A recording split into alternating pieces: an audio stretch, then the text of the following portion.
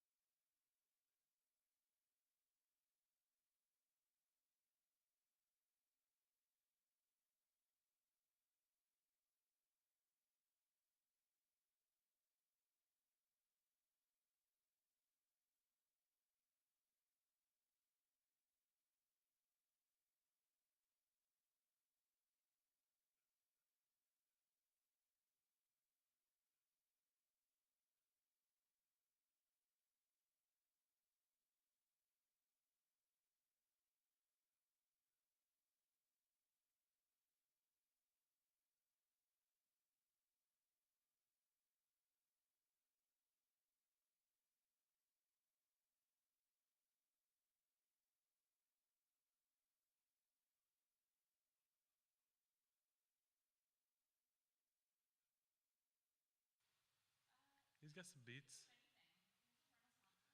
The Renaissance man, I like it. Are we good? All right. May God bless the public reading of his word. Genesis 1:1. In the beginning, God created the heavens and the earth. The earth was without form and void, and darkness was over the face of the deep. And the Spirit of God was hovering over the face of the waters. And God said, let there be light, and there was light. And God saw that the light was good, and God separated the light from the darkness. God called the light day, and the darkness he called night. And there was evening, and there was morning the first day. And God said, let there be an expanse in the midst of the waters, and let it separate the waters from the waters. And God made the expanse and separated the waters that were under the expanse from the waters that were above the expanse. And it was so. And God called the expanse heaven. There's evening and there was morning the second day. And God said, let the waters under the heavens be gathered together into one place, and let the dry land appear. And it was so. God called the dry land earth, and the waters that were gathered together he called seas. And God saw that it was good. And God said, let the earth spout vegetation, plants yielding seed, and fruit trees bearing fruit, in which their seed, each according to its own kind on earth. And it was so. The earth brought forth vegetation, plants yielding seeds according to their own kinds, and trees bearing fruit, in which their seed, each according to its kind. And God saw that it was good. And there was evening and there was morning the third day. And God said, let there be lights in the expanse from the heavens to separate the day and the night, and let them be signs and seasons and days and years. And let them be lights in the expanse in the heavens to give light on the earth. And it was so. And God made the two great lights, the greater light to rule the day, and lesser light to rule the night, and the stars. And God said to the expanse of the heavens to give light on the earth, to rule over the day and over the night, and to separate the light from the darkness. And God saw that it was good. And there was evening and there was morning the fourth day.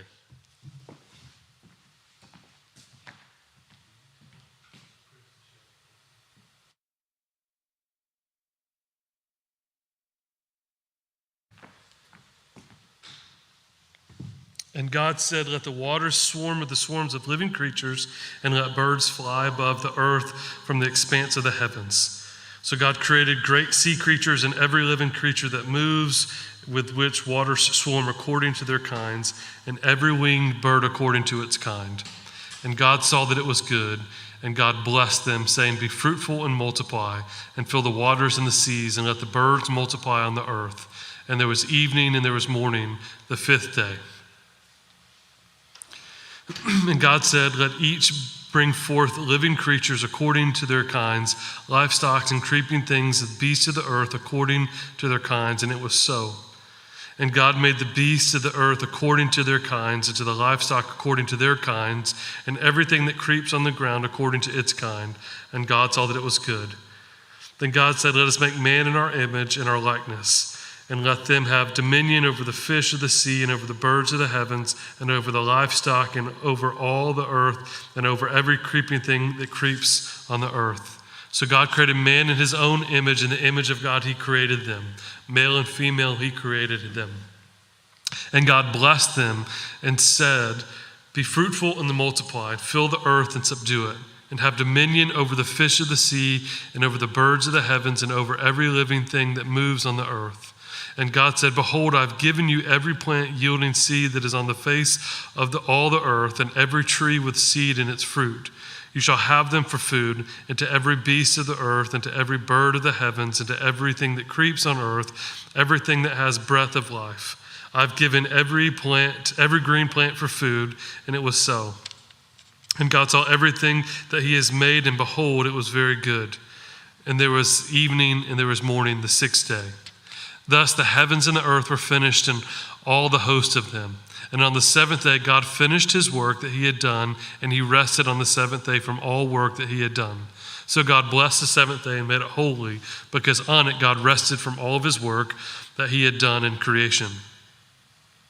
These are the generations of heavens and the earth that were created in the day in the Lord God made the earth and the heavens, when no bush of the field yet was in the land, and no small plant of the field had yet sprung up, for the Lord God had not caused it to rain on the land, and there was no man to work the ground. And a mist was going from the land and watering the whole face of the ground. Then the Lord God formed the man of dust from the ground and breathed into his nostrils the breath of life, and the man became a living creature. And the Lord God planted a garden in Eden in the east, and he put a man whom he had formed. And out of the ground the Lord God made spring up every tree that is pleasant to the sight and good for food. The tree of life was in the midst of the garden, and the tree of knowledge of good and evil. A river flowed out of Eden to water the garden there, and it divided and became 4 rivers. The first was Pishon. It was one that flowed around the whole land of Havilah, and there is gold. And the gold of the land is good. Bdellium and onyx stone are there. The name of the second river is Gihon. It was one that flowed around the whole land of Cush. And the name of the third river is Tigris, which flows east of Assyria. And the fourth river is the Euphrates. The Lord God took the man and put him in the Garden of Eden to work it and to keep it. And the Lord God commanded the man, saying, you may surely eat of every tree of the garden, but of the tree of knowledge of good and evil you shall not eat, for in that day you shall eat of it, you shall surely die. Then the Lord God said, it's not good for the man to be alone. I will make a helper suitable for him. Now out of the ground the Lord God had formed every beast of the field and every bird of the heavens, and brought them to the man to see what he would call them in return. Whatever man called every living creature, that was its name. The man gave names to all livestock, and to the birds of the heavens, and to every beast of the field. But for Adam there was not found a helper for him. So the Lord God caused a deep sleep to fall upon the man, and while he slept, took one of his ribs and closed up the place of flesh. And the rib that the Lord God had taken from the man, he made into a woman and brought her to the man. Then the man said, this at last is bone of my bone and flesh of my flesh.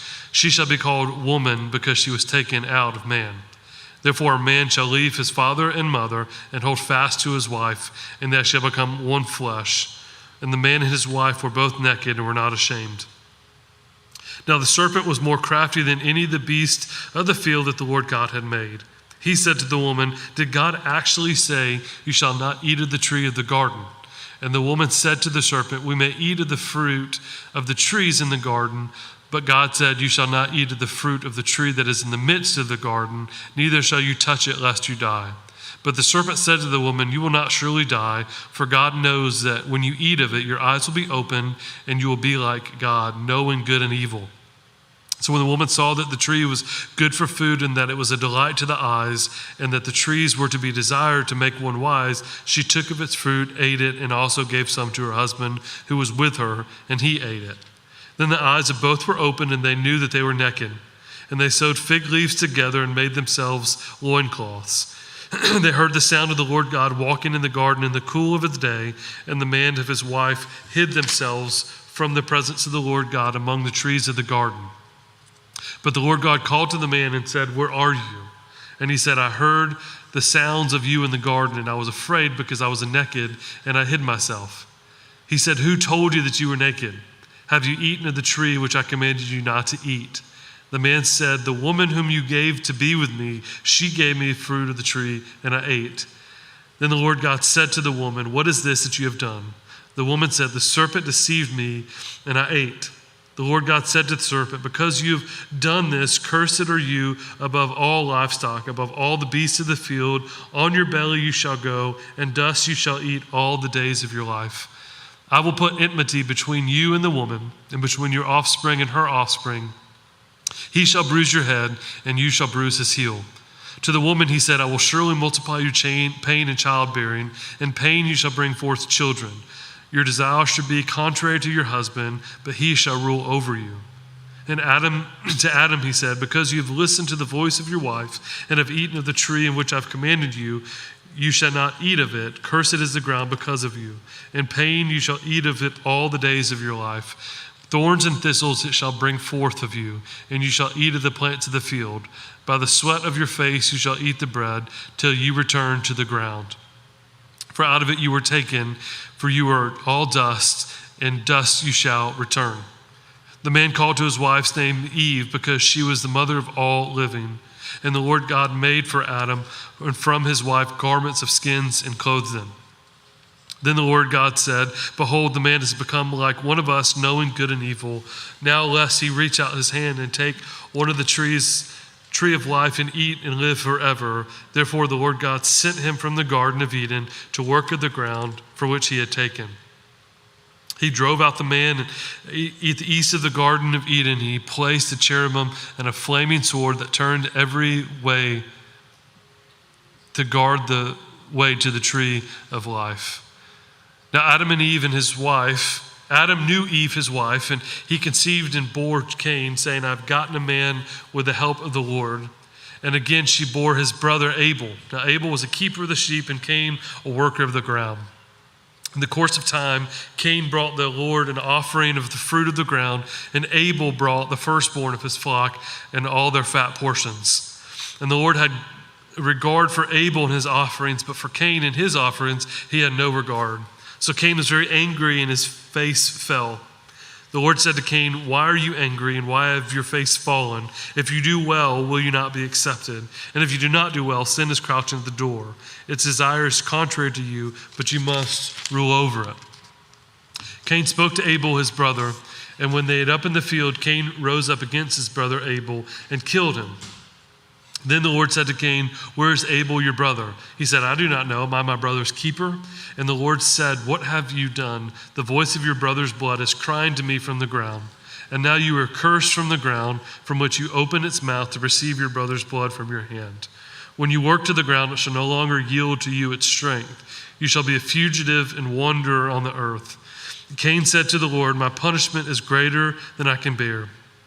Behold, you have driven me today from the ground, and from your face I shall be hidden. I shall be a fugitive and a wanderer on the earth, and whoever finds me will kill me." Then the Lord said to him, "Not so. If anyone kills Cain, vengeance shall be taken on him sevenfold." And the Lord put a mark on Cain, lest any who found him should attack him. Then Cain went away from the presence of the Lord and settled into the land of Nod, east of Eden. Cain knew his wife, and she conceived and bore Enoch. And when he built a city, he called the name of the city after the name of his son Enoch. To Enoch was born Irad, and Irad fathered Mehujael, and Mehujael fathered Methuselah, and Methuselah fathered Lamech. And Lamech took 2 wives. The name of one was Adah, and the name of the other one was Zillah. Adah bore Jabal, and he was the father of those who dwell in tents and have livestock. His brother's name was Jubal, and he was the father of those who played the lyre and the pipe. Zillah also bore Tubal-Cain, and was forger of all instruments of bronze and iron. The sister of Tubal-Cain was Naamah.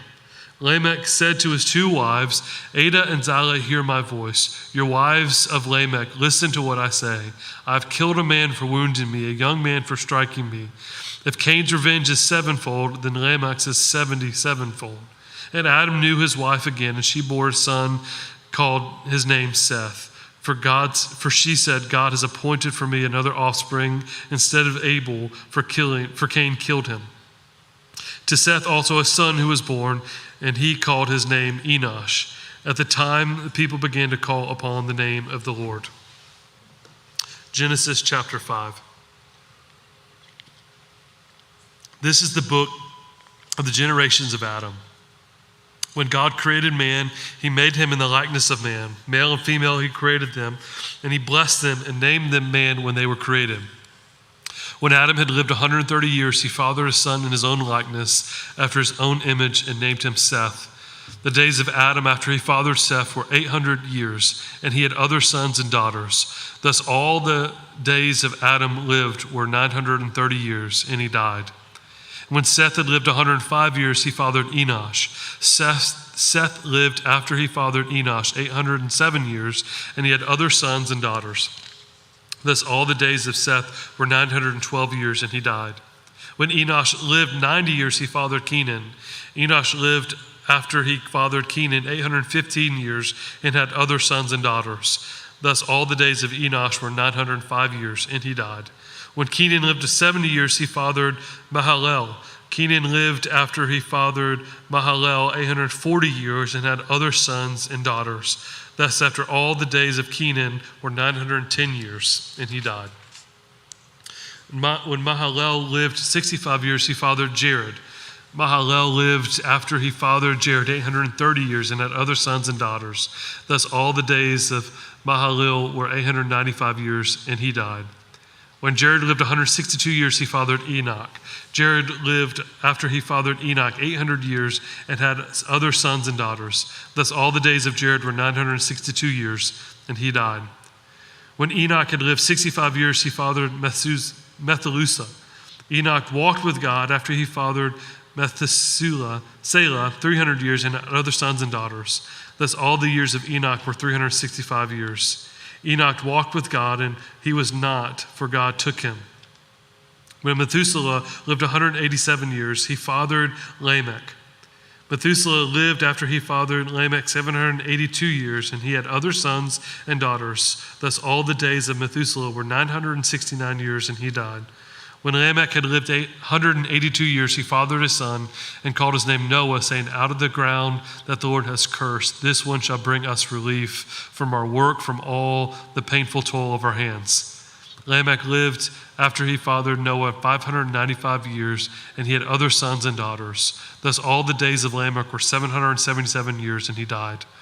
After Noah was 500 years old, Noah fathered Shem, Ham, and Japheth. Genesis chapter 6. When men began to multiply on the face of the land, and daughters were born to them, the sons of God who saw them saw the daughters of man were attractive, and they took their wives as they chose. Then the Lord said, my spirit shall not abide in man forever, for he is flesh. His days shall be 120 years. The Nephilim who were on earth in those days, and also afterward, when the sons of God came into the daughters of man, they bore children to them. These were mighty men who were of old, the men of renown. The Lord saw that the wickedness of man was great in the earth, and that every intention and thoughts of his heart were only evil continually. And the Lord regretted that he had made man on the earth, and it so grieved him to his heart. So the Lord said, I will blot out man whom I have created from the face of the land, man and animals and creeping things and birds of the heavens, for I am sorry that I made them. But Noah had found favor in the eyes of the Lord. These are the generations of Noah. Noah was a righteous man, blameless in his generation. Noah walked with God. Noah had 3 sons, Shem, Ham, and Japheth. Now the earth was corrupt in God's sight, and the earth was filled with violence. And God saw the earth, and behold, it was corrupt, for all flesh had corrupted their ways of the earth. And God said to Noah, I have determined to make an end of all flesh, for the earth is filled with violence through them. Behold, I will destroy them and mark the earth. Make yourselves an ark of gopher wood. Make rooms inside the ark and cover its side and out with pitch. This is how you are to make it. The length of the ark, 300 cubits, and its breadth, 50 cubits, and its height, 30 cubits. Make a roof for the ark and finish it to a cubit above, and set the door of the ark in its side. Make it with lower, second, and third decks. For behold, I will bring a flood of waters upon the earth to destroy all the flesh in which is the breath of life under heaven. Everything that is on the earth shall die, but I will establish my covenant with you, and you shall come into the ark, you and your sons, your wife, and your sons' wives with you. And of every living thing of all flesh you shall bring with you 2 of every sort into the ark to keep them alive with you. They shall be male and female. Of the birds according to its kind, and the animals according to their kinds, of every creeping thing on the ground according to its kind, 2 of every sort shall come into you to keep them alive. Also take with you every sort of food that is eaten and stored up. It shall serve as food for you and for them. Noah did this. He did all that God had commanded. Then the Lord said to Noah, go into the ark, you and your household, for I have seen that you are righteous before me in this generation. Take with you 7 pairs of all clean animals, the male and his mate, and a pair of the animals that are not clean, the male and his mate, and 7 pairs of the birds of the heavens, also male and female, to keep their offsprings alive on the face of the earth. For in 7 days I will send rain on the earth, 40 days and 40 nights, and everything that I have made I will blot out from the face of the ground. And Noah did all that the Lord had commanded. Noah was 600 years old when the flood waters came upon the earth. And Noah and his sons and his wife and his sons' wives were with him and went into the ark to escape the waters of the flood. Of clean animals and of animals that are not clean, and of birds and of everything that creeps on the ground, 2 by 2, male and female, went into the ark with Noah, and God commanded Noah. And after 7 days the waters of the flood came upon the earth.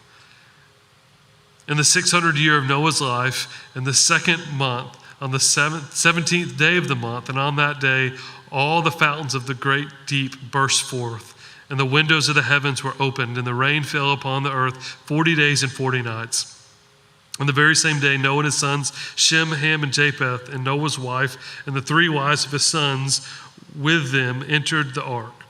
They and every beast according to its kind, and all the livestock according to their kinds, and every creeping thing that creeps on the earth according to its kind, and every bird according to its kind, and every winged creature. They went into the ark with Noah, 2 and 2, and of all flesh in which there was the breath of life. And those who entered, male and female of all flesh, went in as God had commanded him, and the Lord shut him in. The flood continued for 40 days on the earth. The waters increased and bore up the ark, and it rose above the earth. The waters prevailed and increased greatly on the earth, and the ark floated on the face of the waters. And the waters prevailed so mightily on the earth that all the high mountains under the whole heavens were covered. The waters prevailed above the mountains, covering them 15 cubits deep. And all fish died that moved on the earth. All flesh died that moved on the earth, birds, livestock, beasts, all swarming creatures that swarmed on the earth, and all mankind. Everything on the dry land in whose nostrils was the breath of life died. He blotted out every living thing on the face of the ground, man and animals and creeping things and birds of the heavens. They were blotted out from the earth. Only Noah was left, and those who were with him in the ark. And the waters prevailed on the earth for 150 days. Genesis 8. But God remembered Noah and all the beasts and all the livestock that were with him in the ark. And God made a wind blow over the earth, and the waters subsided. The fountains of the deep and the windows of the heavens were closed, and rain from the heavens that were restrained, and the waters receded from the earth continually. At the end of the 150 days, the waters had abated, and And in the 7th month of the 17th day of the month, the ark came to rest on the mountains of Ararat. And the waters continued to abate until the 10th month. And in the 10th month, on the first day of the month, the tops of the mountains were seen.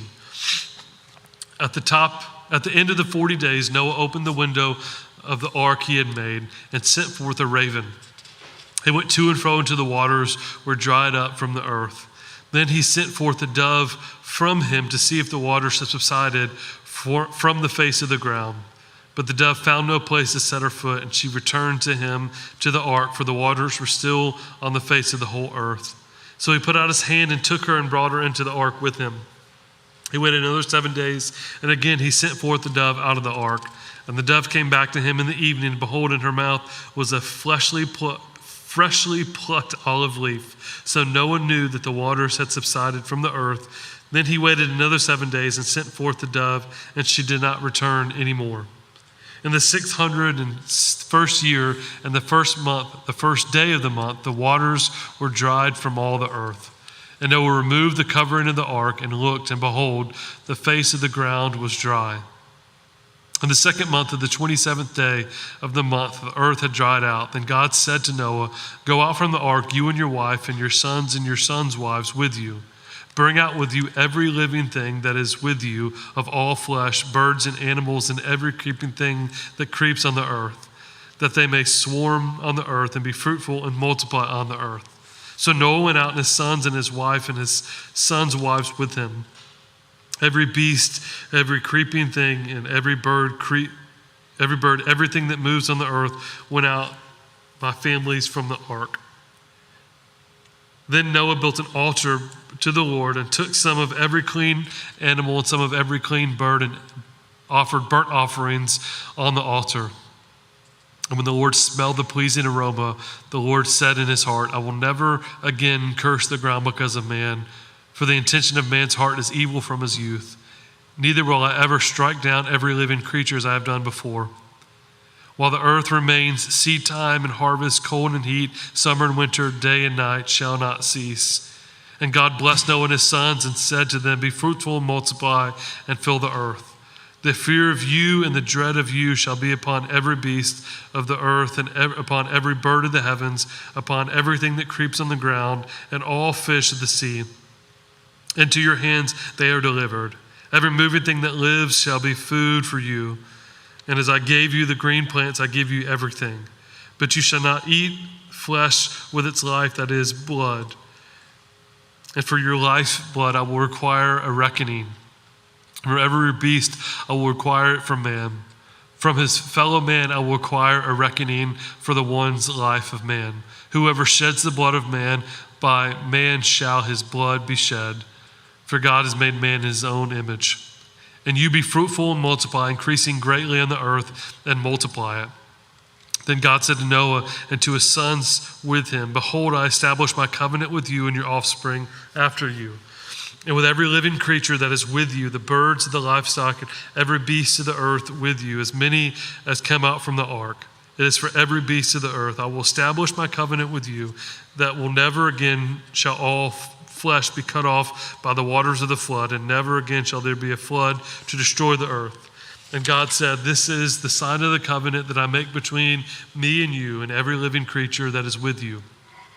For all the future generations, I will set my bow in the clouds, and it shall be a sign of the covenant between me and the earth. When I bring clouds over the earth and the bow is seen in the clouds, I will remember my covenant that is between me and you and every living creature of all flesh. And the water shall never again become a flood to destroy all flesh.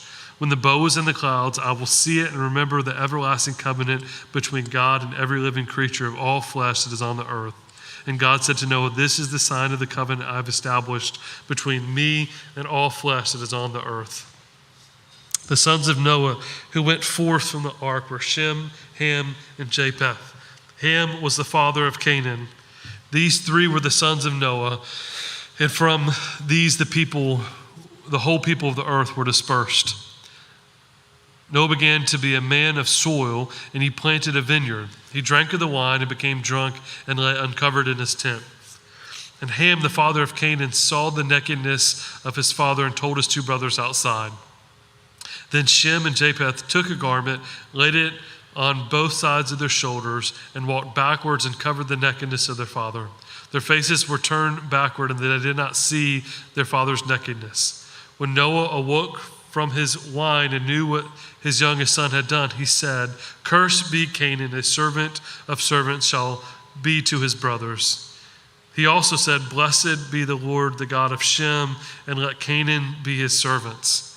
May God enlarge Japheth, and let him dwell in the tents of Shem, and let Canaan be his servants." After the flood, Noah lived 350 years. All the days of Noah were 950 years. Then he died. Genesis chapter 10. These are the generations of the sons of Noah, Shem, Ham, and Japheth. Sons were born to them after the flood.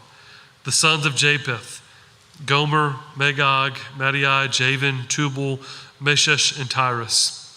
The sons of Gomer: Ashkenaz, Riphath, and Togmar. The sons of Javan: Elisha, Tarshish, Kittim, and Dodanim. From these coastal people spread to their lands, each with his own language, by their clans and to their nations. The sons of Ham: Cush, Egypt, Put, and Canaan. The sons of Cush: Seba, Havilah, Sabta, Ramah, and Septica. The sons of Ramah: Shelba and Dedan. Cush fathered Nimrod, and he was the first on the earth to be a mighty man. He was a mighty hunter before the Lord. Therefore it is said, like Nimrod, a mighty hunter before the Lord.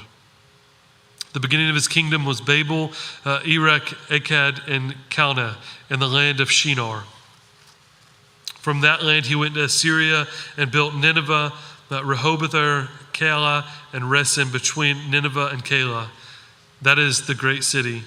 Egypt fathered Ludum, Anaman, Lebahem, Nephthalim, Bethusaram, Casaleum, from whom we get the Philistines, and Ketopharim. Canaan fathered Sidon, his firstborn Heth, and the Jebusites, the Amorites, the Girgashites, the Hivites, the Echarites, and the Sinites, the Araphidites, and the Zemarites, and the Hamalites. Afterwards, the clan of the Canaanites dispersed, and their territory of the Canaanites extended from Sidon to the direction of Gerar as far as Gaza, in the direction of Sodom, Gomorrah, Admah, and Sebom, as far as Lasha. These are the sons of Ham, and by their clans, their languages, their lands, and their nations. To Shem also, the father of all the children of Eber, the elder brother of Japheth, children were born. The sons of Shem: Elam, Asher, Apishadad, Lud, Aram. The sons of Aram: Uz, Hul, Gether, and Mash. Apasharat fathered Shelah, and Shelah fathered Eber.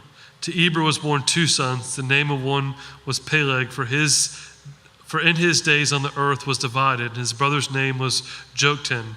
Joktan fathered Almadad, Shelep, Hazarmeth, Jerah, Hadaram, Uzzah, Diklah, Obal, Amadad, Shebad, Ophir, Havilah, and Jobab. And these were the sons of Joktan.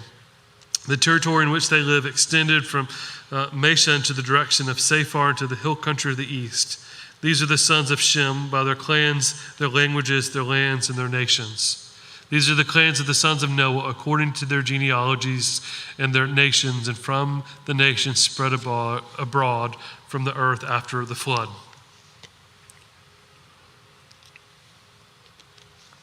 Genesis chapter 11. Now the whole earth had one language and the same words. And as people migrated from the east, they found a plain in the land of Shinar and settled there. And there was said to one another, "Come, let us make bricks and burn them thoroughly." And they had brick for stone and bitumen for mortar. Then they said, "Come, let us build ourselves a city and a tower with its top in the heavens, and let us make a name for ourselves, lest we be dispersed all over the face of the whole earth." And the Lord came down to see the city and the tower, which was the children of man had built. And the Lord said, "Behold, they are one people, and they have all one language, and this is only the beginning of what they will do. And nothing that they will do will propose now be impossible for them. Come, let us go down, and let us confuse their language, so they might not understand one another's speech." So the Lord dispersed them from there over the face of all the earth, and they let off the building the city. Therefore, its name was called Babel, because there the Lord confused the language of all the earth, and from there the Lord dispersed them from all over the face of the earth. These are the generations of Shem. When Shem was 100 years old, he fathered Arpachshad 2 years after the flood. And Shem lived after he fathered Arpachshad 500 years and had other sons and daughters. When Arpachshad lived 35 years, he fathered Shelah. And Arpachshad lived after he fathered Shelah 403 years and had other sons and daughters. When Shelah lived 30 years after he fathered Eber. And Shelah lived after he fathered Eber 403 years and had other sons and daughters. When Eber lived 34 years, he fathered Peleg. And Eber lived after he fathered Peleg 430 years and had other sons and daughters. When Peleg lived 30 years, he fathered Reu. And when Peleg lived after he fathered Reu 209 years and had other sons and daughters. When Reu had lived 32 years, he fathered Serug.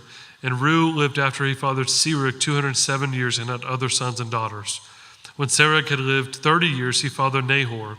And Serug lived after he fathered Nahor 200 years and had other sons and daughters. When Nahor lived 29 years, he fathered Terah. And Nahor lived after he fathered Terah 119 years and had other sons and daughters.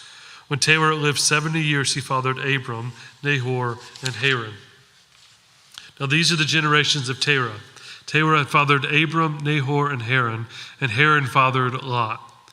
Haran died in the presence of his father Terah in the land of his kindred in Ur of the Chaldeans. And Abram, Nahor took wives. The name of Abram's wife was Sarai. The name of Nahor's wife, Milcah. The name of Haran's the father of Milcah and Esha. Now Sarai was barren, she had no child. Terah took Abram his son, and Lot, the son of Haran, his grandson, and Sarai his daughter-in-law, his son Abram's wife. And they went forth together from Ur to the Chaldeans, to the land of Canaan. But when they had came to Haran, they settled there. The days of Terah were 205 years, and then Terah died in Haran. Now the Lord called and said to Abram, "Go forth from your country and your kindred and your father's house to the land that I will show you. And I will make of you a great nation. I will bless you and make your name great, so that you will be a blessing. I will bless those who bless you, and him who dishonors you I will curse. And you, all the families of the earth, shall be blessed." So Abram went as the Lord had told him, and Lot was with him. Abram was 75 years old when he departed from Haran. And Abram took Sarai, his wife, and Lot, his brother's son, and all their possessions that they had gathered, and the people that they had acquired in Haran, and they set out to go together to the land of Canaan. When they had came to the land of Canaan, Abram passed through the land to the place of Shechem, to the oak of Moreh. And at that time the Canaanites were in the land. Then the Lord appeared to Abram and said, "Take to your offspring I will give this land." So he built there an altar to the Lord, whom had appeared before him. From there he moved to the hill country on the east of Bethel and pitched his tent, with Bethel on the west and Ai to the east. And there he built an altar to the Lord, and he called upon the name of the Lord. And Abram journeyed on, still going toward Negeb. Now there was a severe famine in the land, and Abram went down to Egypt to sojourn there, for the famine was severe in the land. And when he was about to enter Egypt, he said to his Sarai, his wife, "I know that you are a woman beautiful in appearance. And when the Egyptians see you, they will say, 'This is his wife.' Then they will kill me, but they will let you live. So you say you are my sister, that it may go well with me because of you, and my life may be spared for your sake." When Abram entered Egypt, the Egyptians saw that the woman was beautiful, and when the princes of Pharaoh saw her, they praised her to Pharaoh. And the woman who was taken into Pharaoh's house, and for her sake he dealt well with Abram. And he had sheep, oxen, male donkeys, male servants, female donkeys, and camels. But the Lord afflicted Pharaoh and his house with great plagues because of Sarai, Abram's wife. So Pharaoh called to Abram and said, "What is this that you've done to me? Why did you not tell me that she was your wife? Why did you say she is my sister?" So I took her as my wife. Now then, here's your wife. Take her and go. And Pharaoh gave men orders concerning him. And they sent him away with his wife and all that he had. Genesis chapter 13. So Abram went up from Egypt, he and his wife, and all that he had, and Lot with him into Negeb. Now Abram was very rich in livestock and silver and gold. And he journeyed on from Negeb as far as Bethel to the place where his tent had been from the beginning, between Bethel and Ai, to the place where he had made an altar at the first. And there Abram called upon the name of the Lord, and Lot, who was with Abram, also went with Abram and had flocks and herds and tents, so that the land could not support both of them dwelling together, for their possessions were so great that they could not dwell together. And there was strife between the herdsmen of Abram's livestock and the herdsmen of Lot's livestock. At the time, the Canaanites and the Perizzites were dwelling in the land. Then Abram said to Lot, "Let there be no strife between you and me, and between your herdsmen and my herdsmen, for we are kinsmen. Is not the whole land before you? Separate yourself from me. If you take the left hand, then I will go to the right. Or if you take the right hand, then I will go to the left." And Lot lifted up his eyes and saw the Jordan Valley was well watered everywhere, like the garden of the Lord, like the land of Egypt in the direction of Zoar. This was before the Lord destroyed Sodom and Gomorrah. So Lot chose for himself the Jordan Valley, and Lot journeyed east. Thus they separated from one another. Abram settled in the land of Canaan, while Lot settled among the cities of the valley and moved his tent as far as Sodom. Now the men of Sodom were wicked and great sinners against the Lord. The Lord said to Abram, after Lot had separated from him, "Lift up your eyes and look from the place where you are, northward and southward and eastward and westward. For all the land that you will see I will give to you and to your offspring forever. I will make your offspring as the dust of the earth, so that if one can count the dust of the earth, your offspring also can be counted. Arise, walk through the length and the breadth of this land, for I will give it to you." So Abram moved his tent and came and settled by the oaks of Mamre, which are at Hebron, and he built an altar to the Lord. Genesis 14. In the days of Amphrael, king of Shinar, Erech, king of Elasar, Chedorlaomer, king of Elam, and Tidal, king of Goim, the kings made war with Bera, king of Sodom, Berisha, king of Gomorrah, Shinab, king of Admah, Shemer, king of Zebulun, and the king of Bela, that is Zor. And all of these joined forces in the valley of Sodom, that is the Salt Sea. 12 years they had served Chedorlaomer. In the 13th year they rebelled. In the 14th year of Chedorlaomer, and the kings who were defeated with him defeated Rephaim and the Ashkelon, the Zuzim and Ham, and Emim, Shavakarites, the Harites, and the hill country of Seir, as far as El Paran and the border of the wilderness. Then they turned back and came to Esau, that is Kadesh, and defeated all of the country of the Amalekites and the Amorites who were dwelling in Hazan Tamar. Then the king of Sodom, the king of Gomorrah, the king of Edom, the king of Zebulun, the king of Bela, that is Zor, went out and joined the battle of the valley of Sodom with Chedorlaomer, the king of Elam, Tidal, the king of Goim, Amraphel, king of Shinar, and Erech, king of Elasar, 4 kings against 5. Now the valley of Sodom was full of Bitium. Bits of the king of Sodom and Gomorrah fled. Some fell into them, and the rest fled into the hill country. So the enemy took all the possessions of Sodom and Gomorrah and their provisions and went out their way. Then they took Lot and the sons of Abraham's brother, who dwelling in Sodom, and his possessions, and went on their way. Then one who had escaped came and told Abram, the Hebrew, who was living by the oaks of Mamre, the Amorite, brother of Eshcol and Aner. These were the allies of Abram. When Abram heard that his kinsmen had been taken captive, he led forth his trained men born in his house, 318 of them, and went in pursuit as far as Dan. And he divided his forces against them by night, and he and his servants, and defeated them and pursued them into Hobah, north of Damascus. Then he brought back all the possessions and brought back all of kinsman's Lot with his possessions and the women and the people. After his return from the defeat of Chedorlaomer and the kings who were with him, the king of Sodom went out to meet him at the valley of Sheva, that is the king's valley. And Melchizedek, king of Salem, brought out bread and wine. He was a priest of God's Most High. And he blessed him and said, Blessed be Abram by God Most High, possessor of heavens and of earth, and blessed be God Most High, who has delivered your enemies into your hands. And Abram gave him a tenth of everything. And the king of Sodom said to Abram, Give me the persons, but take the goods for yourself. But Abram said to the king of Sodom, I have lifted my hand to the Lord, the God Most High, possessor of heaven and earth, that I will not take a thread or sandal strap or anything that is yours, lest you should say, I have made Abram rich.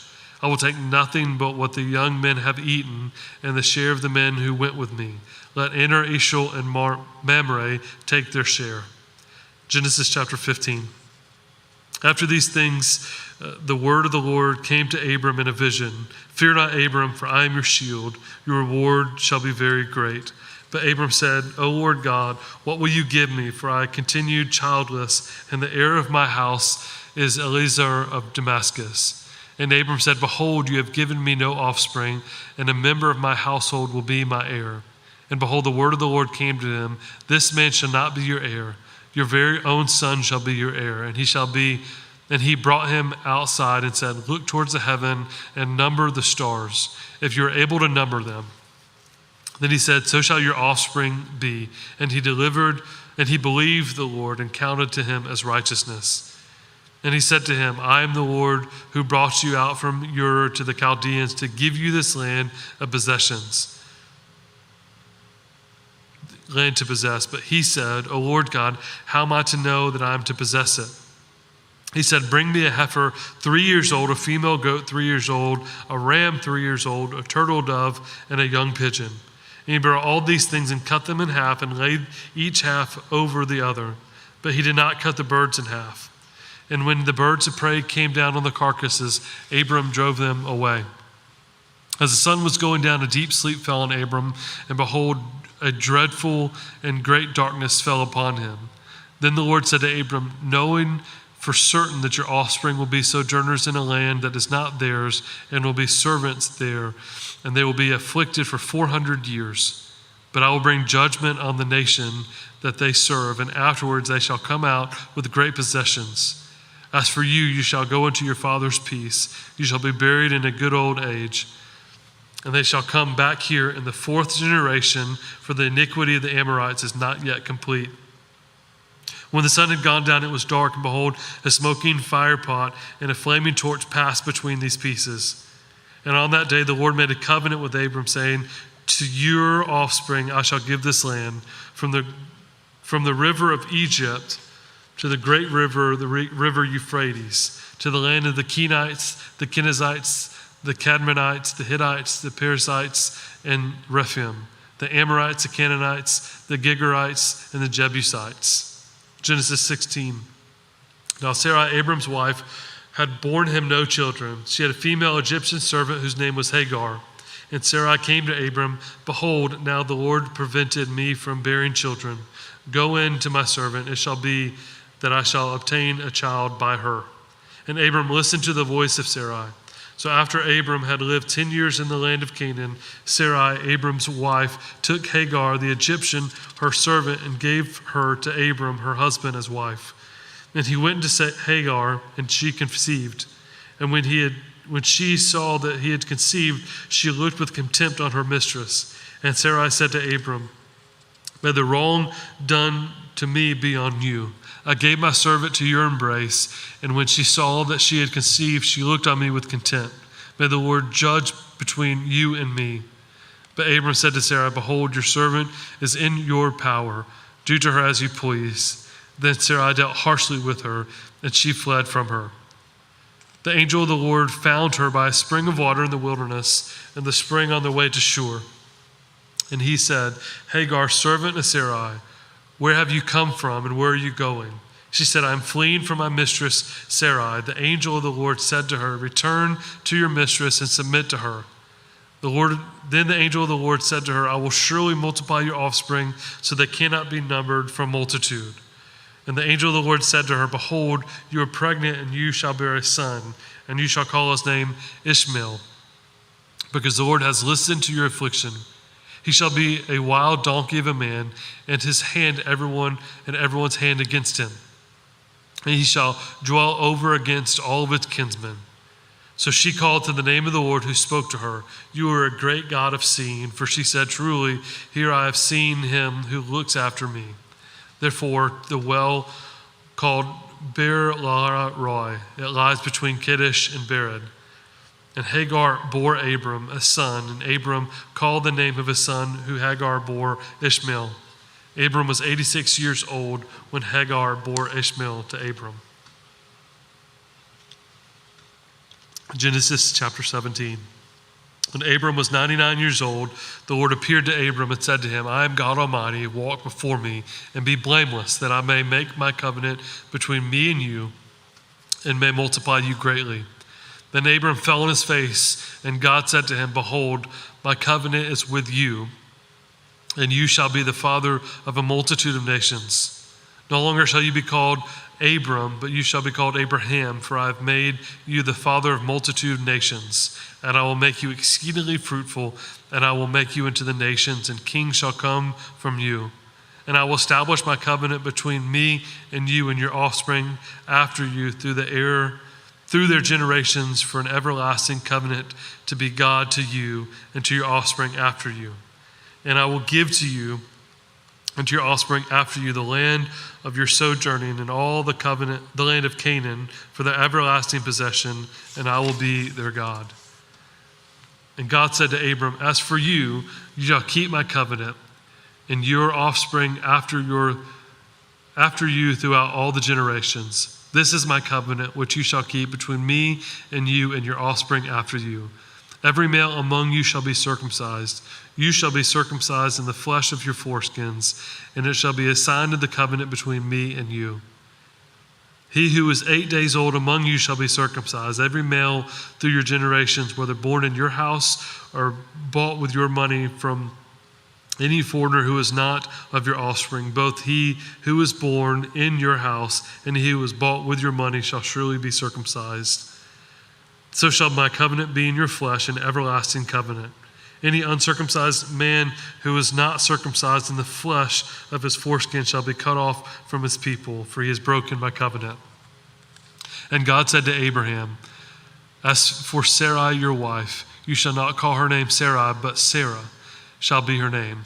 I will bless her. Moreover, I will give you a son by her. I will bless her, and she shall become a nation. Nations, kings of people will come from her. Then Abraham fell on his face and laughed and said to himself, Shall a child be born to a man who is 100 years old? Shall Sarah, who is 90 years old, bear a child? And Abraham said to God, Oh, that Ishmael might live before you. God said, No, but Sarah your wife shall bear you a son, and you shall call his name Isaac. I will establish my covenant with him as an everlasting covenant for his offspring after him. As for Ishmael, I've heard you. Behold, I've blessed him and will make him fruitful and multiply greatly. He shall father 12 princes, and I will make him into a great nation. But I will establish my covenant with Isaac, whom Sarah should bear to you this time next year. When he had finished talking with him, God went up from Abraham. Then Abraham took Ishmael, his son. All who were born in the house are bought with his money, every male among the men of Abraham's house. And he circumcised the flesh of their foreskins that very day, as God said to him. Abraham was 99 years old when he was circumcised in the flesh of his foreskin. And Ishmael, his son, was 13 years old when he had circumcised in the flesh of his foreskin. That very day, Abraham and his son Ishmael were circumcised. And all the men of his house, those born in the house of those who bought with money from a foreigner, were circumcised with him. Genesis chapter 18. And the Lord appeared to him by the oaks of Mamre, and he sat at the door of his tent in the heat of the day. He lifted up his eyes and looked, and behold, 3 men were standing in front of him. When he saw them, he ran from the tent door to meet them and bowed himself to the earth. And he said, O Lord, I have found favor in your sight. Do not pass by your servant. Let a little water be brought, and wash your feet, and rest yourselves under the tree, while I bring you a morsel of bread, that you may refresh yourselves. And after that you may pass on, since you have come to your servant. So they did that. Do as you have said." And Abraham went quickly into the tent to Sarah and said, "Quick, 3 seahs of fine flour, knead it and make cakes." And Abraham ran to the herd and took a calf, tender and good, and gave it to the young man, who prepared it quickly. Then he took curds and milk into the calf had prepared and set it before them and said, he stood there with them under the tree while they ate. They said to him, "Where is Sarah, your wife?" And he said, "She's in the tent." The Lord said, "I will surely return to you about this time next year, and Sarah, your wife, shall have a son." And Sarah was listening at the tent door behind him. Now Abraham and Sarah were old, advanced in years. The way of women had ceased to be with Sarah. So Sarah laughed to herself, saying, "After I am worn out, my Lord is old, shall I have pleasure?" The Lord said to Abram, "Why did Sarah laugh, saying, 'Shall I indeed bear a child now that I am old?' Is there anything too hard for the Lord? At the appointed time I will return to you about this time next year, and Sarah shall have a son." But Sarah denied, saying, "I did not laugh," for she was afraid. He said, "No, but you did laugh." Then the man set out from there, and they looked down towards Sodom. And Abraham went with him sat there on their way. The Lord said, "Shall I hide from Abraham what I am about to do? Seeing that Abraham shall surely become a great and mighty nation, and the nations of the earth shall be blessed in him. For I have chosen him that he might command his children and his household after him to keep the way of the Lord by doing righteousness and justice, and that the Lord may bring Abraham what he has promised." Then the Lord said, "Because of the outcry against Sodom and Gomorrah is great, and their sin is very grave, I will go down to see whether they have done altogether according to the outcry that have come to me. And if not, I will know." So the men turned from there and went towards Sodom, but Abraham still stood before the Lord. Then Abraham drew near and said, "Will you indeed sweep away the righteous with the wicked? Suppose there are 50 righteous people within the city. Will you sweep them away the place and not spare it if there are 50 righteous who are in it? Far be it from you to do such a thing, to put the righteous to death with the wicked, so that the righteous may fare as the wicked. Far be that from you. Shall not the judge of all the earth do what is just?" And the Lord said, if at Sodom I find 50 righteous in the city, I will spare the whole place for their sake. Abraham answered to him, "Behold, I have undertaken to speak to the Lord, I who am dust and ashes. Suppose 5 of the 50 are righteous are lacking. Will you destroy the whole city for lack of 5? And he said, "I will not destroy it if I find 45 there." Again he spoke to him and said, "Suppose 40 are found there." He answered, "For the sake of 40 I will not do it." Then he said, "Oh, let not the Lord be angry, and I will speak. Suppose 30 are found there." He answered, "I will not do it if I find 30 there." He said, "Behold, I have undertaken to speak to the Lord. Suppose 20 are found there." He answered, "For the sake of 20, I will not destroy it." And then he said, let not the Lord be angry, and I will speak again, but at this at once. Suppose 10 are found there."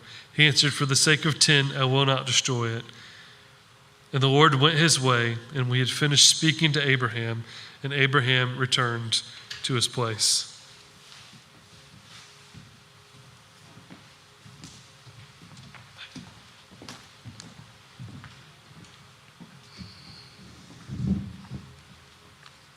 Genesis 19. The 2 angels came to Sodom in the evening, and Lot was sitting in the gate of Sodom. When Lot saw them, he rose to meet them and bowed himself with his face to the earth and said, "My lords, please turn aside to your servant's house and spend the night and wash your feet. Then you may rise up early and go on your way." They said, "No, we will spend the night in the town square." But he pressed them strongly, so they turned aside to him and entered his house. And he made them a feast and baked unleavened bread, and they ate. But before they lay down, the men of the city, the men of Sodom, both young and old, all the people to the last man, surrounded the house. And they called to Lot, "Where are the men who came to you tonight? Bring them out to us, that we may know them." Lot went out to the men at the entrance, shut the door after him, and said, "I beg you, my brothers, do not act so wickedly. Behold, I have 2 daughters who have not known any man. Let me bring them out to you, and do to them as you please. Only do nothing to these men, for they have come under the shelter of my roof. But they said, stand back. And they said, this fellow came to sojourn, and he has become the judge. Now we will deal worse than with them. Then they pressed hard against the man Lot and drew near to break the door drawn. But the men reached out their hands and brought Lot into the house with them and shut the door. And they struck with blindness the men who were at the entrance of the house, both small and great, so they wore themselves out, groping for the door. Then the men said to Lot, have you anyone else here?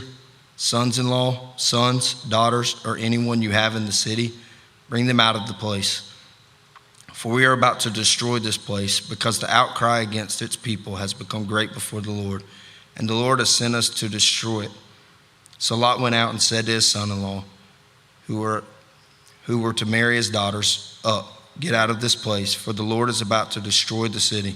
But he seemed to his son-in-laws to be jesting. As morning dawned, the angels urged Lot, saying, up, take your wife and your 2 daughters who are here, lest you be swept away in the punishment of the city. But he lingered. So the men seized him and his wife and his 2 daughters by the hand, the Lord being merciful to him, and they brought him out and set him outside the city. And as they brought them out, one said, escape for your life. Do not look back or stop anywhere in the valley. Escape to the hills, lest you be swept away. And Lot said to them, oh no, my lords, behold, your servant has found favor in your sight, and you have shown me great kindness in saving my life. But I cannot escape to the hills, lest the disaster overtake me and I die. Behold, this city is near enough to flee, and it is a little one. Let me escape there. Is it not a little one? And my life will be saved. He said to him, behold, I grant you this favor also, that I will not overthrow the city of which you have spoken. Escape there quickly, for I can do nothing till you arrive there. Therefore the name of the city was called Zoar. The sun had risen on the earth when Lot came to Zoar. Then the Lord rained on Sodom and Gomorrah, sulfur and fire from the Lord out of heaven. And he overthrew those cities and all the valley and all the inhabitants of the cities and what grew on the ground. But Lot's wife behind him looked back, and she became a pillar of salt. And Abraham went early in the morning to the place where he had stood before the Lord. And he looked down toward Sodom and Gomorrah and toward all the land of the valley. And he looked, and behold, the smoke of the land went up like the smoke of a furnace. So it was that when God destroyed the cities of the valley, God remembered Abraham and sent Lot out of the midst of the overthrown, when he overthrew the cities in which Lot had lived. Now Lot went up out of Zoar and lived in the hills with his 2 daughters, for he was afraid to live in Zoar. So he lived in a cave with his 2 daughters, and the firstborn said to the younger, our father is old, and there is not a man on earth to come into us after the manner of all the earth. Come, let us make our father drink wine, and we will lie with him, that we may preserve offspring from our father. So they made their father drink wine that night. And the firstborn went in and lay with her father. He did not know when she lay down or when she arose. The next day the firstborn said to the younger, behold, I lay last night with my father. Let us make him drink wine tonight also. Then you go in and lie with him, that we may preserve offspring from our father. So they made their father drink wine that night also.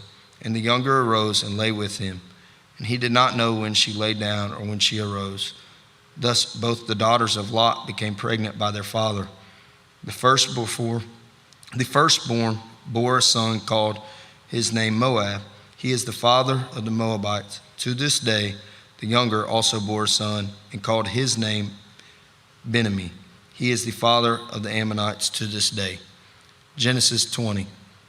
From there Abraham journeyed towards the territory of the Nadab, and lived between Kadesh and Shur.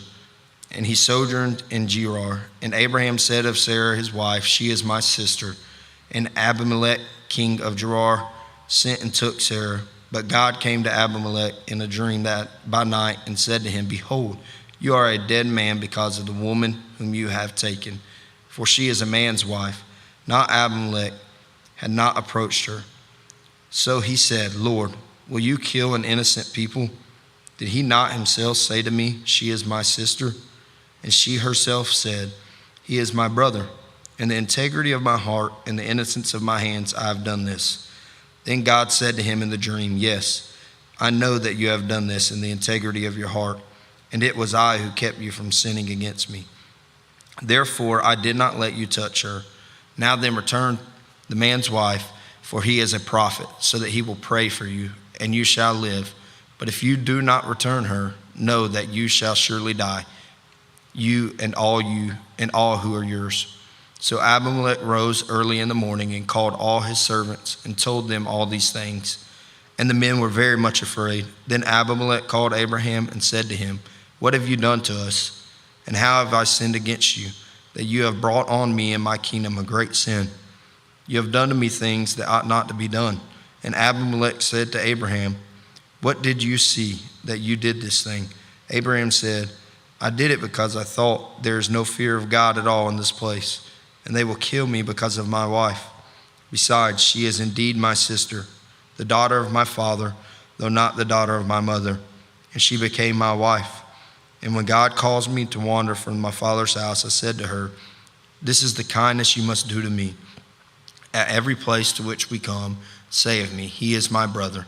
Then Abimelech took sheep and oxen and male servants and female servants and gave them to Abraham, and returned Sarah his wife to him. And Abimelech said, 'Behold, my land is before you. Dwell where it pleases you.'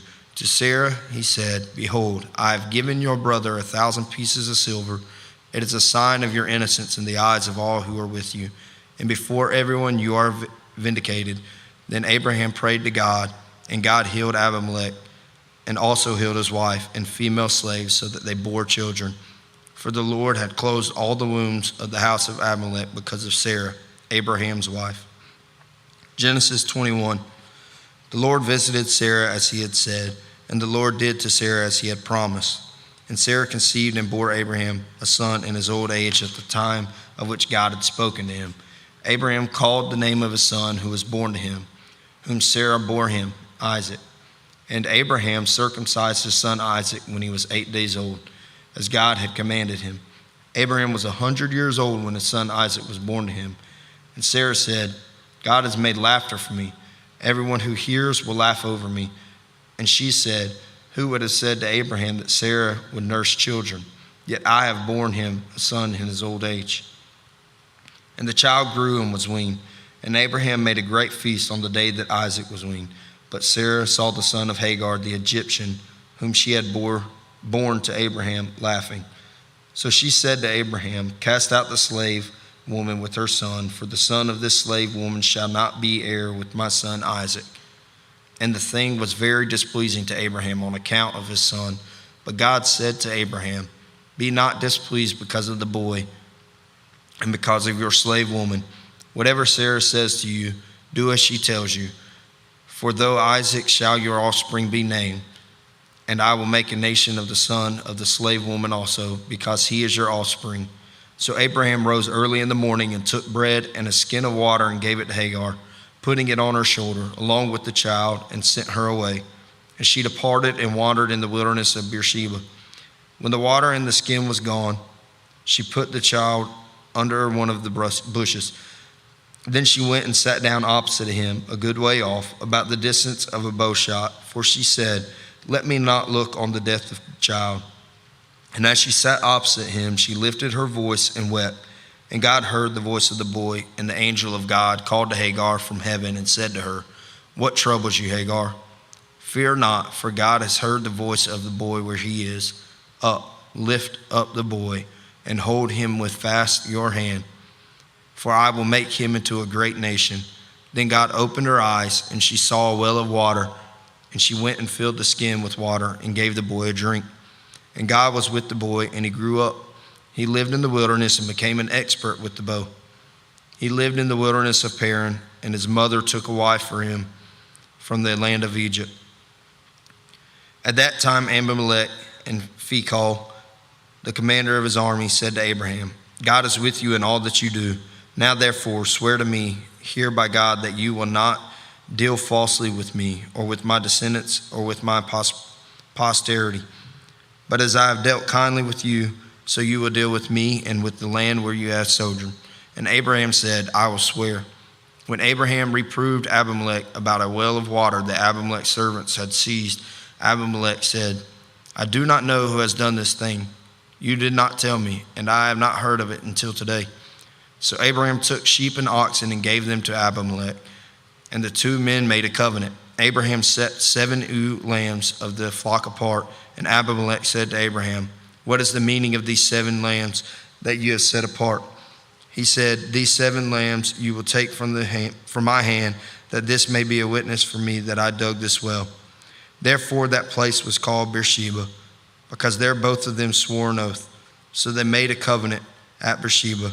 Then Abimelech and Phicol, the commander of his army, rose up and returned to the land of the Philistines. Abraham planted a tamarisk tree in Beersheba and called there on the name of the Lord, the everlasting God. And Abraham sojourned many days in the land of the Philistines. Genesis 22. After these things, God tested Abraham and said to him, Abraham. And he said, here I am. He said, take your son, your only son Isaac, whom you love, and go to the land of Moriah, and offer him there as a burnt offering on one of the mountains of which I tell you.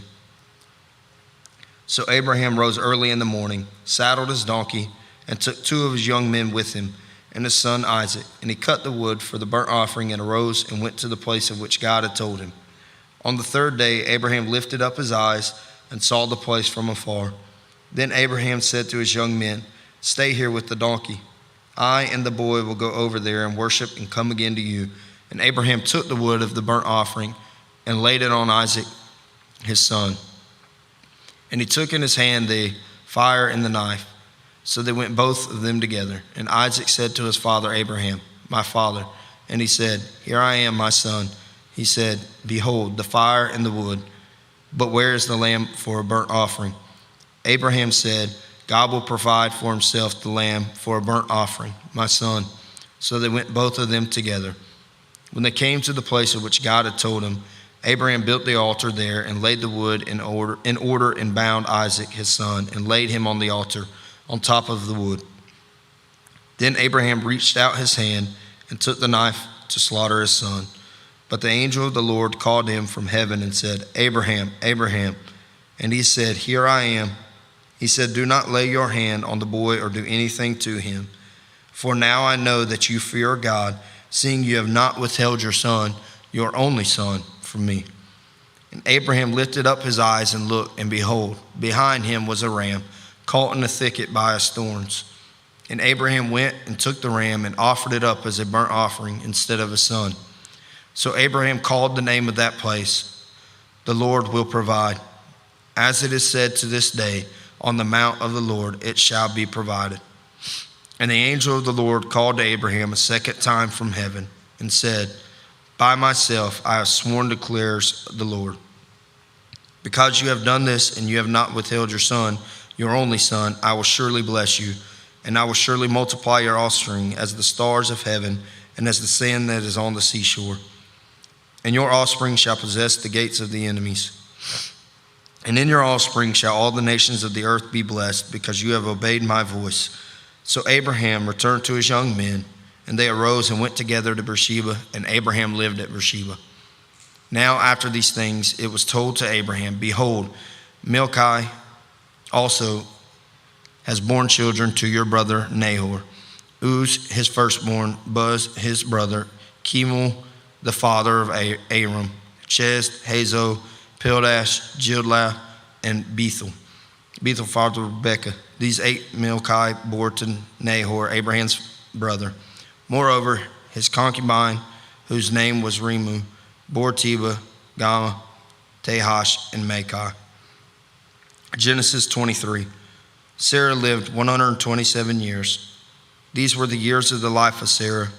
And Sarah died at Kira-Arba, that is Hebron, in the land of Canaan. And Abraham went in to mourn for Sarah and to weep for her.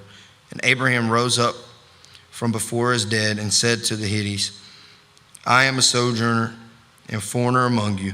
Give me property among you for a burying place, that I may bury my dead out of my sight. The Hittites answered Abraham, hear us, my lord. You are a prince of God among us. Bury your dead in the choicest of your tombs. None of us will withhold from you his tomb to hinder you from burying your dead." Abraham rose and bowed to the Hittites, the people of the land. And he said to them, "If you are willing that I should bury my dead out of my sight, hear me and entreat for me Ephron, the son of Zohar, that he may give me the cave of Machpelah, which he owns. It is at the end of his field. For the full price, let him give it to me in your presence as property for a burying place." Now Ephron was sitting among the Hittites, and Ephron the Hittite answered Abraham in the hearing of the Hittites, of all who went in at the gate of a city, "No, my lord, hear me. I give you the field, and I give you the cave that is in it. In the sight of the sons of my people, I give it to you. Bury your dead." Then Abraham bowed down before the people of the land, and he said to Ephron, in the hearing of the people of the land, "But if you will, hear me. I give the price of the field, accept it from me, that I may bury my dead there." Ephron answered Abraham, "My lord, listen to me. A piece of land worth 400 shekels of silver. What is that between you and me? Bury your dead." Abraham listened to Ephron, and Abraham weighed out for Ephron the silver that he had named in the hearing of the Hittites, 400 shekels of silver, according to the weights current among the merchants. So the field of Ephron in Machpelah, which was to the east of Mamre, the field with the cave that was in it, and all the trees that were in the field, throughout its whole area, was made over to Abraham as a possession in the presence of the Hittites, before all who went into the gate of the city. After this, Abraham buried Sarah his wife in the cave of the field of Machpelah, east of Mamre. This is Hebron, in the land of Canaan. The field and the cave that is in it were made over to Abraham as property for a burying place by the Hittites. Genesis 24. Now Abraham was old, well advanced in years, and the Lord had blessed Abraham in all things. And Abraham said to his servant, the oldest of his household, who had charge of all that he had, "Put your hand under my thigh, that I may make you swear by the Lord, the God of heaven and God of the earth, that you will not take a wife for my son from the daughters of the Canaanites, among whom I dwell, but will go to my country and to my kindred and take a wife for my son Isaac." The servant said to him, "Perhaps the woman may not be willing to follow me to this land. Must I then take your son back to the land from which you came?" Abraham said to him, See to it that you do not take my son back there. The Lord, the God of heaven, who took me from my father's house and from the land of my kindred, and who spoke to me and swore to me, to your offspring I will give this land. He will send his angel before you, and you shall take a wife for my son from there. But if the woman is not willing to follow you, then you will be free from this oath of mine. Only you must not take my son back there." So the servant put his hand under the thigh of Abraham, his master, and swore to him concerning this matter. Then the servant took 10 of his master's camels and departed, taking all sorts of choice gifts from his master. And he arose and went to Mesopotamia, to the city of Nahor. And he made the camels kneel down outside the city by the well of the water at the time of evening, the time when women go out to draw water. He said, "O Lord, God of my master Abraham, please grant me success today, and show steadfast love to my master Abraham. Behold, I am standing by the spring of water, and the daughters of the men of the city are coming out to draw water. Let the young woman to whom I shall say, 'Please let down your jar that I may drink,' and who shall say, 'Drink, and I will water your camels,' let her be the one whom you have appointed for your servant Isaac. By this I shall know that you have shown steadfast love to my master." Before he had finished speaking, behold, Rebekah, who was born to Bethuel, the son of Malachi, the wife of Nahor, Abraham's brother, came out with her water jar on her shoulder. The young woman was very attractive in appearance, a maiden whom no man had known. She went down to the spring and filled her jar and came up. Then the servant ran to meet her and said, "Please give me a little water to drink from your jar." She said, "Drink, my lord." And she quickly let down her jar upon her hand and gave him a drink. When she had finished giving him a drink, she said, "I will draw water for your camels also, until you have finished drinking." So she quickly emptied her jar into the trough and ran again to the well to draw water, and she drew for all his camels. The man gazed at her in silence to learn whether the Lord had prospered his journey or not. When the camels had finished drinking, the man took a gold ring weighing a half shekel and 2 bracelets for her arms weighing 10 gold shekels, and said, "Please tell me whose daughter you are. Is there room in your father's house for us to spend the night?" She said to him, "I am the daughter of Bethuel, the son of Milcah, whom she bore to Nabor." She added, "We have plenty of both straw and fodder and room to spend the night." The man bowed his head and worshiped the Lord and said, "Blessed be the Lord, the God of my master Abraham, who has not forsaken his steadfast love and his faithfulness towards my master. As for me, the Lord has led me in the way of the house of my master's kinsman." Then the young woman ran and told her mother's household about these things. Rebekah had a brother whose name was Laban. Laban ran out towards the man to the spring as soon as he saw the ring and the bracelets on his sister's arms, and heard the words of Rebekah his sister. Thus the man spoke to me. He went to the man, and behold, he was standing by the camels at the spring. He said, "Come in, O blessed of the Lord. Why do you stand outside? For I have prepared the house and a place for the camels." So the man came to the house and unharnessed the camels and gave straws and fodder to the camels. And there was water to wash his feet and the feet of the men who were with him. Then food was set before him to eat. But he said, "I will not eat until I have said what I have to say." He said, "Speak on." So he said, "I am Abraham's servant. The Lord has greatly blessed my master, and he has become great. He has given him flocks and herds, silver and gold, male servants and female servants, camels and donkeys. And Sarah, my master's wife, bore a son to my master when she was old, and to him he has given all that he has.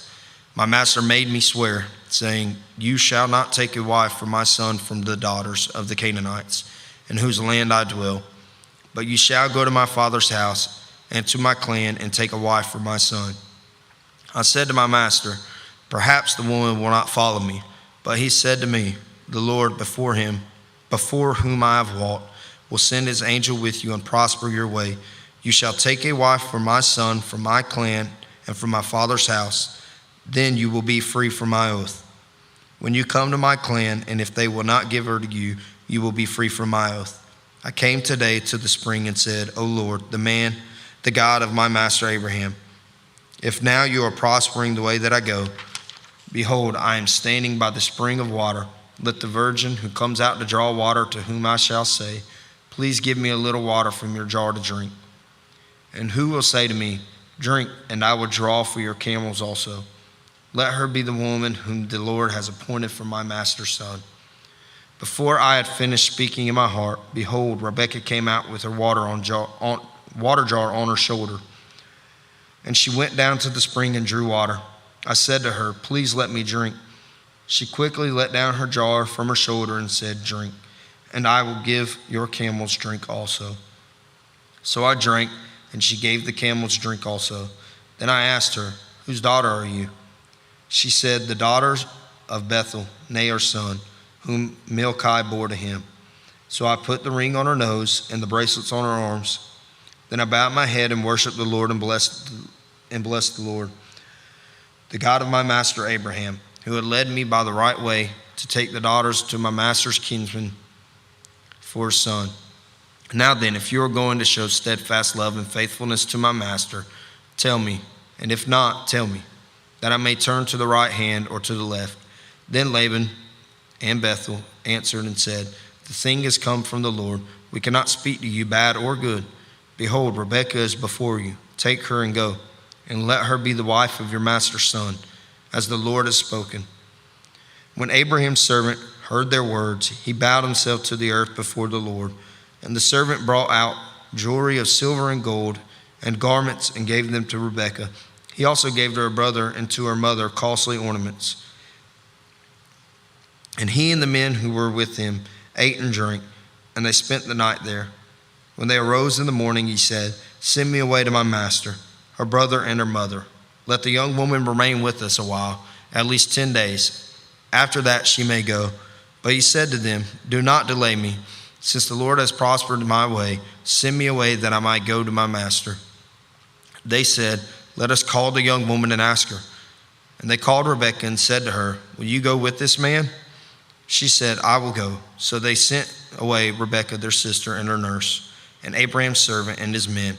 And they blessed Rebekah and said to her, "Our sister, may you become thousands of 10,000s, and may your offspring possess the gate of those who hate him." Then Rebekah and her young women arose and rode on the camels and followed the man. Thus the servant took Rebekah and went his way. Now Isaac had returned from Beer-lahai-roi and was dwelling in the Nadab. And Isaac went out to meditate in the field toward evening. And he lifted up his eyes and saw, and behold, there were camels coming. And Rebekah lifted up her eyes, and when she saw Isaac, she dismounted from the camel and said to the servant, "Who is that man walking in the field to meet us?" The servant said, "It is my master." So she took her veil and covered herself. And the servant told Isaac all the things that he had done. Then Isaac brought her into the tent of Sarah, his mother, and took Rebekah. And she became his wife, and he loved her. So Isaac was comforted after his mother's death. Genesis 25. Abraham took another wife, whose name was Keturah. She bore him Zimron, Jokshan, Median, Ishbak, and Shuha.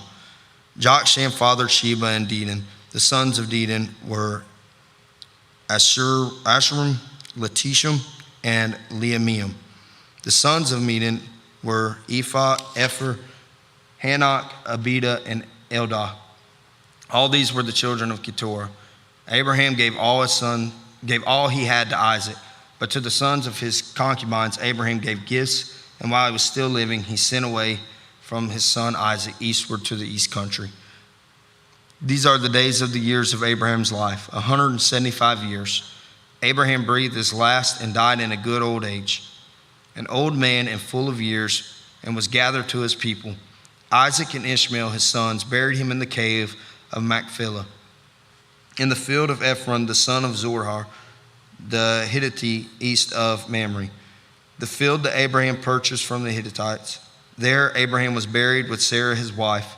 After the death of Abraham, God blessed Isaac his son, and Isaac settled at Beer-lahai-roi. These are the generations of Ishmael, Abraham's son, whom Hagar the Egyptian, Sarah's servant, bore to Abraham. These are the names of the sons of Ishmael, named in the order of their birth: Nebaioth, the firstborn of Ishmael, and Kedar, Abiel, Mibsam, Mishma, Duma, Mesa, Hadad, Tema, Jeter, Nephish, and Kedemoth. These are the sons of Ishmael, and these are their names, by their villages and by their encampments, 12 princes according to their tribes. These are the years of the life of Ishmael, 137 years. He breathed his last and died, and was gathered to his people. They settled from Havilah to Shur, which is opposite Egypt in the direction of Assyria. He settled over against all his kinsmen. These are the generations of Isaac, Abraham's son. Abraham fathered Isaac, and Isaac was 40 years old when he took Rebekah, the daughter of Bethuel and Aramean, of Paddan Aram, the sister of Laban the Aramean, to be his wife. And Isaac prayed to the Lord for his wife, because she was barren.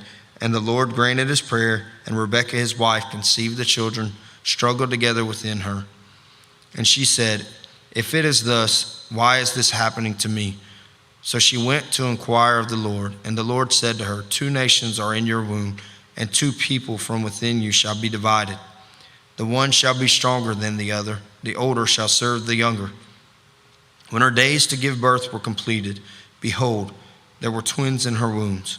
The first came out red, all his body like a hairy cloak, so they called his name Esau. Afterward his brother Cain came out with his hand holding Esau's heel, so his name was called Jacob. Isaac was 60 years old when she bore him. When the boys grew up, Esau was a skillful hunter and man of the field, while Jacob was a quiet man dwelling in tents. Isaac loved Esau because he ate of his game, but Rebekah loved Jacob. Once when Jacob was cooking stew, Esau came in from the field, and he was exhausted. And Esau said to Jacob, "Let me eat some of that red stew, for I am exhausted."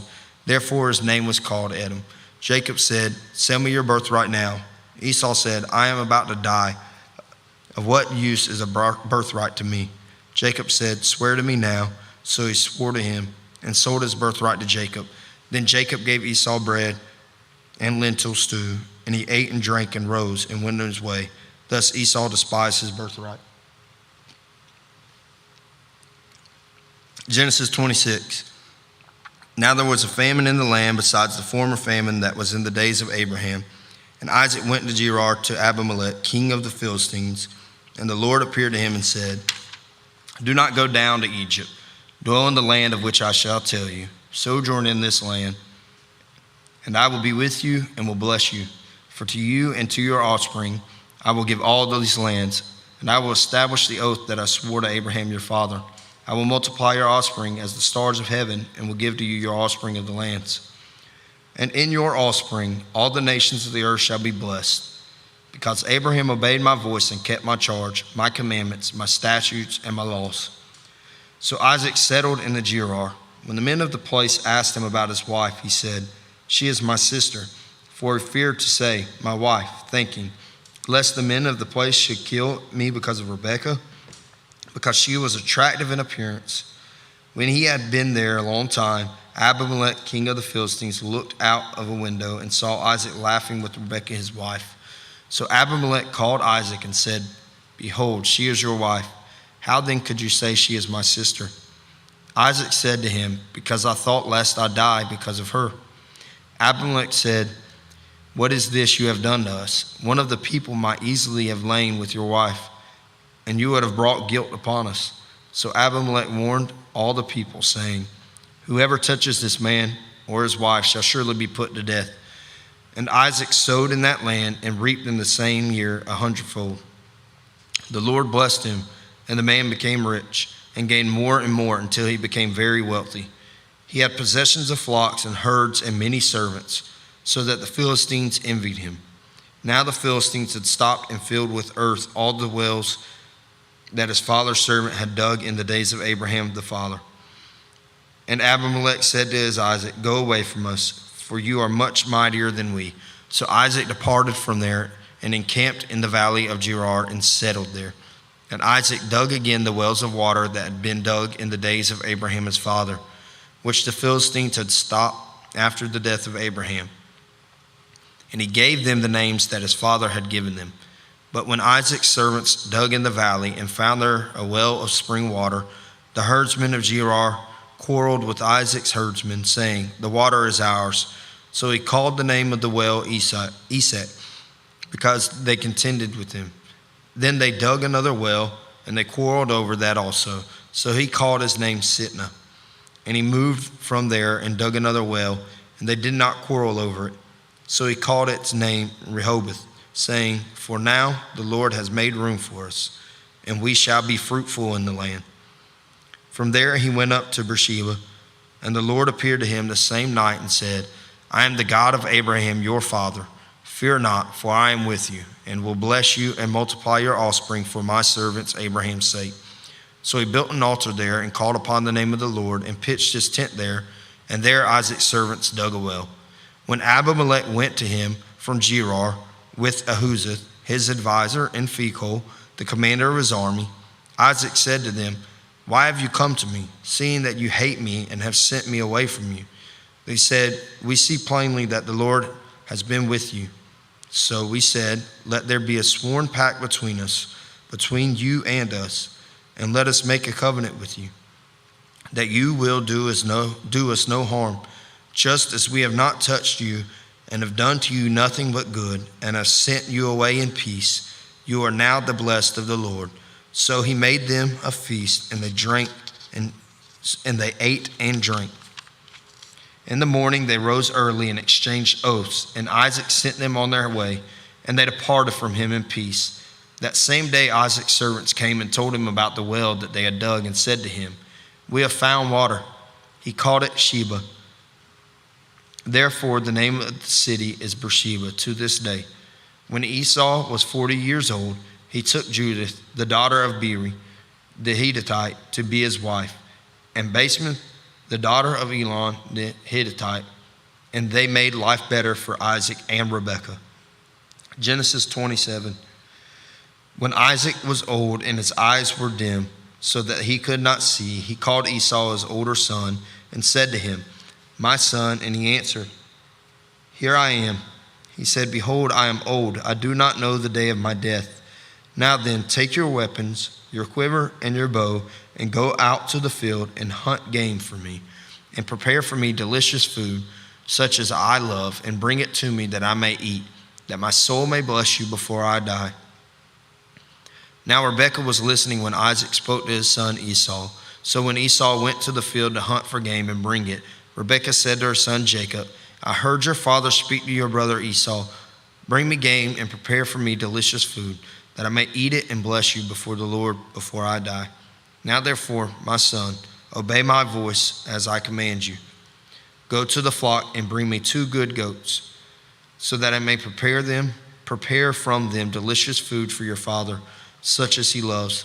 And you shall bring it to your father to eat, so that he may bless you before he dies. But Jacob said to Rebekah his mother, behold, my brother Esau is a hairy man, and I am a smooth man. Perhaps my father will feel me, and I shall seem to be mocking him, and bring a curse upon myself, and not a blessing. His mother said to him, let your curse be on me, my son. Only obey my voice, and go, bring them to me. So he went and took them, and brought them to his mother, and his mother prepared delicious food, such as his father loved. Then Rebekah took the best garments of Esau, her older son, which were with her in the house, and put them on Jacob, her younger son. And the skins of the young goats she put on his hands and on the smooth part of his neck. And she put the delicious food and the bread which she had prepared into the hand of her son Jacob. So he went in to his father and said, my father. And he said, here I am. Who are you, my son? Jacob said to his father, I am Esau, your firstborn. I have done as you told me. Now sit up and eat my game, that your soul may bless me. But Isaac said to his son, how is it that you have found it so quickly? My son, he answered, because the Lord your God granted me success. Then Isaac said to Jacob, please come near, that I may feel you, my son, to know whether you are really my son Esau or not. So Jacob went near to Isaac his father, who felt him and said, the voice is Jacob's voice, but the hands are the hands of Esau. And he did not recognize him, because his hands were hairy like his brother Esau's hands. So he blessed him. He said, are you really my son Esau? He answered, I am. Then he said, bring it near to me, that I may eat of my son's game and bless you. So he brought it near to him, and he ate. And he brought him wine, and he drank. Then his father Isaac said to him, come near and kiss me, my son. So he came near and kissed him, and Isaac smelled the smell of his garments and blessed him and said, see, the smell of my son is as the smell of a field that the Lord has blessed. My God give you of the dew of heaven and the fatness of the earth, and plenty of grain and wine. Let people serve you, and nations bow down to you. Be Lord over your brothers, and may your mother's sons bow down to you. Cursed be everyone who curses you, and blessed be everyone who blesses you. As soon as Isaac had finished blessing Jacob, when Jacob had scarcely gone out from the presence of Isaac his father, Esau his brother came in from his hunting. He also prepared delicious food and brought it to his father. And he said to his father, let my father arise and eat of his son's game, that you may bless me. His father Isaac said to him, who are you? He answered, I am your son, your firstborn, Esau. Then Isaac trembled very violently and said, who was it then that hunted game and brought it to me? And I ate it all before you came, and I have blessed him. Yes, and he shall be blessed. As soon as Esau heard the words of his father, he cried out with an extremely great and bitter cry and said to his father, bless me, even me also, O my father. But he said, your brother came deceitfully, and he has taken away your blessing. Esau said, is he not rightly named Jacob? For he has cheated me these 2 times. He took away my birthright, and behold, now he has taken away my blessing. Then he said, have you not reserved a blessing for me? Isaac answered and said to Esau, behold, I have made him lord over you, and all his brothers I have given to him for servants, and with grain and wine I have sustained him. What then can I do for you, my son? Esau said to his father, have you but one blessing, my father? Bless me, even me also, O my father. And Esau lifted up his voice and wept. Then Isaac his father answered and said to him, behold, away from the fatness of the earth shall your dwelling be, and away from the dew of heaven on high. By your sword you shall live, and you shall serve your brother. But when you grow restless, you shall break his yoke from your neck." Now Esau hated Jacob because of the blessing with which his father had blessed him. And Esau said to himself, "The days of mourning for my father are approaching. Then I will kill my brother Jacob." But the words of Esau, her older son, were told to Rebekah. So she sent and called Jacob, her younger son, and said to him, "Behold, your brother Esau comforts himself about you by planning to kill you. Now therefore, my son, obey my voice. Arise, flee to Laban, my brother, in Haran, and stay with him a while, until your brother's fury turns away, until your brother's anger turns away from you, and he forgets that you have done to him. Then I will send and bring you from there. Why should I be bereft of you both in one day?" Then Rebekah said to Isaac, "I loathe my life because of the Hittite women. If Jacob marries one of the Hittite women like these, one of the women of the land, what good will my life be to me?" Genesis 28. Then Isaac called Jacob and blessed him and directed him, "You must not take a wife from the Canaanite women. Arise, go to Paddan Aram, to the house of Bethuel and your mother's father, and take as your wife from there one of the daughters of Laban, your mother's brother. God Almighty bless you and make you fruitful and multiply you, that you may become a company of peoples. May he give the blessing of Abraham to you and to your offspring with you, that you may take possessions of the land of your sojournings that God gave to Abraham." Thus Isaac sent Jacob away, and he went to Paddan Aram to Laban, the son of Bethuel the Aramean, the brother of Rebekah, Jacob and Esau's mother. Now Esau saw that Isaac had blessed Jacob, and sent him away to Paddan Aram to take a wife from there, and that as he had blessed him, he directed him, "You must not take a wife from the Canaanite women." And that Jacob had obeyed his father and his mother and gone to Paddan Aram. So when Esau saw that the Canaanite women did not please Isaac his father, Esau went to Ishmael and took as his wife, besides the wives he had, Mahalath, the daughter of Ishmael, Abram's son, the sister of Nebaioth. Jacob left Beersheba and went toward Haran, and he came to a certain place and stayed there all night, because the sun had set. Taking one of the stones of the place, he put it under his head and lay down in that place to sleep. And he dreamed, and behold, there was a ladder set up on the earth, and the top of it reached to heaven. And behold, the angels of God were ascending and descending on it. And behold, the Lord stood above it and said, "I am the Lord, the God of Abraham, your father, and the God of Isaac. The land on which you lie, I will give to you and to your offspring. Your offspring shall be like the dust of the earth, and you shall spread abroad to the west and to the east and to the north and to the south. And in you and your offspring shall all the families of the earth be blessed. Behold, I am with you and will keep you wherever you go, and will bring you back to this land, for I will not leave you until I have done what I have promised you." Then Jacob awoke from his sleep and said, "Surely the Lord is in this place, and I did not know it." And he was afraid and said, "How awesome is this place! This is none other than the house of God, and this is the gate of heaven." So early in the morning, Jacob took the stone that he had put under his head and set it up for a pillar and poured oil on the top of it. He called the name of that place Bethel, but the name of the city was Luz at the first. Then Jacob made a vow, saying, "If God will be with me and will keep me in this way that I go, and will give me bread to eat and clothing to wear, so that I come again to my father's house in peace, then the Lord shall be my God, and this stone which I have set up for a pillar shall be God's house. And of all that you give me, I will give a full tenth to you." Genesis 29. Then Jacob went on his journey and came to the land of the people of the east. As he looked, he saw a well in the field, and behold, 3 flocks of sheep lying beside it. For out of that well the flocks were watered. The stone on the well's mouth was large, and when all the flocks were gathered there, the shepherds would roll the stone from the mouth of the well and water the sheep, and put the stone back in its place over the mouth of the well. Jacob said to them, "My brothers, where do you come from?" They said, "We are from Haran." He said to them, "Do you know Laban the son of Nahor?" They said, "We know him." He said to them, "It is well with him."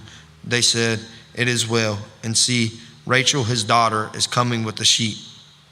He said, behold, it is still high day. It is not time for the livestock to be gathered together. Water the sheep and go, pasture them. But they said, we cannot until all the flocks are gathered together and the stone is rolled from the mouth of the well. Then we water the sheep. While he was still speaking with them, Rachel came with her father's sheep, for she was a shepherdess. Now, as soon as Jacob saw Rachel, the daughter of Laban, his mother's and brothers, and the sheep of Laban, his mother's brother, Jacob come near and rolled the stone away, and rolled the stone from the well's mouth, and watered the flock of Laban, his mother's brother. Then Jacob kissed Rachel and wept aloud. And Jacob told Rachel that he was her father's kinsman, and that he was Rebekah's son. And she ran and told her father. As soon as Laban heard the news about Jacob, his sister's son, he ran to meet him, and embraced him and kissed him, and brought him to his house. Jacob told Laban all these things, and Laban said to him, surely you are my bone and my flesh. And he stayed with him a month. Then Laban said to Jacob, because you are my kinsman, should you therefore serve me for nothing? Tell me, what shall your wages be? Now Laban had 2 daughters. The name of the older was Leah, and the name of the younger was Rachel. Leah's eyes were weak, but Rachel was beautiful in form and appearance. Jacob loved Rachel, and he said, I will serve you 7 years for your younger daughter Rachel. Laban said, it is better that I give her to you, than that I should give her to any other man. Stay with me. So Jacob served 7 years for Rachel, and they seemed to him but a few days because of the love he had for her. Then Jacob said to Laban, give me my wife that I may go into her, for my time is completed. So Laban gathered together all the people of the place and made a feast. But in the evening he took his daughter Leah and brought her to Jacob, and he went into her. Laban gave his female servant Zilpah to his daughter Leah to be her servant. And in the morning, behold, it was Leah. And Jacob said to Laban, what is it that you have done to me? Did I not serve with you for Rachel? Why then have you deceived me? Laban said, it is not so done in our country to give the younger before the firstborn. Complete the week of this one, and we will give you the other also in return for serving me another 7 years. Jacob did so and completed her week. Then Laban gave him his daughter Rachel to be his wife. Laban gave his female servant Bilhah to his daughter Rachel to be her servant. So Jacob went into Rachel also, and he loved Rachel more than Leah, and served Laban for another 7 years. When the Lord saw that Leah was hated, he opened her womb, but Rachel was barren, and Leah conceived and bore a son. And she called his name Reuben, for she said, because the Lord has looked upon my affliction, for now my husband will love me. She conceived again and bore a son, and said, because the Lord has heard that I am hated, he has given me this son also. And she called his name Simeon. Again she conceived and bore a son, and said, now this time my husband will be attached to me, because I have borne him 3 sons. Therefore his name was called Levi. And she conceived again and bore a son, and said, this time I will praise the Lord. Therefore she called his name Judah. Then she ceased bearing. Genesis 30. When Rachel saw that she bore Jacob no children, she envied her sister. She said to Jacob, give me children, or shall I die? Jacob's anger was kindled against Rachel, and he said, am I in the place of God, who has withheld from you the fruit of the womb? Then she said, here's my servant Bilhah. Go into her, so that she may give birth on my behalf, that even I may have children through her. So she gave him her servant Bilhah as a wife, and Jacob went into her, and Bilhah conceived and bore Jacob a son. Then Rachel said, God has judged me, and has also heard my voice, and given me a son. Therefore she called his name Dan. Rachel's servant Bilhah conceived against and bore Jacob a second son. Then Rachel said, with mighty wrestlings I have wrestled with my sister and have prevailed. So she called and named Naphtali. When Leah saw that she had ceased bearing children, she took her servant Zilpah and gave her to Jacob as a wife. Then Leah's servant Zilpah before Jacob a son, and Leah said, good fortune has come. So she called his name God. Leah's servant Zilpah bore Jacob a second son, and Leah said, "Happy am I, for women have called me happy." So she called his name Asher. In the days of wheat harvest, Reuben went and found mandrakes in the field and brought them to his mother Leah. Then Rachel said to Leah, "Please give me some of your son's mandrakes." But she said to her, "It is a small matter that you have taken away my husband. Would you take away my son's mandrakes also?" Rachel said, "Then he may lie with you tonight in exchange for your son's mandrakes." When Jacob came from the field in the evening, Leah went out to meet him and said, "You must come in to me, for I have hired you with my son's mandrakes."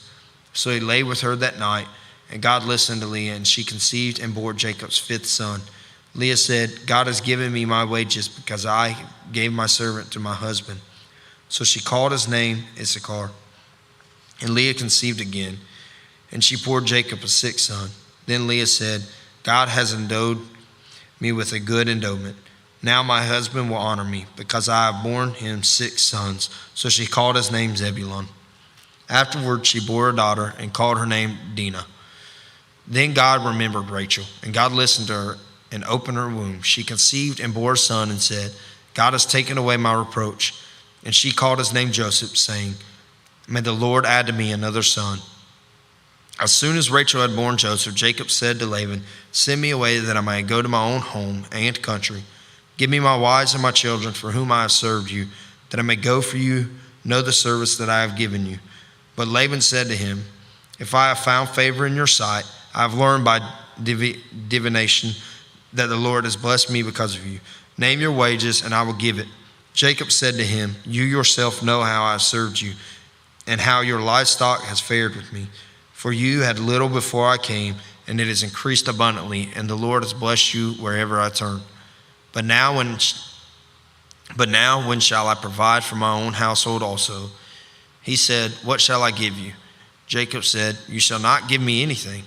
If you will do this for me, I will again pasture your flock and keep it. Let me pass through all your flock today, removing from it every speckled and spotted sheep and every black lamb, and the spotted and speckled among the goats, and they shall be my wages. So my honesty will answer for me. When you come to look into my wages with you, everyone that is not speckled and spotted among the goats and black among the lambs, if found with me, shall be counted stolen." Laban said, "Good, let it be as you have said." But that day Laban removed the male goats that were striped and spotted, and all the female goats that were speckled and spotted, every one that had white on it, and every lamb that was black, and put them in the charge of his sons. And he set a distance of 3 days' journey between himself and Jacob. And Jacob pastured the rest of Laban's flock. Then Jacob took fresh sticks of poplar and almond and plane trees and peeled white streaks in them, exposing the white of the sticks. He set the sticks that he had peeled in front of the flocks in the troughs, that is, the watering places, where the flocks came to drink. And since they bred when they came to drink, the flocks bred in front of the sticks. And so the flocks brought forth striped, speckled, and spotted.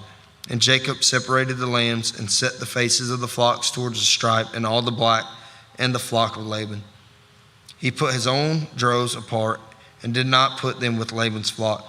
Whenever the stronger of the flock were breeding, Jacob would lay the sticks in the troughs before the eyes of the flock, that they might breed among the sticks. But for the feeder of the flock, he would not lay them there. So the feebler would be Laban's and the stronger Jacob's. Thus the man increased greatly and had large flocks, female servants and male servants, and camels and donkeys. Genesis 31. Now Jacob heard that the sons of Laban were saying, "Jacob has taken all that was our father's, and from what was our father's he has gained all this wealth." And Jacob saw that Laban did not regard him with favor as before. Then the Lord said to Jacob, "Return to the land of your fathers and do your kindred, and I will be with you." So Jacob sent and called Rachel and Leah into the field where his flock was, and said to them, "I see that your father does not regard me with favor as he did before, but the God of my father has been with me. You know that I have served your father with all my strength, yet your father has cheated me and changed my wages 10 times. But God did not permit him to harm me. If he said, 'The spotted shall be your wages,' then all the flock bore spotted. And if he said, 'The striped shall be your wages,' then all the flock bore striped. Thus God has taken away the livestock of your father and given them to me. In the breeding season of the flock, I lifted up my eyes and saw in a dream that the goats that matted with the flock were striped, spotted, and mottled. Then the angel of God said to me in the dream, Jacob. I said, Here I am. And he said, Lift up your eyes and see. All the goats that mate with the flock are striped, spotted, and mottled. For I have seen all that Laban is doing to you. I am the God of Bethel, where you anointed a pillar and made a vow to me. Now arise, go out from this land and return to the land of your kindred. Then Rachel and Leah answered and said to him, Is there any portion or inheritance left to us in our father's house? Are we not regarded by him as foreigners? For he has sold us, and he has indeed devoured our money. All the wealth that God has taken away from our fathers belongs to us and to our children. Now then, whatever God has said to you, do. So Jacob arose and set his sons and his wives on camels. He drove away all his livestock, all his property that he had gained, the livestock in his possession that he had and acquired Padamaram, to go out to the land of Canaan to his father Isaac. Laban had gone to shear his sheep, and Rachel stirred her father's household goods. And Jacob tricked Laban the Aramean by not telling him that he intended to flee. He fled with all that he had, and arose and crossed the Euphrates, and set his face toward the hill country of Gilead. When it was told Laban on the third day that Jacob had fled, he took his kinsmen with him and pursued him 7 days and followed close after him into the hill country of Gilead. But God came to Laban the Aramean in a dream by night and said to him, Be careful not to say anything to Jacob, either good or bad. And Laban overtook Jacob. Now Jacob had pitched his tent in the hill country, and Laban with his kinsmen pitched tents in the hill country of Gilead. And Laban said to Jacob, What have you done, that you have tricked me and driven away my daughters like captives of the sword? Why did you flee secretly and trick me, and did not tell me, so that I might have sent you away with mirth and songs, with tambourine and lyre? And why did you not permit me to kiss my sons and my daughters farewell? Now you have done foolishly. It is in my power to do you harm. But the God of your father spoke to me last night, saying, Be careful not to say anything to Jacob, either good or bad. And now you have gone away because you have longed greatly for your father's house. But why did you steal my gods? Jacob answered and said, No, Laban, because I was afraid, for I thought you would take your daughters from me by force. Anyone with whom you find your God shall not live. In the presence of our kinsmen's point at what I have that is yours, and take it. Now Jacob did not know that Rachel had stolen them. So Laban went into Jacob's tent, and into Leah's tent, and into the tent of the 2 female servants. But he did not find them. And he went out of Leah's tent and entered Rachel's. Now Rachel had taken the household gods and put them in the camel's saddle and sat on them. Laban felt all about the tent, but did not find them. And she said to her father, Let not my lord be angry, that I cannot rise before you. For the way of women is upon me. So he searched, but did not find the household of gods. Then Jacob became angry and berated Laban. Jacob said to Laban, What is my offense? What is my sin, that you have hotly pursued me? For you have felt through all my goods. What have you found of all your household goods? Set it here before my kinsmen and your kinsmen, that they may decide between us two. These 20 years I have been with you. Your ewes and your female goats have not miscarried, and I have not eaten the rams of your flocks. What was torn by wild beasts I did not bring to you. I bore the loss of it myself. For my hand you required it, whether stolen by day or stolen by night. There I was by day, the heat consumed me, and the cold by night, and my sleep fled from my eyes. These 20 years I have been in your house. I served you 14 years for your 2 daughters, and 6 years for your flock, and you have changed my wages 10 times. If the God of my father, the God of Abraham, and the fear of Isaac had not been on my side, surely now you would have sent me away empty-handed. God saw my affliction and the labor of my hands, and rebuked you last night. Then Laban answered and said to Jacob, The daughters are my daughters, the children are my children, the flocks are my flocks, and all that you see is mine. But what can I do this day for these my daughters, or for their children whom they born? Come now, let us make a covenant, you and I, and let it be a witness between you and me. So Jacob took a stone and set it as a pillar. And Jacob said to his kinsmen, Gather stones. And they took stones and made a heap. And they ate there by the heap. Laban called it Jegar-Sahadutha, but Jacob called it Gilead. Laban said, "This heap is a witness between you and me today." Therefore he named it Gilead and Mizpah. For he said, "The Lord watch between you and me when we are out of one another's sight. If you oppress my daughters, or if you take wives besides my daughters, although no one is with us, see, God is witness between you and me." Then Laban said to Jacob, "See this heap of the pillar which I have set between you and me. This heap is a witness, and the pillar is a witness, that I will not pass over this heap to you, and you will not pass over this heap and this pillar to me, to do harm. The God of Abraham and the God of Nahor, the God of their father, judge between us." So Jacob swore the fear of his father Isaac. And Jacob offered a sacrifice in the hill country and called his kinsmen to eat bread. They ate bread and spent the night in the hill country. Early in the morning, Laban arose and kissed grandchildren and his daughters and blessed them. Then Laban departed and returned home.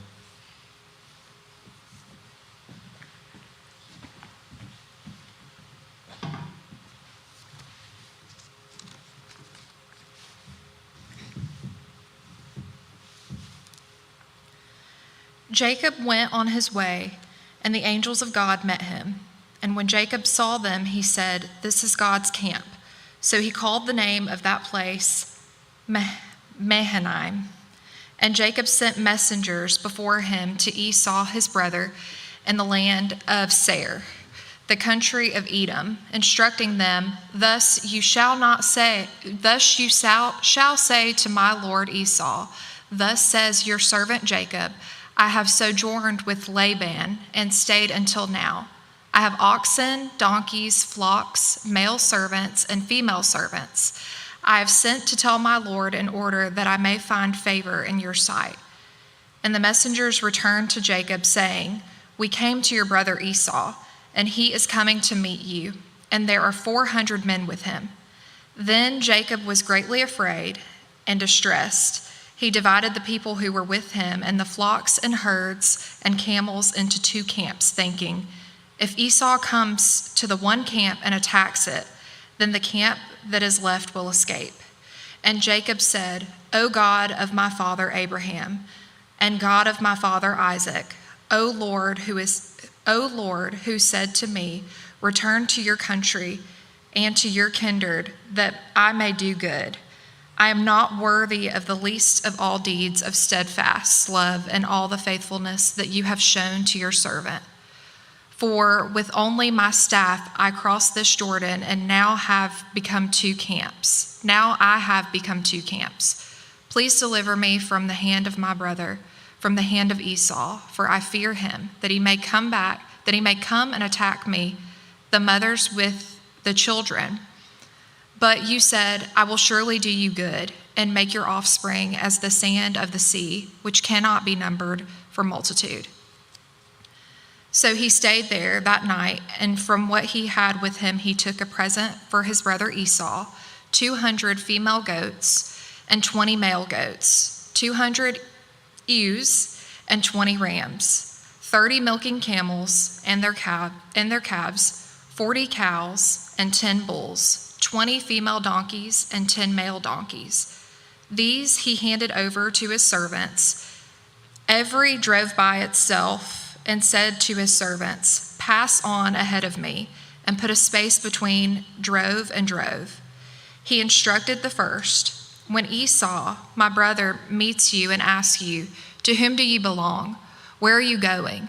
And whose are these ahead of you?' Then you shall say, 'They belong to your servant Jacob. They are a present sent to my lord Esau, and moreover, he is behind us.'" He likewise instructed the second and the third and all who followed the droves.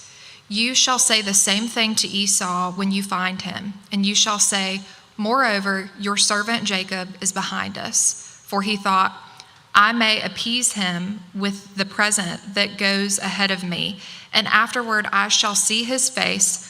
Perhaps he will accept me.' So the present passed on ahead of him, and he himself stayed that night in the camp. The same night he arose and took his 2 wives, his 2 female servants, and his 11 children, and crossed the ford of Jabbok. He took them and sent them across the stream and everything else that he had. and Jacob was left alone. And a man wrestled with him until the breaking of the day. When the man saw that he did not prevail against Jacob, he touched his hip socket, and Jacob's hip was put out of joint as he wrestled with him. Then he said, "Let me go, for the day has broken." But Jacob said, "I will not let you go unless you bless me." And he said to him, "What is your name?" And he said, "Jacob." Then he said, "Your name shall no longer be called Jacob, but Israel. For you have striven with God and with men and have prevailed." Then Jacob asked him, "Please tell me your name." But he said, "Why is it that you ask my name?" And there he blessed him. So Jacob called the name of the place Peniel, saying, "For I have seen God face to face, and yet my life has been delivered." The sun rose upon him as he passed Peniel, limping because of his hip. Therefore, to this day, the people of Israel do not eat the sinew of the thigh that is on the hip socket, because he touched the socket of Jacob's hip on the sinew of the thigh. And Jacob lifted up his eyes and looked, and behold, Esau was coming, and 400 men with him. So he divided the children among Leah and Rachel and the 2 female servants. And he put the servants with their children in front, then Leah with her children, and Rachel and Joseph last of all. He himself went on before them, bowing himself to the ground 7 times until he came near to his brother. But Esau ran to meet him and embraced him and fell on his neck and kissed him, and they wept. And when Esau lifted up his eyes and saw the women and children, he said, "Who are these with you?" Jacob said, "The children whom God has graciously given your servant." Then the servants drew near, they and their children, and bowed down. Leah likewise and her children drew near and bowed down. And last Joseph and Rachel drew near, and they bowed down. Esau said, "What do you mean by all this company that I met?" Jacob answered, "To find favor in the sight of my Lord." But Esau said, "I have enough, my brother. Keep what you have for yourself." Jacob said, "No, please. If I have found favor in your sight, then accept my present from my hand. For I have seen your face, which is like seeing the face of God, and you have accepted me. Please accept my blessing that is brought to you, because God has dealt graciously with me, and because I have enough." Thus he urged him, and he took it. Then Esau said, "Let us journey on our way, and I will go ahead of you." But Jacob said to him, "My Lord knows that the children are frail, and that the nursing flocks and herds are a care to me, and if they are driven hard for one day, all the flocks will die. Let my Lord pass on ahead of his servant, and I will lead on slowly at the place of the livestock that are ahead of me, and at the pace of the livestock that are ahead of me, at the pace of the children, until I come to my Lord in Seir." So Esau said, "Let me leave you with some of the people who are with me." But he said, "What need is there? Let me find favor in the sight of my Lord." So Esau returned that day on his way to Seir. But Jacob journeyed to Succoth and built himself a house and made booths for his livestock. Therefore the name of the place is called Succoth. And Jacob came safely to the city of Shechem, which is in the land of Canaan, on his way from Padan Aram, and he camped before the city. And from the sons of Hamor, Shechem's father, he bought for 100 pieces of money the piece of land on which he had pitched his tent. There he erected an altar and called it El Elohe Israel. Now Dinah, the daughter of Leah, whom she had borne to Jacob, went out to see the women of the land. And when Shechem, the son of Hamor, the Hivite, the prince of the land, saw her, he seized her and lay with her and humiliated her. And his soul was drawn to Dinah, the daughter of Jacob. He loved the young woman and spoke tenderly to her. So Shechem spoke to his father Hamor, saying, "Get me this girl for my wife." Now Jacob heard that he had defiled his daughter Dinah, but his sons were with his livestock in the field. So Jacob held his peace until they came. And Hamor, the father of Shechem, went out to Jacob to speak with him.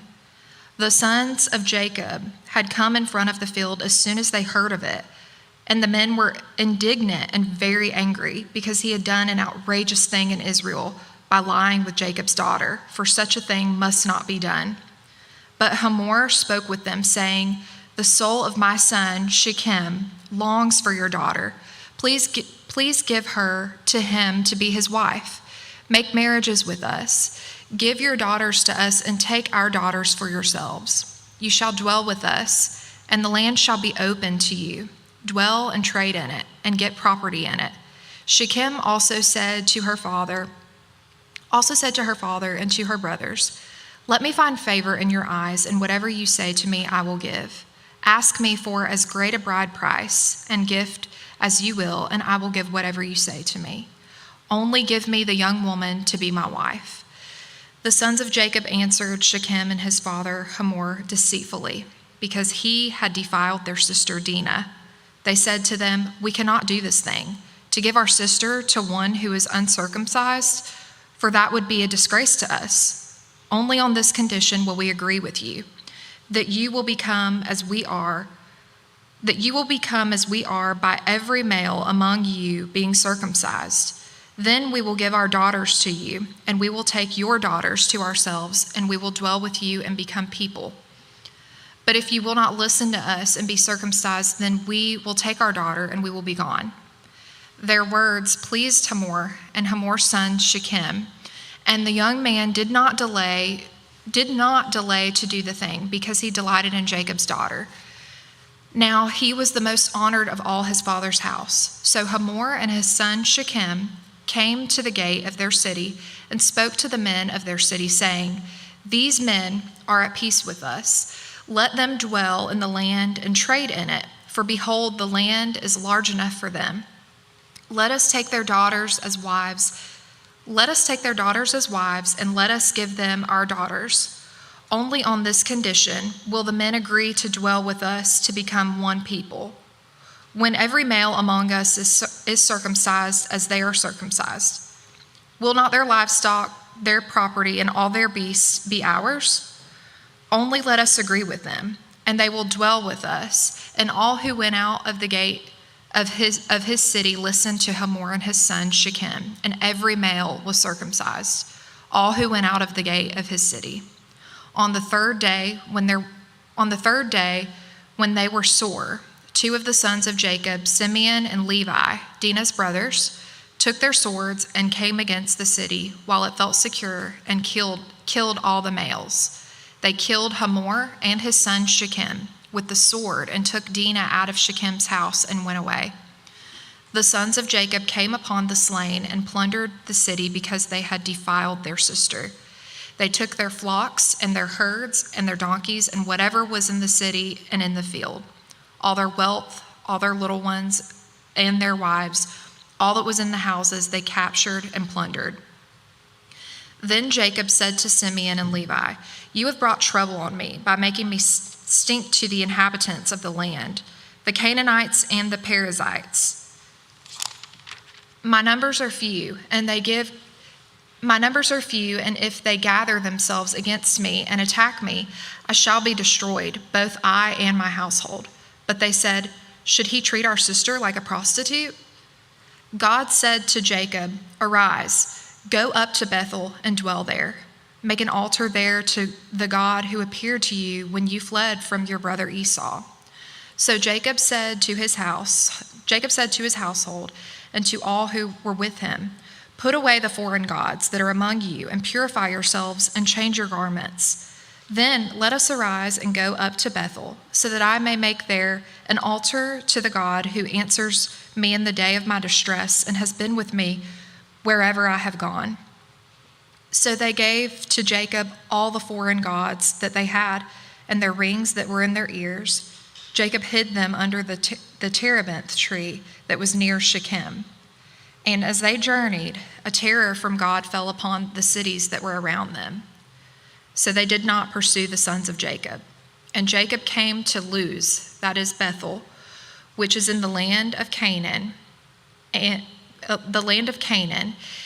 he and all the people who were with him, and there he built an altar and called the place El Bethel, because their God had revealed himself to them when he fled from his brother. And Deborah, Rebekah's nurse, died, and she was buried under an oak below Bethel. So he called its name Alon Bakuth. God appeared to Jacob again when he came from Padan Aram and blessed him. And God said to him, "Your name is Jacob. No longer shall your name be called Jacob, but Israel shall be your name." So he called his name Israel. And God said to him, "I am God Almighty. Be fruitful and multiply. A nation and a company of nations shall come from you, and kings shall come from your own body. The land that I gave to Abraham and Isaac I will give to you, and I will give the land to your offspring after you." Then God went up from him in the place where he had spoken with him, and Jacob set up a pillar in the place where he had spoken with him, a pillar of stone. He poured out a drink offering on it and poured oil on it. So Jacob called the name of the place where God had spoken with him Bethel.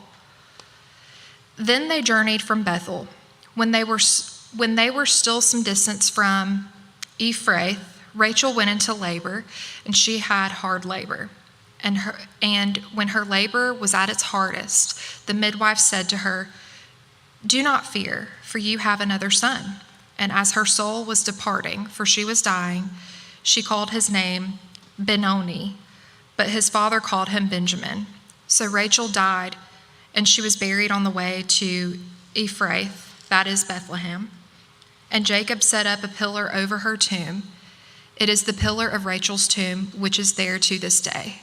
Israel journeyed on and pitched his tent beyond the Tower of Eder.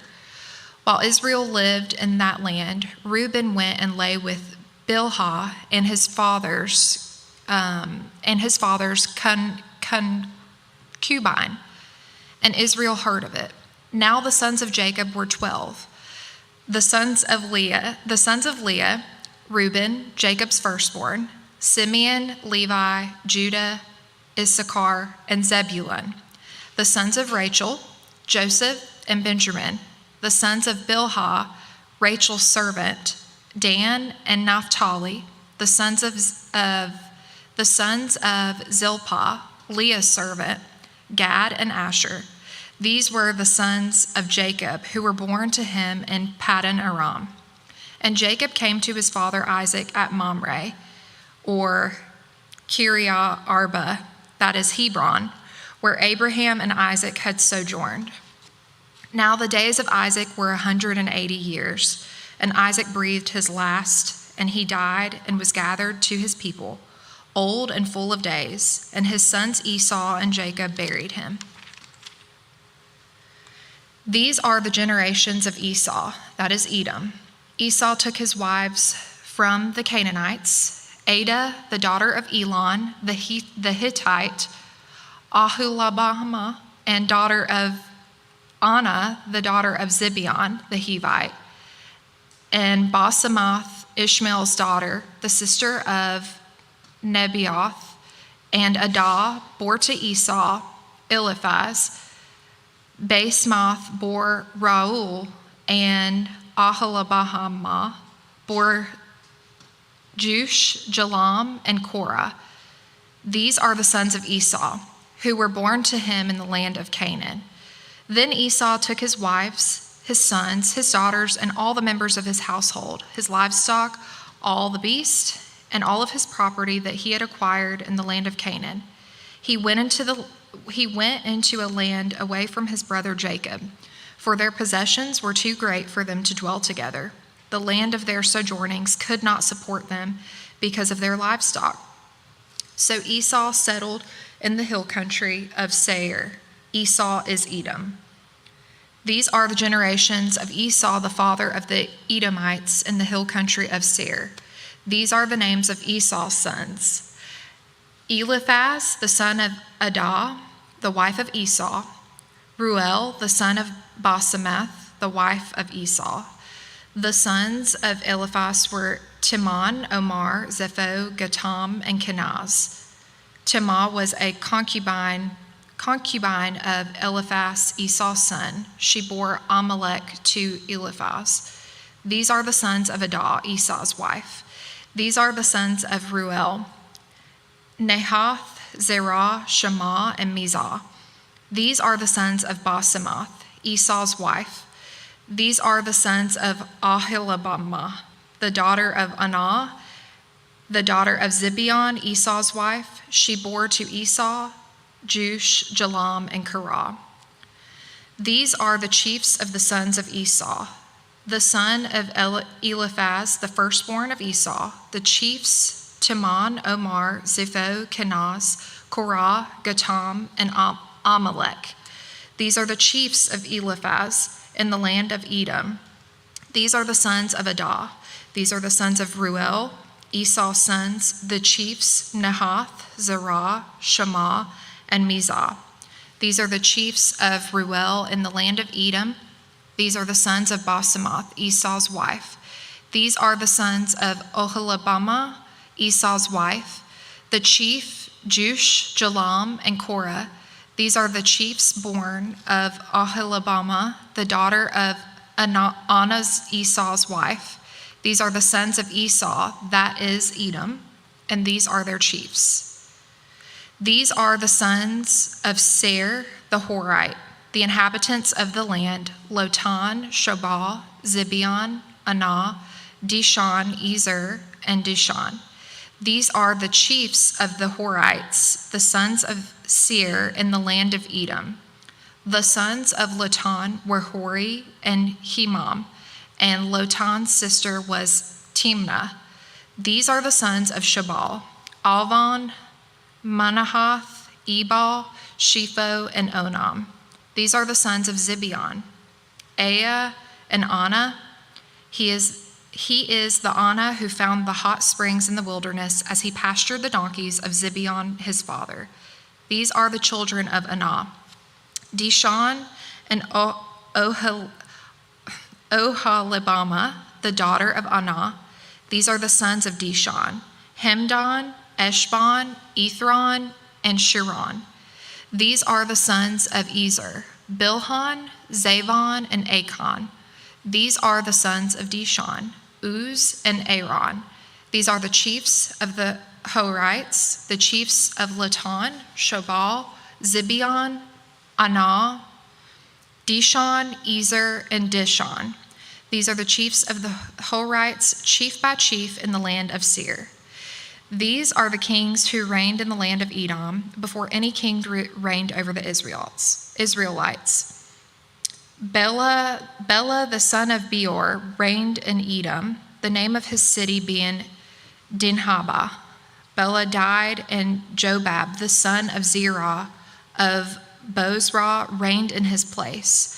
Jobab died, and Husham of the land of the Temanites reigned in his place. Husham died, and the Hadad, son of Bedad, who defeated Midian in the country of Moab, reigned in his place, the name of his city being Avith. Hadad died, and Samlah of Masrekah reigned in his place.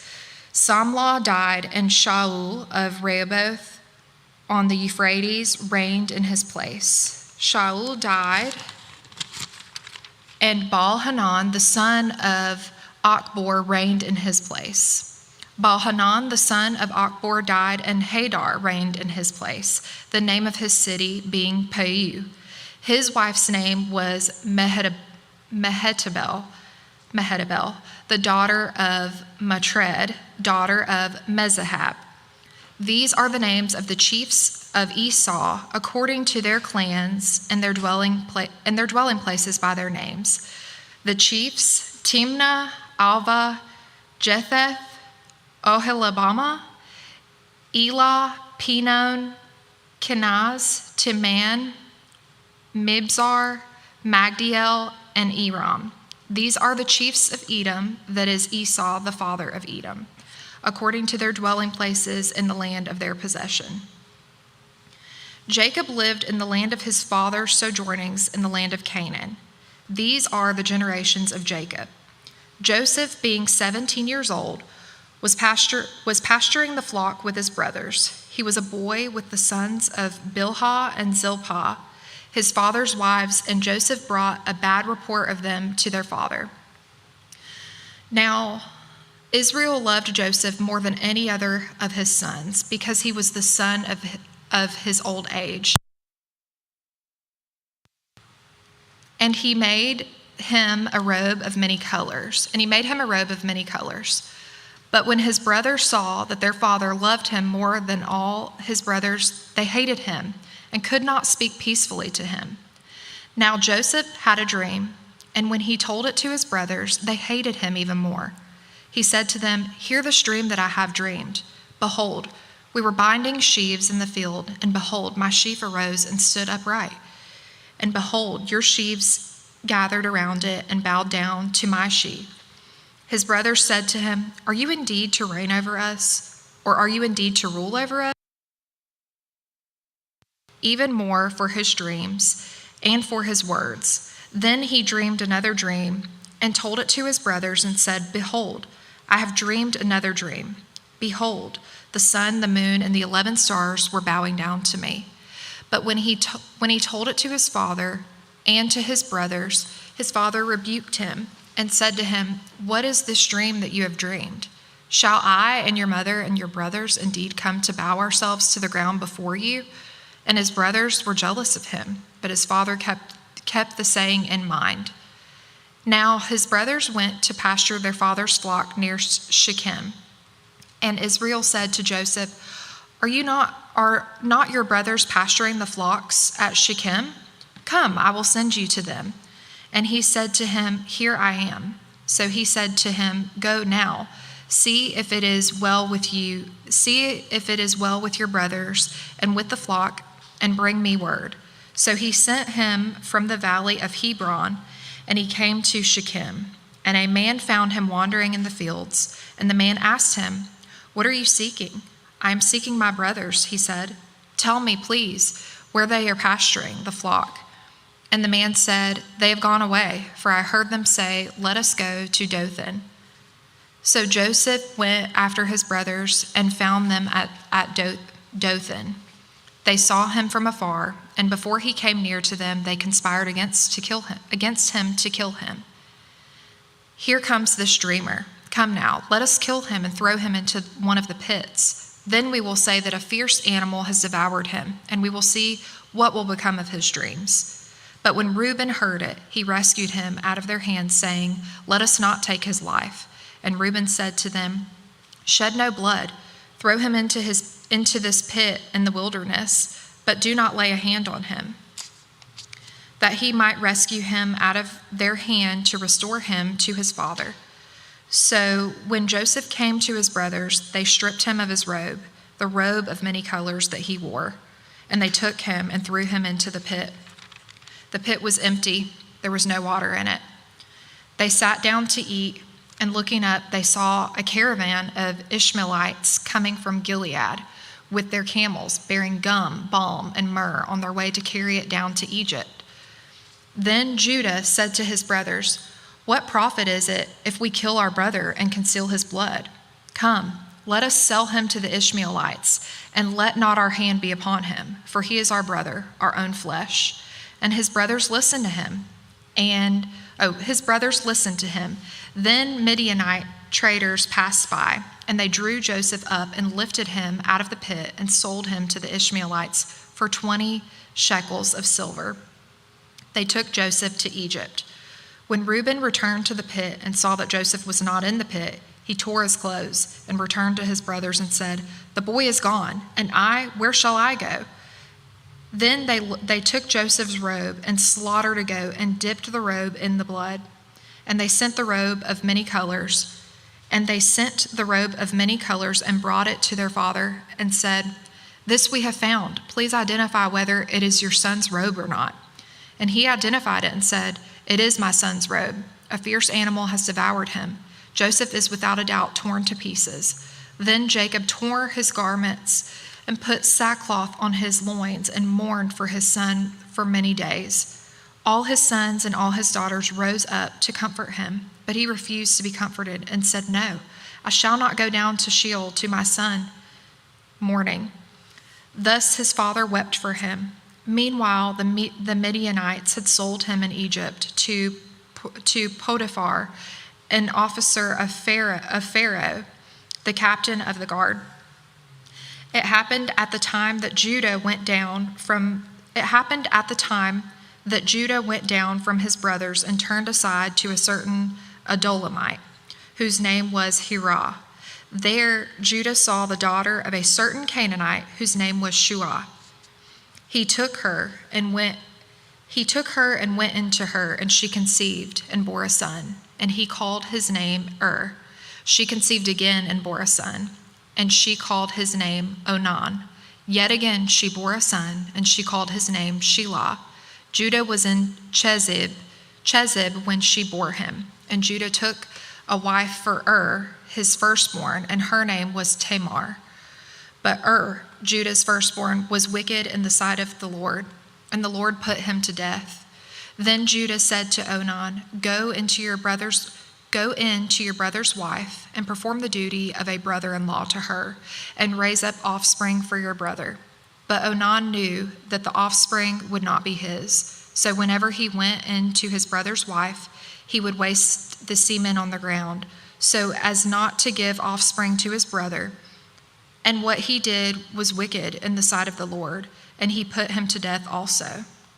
Then Judah said to Tamar, his daughter-in-law, Remain a widow in your father's house, till Shelah, my son, grows up.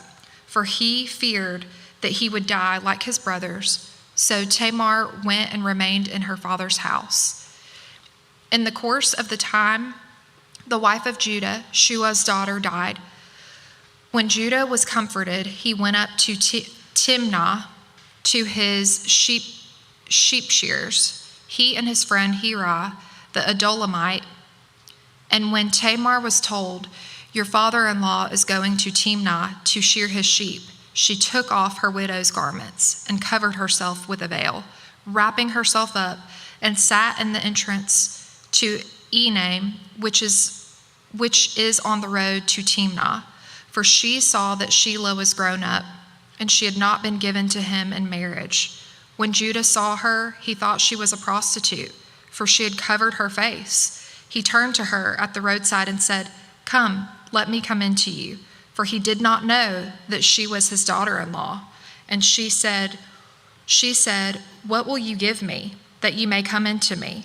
He answered, I will send you a young goat from the flock. And she said, If you give me a pledge until you send it. He said, What pledge shall I give you? She replied, Your signet and your cord and your staff that is in your hand. So he gave them to her and went into her, and she conceived by him. Then she arose and went away, and taking off her veil, she put on the garments of her widowhood. When Judah sent the young goat by his friend the Adulamite to take back the pledge from the woman's hand, he did not find her. And he asked the men of the place, Where is the cult prostitute who was at Enaim at the roadside? And they said, No cult prostitute has been here. So he returned to Judah and said, I have not found her. Also, the men of the place said, No cult prostitute has been here. And Judah replied, Let her keep things as her own, or we shall be laughed at. You see, I sent this young goat, and you did not find her. About 3 months later, Judah was told, Tamar, your daughter-in-law has been immoral. Moreover, she is pregnant by immorality. And Judah said, Bring her out and let her be burned. As she was being brought out, she sent word to her father-in-law, By the man to whom these belong, I am pregnant. And she said, Please identify whose these are, and the signet, and the cord, and the staff. Then Judah identified them and said, She is more righteous than I, since I did not give her my son Shelah. And he did not know her again. When the time of her labor came, there were twins in her womb. And when she was in labor, one put out a hand, and the midwife took and tied a scarlet thread on his hand, saying, This one came out first. But as he drew back his hand, behold, his brother came out. And she said, what a breach you have made of yourself. Therefore his name was called Perez. Afterward, his brother came out with the scarlet thread on his hand, and his name was called Zerah. Now Joseph had been brought down to Egypt, and Potiphar, an officer of Pharaoh, the captain of the guard, an Egyptian, had brought him from the Ishmaelites who had brought him down there. The Lord was with Joseph, and he became a successful man, and he was in the house of his Egyptian master. His master saw that the Lord was with him, and that the Lord caused all that he did to succeed in his hands. So Joseph found favor in his sight and attended him, and made him overseer of his house, and put him in charge of all that he had. From the time that he made him overseer in his house and over all that he had, the Lord blessed the Egyptian's house for Joseph's sake. The blessing of the Lord was on all that he had in house and field. So he left all that he had in Joseph's charge, and because of him, he had no concern about anything but the food he ate. Now Joseph was handsome in form and appearance. And after a time, his master's wife cast her eyes on Joseph and said, lie with me. But he refused and said to his master's wife, behold, because of me, my master has no concern about having anything in the house, and he has put everything that he has in my charge. He is not greater in this house than I am, nor has he kept back anything from me except you, because you are his wife. How then can I do this great wickedness and sin against God? And as she spoke to Joseph day after day, he would not listen to her, to lie beside her or to be with her. But one day, when he went into the house to do his work, and none of the men of the house was there in the house, she caught him by his garment, saying, lie with me. But he left his garment in her hand and fled and got out of the house. And as soon as she saw that he had left his garment in her hand and he had fled out of the house, she called to the men of her household and said to them, see, he has brought among us a Hebrew to laugh at us. He came into me to lie with me, and I cried out with a loud voice. And as soon as he heard that I lifted up my voice and cried out, he left his garment beside me and fled and got out of the house. Then she laid up his garment by her until his master came home. And she told him the same story, saying, the Hebrew servant whom you have brought among us came in to me to laugh at me. But as soon as I lifted up my voice and cried, he left his garment beside me and fled out of the house. As soon as his master heard the words his wife spoke to him, this is the way your servant treated me, his anger was kindled. And Joseph's master took him and put him into the prison, the place where the king's prisoners were confined, and he was there in prison. But the Lord was with Joseph and showed him steadfast love and gave him favor in the sight of the keeper of the prison. And the keeper of the prison put Joseph in charge of all the prisoners who were in the prison. Whatever was done there, he was the one who did it. The keeper of the prison paid no attention to anything that was in Joseph's charge, because the Lord was with him, and whatever he did, the Lord made it succeed. Sometime after this, the cupbearer of the king of Egypt and his baker committed an offense against their lord, the king of Egypt. And Pharaoh was angry with his two officers, the chief cupbearer and the chief baker, and he put them in custody in the house of the captain of the guard in the prison where Joseph was confined. The captain of the guard appointed Joseph to be with them, and he attended to them. They continued for some time in custody, and one night they both dreamed, the cupbearer and the baker of the king of Egypt, who were confined in the prison, each his own dream, and each dream with its own interpretation. When Joseph came to them in the morning, he saw that they were troubled. So he asked Pharaoh's officers who were with him in custody in his master's house, who were with him in custody in his master's house, "Why are your faces downcast today?" They said to him, "We have had dreams, and there is no one to interpret them." And Joseph said to them, Do not interpretations belong to God? Please tell them to me." So the chief cupbearer told his dream to Joseph and said to him, "In my dream there was a vine before me, and on the vine there were 3 branches. As soon as it budded, its blossoms shot forth, and the clusters ripened into grapes. Pharaoh's cup was in my hand, and I took the grapes and pressed them into Pharaoh's cup. And he placed the cup in Pharaoh's hand. Then Joseph said to him, This is its interpretation. The 3 branches are 3 days. In 3 days Pharaoh will lift up your head and restore you to your office, and you shall place Pharaoh's cup in his hand as formerly, when you were his cupbearer. Only remember me when it is well with you. And please do me the kindness to mention me to Pharaoh, and so get me out of this house. For I was indeed stolen, and here also I have done nothing that they should put me into the pit." When the chief baker saw that the interpretation was favorable, he said to Joseph, "I also had a dream on my head, and in the uppermost basket there were all sorts of baked food for Pharaoh, but the birds were eating it out of the basket on my head." And Joseph answered and said, This is its interpretation. The 3 baskets are 3 days. In 3 days Pharaoh will lift up your head from you,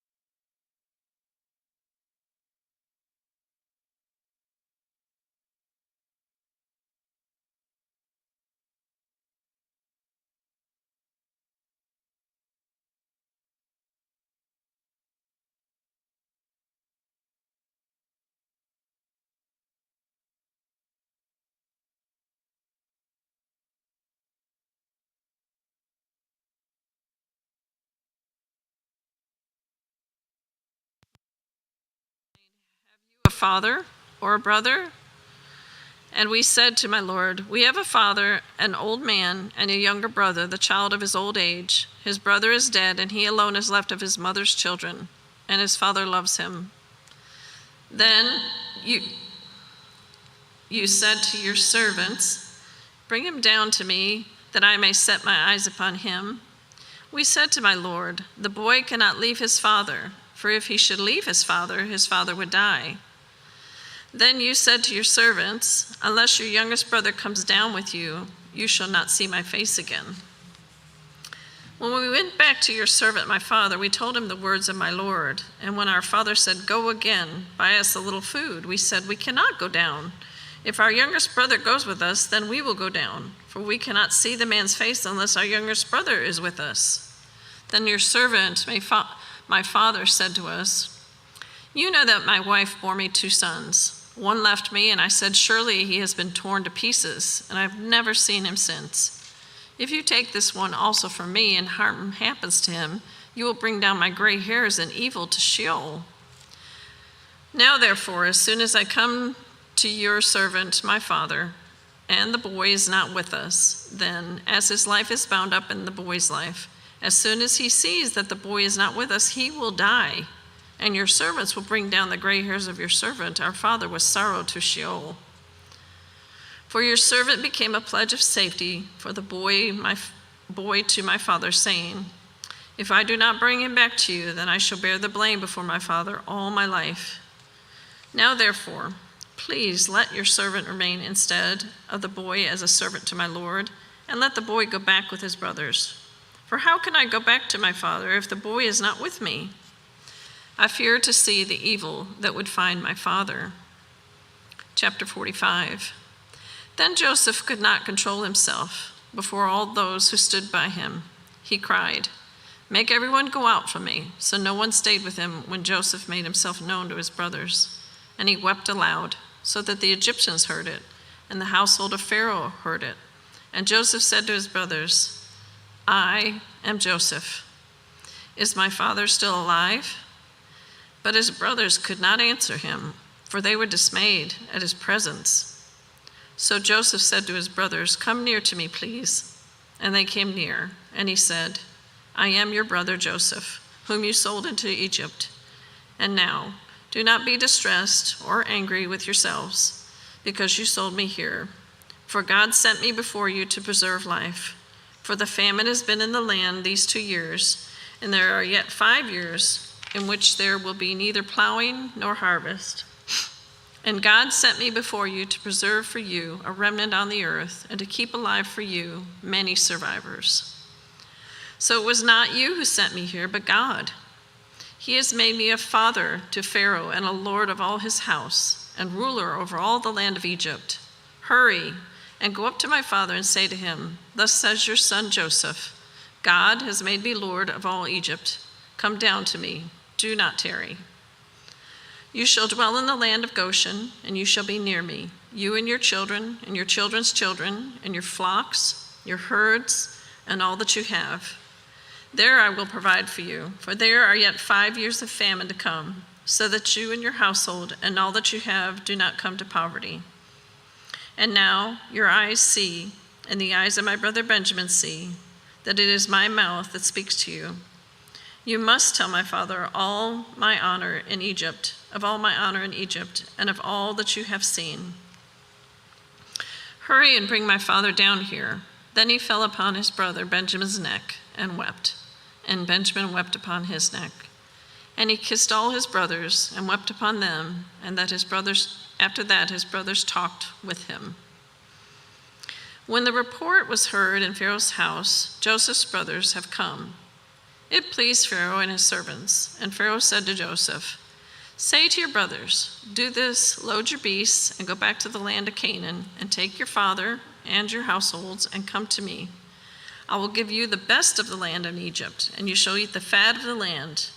And you, Joseph, are commanded to say, do this, take wagons from the land of Egypt for your little ones and for your wives, and bring your father and come. Have no concern for your goods, for the best of all the land of Egypt is yours." The sons of Israel did so, And Joseph gave them wagons, according to the command of Pharaoh, and gave them provisions for the journey. To each and all of them he gave a change of clothes, but to Benjamin he gave 300 shekels of silver and 5 changes of clothes. To his father he sent as follows: 10 donkeys loaded with the good things of Egypt, and 10 female donkeys loaded with grain, bread, and provision for his father on the journey. Then he sent his brothers away, and as they departed, he said to them, "Do not quarrel on the way." So they went up out of Egypt and came to the land of Canaan to their father Jacob. And they told him, "Joseph is still alive, and he is ruler over all the land of Egypt." And his heart became numb, for he did not believe them.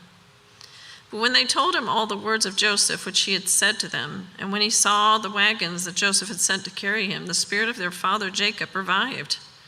And Israel said, "It is enough. Joseph, my son, is still alive, and I will go and see him before I die." Chapter 46. So Israel took his journey with all that he had and came to Beersheba and offered sacrifices to the God of his father Isaac. And God spoke to Israel in visions of the night and said, "Jacob, Jacob." And he said, "Here I am." Then he said, "I am God, the God of your father.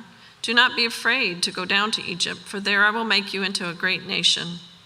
I myself will go down with you to Egypt, and I will bring you up again, and Joseph's hand shall close your eyes." Then Jacob set out from Beersheba, and the sons of Israel carried Jacob, their father, their little ones, and their wives, in the wagons that Pharaoh had sent to carry them. They also took their livestock and their goods which they had gained in the land of Canaan, and came into Egypt, Jacob and all of his offspring with him, his sons and his sons' sons with him, his daughters and his sons' daughters. All his offspring he brought with him into Egypt. Now these are the names of the descendants of Israel who came into Egypt: Jacob and his sons, Reuben, Jacob's firstborn, and the sons of Reuben, Hanok, Palu, Hezron, and Carmi.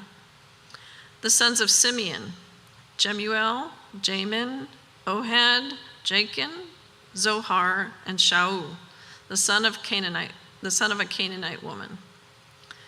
The sons of Levi, Gershon, Kohath, and Merari. The sons of Judah, Onan, Shelah, Perez, and Zerah. But and Onan died in the land of Canaan. And the sons of Perez were Hezron and Hamul. The sons of Issachar, Tola, Puvah, Yob, and Shimron. The sons of Zebulun, Sered, Elon, and Jahleel. These are the sons of Leah, whom she bore to Jacob in Padan Aram, together with his daughter Dinah. Altogether his sons and his daughters numbered 33. The sons of Gad, Ziphion, Haggai, Shunai, Esbon, Eri, Arodi, and Ariel. The sons of Asher, Imnah, Ishva, Ishvi, Beriah, with Sarah their sister, and the sons of Beriah, Heber, and Malchiel. These are the sons of Zilpah, whom Laban gave to Leah his daughter, and these she bore to Jacob, 16 persons. The sons of Rachel, Jacob's wife, Joseph and Benjamin.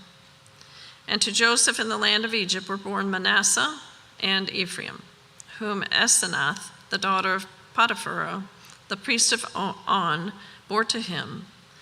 And the sons of Benjamin, Bela, Becher, Ashbel, Gera, Naaman, Ehi, Rosh, Mupim, Hupim, and Ard. These are the sons of Rachel who were born to Jacob, 14 persons in all. The son of Dan, Hushim, the sons of Naphtali, Jaziel, Gunai, Jezer, and Shalem. These are the sons of Bilhah, whom Laban gave to Rachel his daughter, and these she bore to Jacob, 7 persons in all. All the persons belonging to Jacob who came to Egypt, who were his own descendants, not including Jacob's sons, wives, were 66 persons in all. And the sons of Joseph, who were born to him in Egypt, were 2. All the persons of the house of Jacob who came into Egypt were 70. He had sent Judah ahead of him to Joseph to show the way before him in Goshen. And they came into the land of Goshen. Then Joseph prepared his chariot and went up to meet Israel his father in Goshen. He presented himself to him and fell on his neck and wept on his neck a good while. Israel said to Joseph, "Now let me die, since I have seen your face and know that you are still alive." Joseph said to his brothers and to his father's household, "I will go up and tell the Pharaoh, and I will say to him, 'My brothers and my father's household, who were in the land of Canaan, have come to me, and the men are shepherds, for they have been keepers of livestock. And they have brought their flocks and their herds and all that they have. When Pharaoh calls you and says, "What is your occupation?" you shall say, "Your servants have been keepers of livestock from our youth, even until now, both we and our fathers, in order that you may dwell in the land of Goshen. For every shepherd is an abomination to the Egyptians." Chapter 47. So Joseph went in and told Pharaoh, "My father and my brothers with their flocks and the herds and all that they possess have come from the land of Canaan. They are now in the land of Goshen." And from among his brothers he took 5 men and presented them to Pharaoh. Pharaoh said to his brothers, "What is your occupation?" And they said to Pharaoh, "Your servants are shepherds as our fathers were." They said to Pharaoh, "We have come to sojourn in the land, for there is no pasture for your servants' flocks, for the famine is severe in the land of Canaan. And now please let your servants dwell in the land of Goshen." Then Pharaoh said to Joseph, "Your father and your brothers have come to you. The land of Egypt is before you. Settle your father and your brothers in the best of the land. Let them settle in the land of Goshen, and if you know any able men among them, put them in charge of my livestock." Then Joseph brought in Jacob his father and stood him before Pharaoh. And Jacob blessed Pharaoh. And Pharaoh said to Jacob, "How many are the days of the years of your life?" And Jacob said to Pharaoh, "The days of the years of my sojourning are 130 years. Few and evil have been the days of the years of my life, and they have not attained to the days of the years of the life of my fathers in the days of their sojourning." And Jacob blessed Pharaoh and went out from the presence of Pharaoh. Then Joseph settled his father and his brothers and gave them a possession in the land of Egypt, in the best of the land, in the land of Ramses, as Pharaoh had commanded. And Joseph provided his father, his brothers, and all his father's household with food according to the number of their dependents. Now there was no food in all the land, for the famine was very severe, so that the land of Egypt and the land of Canaan languished by reason of the famine. And Joseph gathered up all the money that was found in the land of Egypt and in the land of Canaan, in exchange for the grain that they bought. And Joseph brought the money into Pharaoh's house, and when the money was all spent in the land of Egypt and in the land of Canaan, all the Egyptians came to Joseph and said, "Give us food. Why should we die before your eyes? For our money is gone." And Joseph answered, "Give your livestock, and I will give you food in exchange for your livestock. If your money is gone," so they brought their livestock to Joseph, and Joseph gave them food in exchange for the horses, the flocks, the herds, and the donkeys. He supplied them with food in exchange for all their livestock that year. And when that year was ended, they came to him the following year and said to him, "We will not hide from my lord that our money is all spent. The herds of livestock are my lord's. There is nothing left in the sight of my lord but our bodies and our land. Why should we die before your eyes, both we and our land? Buy us and our land for food, and we with our land will be servants to Pharaoh. And give us seed that we may live and not die, and that the land may not be desolate."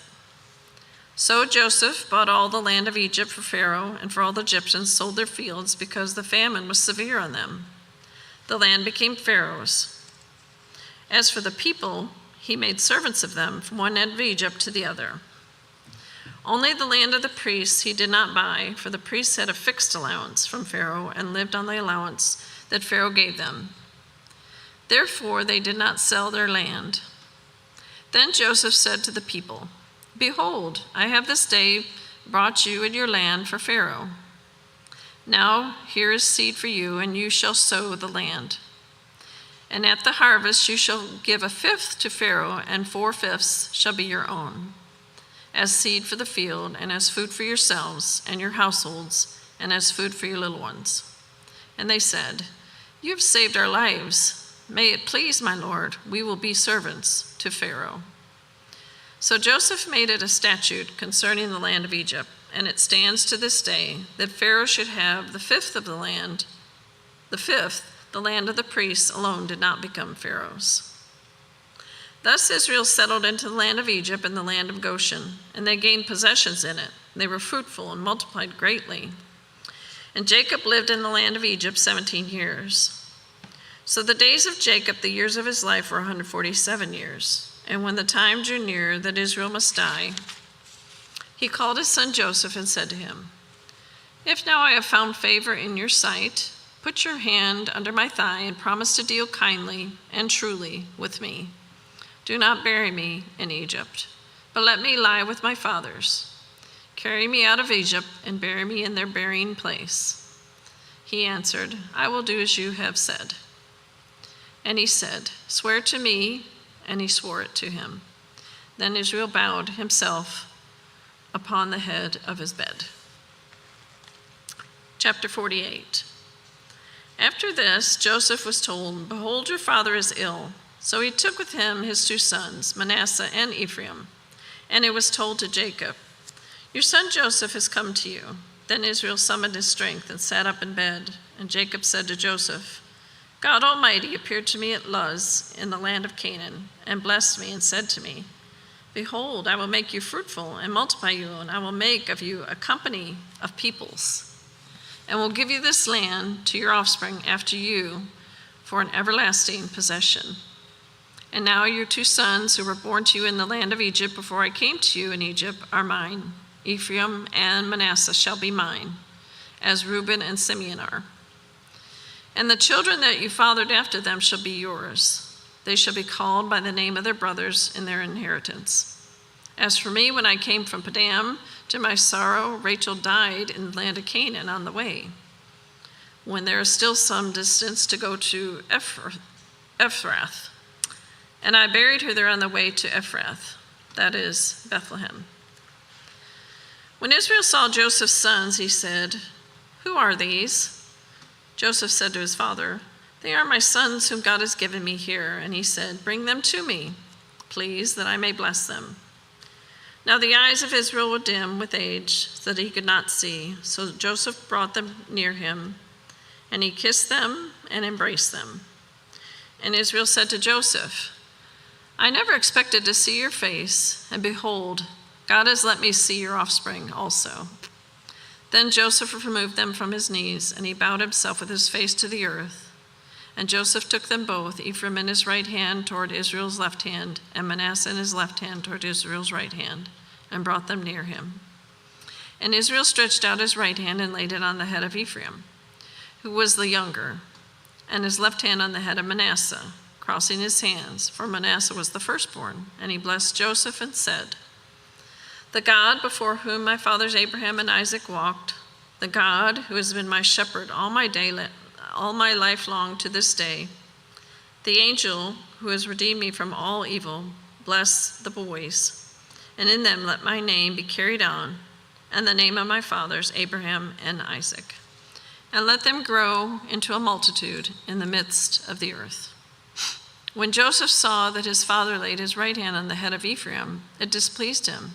And he took his father's hand to move it from Ephraim's head to Manasseh's head. And Joseph said to his father, "Not this way, my father, since this one is the firstborn. Put your right hand on his head." But his father refused and said, "I know, my son, I know. He also shall become a people, and he also shall be great. Nevertheless, his younger brother shall be greater than he, and his offspring shall become a multitude of nations." So he blessed them that day, saying, by you Israel will pronounce blessings, saying, God make you as Ephraim and as Manasseh. Thus he put Ephraim before Manasseh. Then Israel said to Joseph, behold, I am about to die, but God will be with you and will bring you again to the land of your fathers. Moreover, I have given to you, rather than to your brothers, one mountain slope that I took from the hand of the Amorites with my sword and with my bow. Chapter 49. Then Jacob called his sons and said, gather yourselves together that I may tell you what shall happen to you in the days to come. Assemble and listen, O sons of Jacob. Listen to Israel, your father. Reuben, you are my firstborn, my might, and the firstfruits of my strength, preeminent in dignity and preeminent in power. Unstable as water, you shall not have preeminence, because you went up to your father's bed, then you defiled it. He went up to my couch. Simeon and Levi are brothers. Weapons of violence are their swords. Let my soul come not into their counsel. O my glory, be not joined to their company. For in their anger they killed men, and in their willfulness they hamstrung oxen. Cursed be their anger, for it is fierce, and their wrath, for it is cruel. I will divide them in Jacob and scatter them in Israel. Judah, your brothers shall praise you, and your hand shall be on the neck of your enemies, and your father's son shall bow down before you. Judah is a lion's cub from the prey. My son, you have gone up. He stooped down. He crouched as a lion and as a lioness. Who dares rouse him? The scepter shall not depart from Judah, nor the ruler's staff from between his feet, until tribute comes to him. And to him shall be the obedience of the peoples, binding his foal to the vine and the donkey's colt to the choice vine. He has washed his garments in wine, and his vesture in the blood of grapes. His eyes are darker than wine, and his teeth whiter than milk. Zebulun shall dwell at the shore of the sea. He shall become a haven for ships, and his border shall be at Sidon. Issachar is a strong donkey crouching between the sheepfolds. He saw that a resting place was good, and that the land was pleasant. So he bowed his shoulder to bear and became a servant at forced labor. Dan shall judge his people as one of the tribes of Israel. Dan shall be a serpent in the way, a viper by the path that bites the horse's heels so that his rider falls backward. I wait for your salvation, O Lord. Raiders shall raid Gad, but he shall raid at their heels. Asher's food shall be rich, and he shall yield royal delicacies.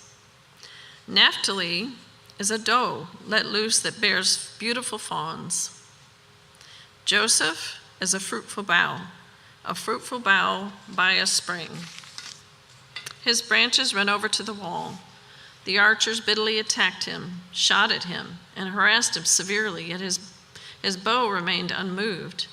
His arms were made agile by the hands of the mighty one of Jacob. For there is the shepherd, the stone of Israel. By the God of your father, who will help you, by the Almighty, who will bless you, with blessings of heaven above, blessings of the deep that crouches beneath, blessings of the breasts and of the womb. The blessings of your father are mighty beyond the blessings of my parents. Up to the bounties of the everlasting hills, may they be on the head of Joseph and on the brow of him, who was set apart from his brothers. Benjamin is a ravenous wolf, in the morning devouring the prey, and at evening dividing the spoil. All these are the 12 tribes of Israel. This is what their father said to them as he blessed them, blessing each with the blessing suitable to him. Then he commanded them and said to them, I am to be gathered to my people. Bury me with my fathers in the cave that is in the field of Ephron and the Hittite, in the cave that is in the field of Machpelah, to the east of Mamre, in the land of Canaan, which Abraham bought bought with the field from Ephron the Hittite to possess as a burying place. There they buried Abraham and Sarah his wife. There they buried Isaac and Rebekah his wife. And there I buried Leah. The field and the cave that is in it were bought from the Hittites. When Jacob finished commanding his sons, he drew up his feet into the bed and breathed his last and was gathered to his people. Chapter 50. Then Joseph fell on his father's face and wept over him and kissed him. And Joseph commanded his servants, the physicians, to embalm his father. So the physicians embalmed Israel. 40 days were required for it, for that is how many are required for embalming, and Egyptians wept for him 70 days. And when the days of weeping for him were past, Joseph spoke to the household of Pharaoh, saying, If now I have found favor in your eyes, please speak in the ears of Pharaoh, saying, My father made me swear, saying, I am about to die in my tomb that I hewed out for myself in the land of Canaan. There shall you bury me. Now therefore let me please go up and bury my father. Then I will return. And Pharaoh answered, Go up and bury your father as he made you swear. So Joseph went up to bury his father. With him went up all the servants of Pharaoh and the elders of his household and all the elders of the land of Egypt, as well as all the household of Joseph, his brothers and his father's household. Only their children, their flocks, and their herds were left in the land of Goshen. And there went up with him both chariots and horsemen. It was a very great company. When they came to the threshing floor of Atad, which is beyond the Jordan, they lamented there with a very great and grievous lamentation. And he made a mourning for his father 7 days. When the inhabitants of the land, the Canaanites, saw the mourning on the threshold floor of Atad, they said, This is a grievous mourning by the Egyptians. Therefore the place was named Abel Mizraim. It is beyond the Jordan. Thus his sons did for him as he had commanded to them. For his sons carried him to the land of Canaan and buried him in the cave of the field of Machpelah to the east of Mamre, where Abraham bought with the field from Ephron the Hittite to possess as a burying place. After he had buried his father, Joseph returned to Egypt with his brothers and all who had gone up with him to bury his father. When Joseph's brothers saw that their father was dead, they said, It may be that Joseph will hate us and pay us back for all the evil that we did to him. So they sent a message to Joseph saying, Your father gave this command before he died. Say to Joseph, Please forgive the transgression of your brothers and their sin, because they did evil to you. And now please forgive the transgression of the servants of God of your father. Joseph wept when they spoke to him. His brothers also came and fell down before him and said, Behold, we are your servants. But Joseph said to them, Do not fear, for am I in the place of God? As for you, you meant evil against me, but God meant it for good, to bring it about that many people should be kept alive as they are today. So do not fear. I will provide for you and your little ones. Thus he comforted them and spoke kindly to them. So Joseph remained in Egypt, he and his father's house. Joseph lived 110 years, and Joseph saw Ephraim's children of the third generation. The children also of Machir, the son of Manasseh, were counted as Joseph's own. And Joseph said to his brothers, I am about to die, but God will visit you and bring you up out of this land to the land he swore to Abraham, to Isaac, and to Jacob. Then Joseph made the sons of Israel swear, saying, God will surely visit you, and you shall carry up my bones from here. So Joseph died, being 110 years old. They embalmed him, and he was put in a coffin in Egypt. Exodus 1. These are the names of the sons of Israel who came to Egypt with Jacob, each with his household: Reuben, Simeon, Levi, and Judah, Issachar, Zebulun, and Benjamin, Dan and Naphtali, Gad and Asher. All the descendants of Jacob were 70 persons. Joseph was already in Egypt. Then Joseph died, and all his brothers and all that generation.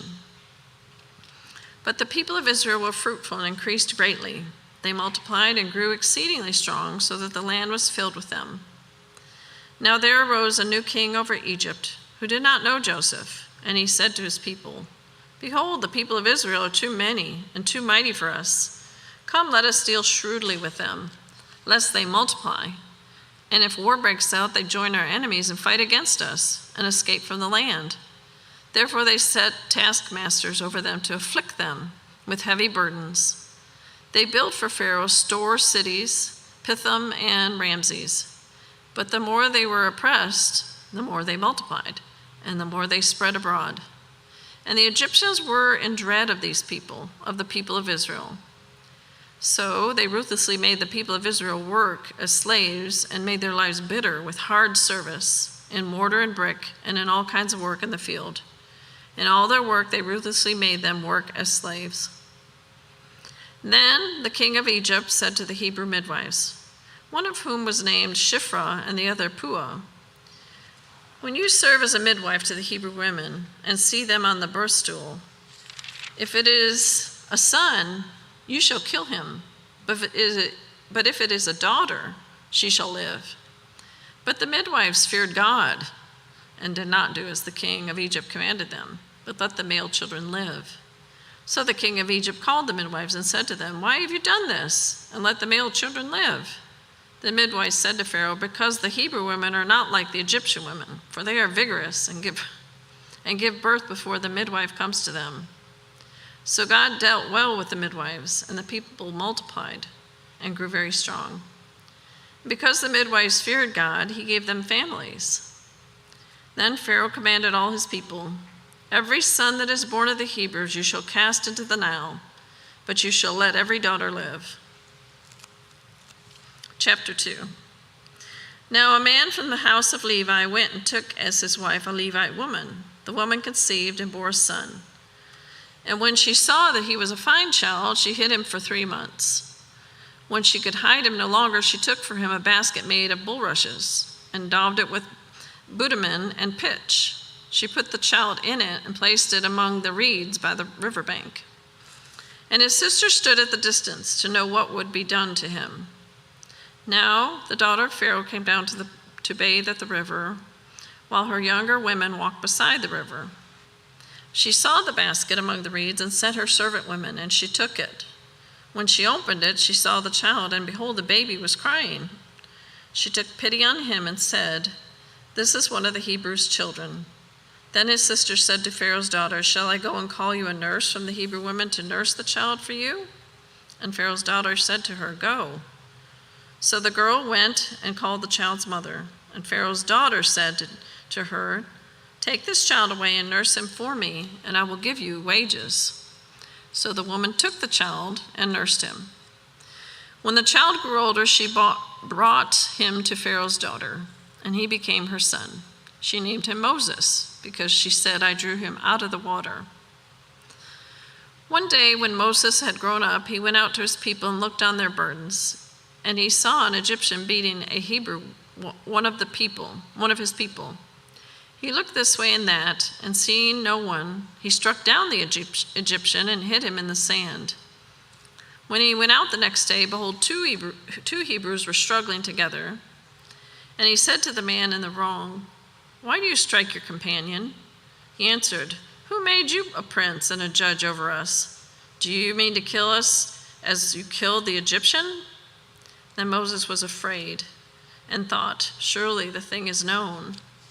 When Pharaoh heard of it, he sought to kill Moses. But Moses fled from Pharaoh and stayed in the land of Midian, and he sat down by a well.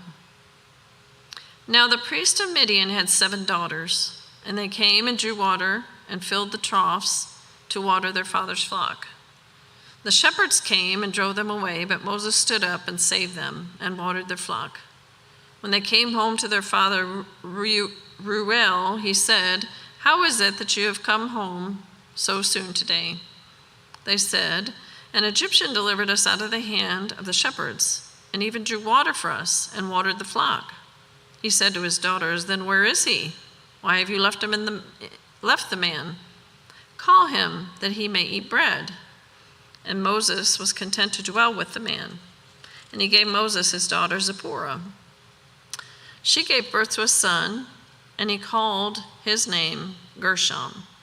For he said, "I have been a sojourner in a foreign land." During those many days, the king of Egypt died, and the people of Israel groaned because of their slavery and cried out for help. Their cry for rescue from the slavery came up to God, and God heard their groaning. And God remembered his covenant with Abraham, with Isaac, and with Jacob. God saw the people of Israel, and God knew. Now Moses was keeping the flock of his father-in-law Jethro, the priest of Midian. And he led his flock to the west side of the wilderness and came to Horeb, the mountain of God. And the angel of the Lord appeared to him in a flame of fire out of the midst of a bush. He looked, and behold, the bush was burning, yet it was not consumed. And Moses said, "I will turn aside to see this great sight, why the bush is not burned." When the Lord saw that he turned aside to see, God called to him out of the bush, "Moses, Moses." And he said, "Here I am." Then he said, "Do not come near. Take your sandals off your feet, for the place on which you are standing is holy ground." And he said, "I am the God of your father, the God of Abraham, the God of Isaac, and the God of Jacob." And Moses hid his face, for he was afraid to look at God. Then God said, "I have surely seen the affliction of my people who are in Egypt, and have heard their cry. Because of their taskmasters, I know their sufferings, and I have come down to deliver them out of the hand of the Egyptians, and bring them out of the land to a good and broad land, a land flowing with milk and honey, to the place of the Canaanites, the Hittites, and the Amorites, the Perizzites, and the Hivites, and the Jebusites. And now, behold, the cry of the people of Israel has come to me, and I have also seen the oppression with which the Egyptians oppress them. Come, I will send you to Pharaoh, that you may bring my people, the children of Israel, out of Egypt." But Moses said to God, "Who am I that I should go to Pharaoh and bring the children of Israel out of Egypt?" He said, "But I will be with you, and this shall be a sign for you that I have sent you. When you have brought the people out of Egypt, you shall serve God on this mountain." Then Moses said to God, "If I come to the people of Israel and say to them, 'The God of your fathers has sent me to you,' and they ask me, 'What is his name?' what shall I say to them?" God said to Moses, "I am who I am." And he said, "Say this to the people of Israel, 'I am has sent me to you.'" God also said to Moses, "Say this to the people of Israel, 'The Lord, the God of your fathers, the God of Abraham, the God of Isaac, and the God of Jacob, has sent me to you. This is my name forever, and thus I am to be remembered throughout all generations. Go and gather the elders of Israel together and say to them, 'The Lord, the God of your fathers, the God of Abraham, of Isaac, of Jacob, has appeared to me, saying, I have observed you and what has been done to you in Egypt, and I promise that I will bring you up out of the affliction of Egypt, to the land of the Canaanites, the Hittites, the Amorites, the Perizzites, the Hivites, and the Jebusites, a land flowing with milk and honey. And they will listen to your voice, and you and the elders of Israel shall go to the king of Egypt and say to him, The Lord, the God of the Hebrews, has met with us, and now please let us go, a 3 days' journey into the wilderness, that we may sacrifice to the Lord our God. But I know that the king of Egypt will not let you go unless compelled by a mighty hand. So I will stretch out my hand and strike Egypt with all the wonders that I will do in it. After that, he will let you go. And I will give this people favor in the sight of the Egyptians. And when you go, you shall not go empty. But each woman shall ask of her neighbor, and any woman who lives in her house, for silver and gold, jewelry, and for clothing. You shall put them on your sons and on your daughters, so you shall plunder the Egyptians. Chapter 4. When Moses answered, But behold, they will not believe me or listen to my voice, for they will say, the Lord did not appear to you." The Lord said to him, "What is it that is in your hand?" He said, "A staff." And he said, "Throw it on the ground." So he threw it on the ground, and it became a serpent, and Moses ran from it. But the Lord said to Moses, "Put out your hand and catch it by the tail." So he put out his hand and caught it, and it became a staff in his hand, that they may believe that the Lord, the God of their fathers, the God of Abraham, the God of Isaac, and the God of Jacob, has appeared to you. Again, the Lord said to him, "Put your hand inside your cloak." And he put his hand inside his cloak. And when he took it out, behold, his hand was leprous, like snow. Then God said, "Put your hand back inside your cloak." So he put his hand back inside his cloak. And when he took it out, behold, it was restored, like the rest of his flesh. "If they will not believe you," God said, "or listen to the first sign, they may believe the latter sign. If they will not believe even these two signs or listen to your voice, you shall take some water from the Nile and pour it on the dry ground, and the water that you shall take from the Nile will become blood on the dry ground." But Moses said to the Lord, "O my Lord, I am not eloquent, either in the past or since you have spoken to your servant, but I am slow of speech and of tongue." Then the Lord said to him, "Who has made the man's mouth? Who makes him mute or deaf or seen or blind? Is it not I, the Lord? Now therefore go, and I will be with your mouth and teach you what you shall speak." But he said, "O my Lord, please send someone else."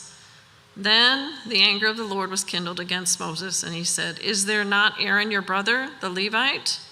I know that he can speak well.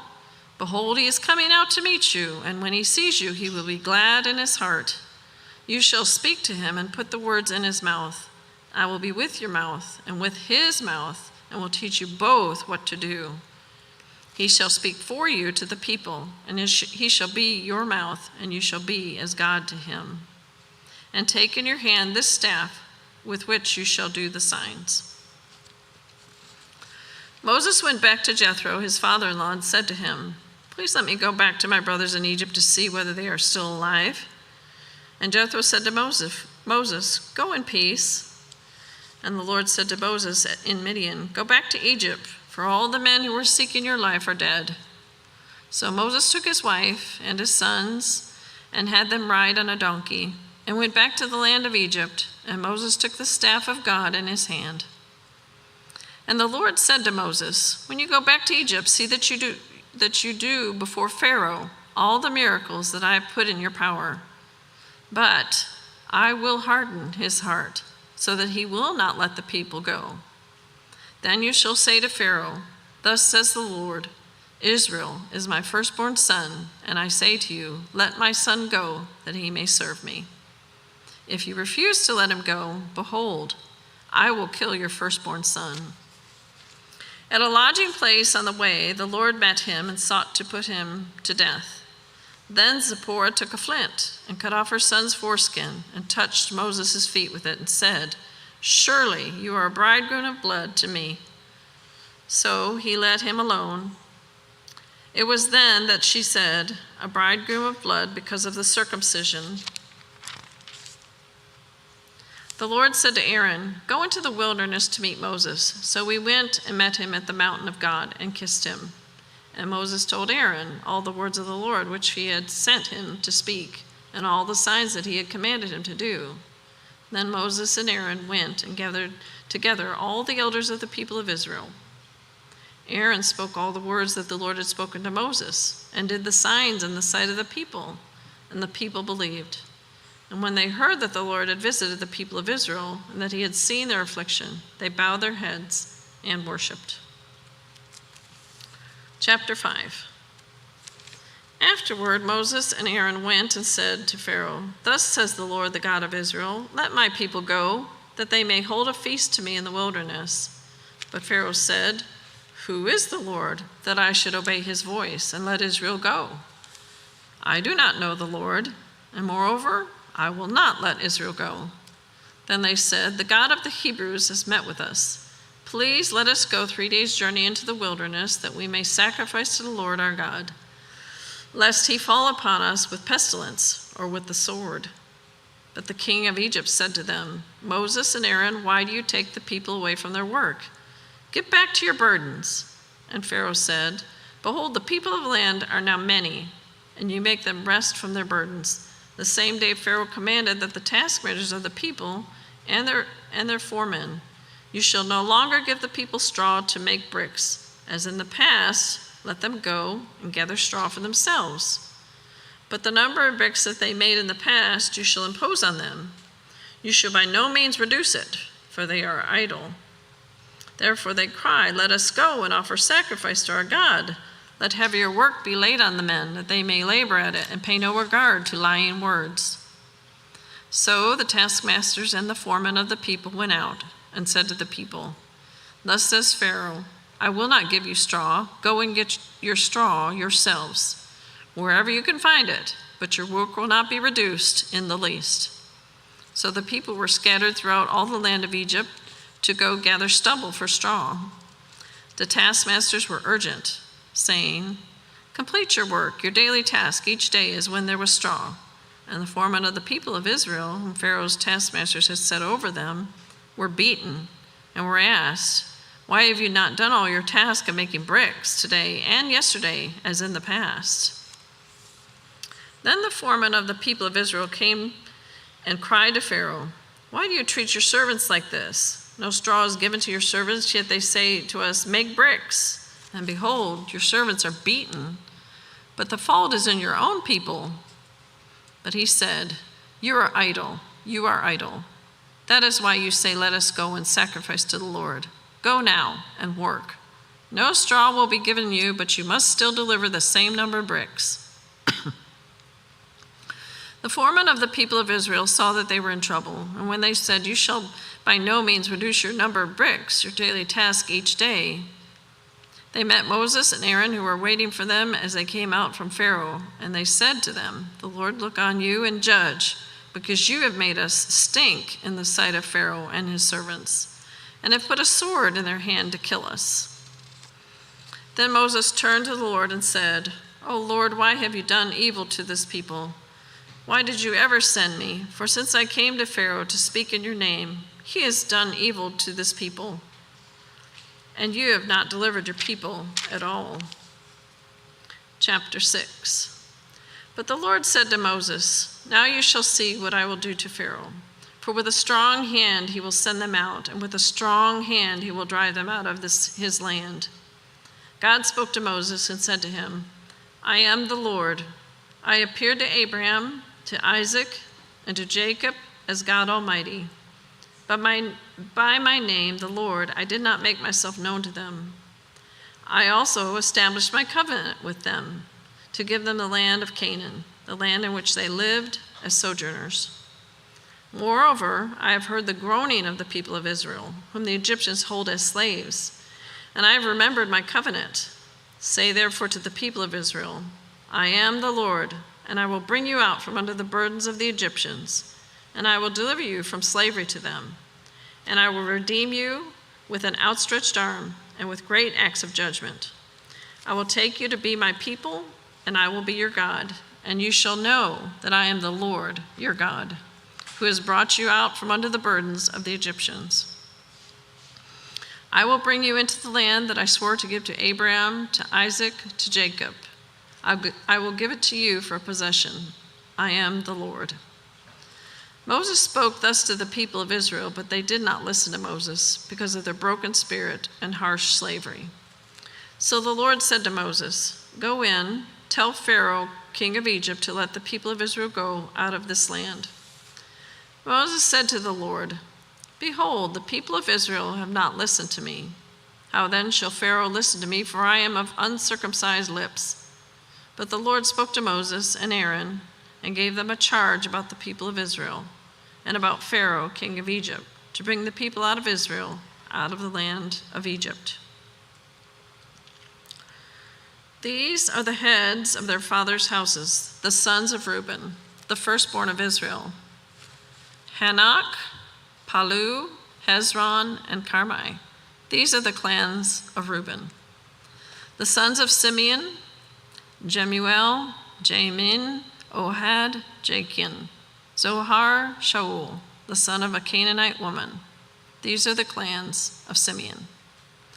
These are the names of the sons of Levi according to their generations: Gershon, Kohath, and Merari.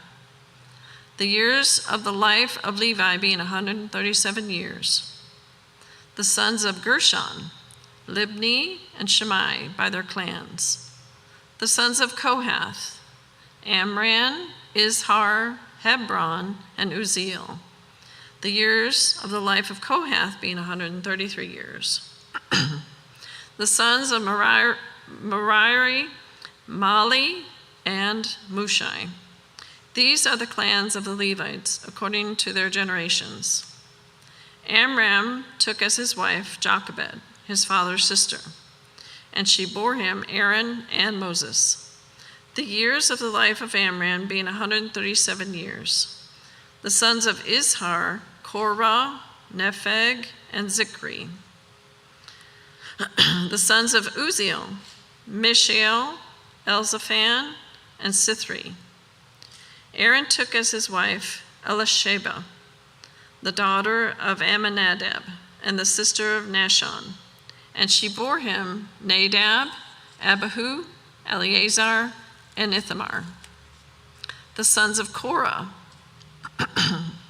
Asir, Elkanah, Abiasaph. These are the clans of the Korahites. Eleazar, Aaron's son, took as his wife one of the daughters of Putiel, and she bore him Phinehas. These are the heads of the fathers' houses of the Levites by their clans. These are the Aaron and Moses to whom Lord said, "Bring out the people of Israel from the land of Egypt by their hosts." It was they who spoke to Pharaoh, king of Egypt, about bringing out the people of Israel from Egypt. This Moses and this Aaron. On the day when the Lord spoke to Moses in the land of Egypt, the Lord said to Moses, "I am the Lord. Tell Pharaoh, king of Egypt, all that I say to you."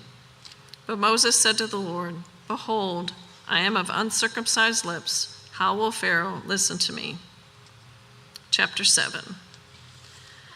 And the Lord said to Moses, "See, I have made you like God to Pharaoh, and your brother Aaron shall be your prophet. You shall speak all that I command you, and your brother Aaron shall tell Pharaoh to let the people of Israel go out of his land. But I will harden Pharaoh's heart, and though I multiply my signs and wonders in the land of Egypt, Pharaoh will not listen to you. Then I will lay my hand on Egypt and bring my hosts, my people, the children of Israel, out of the land of Egypt by great acts of judgment. The Egyptians shall know that I am the Lord when I stretch out my hand against Egypt and bring out the people of Israel from among them." Moses and Aaron did so. They did just as the Lord commanded them. Now Moses was 80 years old and Aaron 83 years old when they spoke to Pharaoh. Then the Lord said to Moses and Aaron, "When Pharaoh says to you, 'Prove yourselves by working a miracle,' then you shall say to Aaron, 'Take your staff and cast it down before Pharaoh, that it may become a serpent.'" So Moses and Aaron went to Pharaoh and did just as the Lord commanded. Aaron cast down his staff before Pharaoh and his servants, and it became a serpent. Then Pharaoh summoned the wise men and the sorcerers, and they, the magicians of Egypt, did also did the same by their secret arts. For each man cast down his staff, and they became serpents. But Aaron's staff swallowed up their staffs. Still, Pharaoh's heart was hardened, and he would not listen to them, as the Lord had said. Then the Lord said to Moses, "Pharaoh's heart is hardened. He refuses to let the people go. Go to Pharaoh in the morning as he is going out to the water. Stand on the bank of the Nile to meet him, and take in your hand the staff that turned into a serpent. And you shall say to him, 'The Lord, the God of the Hebrews, sent me to you, saying, Let my people go, that they may serve me in the wilderness. But so far you have not obeyed. Thus says the Lord, by this you shall know that I am the Lord. Behold, with the staff that is in my hand, I will strike the water that is the Nile, and it shall turn into blood. The fish in the Nile shall die, and the Nile will stink, and the Egyptians will grow weary of drinking water from the Nile. And the Lord said to Moses, say to Aaron, take your staff and stretch out your hand over the waters of Egypt, over the rivers, their canals, and their ponds, and all their pools of water, so that they may become blood, and there shall be blood throughout all the land of Egypt, even in vessels of wood and in vessels of stone. Moses and Aaron did as the Lord commanded, in the sight of Pharaoh and in the sight of his servants. He lifted up the staff and struck the water in the Nile, and all the water in the Nile turned into blood. And the fish in the Nile died, and the Nile stank, so the Egyptians could not drink water from the Nile. There was blood throughout all the land of Egypt, but the magicians of Egypt did the same by their secret arts. So Pharaoh's heart remained hardened, and he would not listen to them, as the Lord had said. Pharaoh turned and went into his house, and he did not take even this to heart. And all the Egyptians dug along the Nile for water to drink, for they could not drink the water of the Nile. 7 full days passed after the Lord had struck the Nile.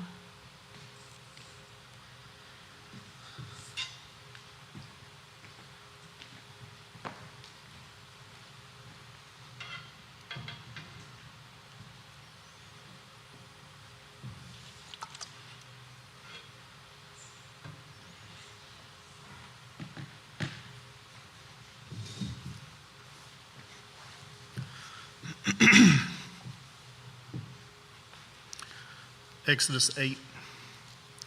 Then the Lord said to Moses, go into Pharaoh and say to him, thus says the Lord, let my people go, that they may serve me. But if you refuse to let them go, behold, I will plague all your country with frogs. The Nile shall swarm with frogs that shall come up into your house and into your bedroom and on your bed and into the houses of your servants and your people, and into your ovens,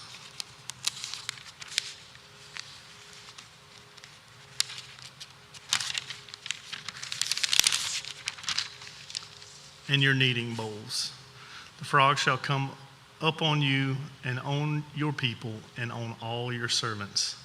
And the Lord said to Moses, say to Aaron, stretch out your hand with your staff over the rivers, over the canals, and over the pools, and make frogs come up on the land of Egypt. So Aaron stretched out his hand over the waters of Egypt, and the frogs came up and covered the land of Egypt.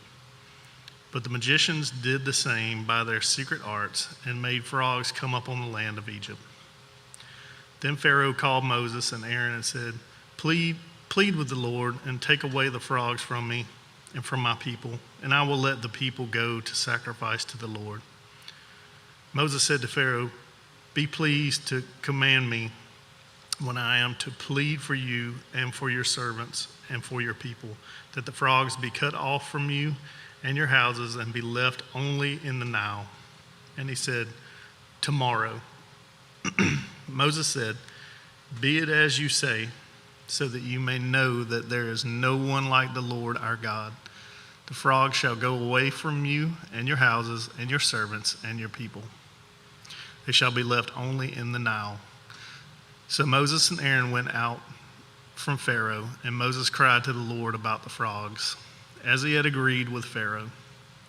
And the Lord did according to the word of Moses. The frogs died out in the houses, the courtyards, and the fields, and they gathered them together in heaps, and the land stank. But when Pharaoh saw that there was a respite, he hardened his heart and would not listen to them, as the Lord had said. Then the Lord said to Moses, say to Aaron, stretch out your staff and strike the dust of the earth, so that it may become gnats in all the land of Egypt. And they did so. Aaron stretched out his hand with his staff and struck the dust of the earth, and there were gnats on man and beast. All the dust of the earth became gnats in all the land of Egypt. The magicians tried by their secret arts to produce gnats, but they could not. So there were gnats on man and beast. Then the magician said to Pharaoh, this is the finger of God. But Pharaoh's heart was hardened, and he would not listen to them, as the Lord had said. Then the Lord said to Moses, "Rise up early in the morning and present yourself to Pharaoh as he goes out to the water, and say to him, 'Thus says the Lord, let my people go, that they may serve me. Or else, if you will not let my people go, behold, I will send swarms of flies on you and your servants and your people, and into your houses. And the houses of the Egyptians shall be filled with swarms of flies, and also the ground on which they stand. But on that day I will set apart the land of Goshen, where my people dwell, so that no swarms of flies shall be there, that you may know that I am the Lord in the midst of the earth. Thus I will put a division between my people and your people. Tomorrow this sign shall happen.' And the Lord did so. There came great swarms of flies into the house of Pharaoh and into his servants' houses throughout all the land of Egypt, and the land was ruined by the swarms of flies. Then Pharaoh called Moses and Aaron and said, 'Go, sacrifice to your God within your land.' But Moses said, 'It would not be right to do so, for the offerings we shall sacrifice to the Lord our God are an abomination to the Egyptians. If we sacrifice offerings abominable to the Egyptians before their eyes, will they not stone us? We must go 3 days' journey into the wilderness and sacrifice to the Lord our God as he tells us.' So Pharaoh said, 'I will let you go to sacrifice to the Lord your God in the wilderness, only you must not go very far away. Plead for me.' Then Moses said, 'Behold, I am going out from you, and I will plead with the Lord that the swarms of flies may depart from Pharaoh, from his servants, and from his people tomorrow. Only let not Pharaoh cheat again by not letting the people go to sacrifice to the Lord.' So Moses went out from Pharaoh and prayed to the Lord. And the Lord did as Moses asked, and removed the swarms of flies from Pharaoh, from his servants, and from his people. Not one remained. But Pharaoh hardened his heart this time also, and did not let the people go." Exodus 9. Then the Lord said to Moses, "Go into Pharaoh and say to him, 'Thus says the Lord, the God of the Hebrews, let my people go, that they may serve me. For if you refuse to let them go and still hold them, behold, the hand of the Lord will fall with a very severe plague upon your livestock that are in the field, the horses, the donkeys, the camels, and the herds and the flocks. But the Lord will make a distinction between the livestock of Israel and the livestock of Egypt, so that nothing of all that belongs to the people of Israel shall die.' And the Lord set a time, saying, 'Tomorrow the Lord will do this thing in the land.' And the next day the Lord did this thing. All the livestock of the Egyptians died, but not one of the livestock of the people of Israel died. And Pharaoh sent, and behold, not one of the livestock of Israel was dead. But the heart of Pharaoh was hardened, and he did not let the people go. And the Lord said to Moses and Aaron, 'Take handfuls of soot from the kiln, and let Moses throw them in the air in the sight of Pharaoh. It shall become fine dust over all the land of Egypt, and become bowls breaking out in sores on man and beast throughout all the land of Egypt.' So they took soot from the kiln and stood before Pharaoh, and Moses threw it in the air, and it became bowls breaking out in sores on man and beast. And the magicians could not stand before Moses because of the bowls, for the bowls came upon the magicians and upon all the Egyptians. But the Lord hardened the heart of Pharaoh, and he did not listen to them as the Lord had spoken to Moses. Then the Lord said to Moses, 'Rise up early in the morning and present yourself before Pharaoh and say to him, Thus says the Lord, the God of the Hebrews, let my people go, that they may serve me. For this time I will send all my plagues on you yourself, and on your servants and on your people, so that you may know that there is none like me in all the earth. For by now I could have put out my hand and struck you and your people with pestilence, and you would have been cut off from the earth. But for this purpose I have raised you up, to show you my power, so that my name may be proclaimed in all the earth. You are still exalting yourself against my people, and will not let them go. Behold, about this time tomorrow I will cause very heavy hail to fall, such as never has been in Egypt from the day it was founded until now. Now therefore send, get your livestock and all that you have in the field into safe shelter, for every man and beast that is in the field and is not brought home will die when the hail falls on them.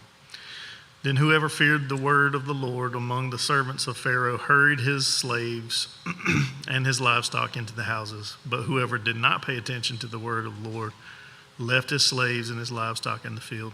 Then the Lord said to Moses, stretch out your hand towards heaven, so that there may be hail in all the land of Egypt, on man and beast and every plant in the field in the land of Egypt. Then Moses stretched out his staff towards heaven, and the Lord sent thunder and hail, and fire ran down the earth. And the Lord rained hail upon the land of Egypt. There was hail and fire flashing continually in the midst of the hail, very heavy hail, such as had never been in all the land of Egypt since it became a nation. The hail struck down everything that was in the field and all the land of Egypt, both man and beast. And the hail struck down every plant of the field and broke every tree of the field. Only the land of Goshen, where the people of Israel were, was there no hail. Then Pharaoh sent and called Moses and Aaron and said to them, this time I have sinned. The Lord is in the right, and I and my people are in the wrong. Plead with the Lord, for there has been enough of God's thunder and hail. I will let you go, and you shall stay no longer. Moses said to him, as soon as I have gone out of the city, I will stretch out my hands to the Lord. The thunder will cease, and there will be no more hail, so that you may know that the earth is the Lord's. But as for you and your servants, I know that you do not yet fear the Lord God. The flax and the barley were struck down, for the barley was in the ear and the flax was in bud. But the wheat and the emmer were not struck down, for they are late in coming up. So Moses went out of the city from Pharaoh and stretched out his hands to the Lord, and the thunder and the hail ceased, and the rain no longer poured upon the earth. But when Pharaoh saw that the rain and the hail and the thunder had ceased, he sinned yet again and hardened his heart, he and his servants. So the heart of Pharaoh was hardened, and he did not let the people of Israel go, just as the Lord had spoken through Moses.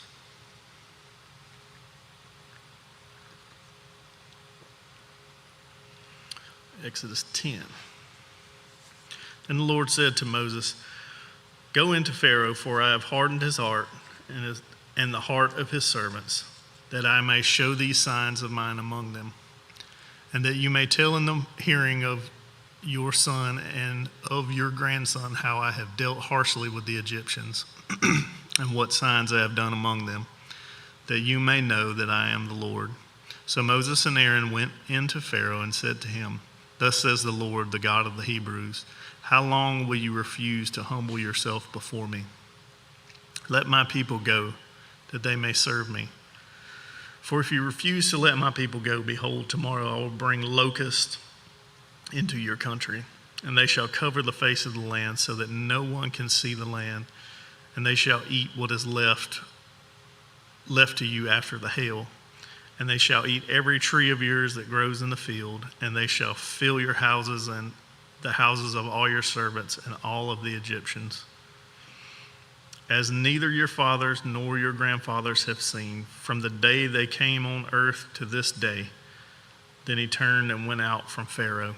Then Pharaoh's servant said to him, how long shall this man be a snare to us? Let the men go, that they may serve the Lord their God.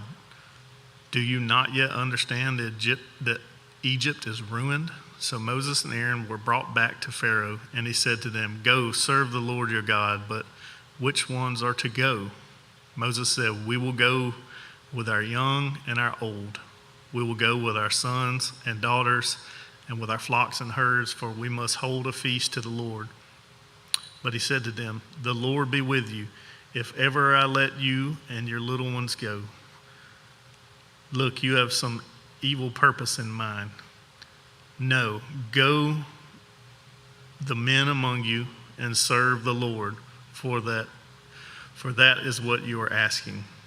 And they were driven out from Pharaoh's presence. Then the Lord said to Moses, "Stretch out your hand over the land of Egypt for the locusts, so that they may come upon the land of Egypt and eat every plant in the land, all that the hail has left." So Moses stretched out his staff over the land of Egypt, and the Lord brought an east wind upon the land.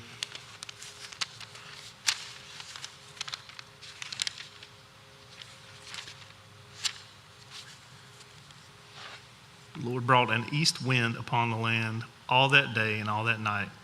When it was morning, the east wind had brought the locust.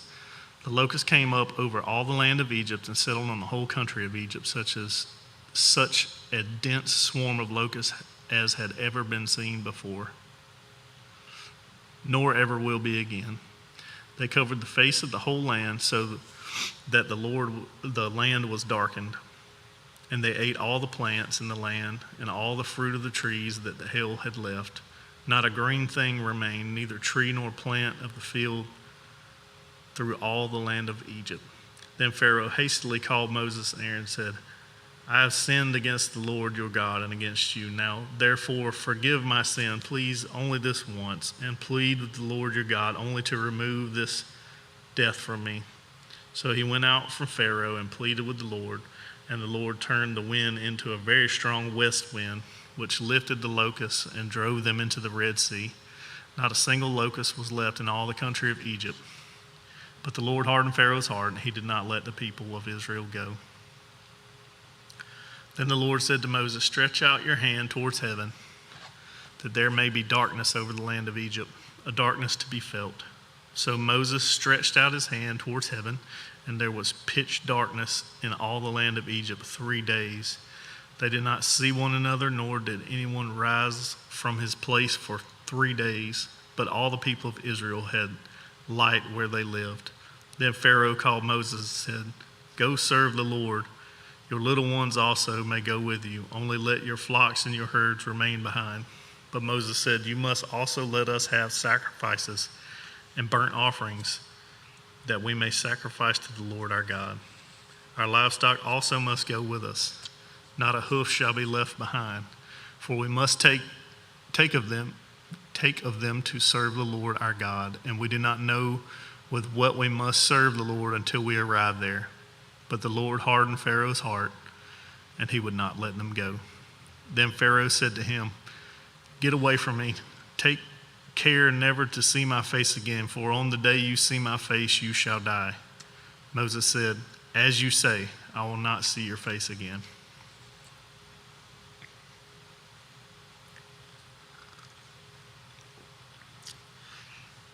Exodus 11.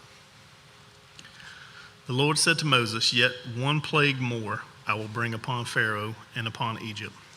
Afterward he will let you go from here. When he lets you go, he will drive you away completely. Speak now unto the hearing of the people, that they ask every man of his neighbor and every woman of her neighbor for silver and gold jewelry." And the Lord gave the people favor in the sight of the Egyptians. Moreover, the man Moses was very great in the land of Egypt, in the sight of Pharaoh's servants and in the sight of the people.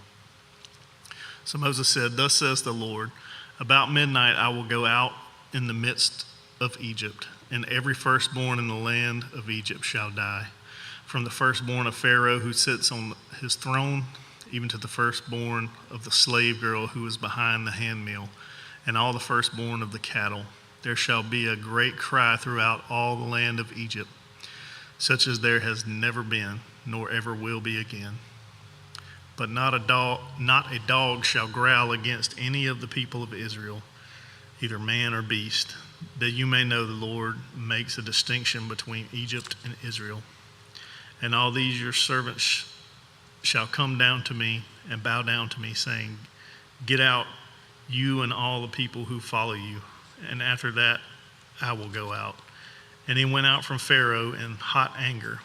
Then the Lord said to Moses, "Pharaoh will not listen to you, that my wonders may be multiplied in the land of Egypt."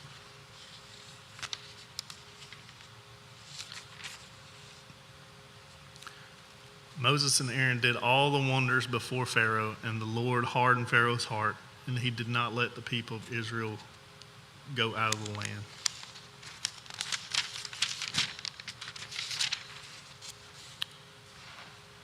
Chapter 12.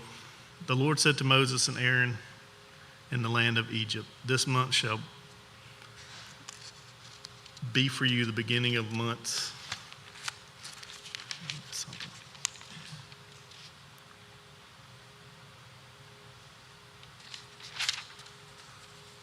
The Lord said to Moses and Aaron in the land of Egypt, "This month shall be for you the beginning of months. It shall be the first month of the year for you.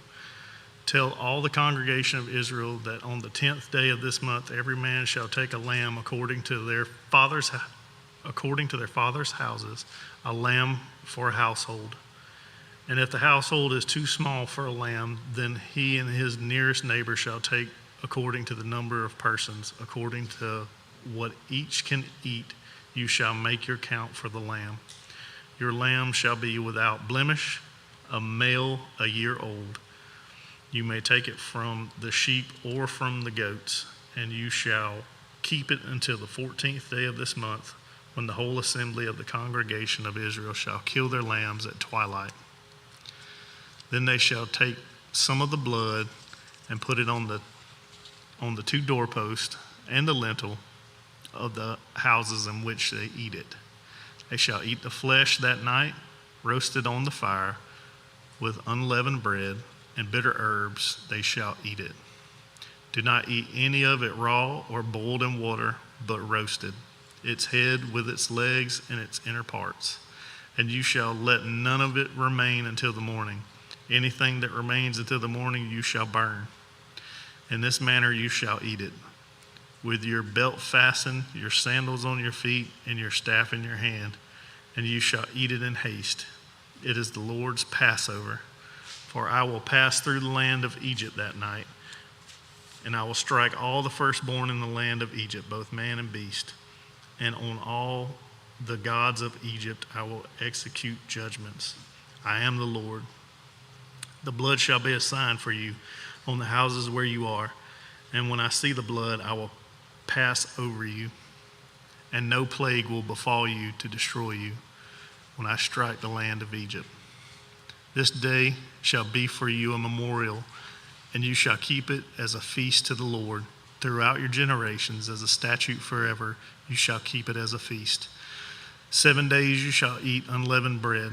On the first day you shall remove leaven out of your houses, for if anyone eats what is leavened from the first day until the 7th day, that person shall be cut off from Israel. On the first day you shall hold a holy assembly, and on the 7th day a holy assembly. No work shall be done on those days. But what everyone needs to eat, that alone may be prepared by you. And you shall observe the feast of unleavened bread. For on this very day I brought your hosts out of the land of Egypt. Therefore you shall observe this day throughout your generations as a statute forever. In the first month, from the 14th day of the month at evening, you shall eat unleavened bread until the 21st day of the month at evening. For 7 days no leaven is to be found in your houses.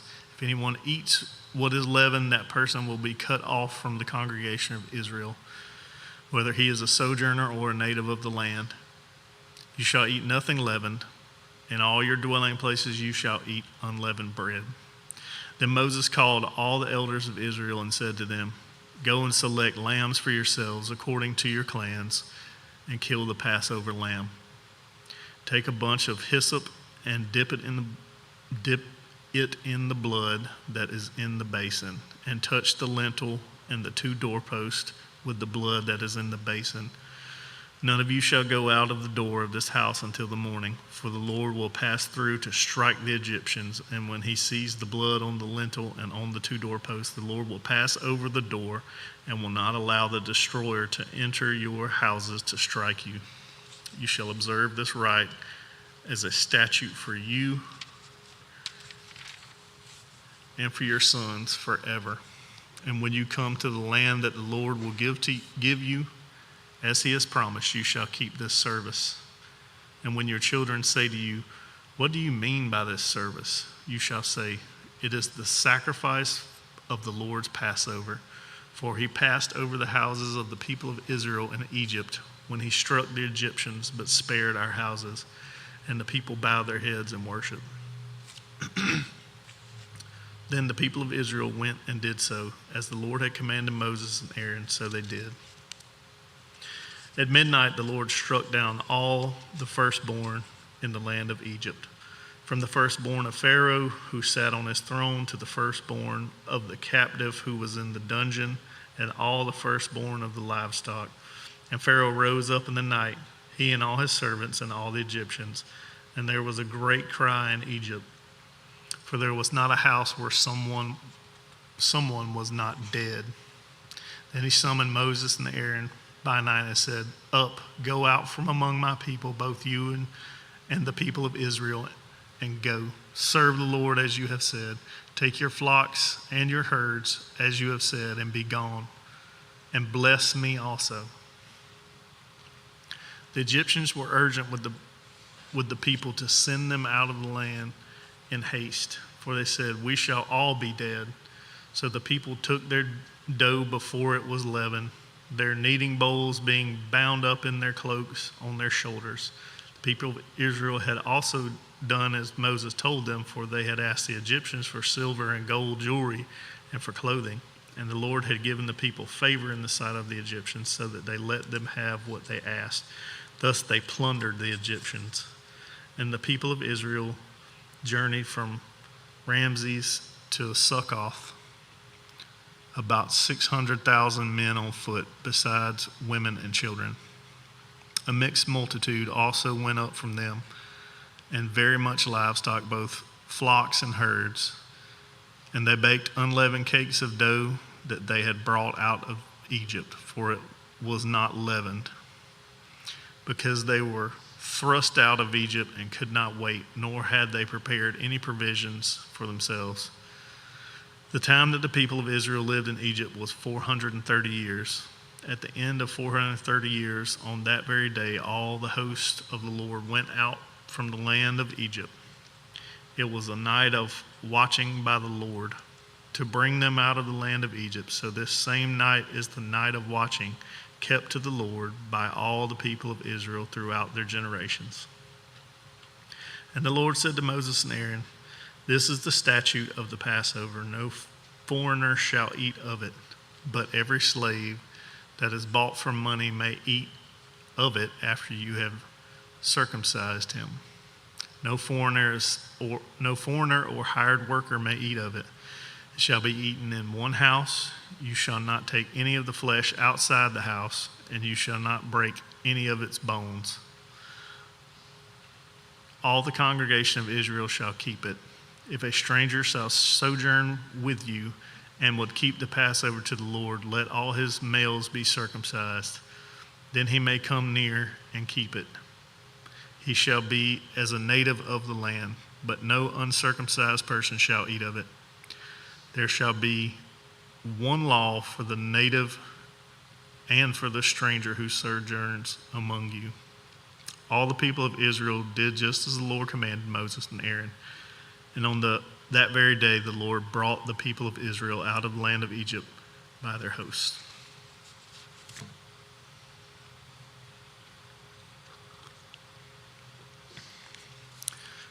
Exodus 13.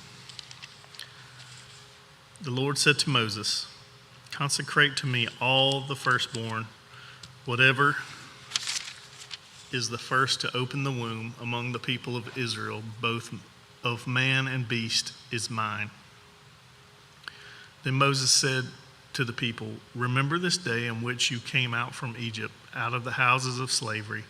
For by a strong hand the Lord brought you out from this place. No leavened bread shall be eaten. Today in the month of Abib you are going out. And when the Lord brings you into the land of the Canaanites, the Hittites, the Amorites, and the Hivites, and the Jebusites, which he swore to your fathers to give you, a land flowing with milk and honey, you shall keep his service in this month. 7 days you shall eat unleavened bread. And on the seventh day there shall be a feast to the Lord. Unleavened bread shall be eaten for 7 days. No unleavened bread shall be seen with you, and no leaven shall be seen with you in all your territory. You shall tell your son on that day, it is because of what the Lord did for me when I came out of Egypt. And it shall be to you as a sign on your hand and as a memorial between your eyes, that the law of the Lord may be in your mouth. For with a strong hand the Lord has brought you out of Egypt. You shall therefore keep this statute at its appointed time from year to year. When the Lord brings you into the land of the Canaanites, as he swore to you and your fathers, and shall give it to you, you shall set apart to the Lord all that first opens the womb. All the firstborn of your animals that are males shall be the Lord's. Every firstborn of a donkey you shall redeem with a lamb. Or if you will not redeem it, you shall break its neck. Every firstborn of man among your sons you shall redeem. And when in time to come to you, your son ask you, what does this mean? You shall say to him, by a strong hand the Lord brought us out of Egypt from the house of slavery. For when Pharaoh stubbornly refused to let us go, the Lord killed all the firstborn in the land of Egypt, both the firstborn of man and the firstborn of animals.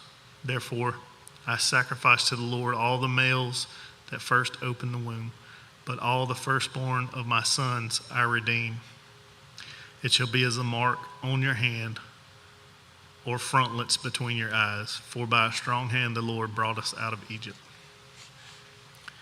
When Pharaoh let the people go, God did not lead them by way of the land of the Philistines, although that was near. For God said, lest the people change their minds when they see war and return to Egypt. But God led the people around by the way of the wilderness towards the Red Sea. And the people of Israel went up out of the land of Egypt, equipped for battle. Moses took the bones of Joseph with him, for Joseph had made the sons of Israel solemnly swear, saying, God will surely visit you, and you shall carry up my bones with you from here. And they moved on from Succoth and encamped at Etham on the edge of the wilderness. And the Lord went before them by day in a pillar of cloud to lead them along the way, and by night in a pillar of fire to give them light, that they might travel by day and by night. The pillar of cloud by day and the pillar of fire by night did not depart from before the people. Chapter 14. Then the Lord said to Moses, tell the people of Israel to turn back and encamp in front of Pihahiroth, between Migdol and the sea. In front of Baal-zephon, you shall encamp facing it by the sea. For Pharaoh will say of the people of Israel, they are wandering in the land. The wilderness has shut them in, and I will harden Pharaoh's heart, and he will pursue them. And I will get glory over Pharaoh and all his host. And the Egyptians shall know that I am the Lord. And they did so.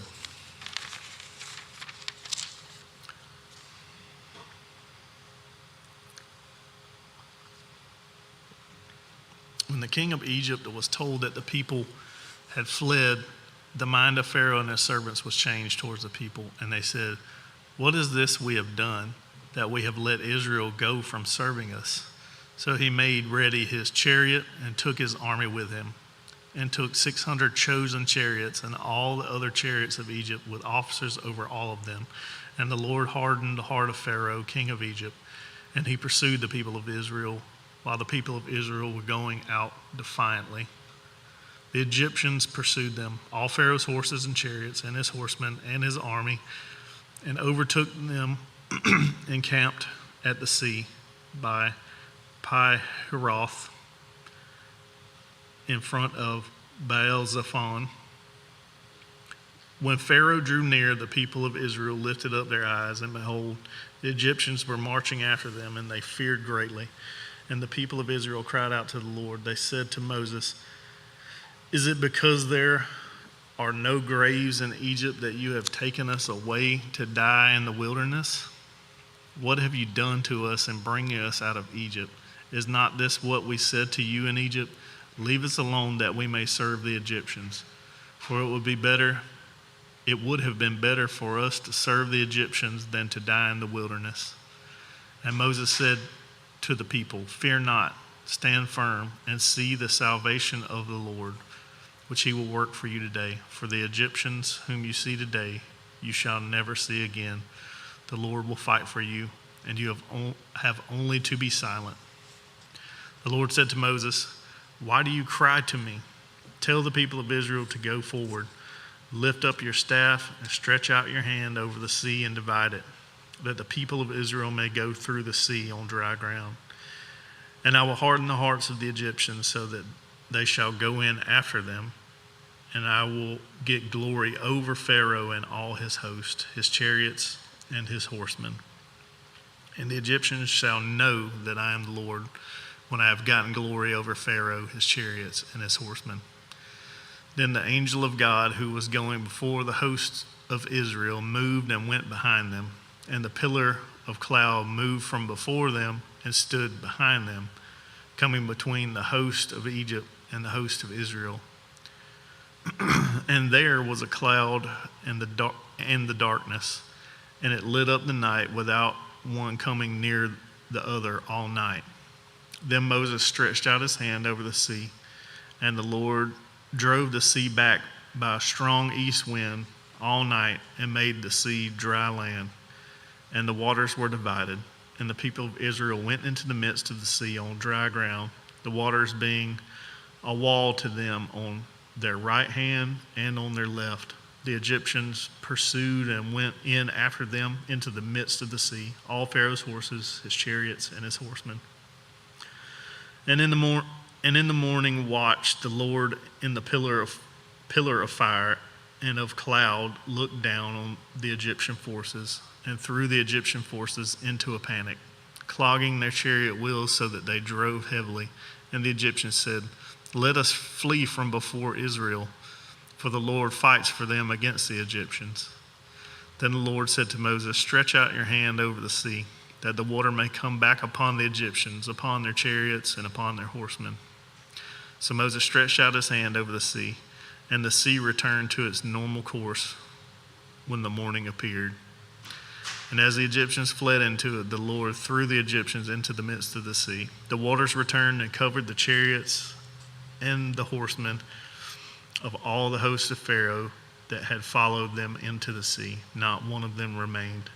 But the people of Israel walked on dry ground through the sea, the waters being a wall to them on their right hand and on their left. Thus the Lord saved Israel that day from the hand of the Egyptians. And Israel saw the Egyptians dead on the seashore. Israel saw the great power that the Lord used against the Egyptians. So the people feared the Lord, and they believed in the Lord and in his servant Moses.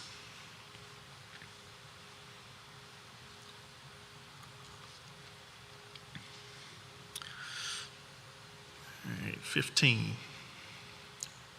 Then Moses and the people of Israel sang this song to the Lord, saying, I will sing to the Lord, for he has triumphed gloriously. The horse and his rider he has thrown into the sea.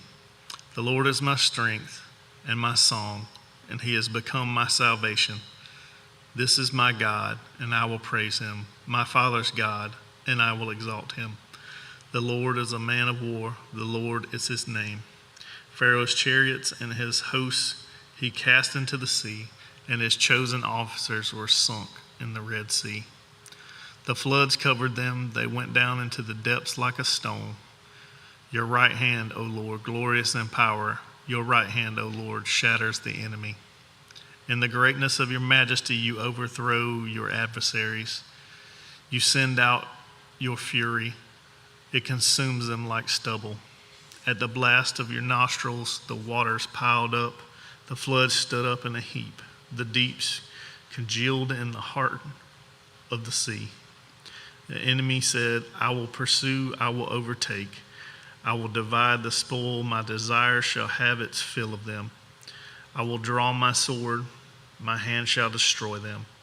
You blew with your wind. The seas covered them. They sank like lead in the mighty waters.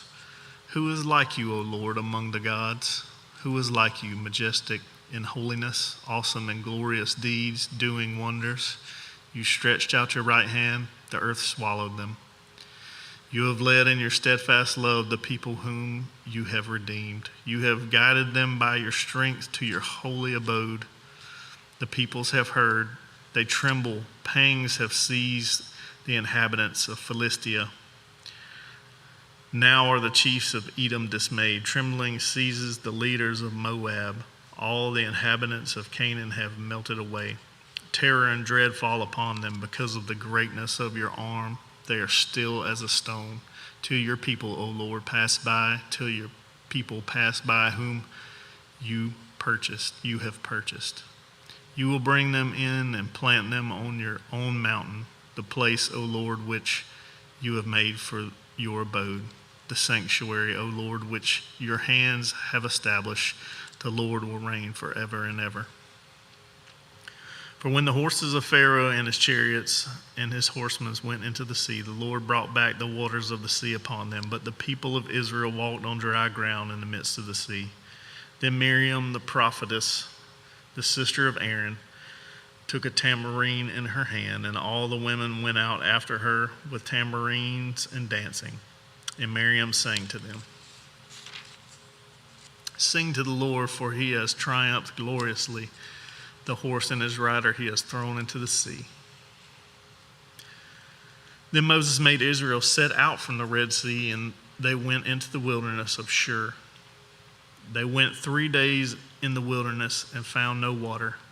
When they came to Marah, they could not drink the water of Marah because it was bitter.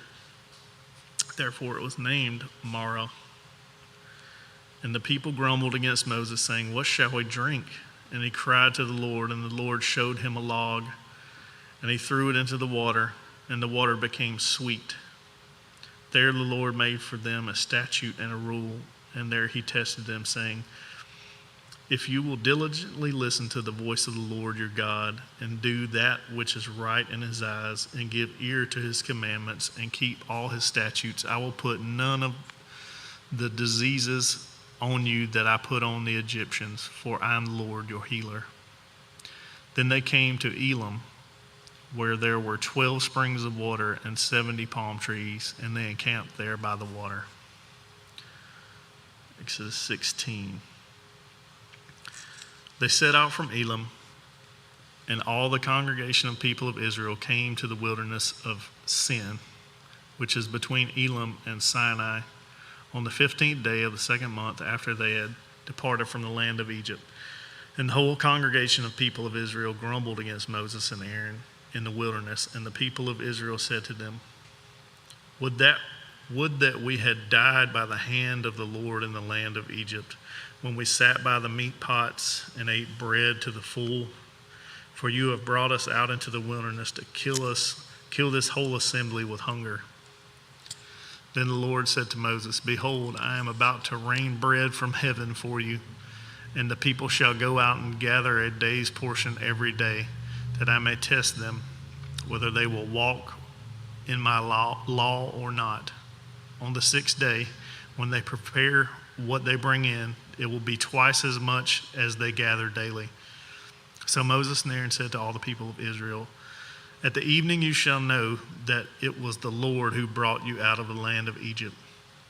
And in the morning you shall see the glory of the Lord, because he has heard your grumbling against the Lord. For what are we that you grumble against us?" And Moses said, When the Lord gives you in the evening meat to eat, and in the morning bread to the full, because the Lord has heard your grumbling, that you grumble against him, what are we? Your grumbling is not against us, but against the Lord." Then Moses said to Aaron, "Say to the whole congregation of the people of Israel, Come near before the Lord, for he has heard your grumbling. And as soon as Aaron spoke to the whole congregation of the people of Israel, they looked towards the wilderness, and behold, the glory of the Lord appeared in a cloud. And the Lord said to Moses, I have heard the grumblings of the people of Israel. Say to them, at twilight you shall eat meat, and in the morning you shall be filled with bread. Then you shall know that I am the Lord your God. In the evening quail came up and covered the camp, and in the morning dew lay around the camp. And when the dew had gone up, there was on the face of the wilderness a fine flake-like thing, fine as frost on the ground. When the people of Israel saw it, they said to one another, what is it? For they did not know what it was. And Moses said to them, it is the bread that the Lord has given you to eat. This is what the Lord has commanded. Gather of it, each one of you, as much as he can eat. You shall each take an omer, according to the number of the persons that each of you has in his tent. And the people of Israel did so. They gathered some more, some less. But when they measured it with an omer, whoever gathered much had nothing left over, and whoever gathered little had no lack. Each of them gathered as much as he could eat. And Moses said to them, let no one leave any of it over till the morning. But they did not listen to Moses. Some left part of it until the morning, and it bred worms and stank. And Moses was angry with them. Morning by morning they gathered it, each as much as he could eat. But when the sun grew hot, it melted. On the 6th day they gathered twice as much bread, 2 omers each.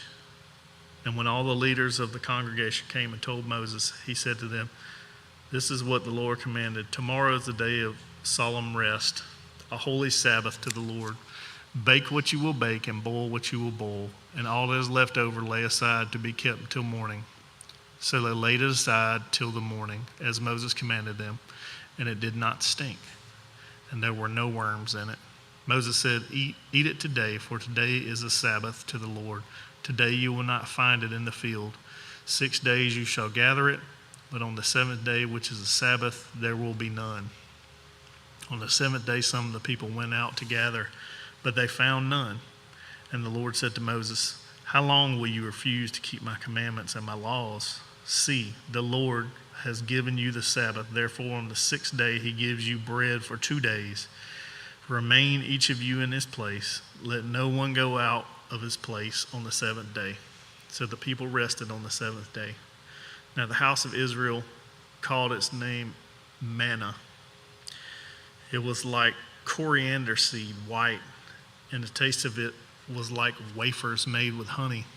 Moses said, this is what the Lord has commanded. Let an omer of it be kept throughout your generations, so that they may see the bread with which I fed you in the wilderness when I brought you out of the land of Egypt.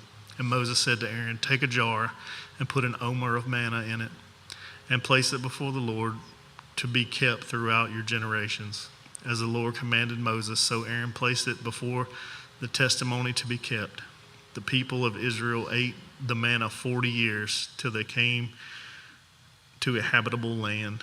They ate the manna till they came to the border of the land of Canaan. An omer is 1/10 of a part of an ephah.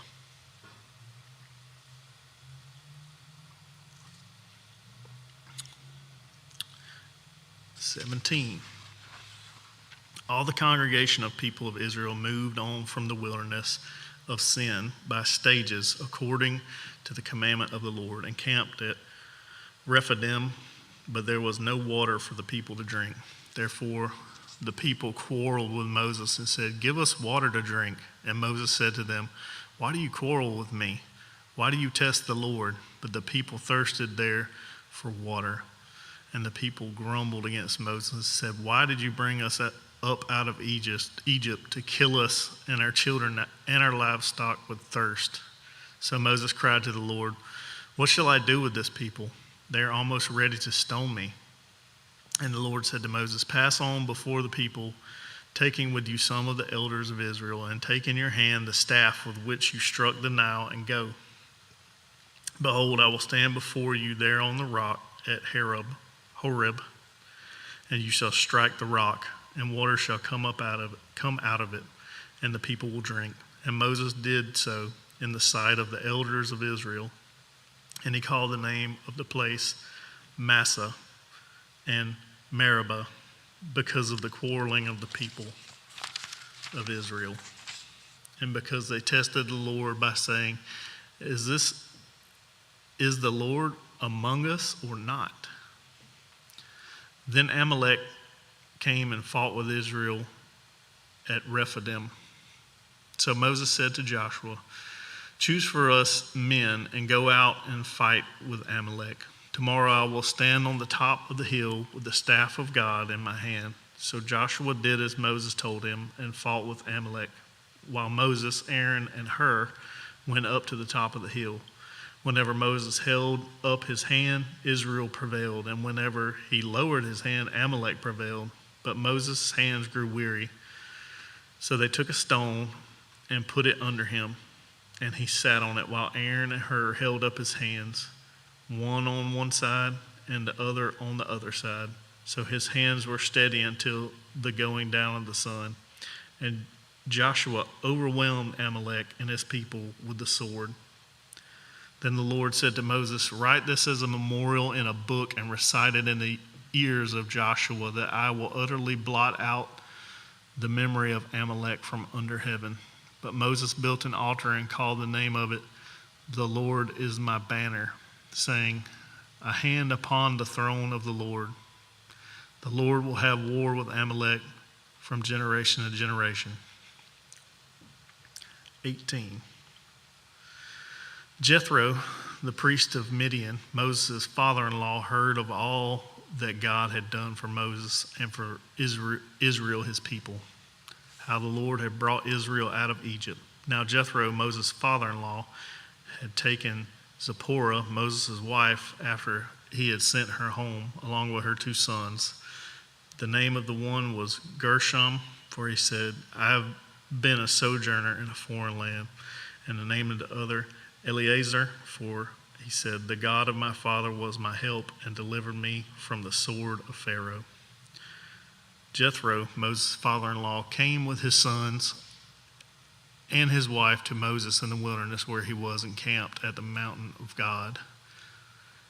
And when he sent word to Moses, I, your father-in-law Jethro, am coming to you with your wife and her 2 sons with her. Moses went out to meet his father-in-law and bowed down and kissed him. And they asked each other of their welfare and went into the tent. Then Moses told his father-in-law all that the Lord had done to Pharaoh and to the Egyptians for Israel's sake, all the hardship that had come upon them in the way, and how the Lord had delivered them. And Jethro rejoiced for all the good that the Lord had done to Israel, in that he had delivered them out of the hands of the Egyptians. Jethro said, Blessed be the Lord, who has delivered you out of the hand of the Egyptians and out of the hand of Pharaoh, and has delivered the people from under the hand of the Egyptians. Now, I know that the Lord is greater than all gods, because in this affair they dealt arrogantly with the people. And Jethro, Moses' father-in-law, brought a burnt offering and sacrifices to God. And Aaron came with all the elders of Israel to eat bread with Moses' father-in-law before God. The next day Moses sat to judge the people, and the people stood around Moses from morning till evening. When Moses' father-in-law saw all that he was doing for the people, he said, What is this that you are doing for the people? Why do you sit alone and all the people stand around you from morning till evening? And Moses said to his father-in-law, Because the people come to me to inquire of God. When they have a dispute, they come to me, and I decide between one person and another, and I make them know the statutes of God and his laws. Moses' father-in-law said to him, What you are doing is not good. You and the people with you will certainly wear yourselves out, for the thing is too heavy for you. You were not able to do it alone. Now obey my voice. I will give you advice, and God be with you. You shall represent the people before God and bring their cases to God, and you shall warn them about the statutes and the laws, and make them know the way in which they must walk and what they must do. Moreover, look for able men from all the people, men who fear God, who are trustworthy and hate a bribe, and place such men over the people as chiefs of thousands, of hundreds, of fifties, and of tens. And let them judge the people at all times. Every great matter that they shall bring to you, but any small matter they shall decide themselves. So it will be easier for you, and they will bear the burden with you. If you do this, God will direct you, and you will be able to endure.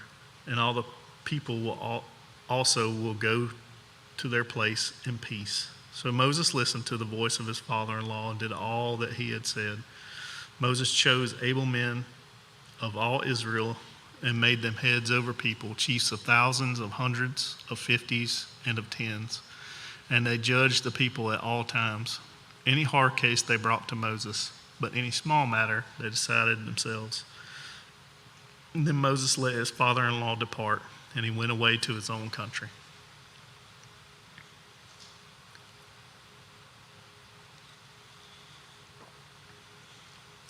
Exodus 19. On the third new moon, after the people of Israel had gone out of the land of Egypt, on that day they came into the wilderness of Sinai. They set out from Rephidim and came into the wilderness of Sinai, and they encamped in the wilderness. There Israel encamped before the mountain, while Moses went up to God. The Lord called to him out of the mountain, saying, "Thus you shall say to the house of Jacob, and tell the people of Israel, you yourselves have seen what I did to the Egyptians, and how I bore you on eagle's wings and brought you to myself. Now, therefore, if you will indeed obey my voice and keep my covenant, you shall be my treasured possession among all the peoples, for all the earth is mine, and you shall be to me a kingdom of priests and a holy nation. These are the words that you shall speak to the people of Israel." So Moses came and called the elders of the people and set before them all these words that the Lord had commanded him. All the people answered together and said, "All that the Lord has spoken we will do." And Moses reported the words of the people to the Lord. And the Lord said to Moses, "Behold, I am coming to you in a thick cloud, that the people may hear when I speak with you, and may also believe you forever." When Moses told the words of the people to the Lord said to Moses, "Go to the people and consecrate them today and tomorrow, and let them wash their garments, and be ready for the third day. For on the third day the Lord will come down on Mount Sinai in the sight of all the people, and you shall set limits for the people all around, saying, take care not to go up into the mountain or touch the edge of it. Whoever touches the mountain shall be put to death. No hand shall touch him, but he shall be stoned or shot. Whether beast or man, he shall not live. When the trumpet sounds a long blast, they shall come up to the mountain." So Moses went down from the mountain to the people and consecrated the people, and they washed their garments. And he said to the people, "Be ready for the third day. Do not go near a woman." On the morning of the third day there were thunders and lightnings and a thick cloud on the mountain, and a very loud trumpet blast, so that all the people in the camp trembled. Then Moses brought the people out of the camp to meet God, and they took their stand at the foot of the mountain. Now Mount Sinai was wrapped in smoke, because the Lord had descended on it in fire.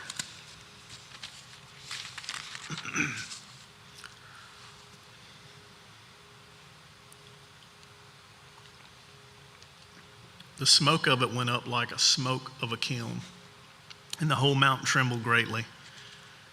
And as the sound of the trumpet grew louder and louder, Moses spoke, and God answered him in thunder.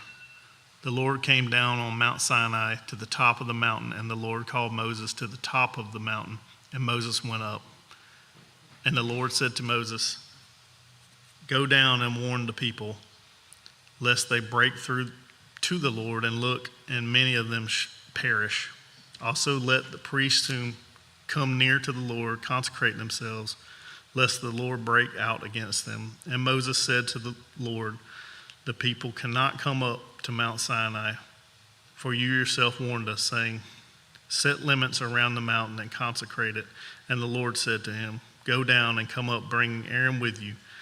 But do not let the priest and the people break through and come up to the Lord, lest he break out against them. So Moses went down to the people and told them.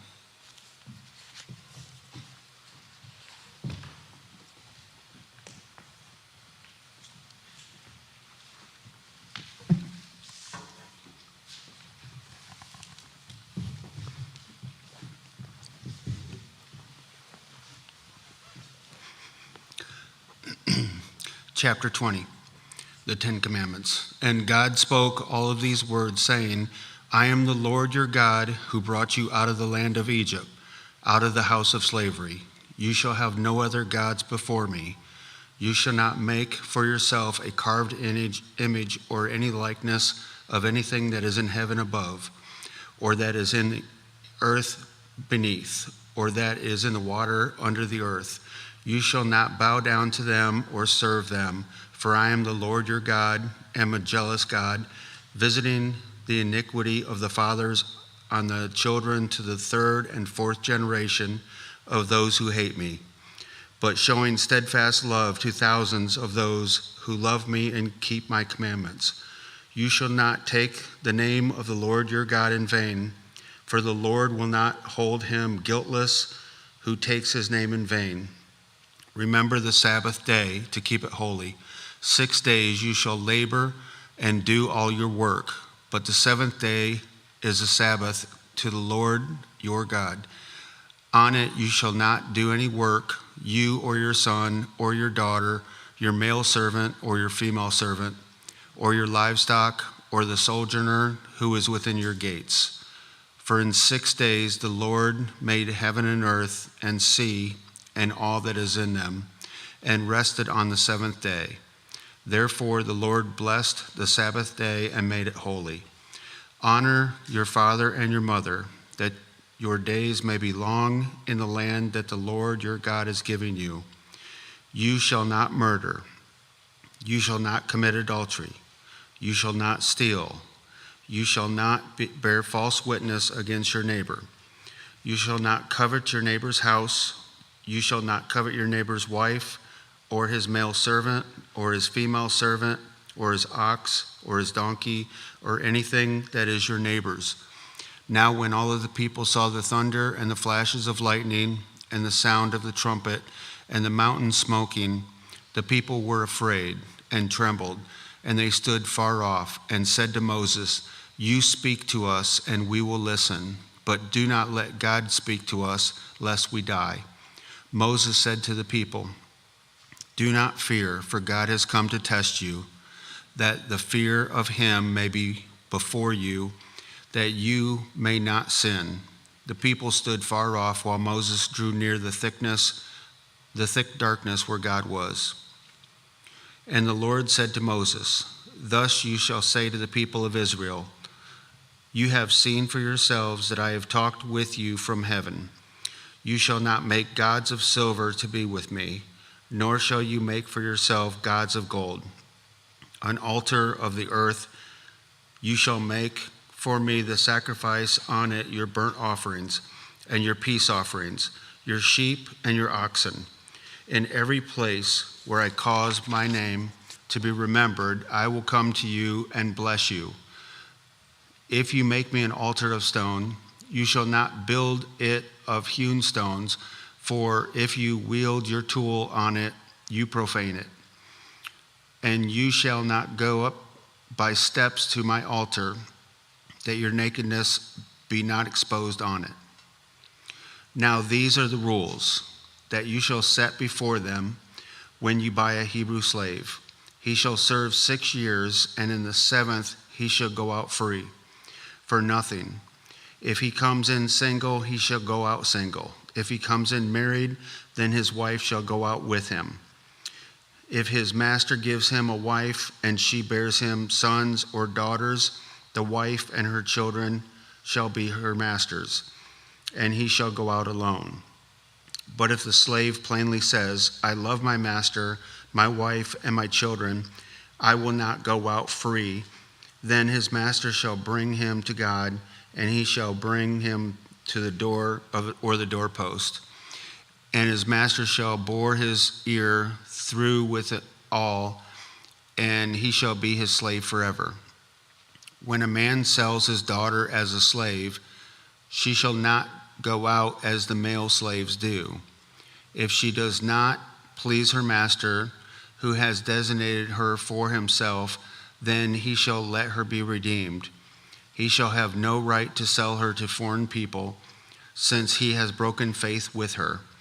If he designates her for his son, he shall deal with her as with a daughter. If he takes another wife to himself, he shall not diminish her food, her clothing, or her marital rights. And if he does not do these 3 things for her, she shall go out for nothing, without payment of money. Whoever strikes a man so that he dies shall be put to death. But if he did not lie in wait for him, but God let him fall into his hand, then I will appoint for you a place which he may flee. But if a man willfully attacks another to kill him by cunning, you shall take him from my altar that he may die. Whoever strikes his father or his mother shall be put to death.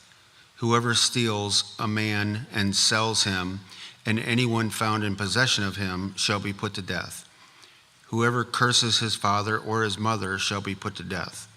When men quarrel and one strikes the other with a stone or with his fist, and the man does not die but takes to his bed, then if the man rises again and walks outdoors with his staff, he who struck him shall be clear. Only he shall pay for the loss of his time and shall have him thoroughly healed. When a man strikes his slave, male or female, with a rod, and the slave dies under his hand, he shall be avenged.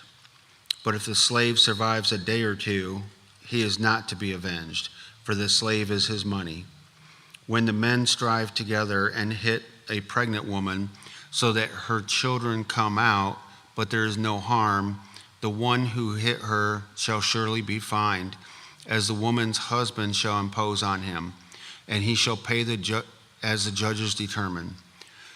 But if there is harm, then you shall pay life for life, eye for eye, tooth for tooth, hand for hand, foot for foot, burn for burn, wound for wound, stripe for stripe. When a man strikes the eye of the slave, male or female, and destroys it, he shall let the slave go free because of his eye. If he knocks out the tooth of his slave, male or female, he shall let the slave go free because of his tooth.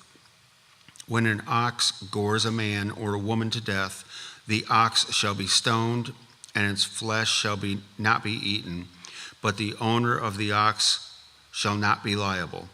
But if the ox has been accustomed to gore in the past, and its owner has been warned, but has not kept it in, and it kills a man or a woman, the ox shall be stoned, and the owner also shall be put to death. If a ransom is imposed on him, then he shall give for the redemption of his life whatever is imposed on him. If it gores a man's son or daughter, he shall be dealt with according to the same rule.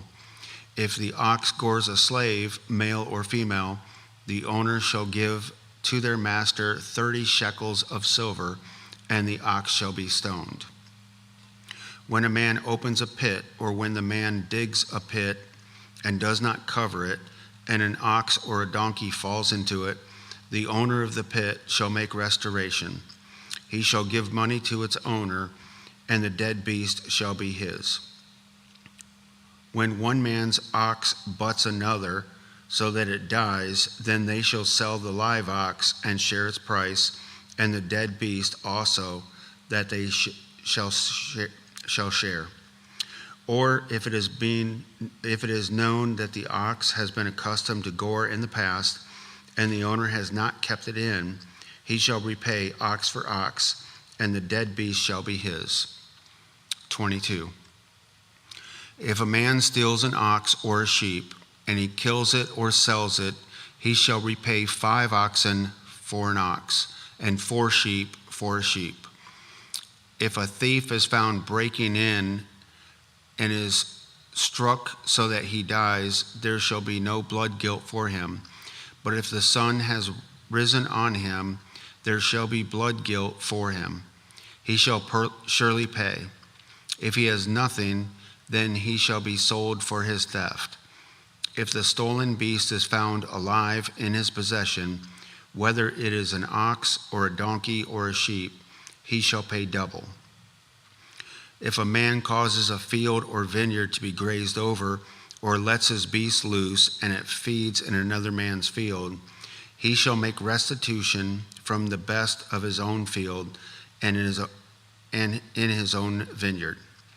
If fire breaks out and catches in thorns, so that the stacked grain or the standing grain or the field is consumed, he who started the fire shall make full restitution.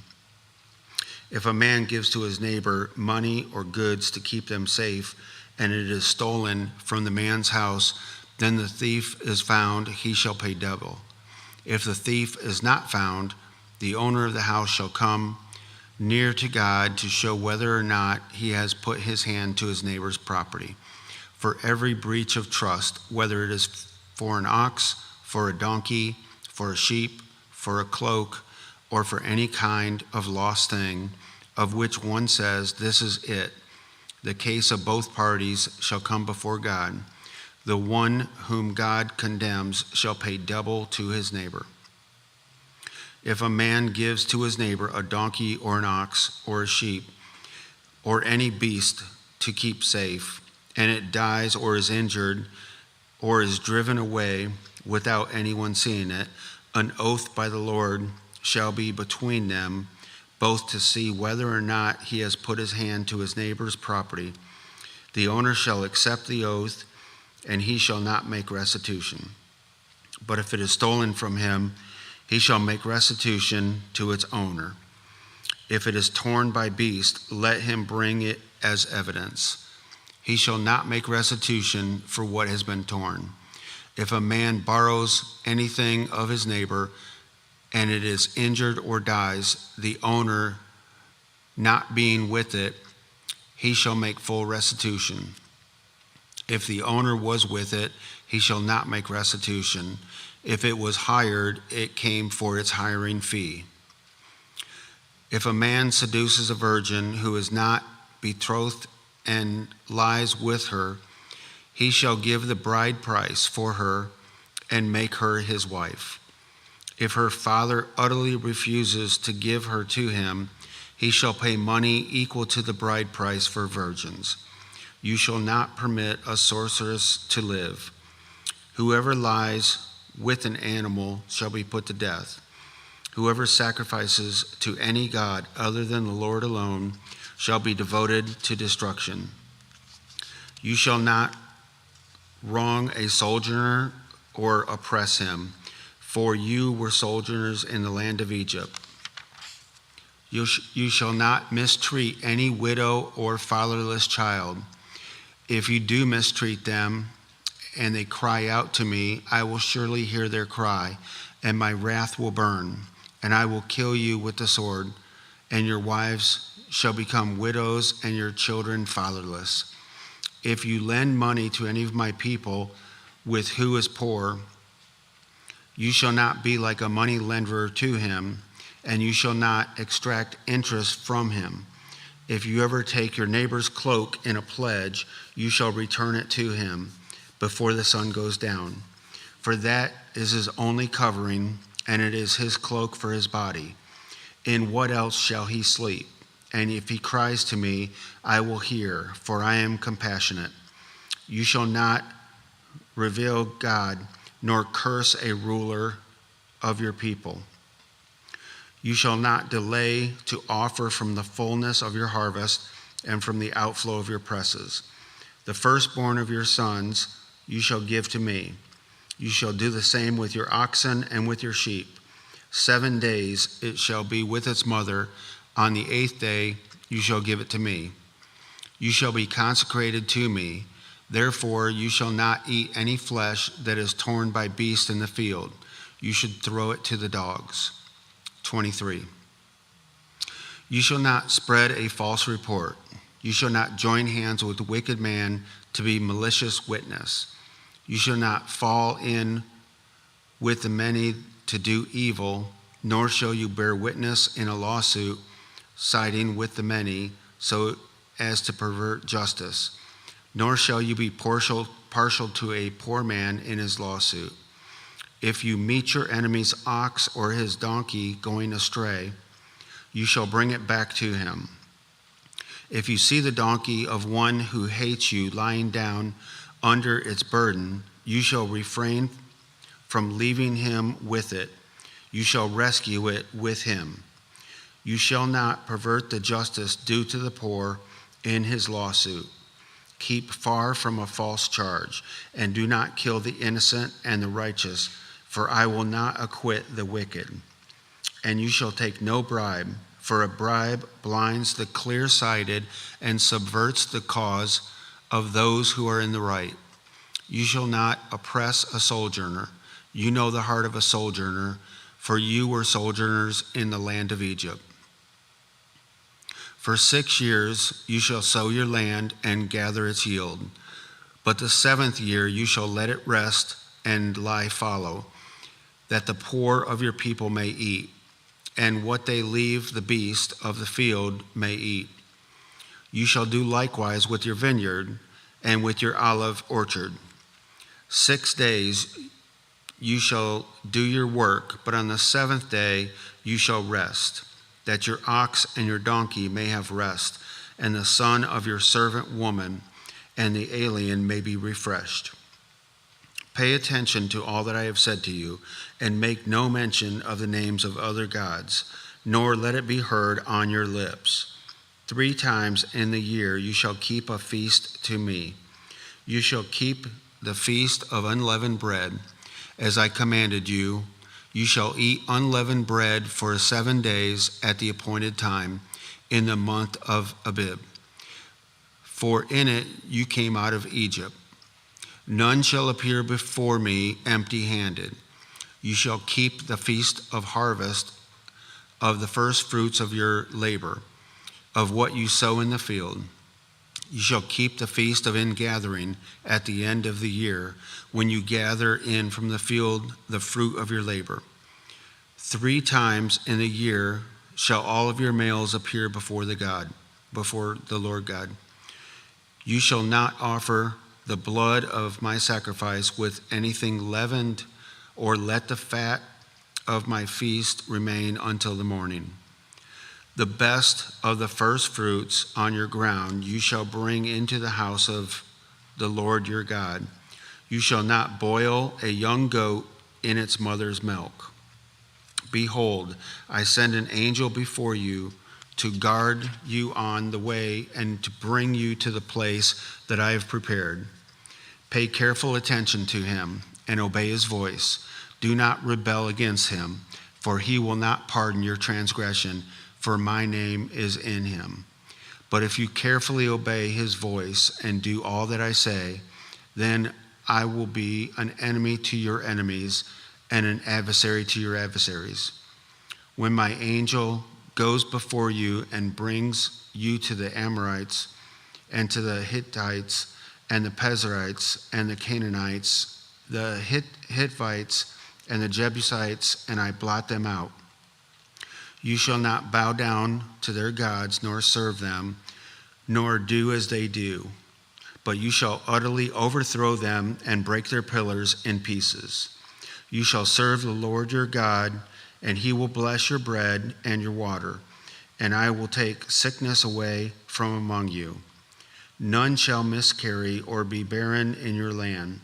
I will fulfill the numbers of your days. I will send my terror before you and will throw into confusion all of the people against whom you shall come, and I will make all of your enemies turn their backs to you.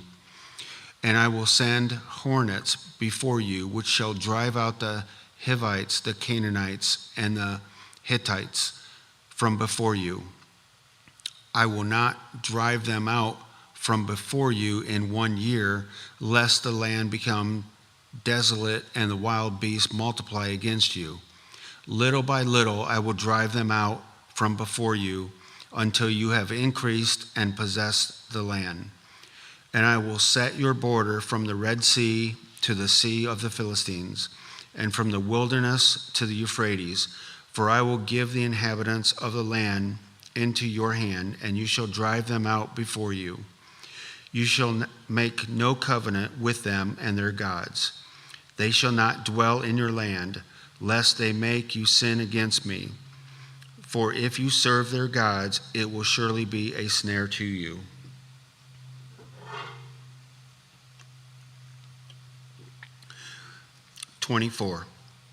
Then he said to Moses, come up to the Lord, you and Aaron, Nadab, and Abihu, and the 70 of the elders of Israel, and worship from afar. Moses alone shall come near to the Lord, but the others shall not come near, and the people shall not come up with him. Moses came and told the people all of the words of the Lord and all of the rules. And all of the people answered with one voice and said, all of the words that the Lord has spoken we will do. And Moses wrote down all of the words of the Lord. He rose early in the morning and built an altar at the foot of the mountain, and 12 pillars according to the 12 tribes of Israel. And he sent young men of the people of Israel who offered burnt offerings and sacrificed peace offerings of oxen to the Lord.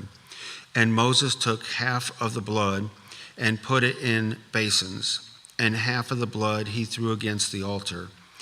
Then he took the book of the covenant and read it in the hearing of the people. And they said, all that the Lord has spoken we will do, and we will be obedient. And Moses took the blood and threw it on the people and said, behold, the blood of the covenant that the Lord has made with you in accordance with all of these words. Then Moses and Aaron, Nadab and Abihu, and 70 of the elders of Israel went up, and they saw the God of Israel.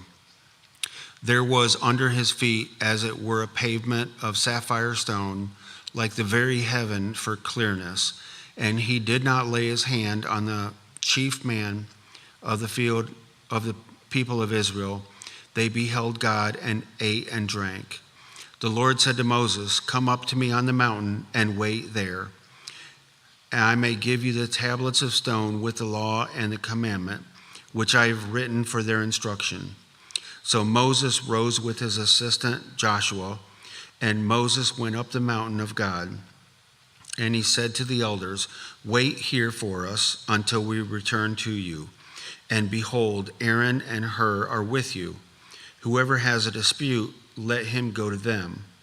Then Moses went up onto the mountain, and the cloud covered the mountain. The glory of the Lord dwelt on Mount Sinai, and the cloud covered it 6 days. And on the 7th day he called to Moses out of the midst of the cloud. Now the appearance of the glory of the Lord was like a devouring fire on the top of the mountain in the sights of the people of Israel. Moses entered the cloud and went up on the mountain, and Moses was on the mountain 40 days and 40 nights. 25. The Lord said to Moses, speak to the people of Israel that they take for me a contribution. From every man whose heart moves him, you shall receive the contribution from me.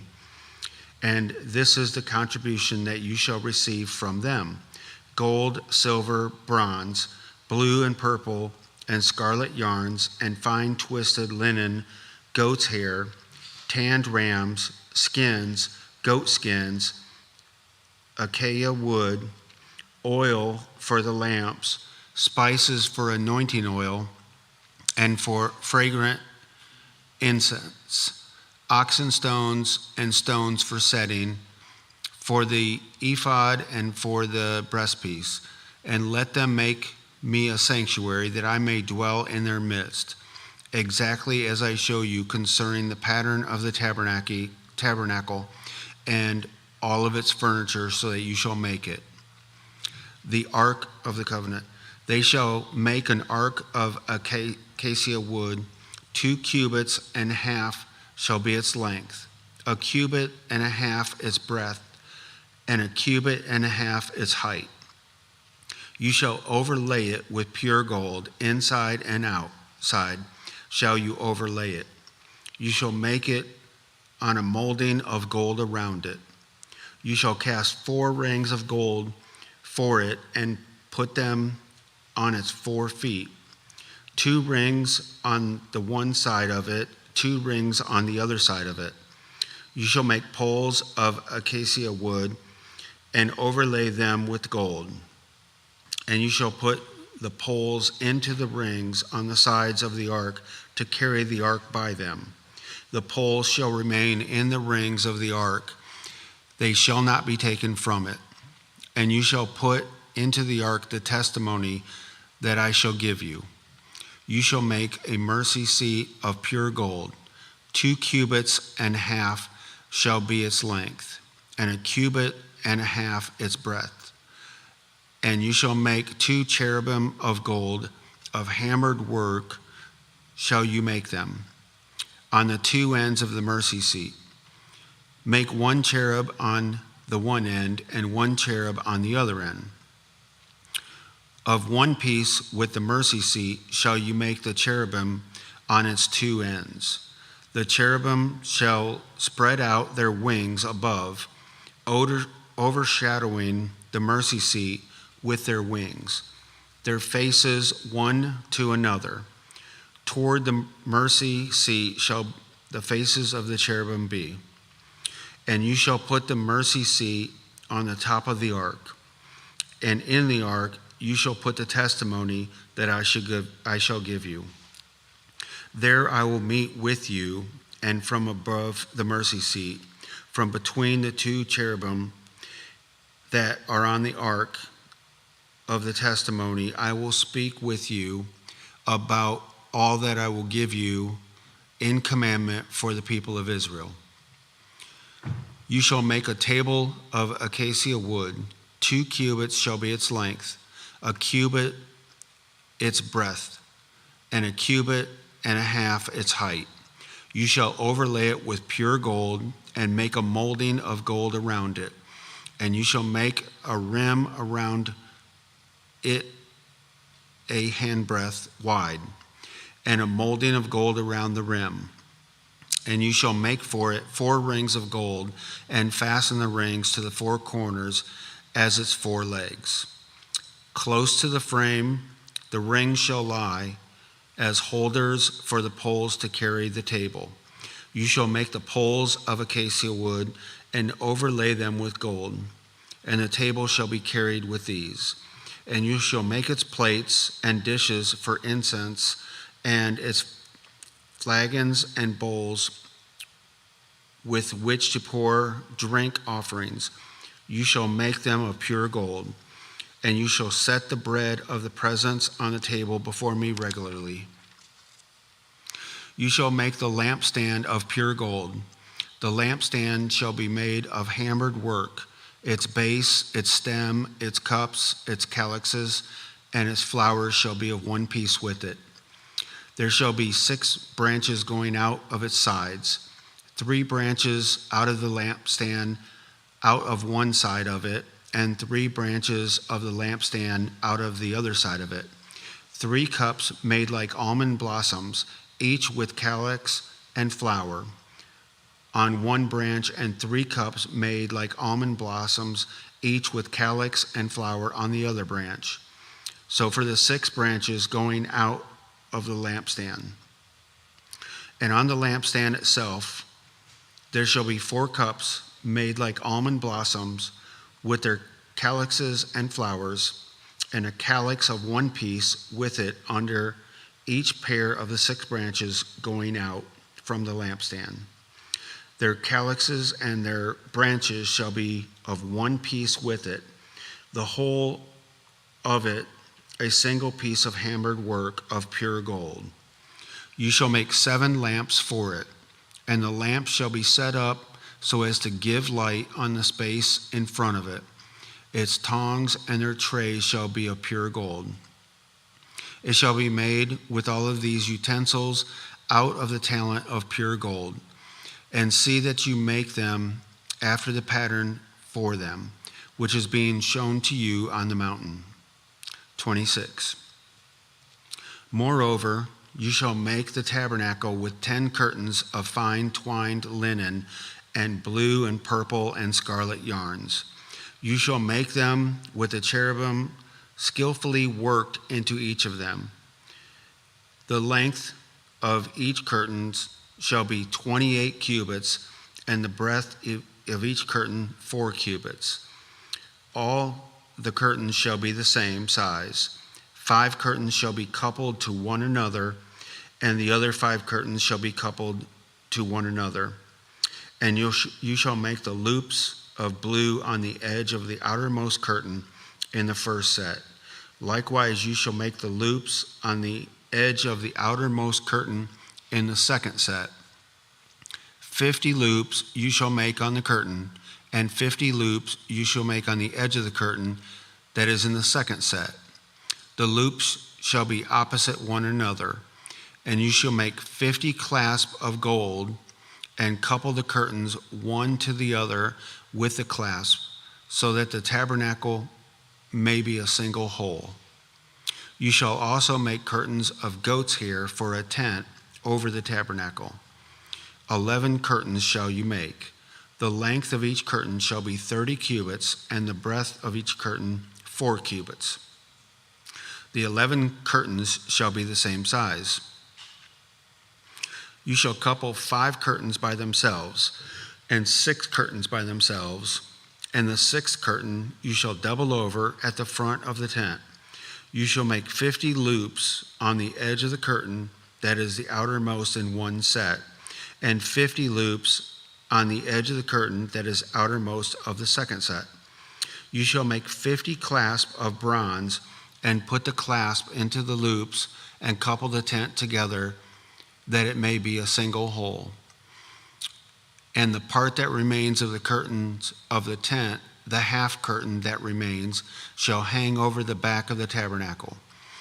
And the extra that remains in the length of the curtains, the cubit on the one side and the cubit on the other side, shall hang over the sides of the tabernacle on this side and that side to cover it.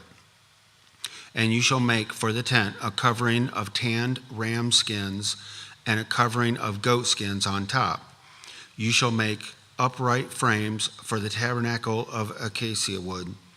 10 cubits shall be the length of the frame, and a cubit and a half the breadth of the frame. There shall be 2 tenons in each frame for fitting together. So shall you do for all the frames of the tabernacle. You shall make the frames for the tabernacle, 20 frames for the south side, and 40 bases of silver you should make under the 20 frames, 2 bases under one frame for its 2 tenons, and 2 bases under the next frame for its 2 tenons, and for the second side of the tabernacle on the north side 20 frames. And there are 40 bases of silver, 2 bases under one frame, and 2 bases under the next frame. And for the rear of the tabernacle, westward, you shall make 6 frames. And you shall make 2 frames for corners of the tabernacle in the rear. They shall be separate beneath, but joined at the top, at the first ring. Thus shall it be with both of them. They shall form the 2 corners. And there shall be 8 frames with their bases of silver, 16 bases, 2 bases under one frame, 2 bases under another frame. You shall make bars of acacia wood, 5 for the frames of the one side of the tabernacle, and 5 bars for the frames of the other side of the tabernacle, and 5 bars for the frames on the side of the tabernacle at the rear westward. The middle bar, halfway up the frames, shall run from end to end. You shall overlay the frames with gold, and shall make their rings of gold for holders for the bars, and you shall overlay the bars with gold. Then you shall erect a tabernacle according to the plan for it that you were shown on the mountain. And you shall make a veil of blue and purple scarlet yarns and fine twined linen. It shall be made with the cherubim skillfully worked into it, and you shall hang it on 4 pillars of acacia wood overlaid with gold, with hooks of gold on 4 bases of silver. And you shall hang the veil from the clasp, and bring the ark of the testimony in there within the veil. And the veil shall separate for you the holy place from the most holy. You shall put the mercy seat on the ark of the testimony in the most holy place. And you shall set the table outside the veil, and the lampstand on the south side of the tabernacle opposite the table, and you shall put the table on the north side. You shall make a screen for the entrance of the tent of blue and purple and scarlet yarns and fine twined linen, embroidered with needlework. And you shall make for the screen 5 pillars of acacia and overlay them with gold. Their hooks shall be of gold, and you shall cast 5 bases of bronze for them.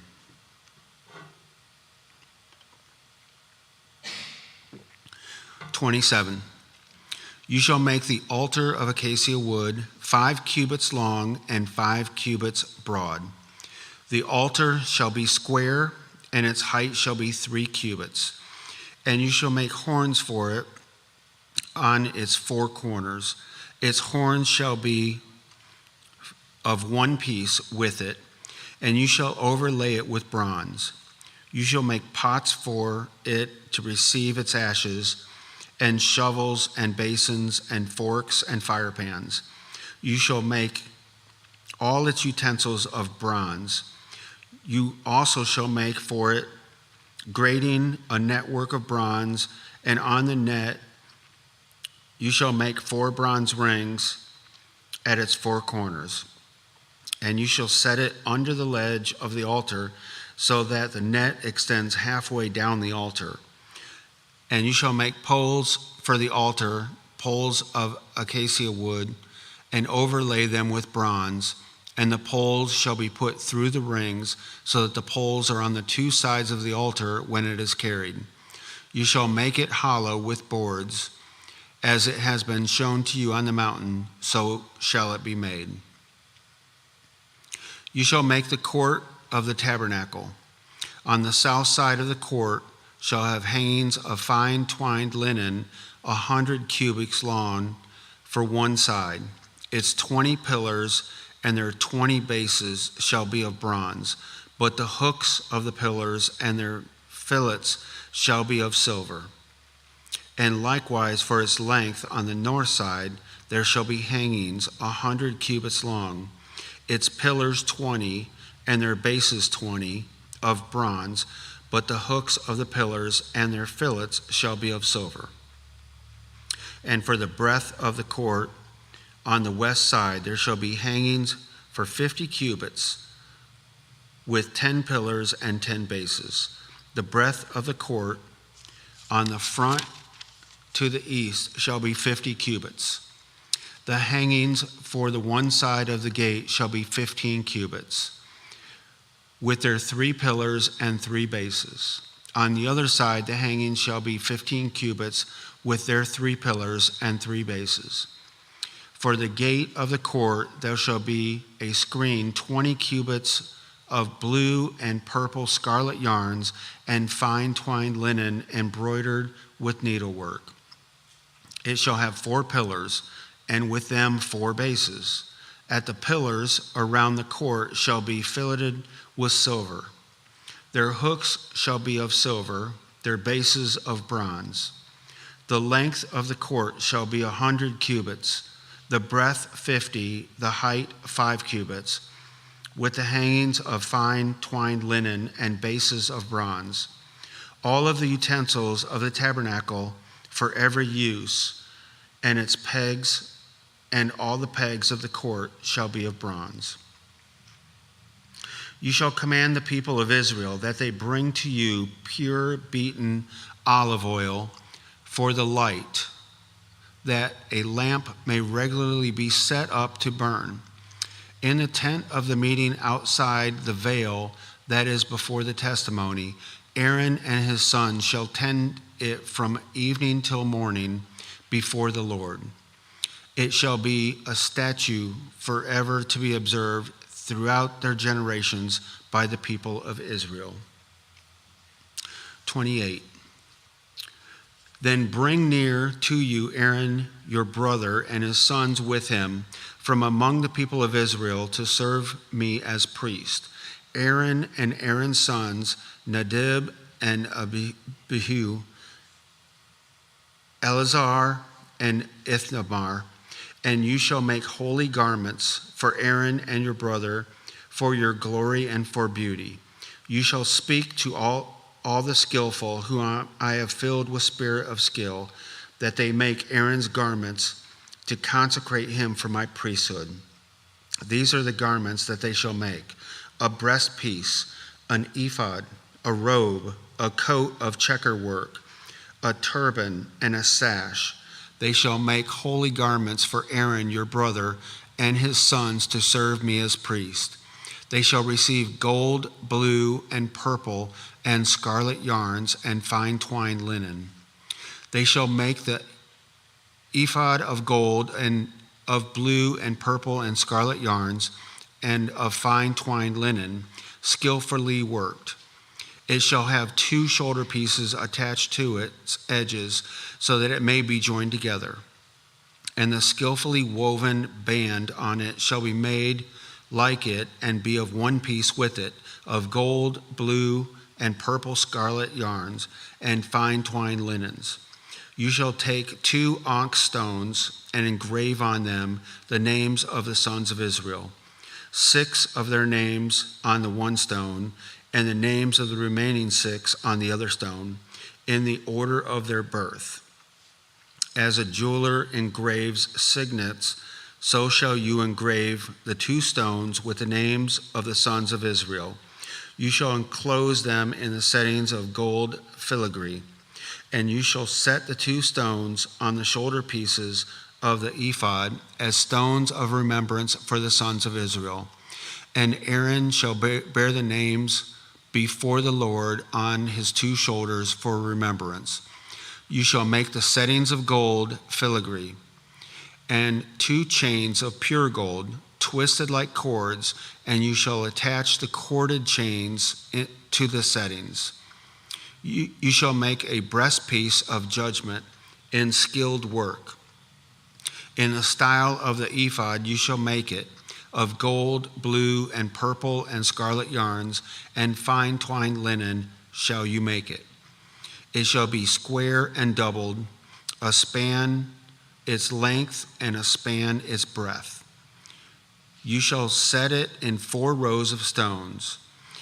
A row of sardius, topaz, and carbuncle shall be the first row. The second row, an emerald, a sapphire, and a diamond. And the third row, a jacinth, an agate, and an amethyst. And the fourth row, a beryl, an onyx, and a jasper. They shall be set in gold filigree.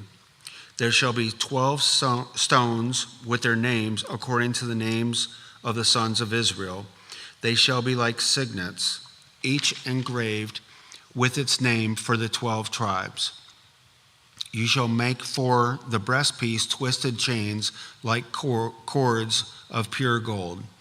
And you shall make for the breastpiece 2 rings of gold, and put 2 rings on the 2 edges of the breastpiece. And you shall put the 2 cords of gold in 2 rings at the edges of the breastpiece. The 2 ends of the 2 cords you shall attach to the 2 settings of the filigree and so attach it in front of the shoulder pieces of the ephod. You shall make 2 rings of gold and put them at the 2 ends of the breastpiece on its inside edge next to the ephod. And you shall make 2 rings of gold and attach them in front to the lower part of the 2 shoulder pieces of the ephod and in its seam above the skillfully woven band of the ephod. And they shall bind the breastpiece by the rings to the rings of the ephod with a lace of blue, so that it may lie on the skillfully woven band of the ephod, so that the centerpiece shall not come loose from the ephod. So Aaron shall bear the names of the sons in Israel in the breastpiece of judgment on his heart when he goes into a holy place to bring them to regular remembrance before the Lord. And in the breastpiece of judgment you shall put the Urim and the Thummim, and they shall be on Aaron's heart when he goes in before the Lord. Thus Aaron shall bear the judgment of the people of Israel on his heart before the Lord regularly. You shall make the robe of the ephod all of blue. It shall have an opening for the head in the middle of it, with a woven binding around the opening, like the opening in a garment, so that it may not tear. On its hem you shall make pomegranates of blue and purple and scarlet yarns around its hem, with bells of gold between them, a golden bell and pomegranate, a golden bell and a pomegranate around the hem of the robe. And it shall be on Aaron when he ministers, and it shall be heard when he goes into the holy place before the Lord, and when he comes out, so that he does not die. You shall make a plate of pure gold and engrave on it like the engraving of a signet, holy to the Lord. And you shall fasten it on the turban by a cord of blue. It shall be on the front of the turban. It shall be on Aaron's forehead, and Aaron shall bear any guilt from the holy things that the people of Israel consecrate as their holy gifts. It shall regularly be on his forehead, that they may be accepted before the Lord. You shall weave the coat in checker work of fine linen, and you shall make a turban of fine linen, and you shall make a sash embroidered with needlework. For Aaron's sons you shall make coats and sashes and caps. You shall make them for the glory and beauty, and you shall put them on Aaron your brother and on his sons with him, and shall anoint them and ordain them and consecrate them, that they may serve me as priests. You shall make for them linen undergarments to cover their naked flesh. They shall reach from the hips to the thighs, and they shall be on Aaron and on his sons when they go into the tent of the meeting, and when they come near the altar to minister in the holy place, lest they bear guilt and die. This shall be a statute forever for him and for his offspring after him. 29. Now this is what you shall do to them to consecrate them, that they may serve me as priests. Take 1 bull from the herd, and 2 rams without blemish, and unleavened bread, unleavened cakes mixed with oil, and unleavened wafers smeared with oil. You shall make them of fine wheat flour. You shall put them in 1 basket, and bring them in the basket, and bring the bull and the 2 rams. You shall bring Aaron and his sons to the entrance of the tent, meeting and washing them with water. Then you shall take the garments and put on Aaron the coat and the robe of the ephod, and the ephod and the breastpiece, and gird him with a skillfully woven band of the ephod. And then you shall set the turban on his head, and put the holy crown on the turban. You shall take the anointing oil and pour it on his head and anoint him. Then you shall bring his sons and put coats on them. And you shall gird Aaron and his sons with sashes and bind caps on them. And the priesthood shall be theirs by statute forever. Thus you should ordain Aaron and his sons. Then you shall bring the bull before the tent of the meeting. Aaron and his sons shall lay their hands on the head of the bull. Then you shall kill the bull before the Lord at the entrance of the tent of meeting, and shall take part of the blood of the bull and put it on the horns of the altar with your finger, and the rest of the blood you shall pour out at the base of the altar. And you shall take all of the fat that covers the entrails and the long lobe of the liver and the 2 kidneys with the fat that is on them, and burn them on the altar. But the flesh of the bull and its skin and its dung you shall burn with fire outside the camp. It is a sin offering. Then you shall take one of the rams, and Aaron and his sons shall lay their hands on the head of the ram, and you shall kill the ram and take its blood and throw it against the sides of the altar. Then you shall cut the ram into pieces and wash its entrails and its legs and put them with its pieces and its head and burn the whole ram on the altar. It is a burnt offering to the Lord. It is a pleasing aroma, a food offering to the Lord. You shall take the other ram, and Aaron and his sons shall lay their hands on the head of the ram. You shall kill the ram and take part of its blood and put it on the tip of the right ear of Aaron, and on the tips of the right ears of his sons, and on the thumbs of their right hands, and on the great toes of their right feet, and throw the rest of the blood against the side of the altar. Then you shall take part of the blood that is on the altar and of the anointing oil, and sprinkle it on Aaron and his garments, and on his sons garments with him. He and his garments shall be holy, and his sons garments with him. You shall also take the fat from the ram, and the fat tail, and the fat that covers the entrails, and the long lobe of the liver, and the 2 kidneys with the fat that is on them, and the right thigh, for it is a ram of ordination. And 1 loaf of bread, and 1 cake of bread made with oil, and 1 wafer out of the basket of unleavened bread that is before the Lord.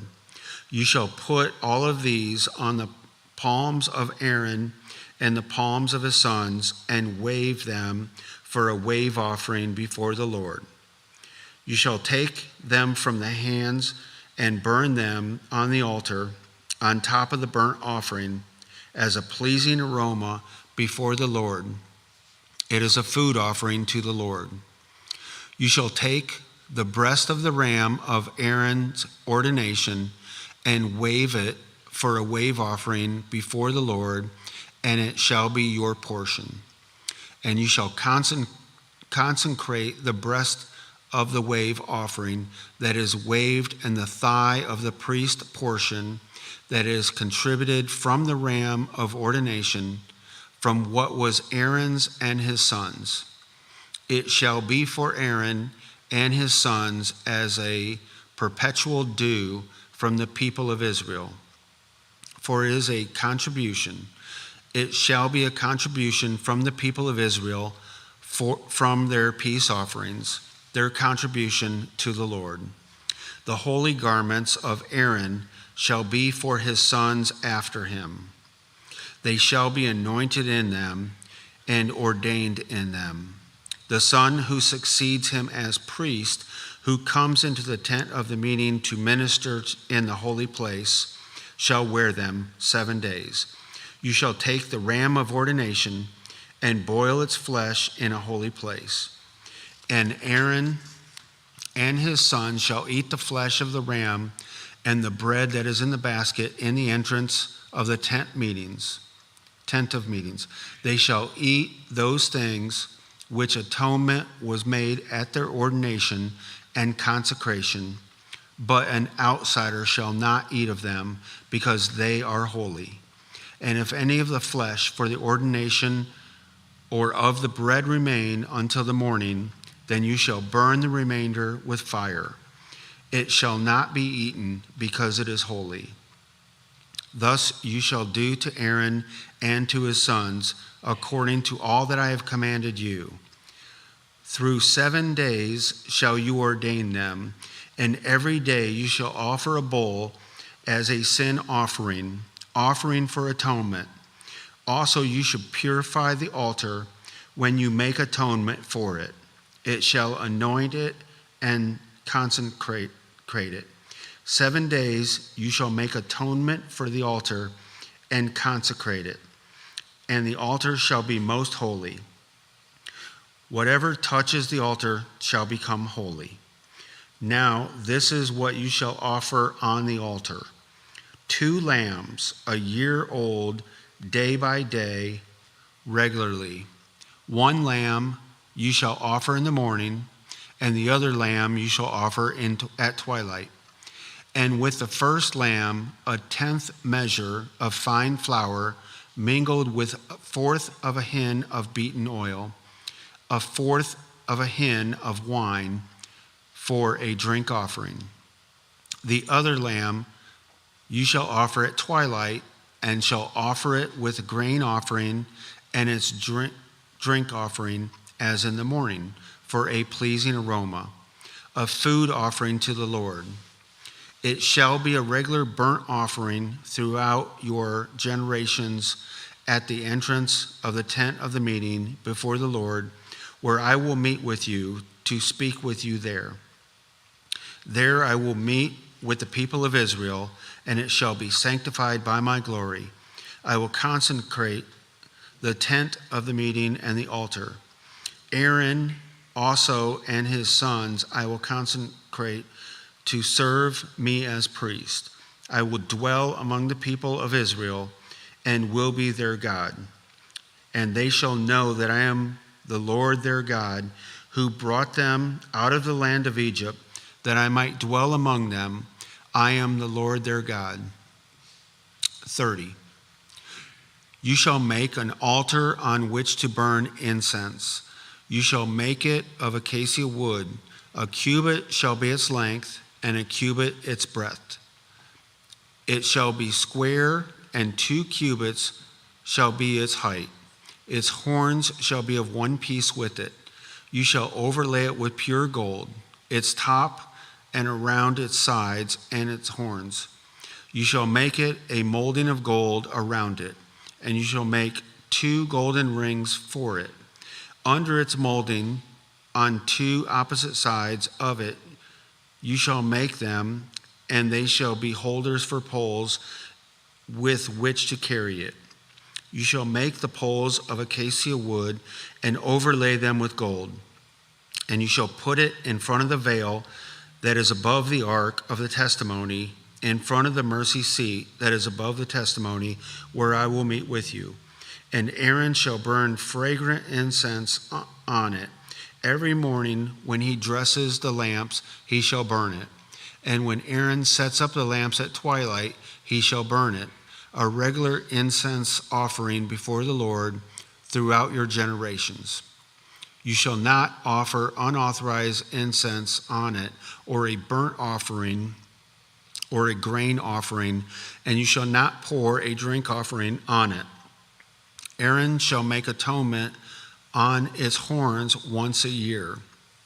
With the blood of the sin offering of atonement, he shall make atonement for it once in the year throughout your generations. It is most holy to the Lord. The Lord said to Moses, when you take the census of the people of Israel, then each shall give a ransom for his life to the Lord when you number them, that there will be no plague among them. When you number them, each one who is numbered in the census shall give this: 1/2 shekel according to the shekel of the sanctuary. The shekel is 20 gerahs, half a shekel as an offering to the Lord. Everyone who is numbered in the census from 20 years old and upward shall give the Lord's offering.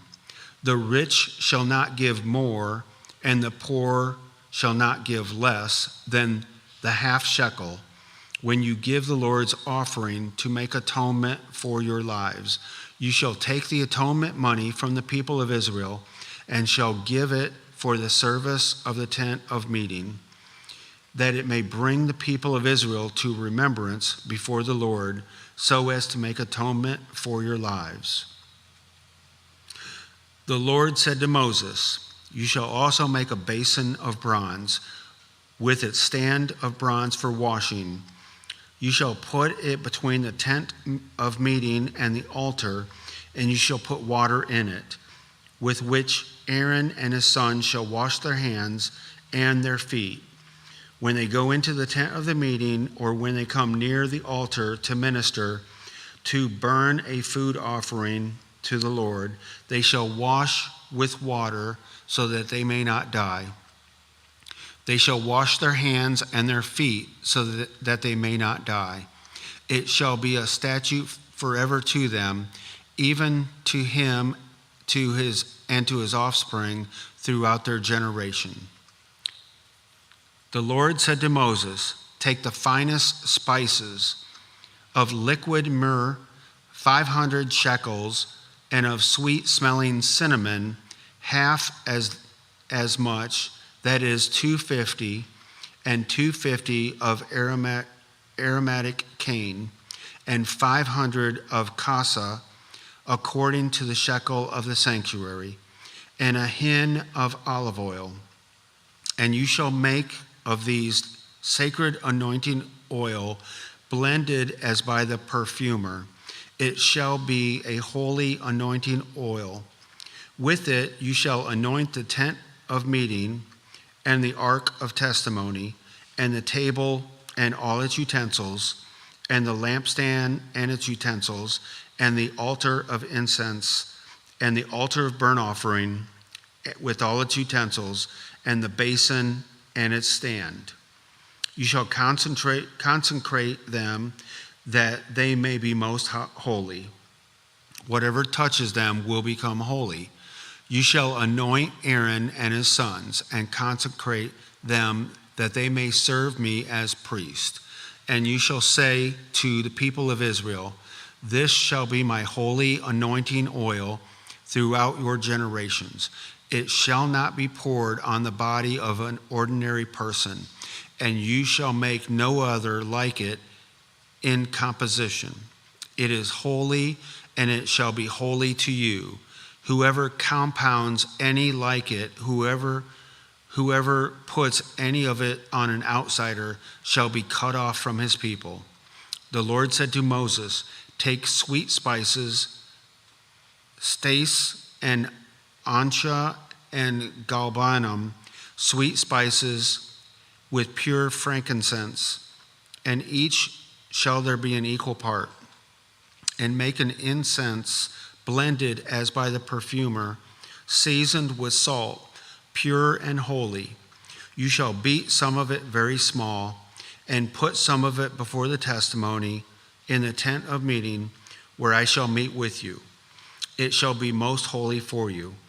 And the incense that you shall make according to its composition, you shall not make for yourselves. It shall be for your holy to the Lord.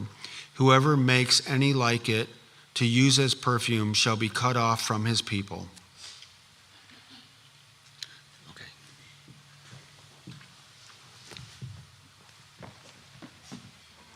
Okay, right there. Thank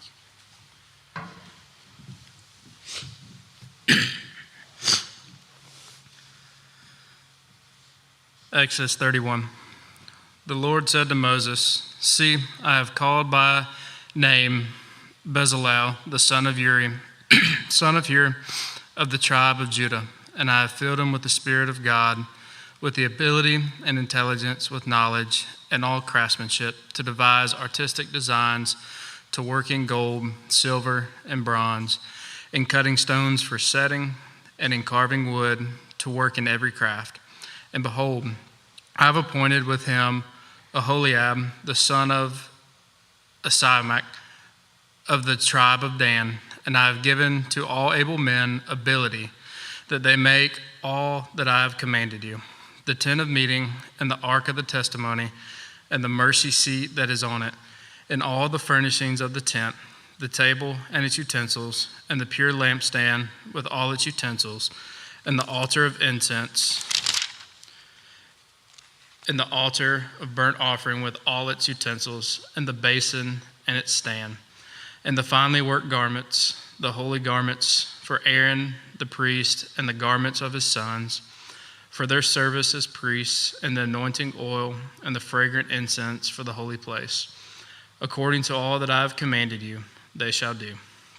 And the Lord said to Moses, you are to speak to the people of Israel and say, above all, you shall keep my Sabbaths, for this is a sign between me and you throughout your generations, that you may know that I, the Lord, sanctify you. You shall keep the Sabbath, because it is holy for you. Everyone who profanes it shall be put to death. Whoever does any work on it, that soul shall be cut off from among his people. 6 days shall work be done, but the seventh day is a Sabbath of solemn rest, holy to the Lord. Whoever does any work on the Sabbath day shall be put to death. Therefore the people of Israel shall keep the Sabbath, observing their Sabbath throughout their generations as a covenant forever. It is a sign forever between me and the people of Israel, that in 6 days the Lord made heaven and earth, and on the seventh day he rested and was refreshed. And he gave to Moses, when he had finished speaking with him on Mount Sinai, the 2 tablets of the testimony, tablets of stone, written with the finger of God. Chapter 32.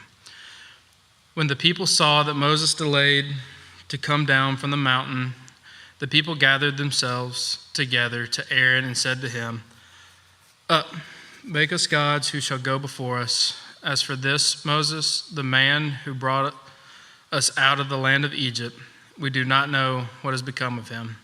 So Aaron said to them, take off the rings of gold that are in the ears of your wives, your sons, and your daughters, and bring them to me. So all the people took off the rings of gold that were in their ears and brought them to Aaron. And he received the gold from their hand and fashioned it with a graving tool and made a golden calf. And they said, these are your gods, O Israel, who brought you out of the land of Egypt. When Aaron saw this, he built an altar before it. And Aaron made a proclamation and said, tomorrow shall be a feast to the Lord. And they rose up early the next day and offered burnt offerings and brought peace offerings. And the people sat down to eat and drink and rose up to play. The Lord said to Moses, go down, for your people whom you brought out of the land of Egypt have corrupted themselves. They have turned aside quickly out of the way that I commanded them. They have made for themselves a golden calf and have worshipped it and sacrificed to it and said, these are your gods, O Israel, who brought you out of the land of Egypt. And the Lord said to Moses, I have seen this people, and behold, it is a stiff-necked people. Now, therefore, let me alone, that my wrath may burn hot against them, and I may consume them, in order that I may make a great nation of you. But Moses implored the Lord his God and said, O Lord, why does your wrath burn hot against your people, whom you have brought out of the land of Egypt with great power and with a mighty hand? Why should the Egyptians say, with evil intent did he bring them out to kill them in the mountains and to consume them from the face of the earth? Turn from your burning anger and relent from his disaster against your people. Remember Abraham, Isaac, and Israel, your servants, to whom you swore by your own self and said to them, I will multiply your offspring as the stars of heaven, and all this land that I have promised I will give to your offspring, and they shall inherit it forever. And the Lord relented from the disaster that he had spoken of bringing on his people.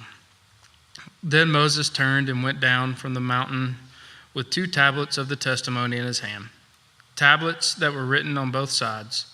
On the front and on the back they were written. The tablets were the work of God, and the writing was the writing of God, engraved on the tablets. When Joshua heard the noise of the people, as they shouted, he said to Moses, "There is a noise of war in the camp." But he said, "It is not the sound of shouting for victory or the sound of cry of defeat, but the sound of singing that I hear."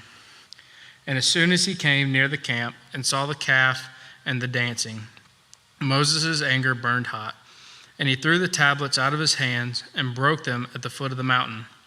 He took the calf that they had made and burned it with fire and ground it to powder and scattered it on the water and made the people of Israel drink it.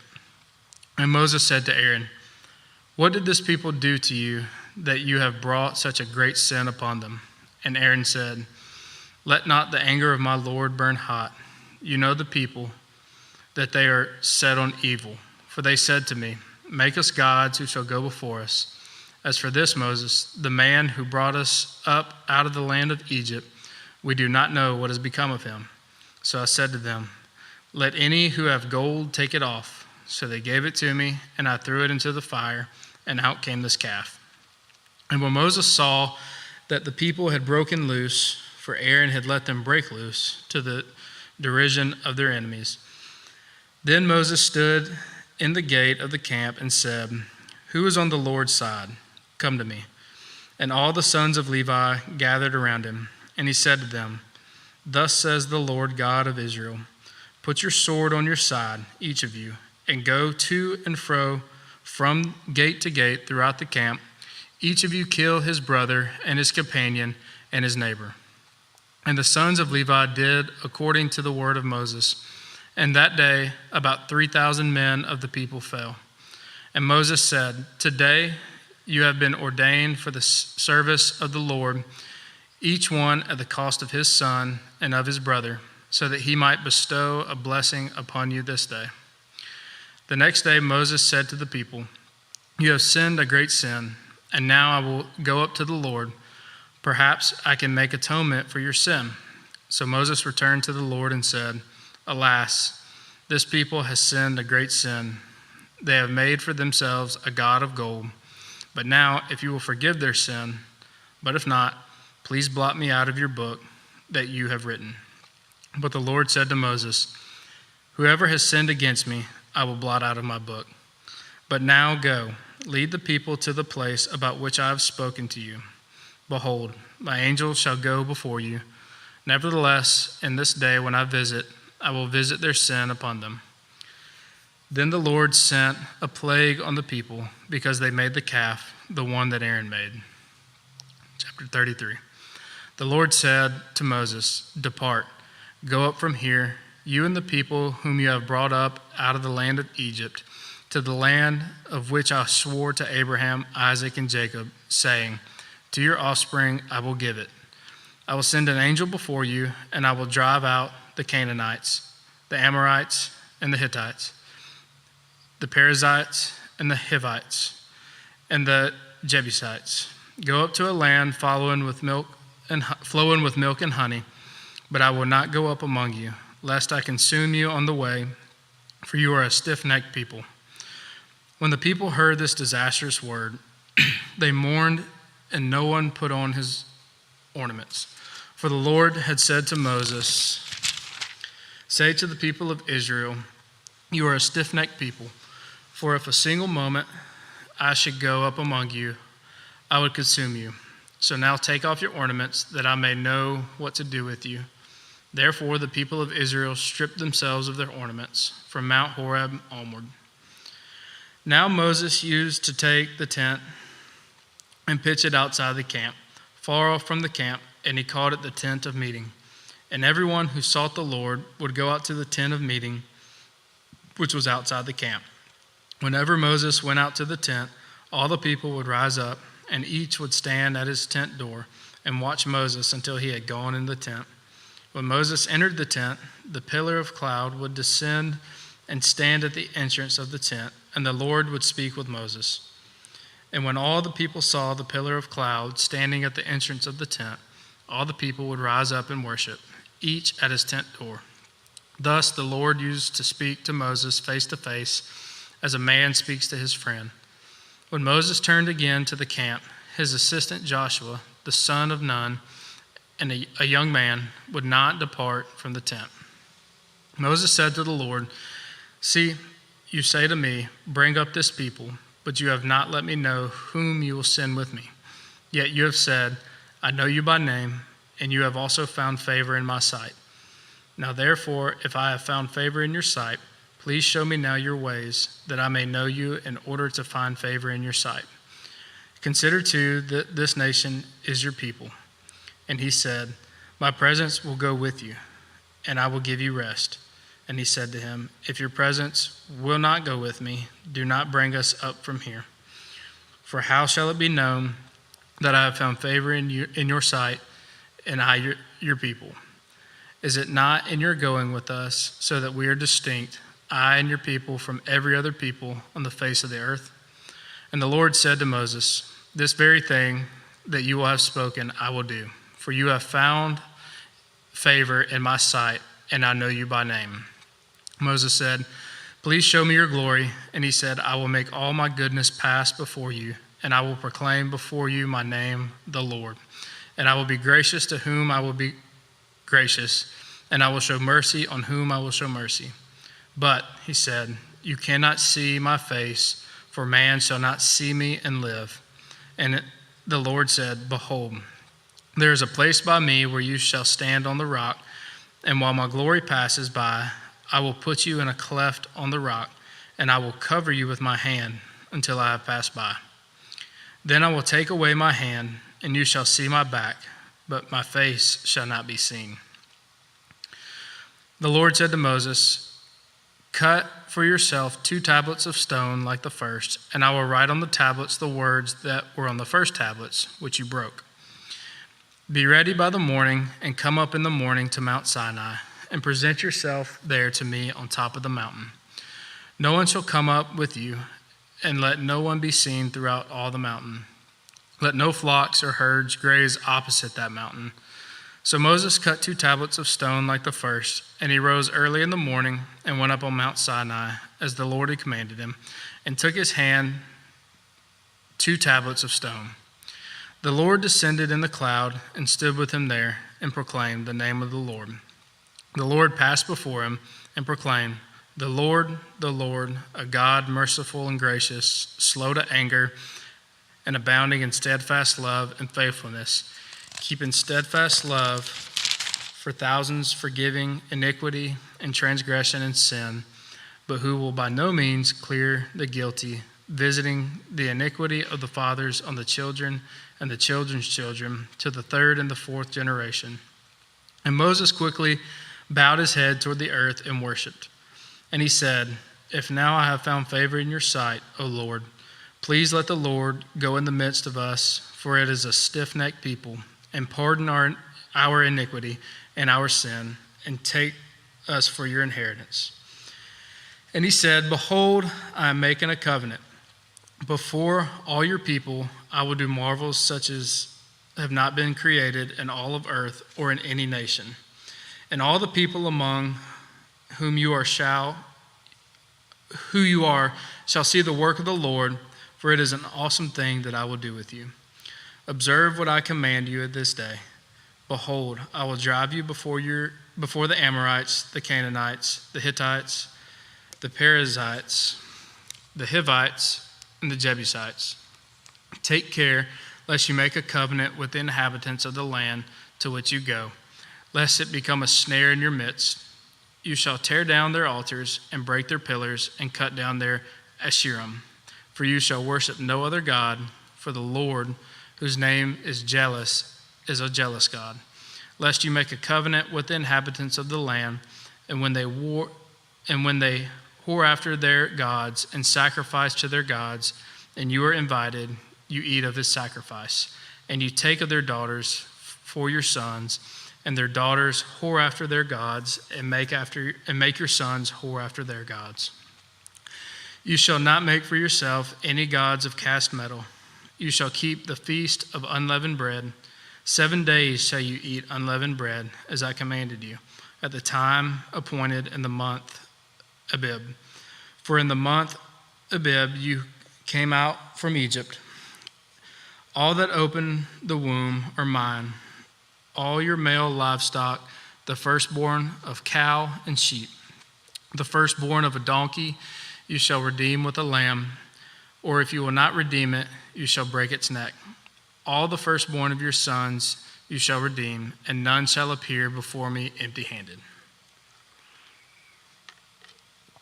6 days you shall work, but on the seventh day you shall rest. In plowing time and in harvest you shall rest. You shall observe the feast of weeks, the first fruits of the wheat harvest, and the feast of ingathering at the year's end. 3 times in the year shall all your males appear before the Lord God, the God of Israel, for I will cast out nations before you and enlarge your borders. No one shall covet your land when you go up to appear before the Lord your God 3 times the year. You shall not offer the blood of my sacrifice with anything leavened, or let the sacrifice of the feast, the Passover, remain until the morning. The best of the firstfruits of your ground you shall bring to the house of the Lord your God. You shall not boil a young goat in its mother's milk. And the Lord said to Moses, write these words, for in accordance with these words I have made a covenant with you and with Israel. So that he was there with the Lord 40 days and 40 nights. He neither ate bread nor drank water, and he wrote on the tablets the words of the covenant, the 10 Commandments. When Moses came down from Mount Sinai with the 2 tablets of the testimony in his hand, as he came down from the mountain, Moses did not know that the skin of his face shone because he had been talking with God. Aaron and all the people of Israel saw Moses, and behold, the skin of his face shone, and they were afraid to come near him. But Moses called to them, and Aaron and all the leaders of the congregation returned to him. And Moses talked with them afterward. All the people of Israel came near, and he commanded them all that the Lord had spoken with them in Mount Sinai. And when Moses had finished speaking with them, he put a veil over his face. Whenever Moses went in before the Lord to speak with them, he would remove the veil until he came out. And when he came out and told the people of Israel what was commanded, the people of Israel would see the face of Moses, that the skin of Moses' face was shining. And Moses would put the veil over his face again until he went to speak with them. Chapter 35. Moses assembled all of the congregation of the people of Israel and said to them, these are the things that the Lord has commanded you to do. 6 days' work shall be done, but on the 7th day you shall have a Sabbath of solemn rest, holy to the Lord. Whoever does any work on it shall be put to death. You shall kindle no fire in all your dwelling places on the Sabbath day. Moses said to all the congregation of the people of Israel, this is the thing that the Lord has commanded. Take from among you a contribution to the Lord. Whoever is of generous heart, let him bring Lord's contribution, gold, silver, and bronze, blue and purple scarlet yarns, and fine twined linen, goat's hair, tanned rams' skins, and goat skins, acacia wood, oil for the light, spices for the anointing oil and for the fragrant incense, and for onyx stones and stones for setting, for the ephod and for the breastpiece. Let every skillful craftsman among you come and make all that the Lord has commanded, the tabernacle, its tent and its covering, its hooks and its frames, its bars, its pillars and its bases, the ark with its poles, the mercy seat and the veil of the screen, the table with its poles, all of its utensils, and the bread of the presence, the lampstand also for the light, with its utensils and its lamps, and the oil for the light, and the altar of incense with its poles, and the anointing oil and the fragrant incense, and the screen for the door at the door of the tabernacle, the altar of burnt offering with its grating of bronze, its poles and all its utensils, the basin and its stand, the hangings of the court, its pillars and its bases, and the screen for the gate of the court, the pegs of the tabernacle and the pegs of the court and their cords, the finely worked garments for ministering in the holy place, the holy garments for Aaron the priest, and the garments of his sons for their service as priests. Then all the congregation of the people of Israel departed from the presence of Moses, and they came, everyone whose heart stirred him, and everyone whose spirit moved him, and brought the Lord's contribution to be used for the tent of the meeting, and for all its service, and for the holy garments. So they came, both men and women, all who were of a willing heart, brought brooches and earrings and earrings and signet rings and armlets and all sorts of gold objects, every man dedicating an offering of gold to the Lord. And everyone who possessed blue or purple or scarlet yarns or fine linen or goat's hair or tanned ram skins or goat skins brought them. Everyone who could make a contribution of silver or bronze brought it as the Lord's contribution. And everyone who possessed acacia wood of any use in the work brought it. And every skillful woman spun with her hands, and they all brought what they had spun in blue and purple and scarlet yarns and fine twined linen. All the women whose hearts stirred them to use their skill spun the goat's hair. And the leaders brought onyx stones and stones to be set for the ephod and for the breastpiece, and spices and oil for the light, and for the anointing oil, and for the fragrant incense. All the men and women, the people of Israel, whose heart moved them to bring anything for the work that the Lord had commanded by Moses to be done, brought it as a freewill offering to the Lord. Then Moses said to the people of Israel, "See, the Lord has called by name Bezalel, the son of Uri, son of Hur, the tribe of Judah, and has filled him with the Spirit of God, with skill, with intelligence, with knowledge, and with all craftsmanship, to devise artistic designs, to work in gold and silver and bronze, in cutting stones for setting, and in carving wood, and work in every skilled craft. And he has inspired him to teach both him and Aholiab, the son of Ahisamach, of the tribe of Dan. He has filled them with skill to do every sort of work done by an engraver or by a designer or by an embroiderer, in blue and purple and scarlet yarns and fine twined linen, or by a weaver, by any sort of workman or skilled designer. Bezalel and Aholiab, and every craftsman whom the Lord has put skill and intelligence to know how to do any work in the construction of the sanctuary, shall work in accordance with all that the Lord has commanded." And Moses called Bezalel and Aholiab, and every craftsman in whose mind the Lord had put skill, everyone whose heart stirred him up to come to do the work. And they received from Moses all the contribution that the people of Israel had brought for doing the work on the sanctuary. They still kept bringing him freewill offerings every morning, so that the craftsmen who were doing every sort of task in the sanctuary came, each from the task that he was doing, and said to Moses, "The people bring much more than enough for doing the work that the Lord has commanded us to do." So Moses gave command, and word was proclaimed throughout the camp, "Let no man or woman do anything more for the contribution of the sanctuary," so that people were restrained from bringing, for the material they had was sufficient to do all of the work and more. And all of the craftsmen among the workmen made the tabernacle with the 10 curtains. They were made of fine twined linen and blue and purple and scarlet yarns, with cherubim skillfully worked. The length of each curtain was 28 cubits, and the breadth of each curtain 4 cubits. All of the curtains were the same size. He coupled 5 curtains to one another, and the other 5 curtains he coupled to one another. He made loops of blue on the edge of the outermost curtain of the first set. Likewise, he made them on the edge of the outermost curtain of the second set. He made 50 loops on the one curtain, and he made 50 loops on the edge of the curtain that was in the second set. The loops were opposite one another. And he made 50 clasps of gold and coupled the curtains one to the other with clasps, so that the tabernacle was a single whole. He also made curtains of the goat's hair for a tent over the tabernacle. He made 11 curtains. The length of each curtain was 30 cubits, and the breadth of each curtain was 4 cubits. The 11 curtains were the same size. He coupled 5 curtains by themselves and 6 curtains by themselves. And he made 50 loops on the edge of the outermost curtain of the one set, and 50 loops on the edge of the other connecting curtain.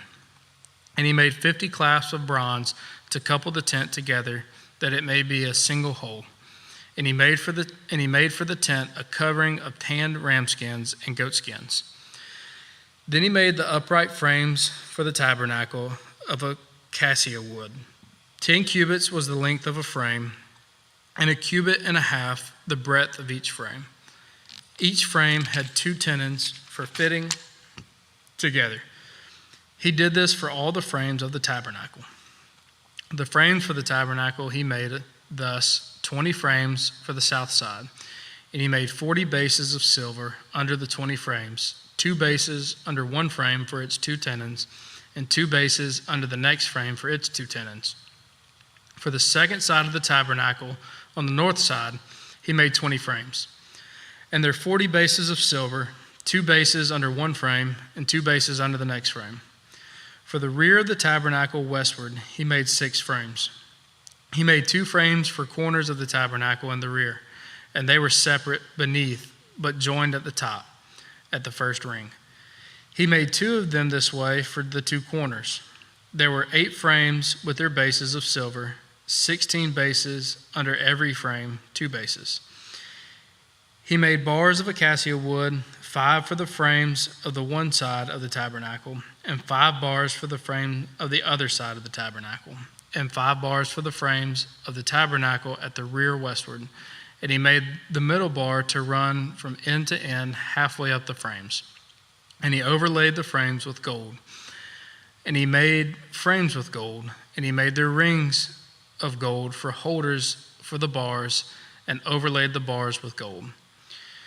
He made the veil of blue and purple and scarlet yarns and fine twined linen, with cherubim skillfully worked into it. He made it, and for it he made 4 pillars of acacia and overlaid them with gold.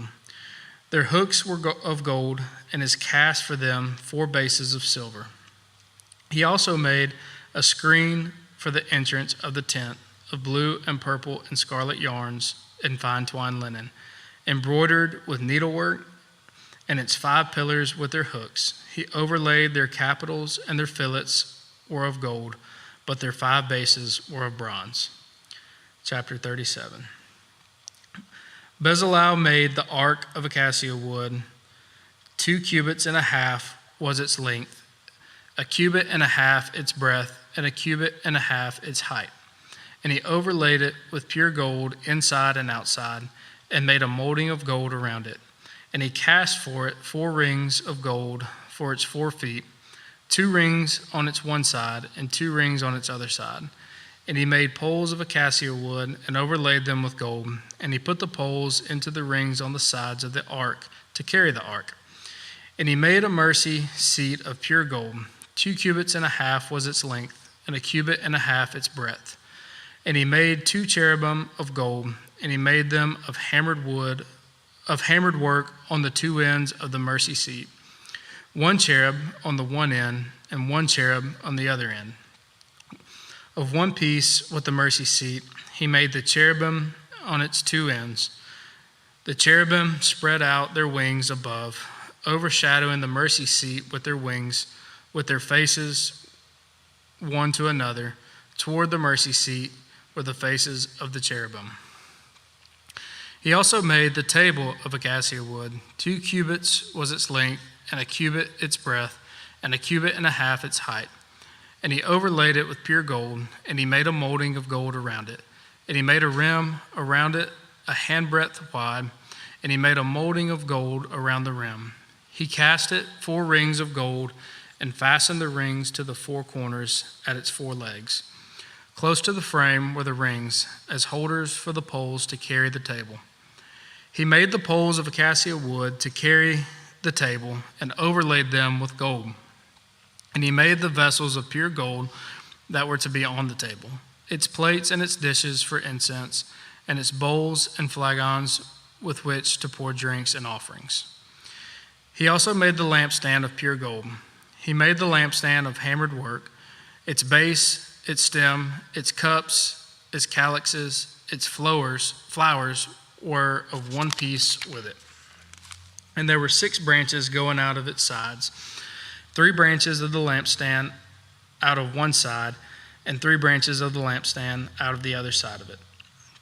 3 cups were made like almond blossoms, each with calyx and flower, on one branch, and 3 cups made like almond blossoms, each with calyx and flower on the other branch.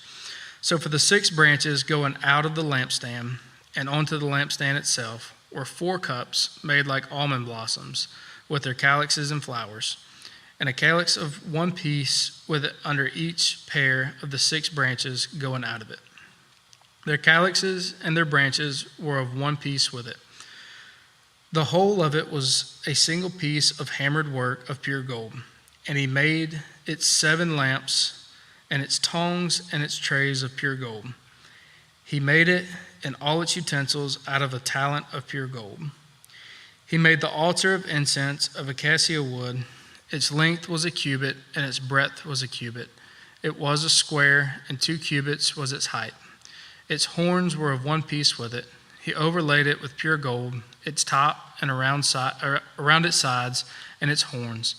And he made a molding of gold around it. And he made 2 rings of gold on it under its molding, on 2 opposite sides of it, as holders for the pole with which to carry it. And he made the poles of acacia wood and overlaid them with gold. He made the holy anointing oil also, and the pure fragrant incense blended as by the perfumer. Chapter 38. He made the altar of the burnt offering of acacia wood. 5 cubits was its length, and 5 cubits was its breadth. It was a square, and 3 cubits was its height. He made horns for it on its 4 corners. Its horns were of one piece with it, and he overlaid it with bronze. And he made all of the utensils of the altar, the pots, the shovels, the basins, the forks, and the fire pans. He made all its utensils of bronze, and he made for the altar a grating, a network of bronze under its ledge, extending halfway down. He cast 4 rings on the 4 corners of the bronze grating as holders for the poles. He made the poles of acacia wood and overlaid them with bronze, and he put the poles through the rings on the sides of the altar to carry it with them. He made it hollow with boards. He made the basin of bronze and its stand of bronze from the mirrors of the ministering women who ministered in the entrance of the tent of meeting. And he made the court. For the south side, the hangings of the court were of fine twined linen, 100 cubits. Their 20 pillars and their 20 bases were of bronze, but the hooks of the pillars and their fillets were of silver. And for the north side, there were hangings of 100 cubits. Their 20 pillars and their 20 bases were of bronze, but the hooks of the pillars and their fillets were of silver. And for the west side were hangings of 50 cubits. Their 10 pillars and their 10 bases, the hooks of pillars and their fillets were of silver. And for the front to the east, 50 cubits. The hangings for one side of the gate were 15 cubits, with their 3 pillars and 3 bases. And so for the other side, on both sides of the gate of the court were hangings of 15 cubits, with their 3 pillars and their 3 bases. All the hangings around the court were of fine twined linen, and the bases for the pillars were of bronze, but the hooks of pillars and their fillets were of silver. The overlaying of their capitals was also of silver, and the pillars of the court were filleted with silver. And the screen for the gate of the court was embroidered with needlework in blue and purple and scarlet yarns and fine twined linen. It was 20 cubits long, 5 cubits high in its breadth, corresponding to the hangings of the court. And their pillars were 4 in number. Their 4 bases were of bronze, their hooks of silver, and the overlaying of their capitals and their fillets of silver. And all the pegs for the tabernacle and for the court all around were of bronze. These are the records of the tabernacle of the testimony, as they were recorded at the commandment of Moses, the responsibility of the Levites under the direction of Ithamar, the son of Aaron the priest. Bezalel, the son of Uri, son of Hur, of the tribe of Judah, made all that the Lord commanded Moses. And with him was Oholiab, the son of Ahisamach, of the tribe of Dan, an engraver and designer and embroiderer in blue and purple and scarlet yarns and fine twined linen. All the gold that was used for the work and all the construction of the sanctuary, the gold from the offering was 29 talents and 730 shekels by the shekel of the sanctuary. The silver from the congregation, who were recorded as 100 talents and 1,775 shekels by the shekel of the sanctuary. A bekah a head, that is, half a shekel by the shekel of the sanctuary, for everyone who was listed in the records from 20 years old and upward, for 603,550 men. The 100 talents of silver were for casting the bases of the sanctuary and the bases of the veil, 100 bases for the 100 talents, a talent a base. And of the 1,775 shekels, he made hooks for the pillars and overlaid their capitals and made fillets for them. The bronze that was offered was 70 talents and 2,400 shekels. And with it he made the bases for the entrance of the tent of meeting. The bronze altar and the bronze grating for it, and all the utensils of the altar, the bases around the court, and the bases of the gate of the court, all the pegs of the tabernacle, and all the pegs around the court. Chapter 39.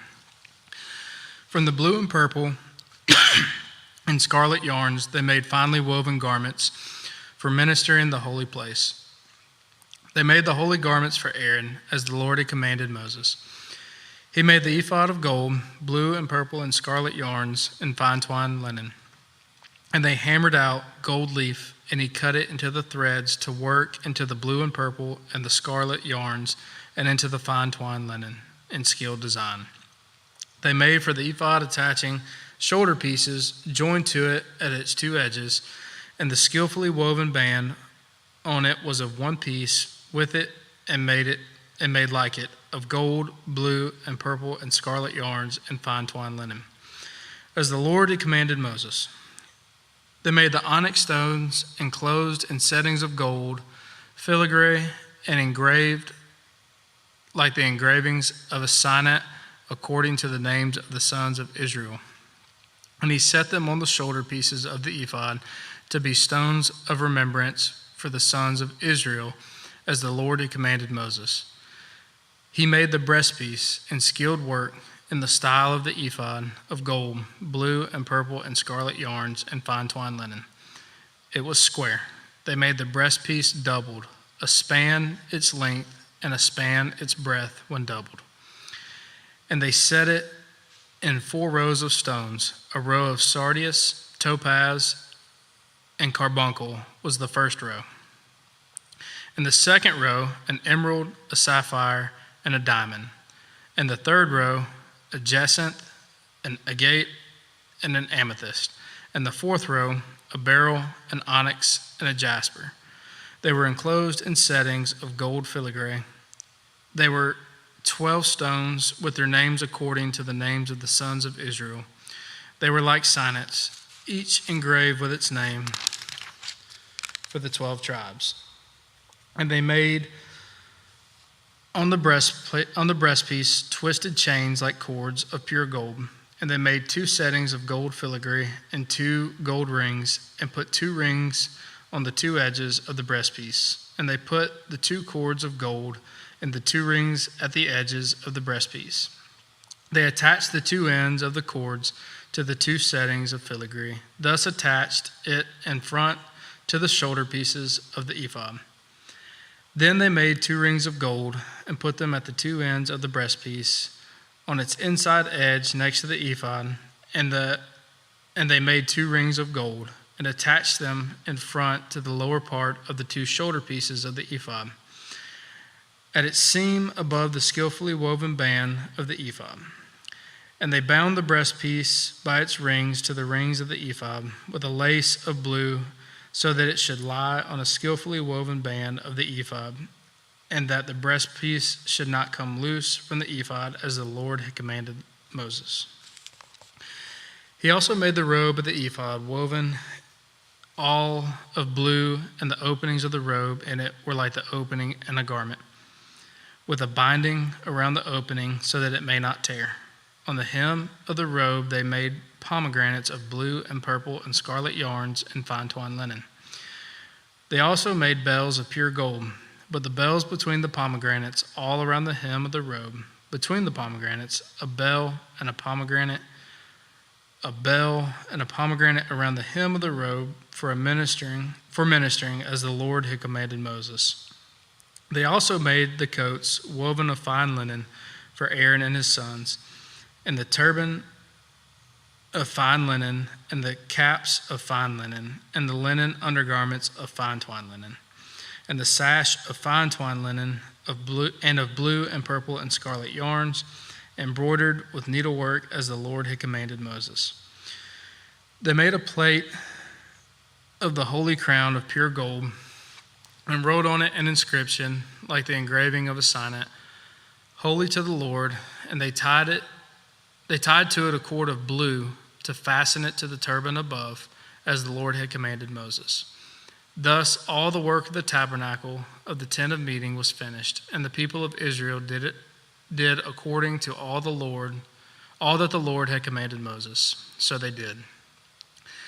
Then they brought the tabernacle to Moses, the tent and all its utensils, its hooks, its frames, its bars, its pillars, and its bases, the covering of tanned ram skins and goat skins, and the veil of the screen, the ark of the testimony with its poles and the mercy seat, the table with all its utensils, and the bread of the presence, the lampstand of pure gold, and its lamps with the lamps set and all its utensils, and the oil for the light, the golden altar, the anointing oil and the fragrant incense, and the screen for the entrance of the tent, the bronze altar and its grating of bronze, its poles, all its utensils, the basin and its stand, the hangings of the court, its pillars and its bases, and the screen for the gate of the court, its cords and its pegs, and all the utensils for the service of the tabernacle, for the tent of meeting, the finely worked garments for ministering in the holy place, the holy garments for Aaron the priest, and the garments of his sons for their service as priests, according to all that the Lord had commanded to Moses. So the people of Israel had done all the work. And Moses saw all of the work, and behold, they had done it, as the Lord had commanded, so they had done it. Then Moses blessed them. Chapter 40. The Lord spoke to Moses, saying, "On the first day of the first month you shall erect the tabernacle of the tent of meeting, and you shall put in it the ark of the testimony, and you shall screen the ark with the veil, and you shall bring in the table and arrange it, and you shall bring in the lampstand and set up its lamps, and you shall put the golden altar for incense before the ark of the testimony, and set up the screen for the door of the tabernacle. You shall set the altar of burnt offering before the door of the tabernacle and the tent of meeting, and place the basin between the tent of the meeting and the altar, and put water in it.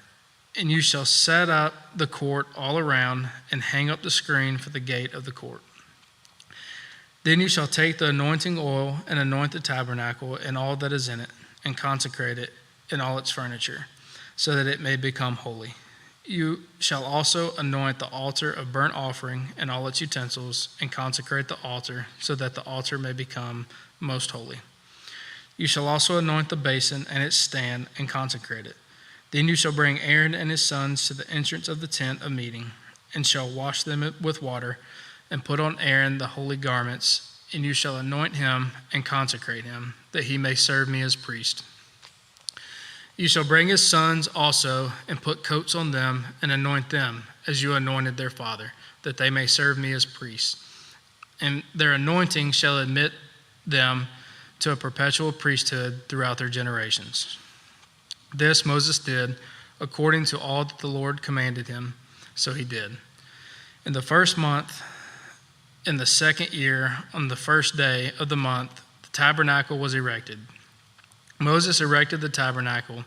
He laid its bases and set up its frames and put in its poles and raised up its pillars.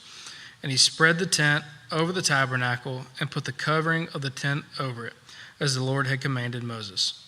He took the testimony and put it into the ark and put the poles of the ark and set the mercy seat above the ark. And he brought the ark into the tabernacle and set up the veil of the screen and screened the ark of the testimony as the Lord had commanded Moses.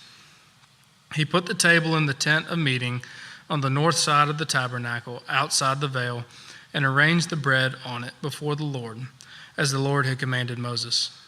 He put the lampstand in the tent of meeting opposite the table of the south side of the tabernacle and set up the lamps before the Lord as the Lord had commanded Moses.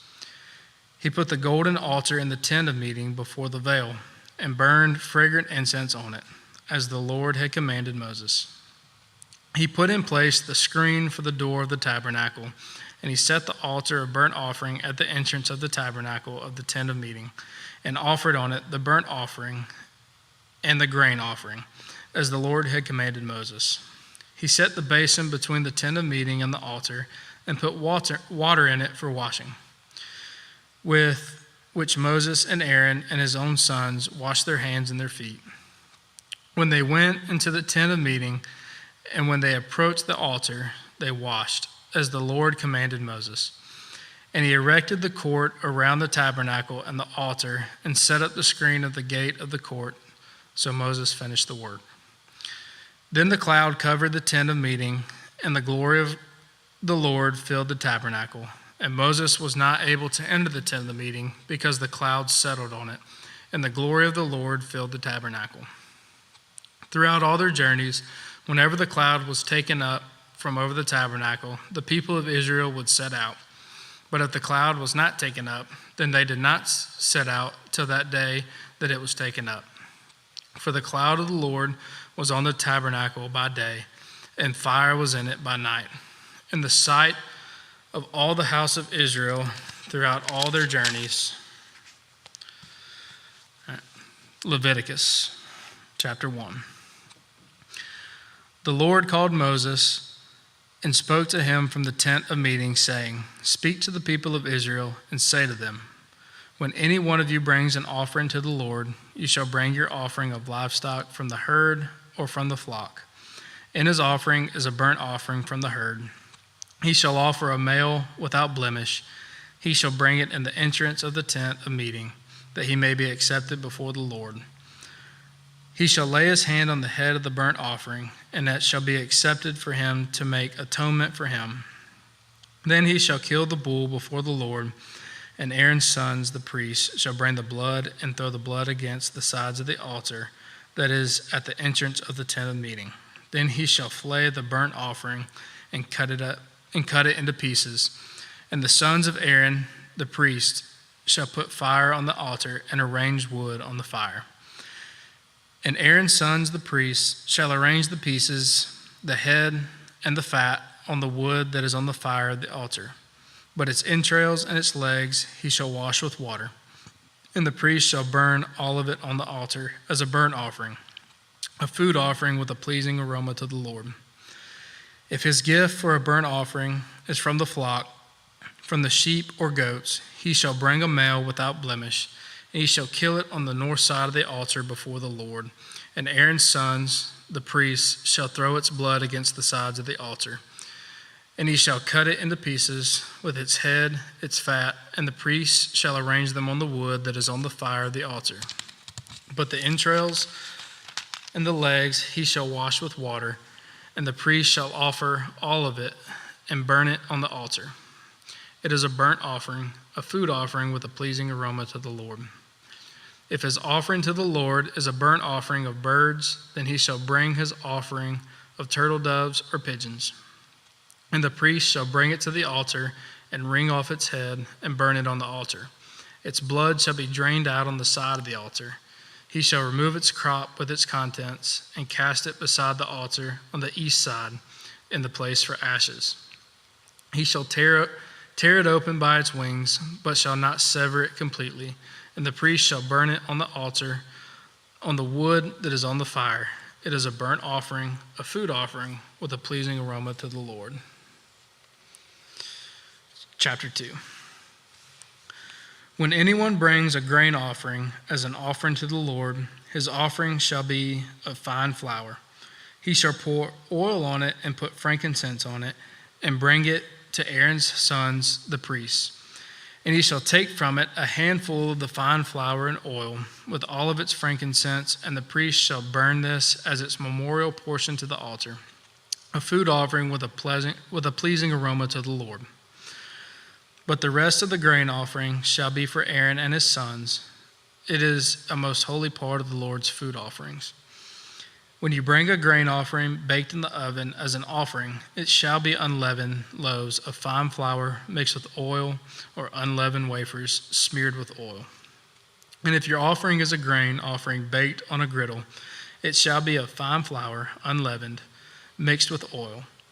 You shall break it in pieces and pour oil on it. It is a grain offering. And if your offering is a grain offering cooked in a pan, it shall be made of fine flour with oil. And you shall bring the grain offering that is made of these things to the Lord. And when it is presented to the priest, he shall bring it to the altar. And the priest shall take the grain offerings, its memorial portion, and burn this on the altar, a food offering with a pleasing aroma to the Lord. But the rest of the grain offering shall be for Aaron and his sons. It is a most holy part of the Lord's food offerings. No grain offering that you bring to the Lord shall be made with leaven, for you shall burn no leaven nor any honey as a food offering to the Lord. As an offering of first fruits, you may bring them to the Lord, but they shall not be offered on the altar for a pleasing aroma. You shall season all of your grain offerings with salt. You shall not let the salt of the covenant with your God be missing from your grain offering. With all your offerings you shall offer salt. If you offer a grain offering of first fruits to the Lord, you shall offer the grain offering of your first fruits, fresh ears, roasted with fire, crushed new grain, and you shall put oil on it and lay frankincense on it. It is a grain offering. And the priest shall burn its memorial portion, some of the crushed grain and some of the oil with all of its frankincense. It is a food offering to the Lord. Chapter 3. If his offering is a sacrifice of peace offering, if he offers an animal from the herd, male or female, he shall offer it without blemish before the Lord. He shall lay his hand on the head of the offering and kill it at the entrance of the tent of meeting. And Aaron's sons, the priests, shall throw the blood against the sides of the altar. And from the sacrifice of the peace offering, as a food offering to the Lord, he shall offer the fat covering the entrails and all the fat that is on the entrails, and the 2 kidneys with the fat that is on them at the loins, and the long lobe of the liver that he shall remove with the kidneys. Then Aaron's sons shall burn it on the altar on top of the burnt offering, which is on the wood of the fire.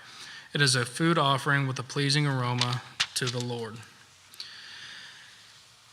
If his offering for his sacrifice of peace offering to the Lord is an animal from the flock, male or female, he shall offer it without blemish. If he offers a lamb for his offering, then he shall offer it before the Lord, lay his hand on the head of his offering, and kill it in front of the tent of meeting. And Aaron's sons shall throw its blood against the sides of the altar. Then from the sacrifice of the peace offering, he shall offer a food offering to the Lord, its fat. He shall remove the whole fat tail, cut off close to the backbone, and the fat that covers the entrails, and all of the fat that is on the entrails, and the 2 kidneys with the fat that is on them at the loins, and the long lobe of the liver that he shall remove with the kidneys. And the priest shall burn it on the altar as a food offering to the Lord. If his offering is a goat, then he shall offer it before the Lord, and lay his hand on its head, kill it in front of the tent of meeting, and the sons of Aaron shall throw its blood against the sides of the altar. Then he shall offer from it, as his offering for a food offering to the Lord, the fat covering the entrails, and all the fat that is on the entrails, and the 2 kidneys with the fat that is on them, the loins, and the long lobe of the liver, that he shall remove the kidneys, and the priest shall burn them on the altar as a food offering with a pleasing aroma. All fat is the Lord's. It shall be a statute forever throughout your generations and all of your dwelling places, that you eat neither fat nor blood. Chapter 4. And the Lord spoke to Moses, saying, Speak to the people of Israel, saying, If anyone sins unintentionally in any of the Lord's commandments about things not to be done, and does not any one of them, if it is the anointed priest who sins, thus bringing guilt on the people, then he shall offer for the sin that he has committed a bull from the herd without blemish to the Lord for a sin offering. He shall bring the bull to the entrance of the tent of meeting before the Lord, and lay his hand on the head of the bull, and kill the bull before the Lord. And the anointed priest shall take some of the blood of the bull and bring it into the tent of meeting. And the priest shall dip his finger in the blood and sprinkle part of the blood 7 times before the Lord in front of the veil of the sanctuary. And the priest shall put some of the blood on the horns of the altar of fragrant incense before the Lord, that it is in the tent of meeting. And all of the rest of the blood of the bull shall pour out at the base of the altar of burnt offering that is at the entrance of the tent of meeting. And all the fat of the bull of the sin offering he shall remove from it, the fat that covers the entrails, and all of the fat that is on the entrails, and the 2 kidneys with the fat that is on them at the loins, and the long lobe of the liver, that he shall remove with the kidneys, just as those are taken from the ox, the sacrifice of peace offerings. And the priest shall burn them on the altar of burnt offering. But the skin of the bull and all its flesh, with its head, its legs, its entrails, and its dung, all of the rest of the bull he shall carry outside to the camp, to a clean place, to the ash heap, and shall burn it up on a fire of wood. On the ash heap it shall be burned up. If the whole congregation of Israel sins unintentionally, and the thing is hidden from the eyes of the assembly, and they do any of the things that the Lord's commandments ought not to be done, and they realize their guilt, when the sin which they have committed becomes known, the assembly shall offer a bull from the herd for a sin offering and bring it in front of the tent of meeting. And the elders of the congregation shall lay their hands on the head of the bull before the Lord, and the bull shall be killed before the Lord. Then the anointed priest shall bring some of the blood of the bull into the tent of meeting, and the priest shall dip his finger in the blood and sprinkle it 7 times before the Lord in front of the veil. And he shall put some of the blood on the horns of the altar that is in the tent of meeting before the Lord, and the rest of the blood he shall pour out at the base of the altar of burnt offerings that is at the entrance of the tent of meeting. And all its fat he shall take from it and burn on the altar. Thus shall he do with the bull. As he did with the bull of the sin of offering, so shall he do with this. And the priest shall make atonement for them, and they shall be forgiven. And he shall carry the bull outside of the camp and burn it up as he burned the first bull. It is the sin offering for the assembly. When a leader sins, doing unintentionally any of all the things that by the commandments of the Lord his God ought not be done, and realizes his guilt, or the sin which he has committed is made known to him, he shall bring as his offering a goat, a male without blemish, and he shall lay his hand on the head of the goat and kill it in the place where they killed the burnt offering before the Lord. It is a sin offering. Then the priest shall take some of the blood of the sin offering with his finger and put it on the horns of the altar of the burnt offering, and pour out the rest of its blood at the base of the altar of burnt offering.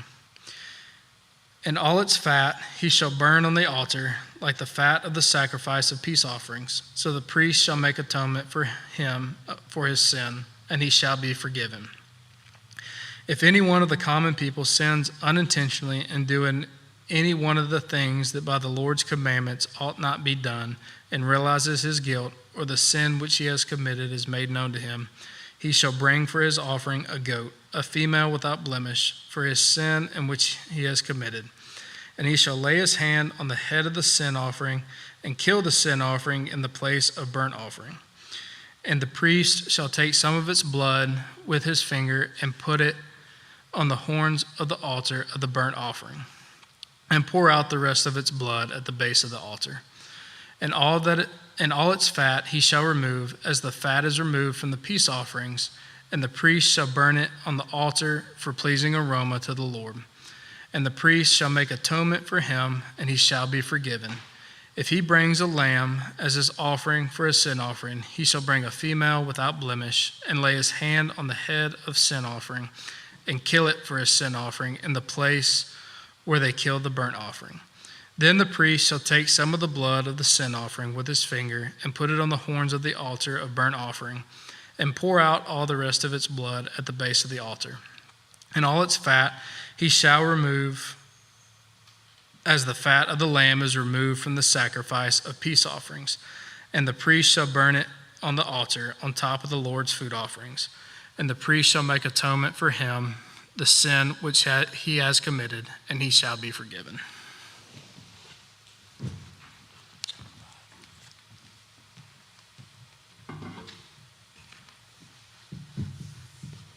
Leviticus chapter 5. If anyone sins in that he hears a public adjuration to testify, and though he is a witness, whether he has seen or come to know the matter, yet does not speak, he shall bear his iniquity. Or if anyone touches an unclean thing, whether a carcass of an unclean wild animal, or a carcass of an unclean livestock, or a carcass of unclean swarming things, and it is hidden from him, and he has become unclean, and he realizes his guilt.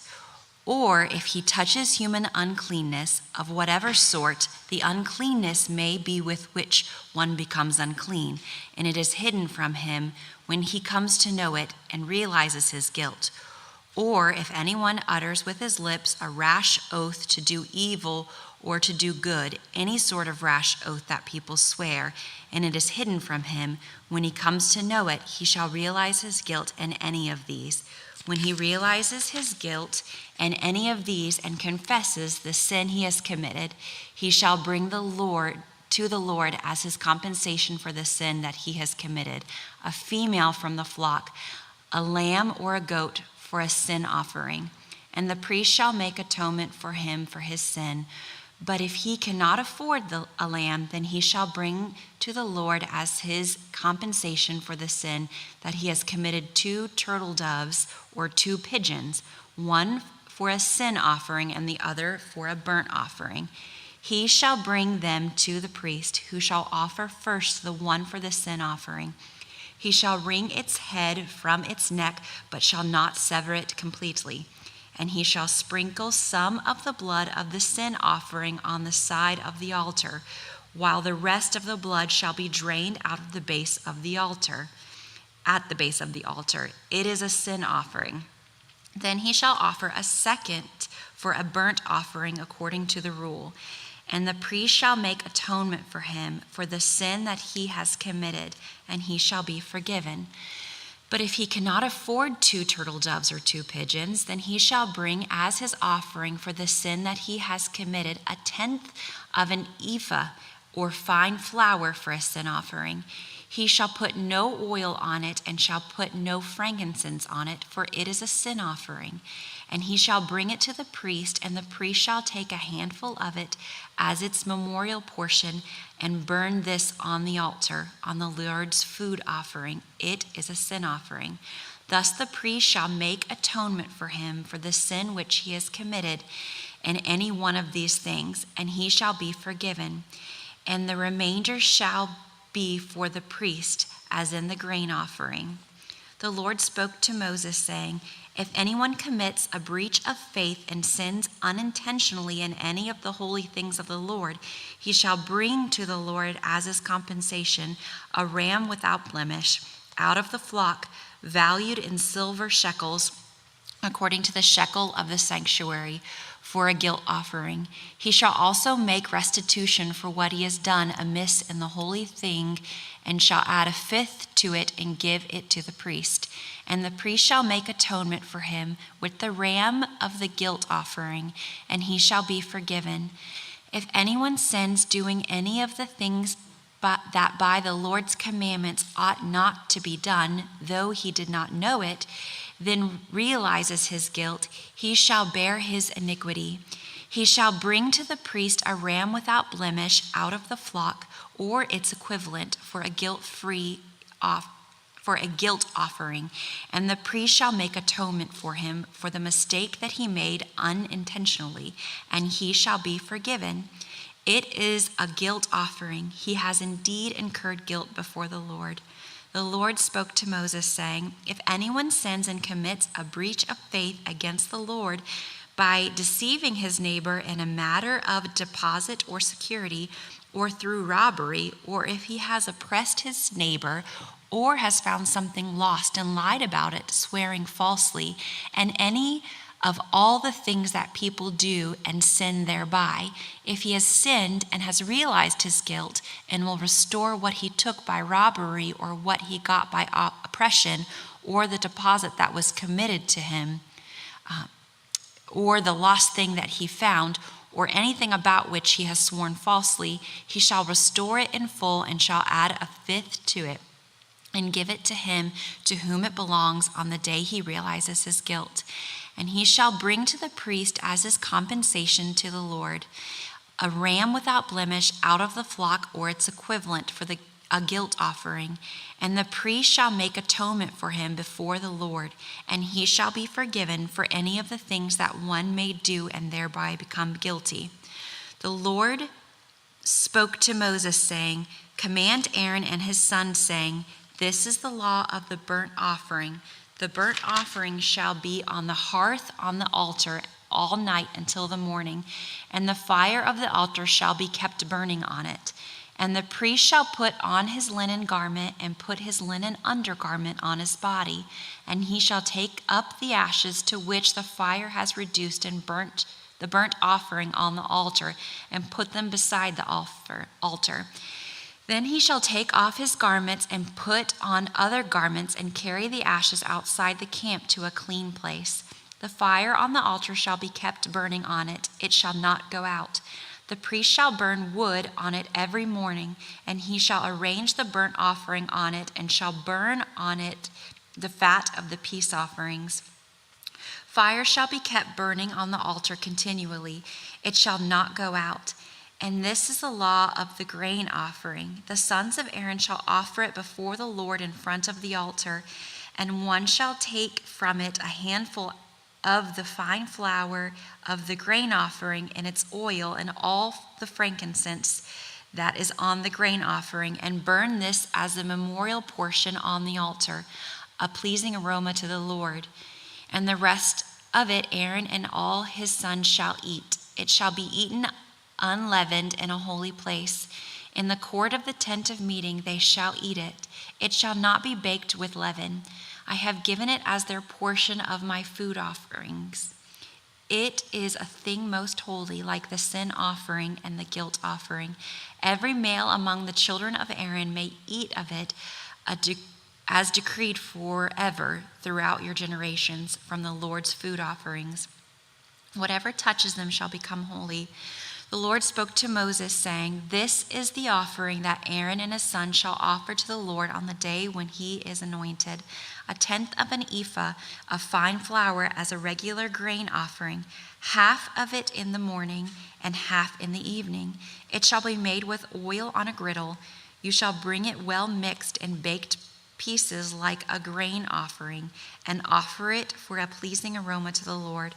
The priest from among Aaron's sons who is anointed to succeed him shall offer it to the Lord as decreed forever. The whole of it shall be burned. Every grain offering of the priest shall be wholly burned. It shall not be eaten. The Lord spoke to Moses, saying, speak to Aaron and his sons, saying, this is the law of the sin offering. In the place where the burnt offering is killed shall the sin offering be killed before the Lord. It is most holy. The priest who offers it for sin shall eat it. In a holy place it shall be eaten. In the court of the tent of meeting, whatever touches it, its flesh shall be holy. And when any of its blood is splashed on a garment, you shall wash that on which it was splashed in a holy place. and the earthenware vessel in which it is boiled shall be broken. But if it is boiled in a bronze vessel, that shall be scoured and rinsed in water. Every male among the priests may eat of it. It is most holy, but no sin offering shall be eaten from which any blood is brought into the tent of meeting to make atonement in the holy place. It shall be burned up with fire. Chapter 7. This is the law of the guilt offering. It is most holy. In the place where they kill the burnt offering, they shall kill the guilt offering, and its blood shall be thrown against the sides of the altar, and all its fat shall be offered, the fat tail, the fat that covers the entrails, the 2 kidneys, with the fat that is on them at the loins, and the long lobe of liver that he shall remove with the kidneys. The priest shall burn them on the altar as a food offering to the Lord. It is a guilt offering. Every male among the priests may eat of it. It shall be eaten in a holy place. It is most holy. The guilt offering is just like the sin offering. There is one law for them. The priest who makes atonement with it shall have it, and the priest who offers any man's burnt offering shall have for himself the skin of the burnt offering that he has offered, and every grain offering baked in the oven, and all that is prepared on a pan or a griddle shall belong to the priest who offers it. And every grain offering mixed with oil or dry shall be shared equally among all the sons of Aaron. And this is the law of the sacrifice of peace offering that one may offer to the Lord. If he offers it for a thanksgiving, then he shall offer with the thanksgiving sacrifice unleavened loaves mixed with oil, unleavened wafers smeared with oil, and loaves of fine flour well mixed with oil. With the sacrifice of his peace offerings for thanksgiving, he shall bring his offering with loaves of leavened bread, and from it he shall offer 1 loaf from each offering as a gift to the Lord. It shall belong to the priest who throws the blood of the peace offerings, and the flesh of the sacrifice of his peace offerings for thanksgiving shall be eaten on the day of his offering. He shall not leave any of it until the morning. But if the sacrifice of his offering is a vow offering or a free will offering, it shall be eaten on the day that he offers his sacrifice. And on the next day, what remains of it shall be eaten. What remains of the flesh of the sacrifice on the 3rd day shall be burned up with fire.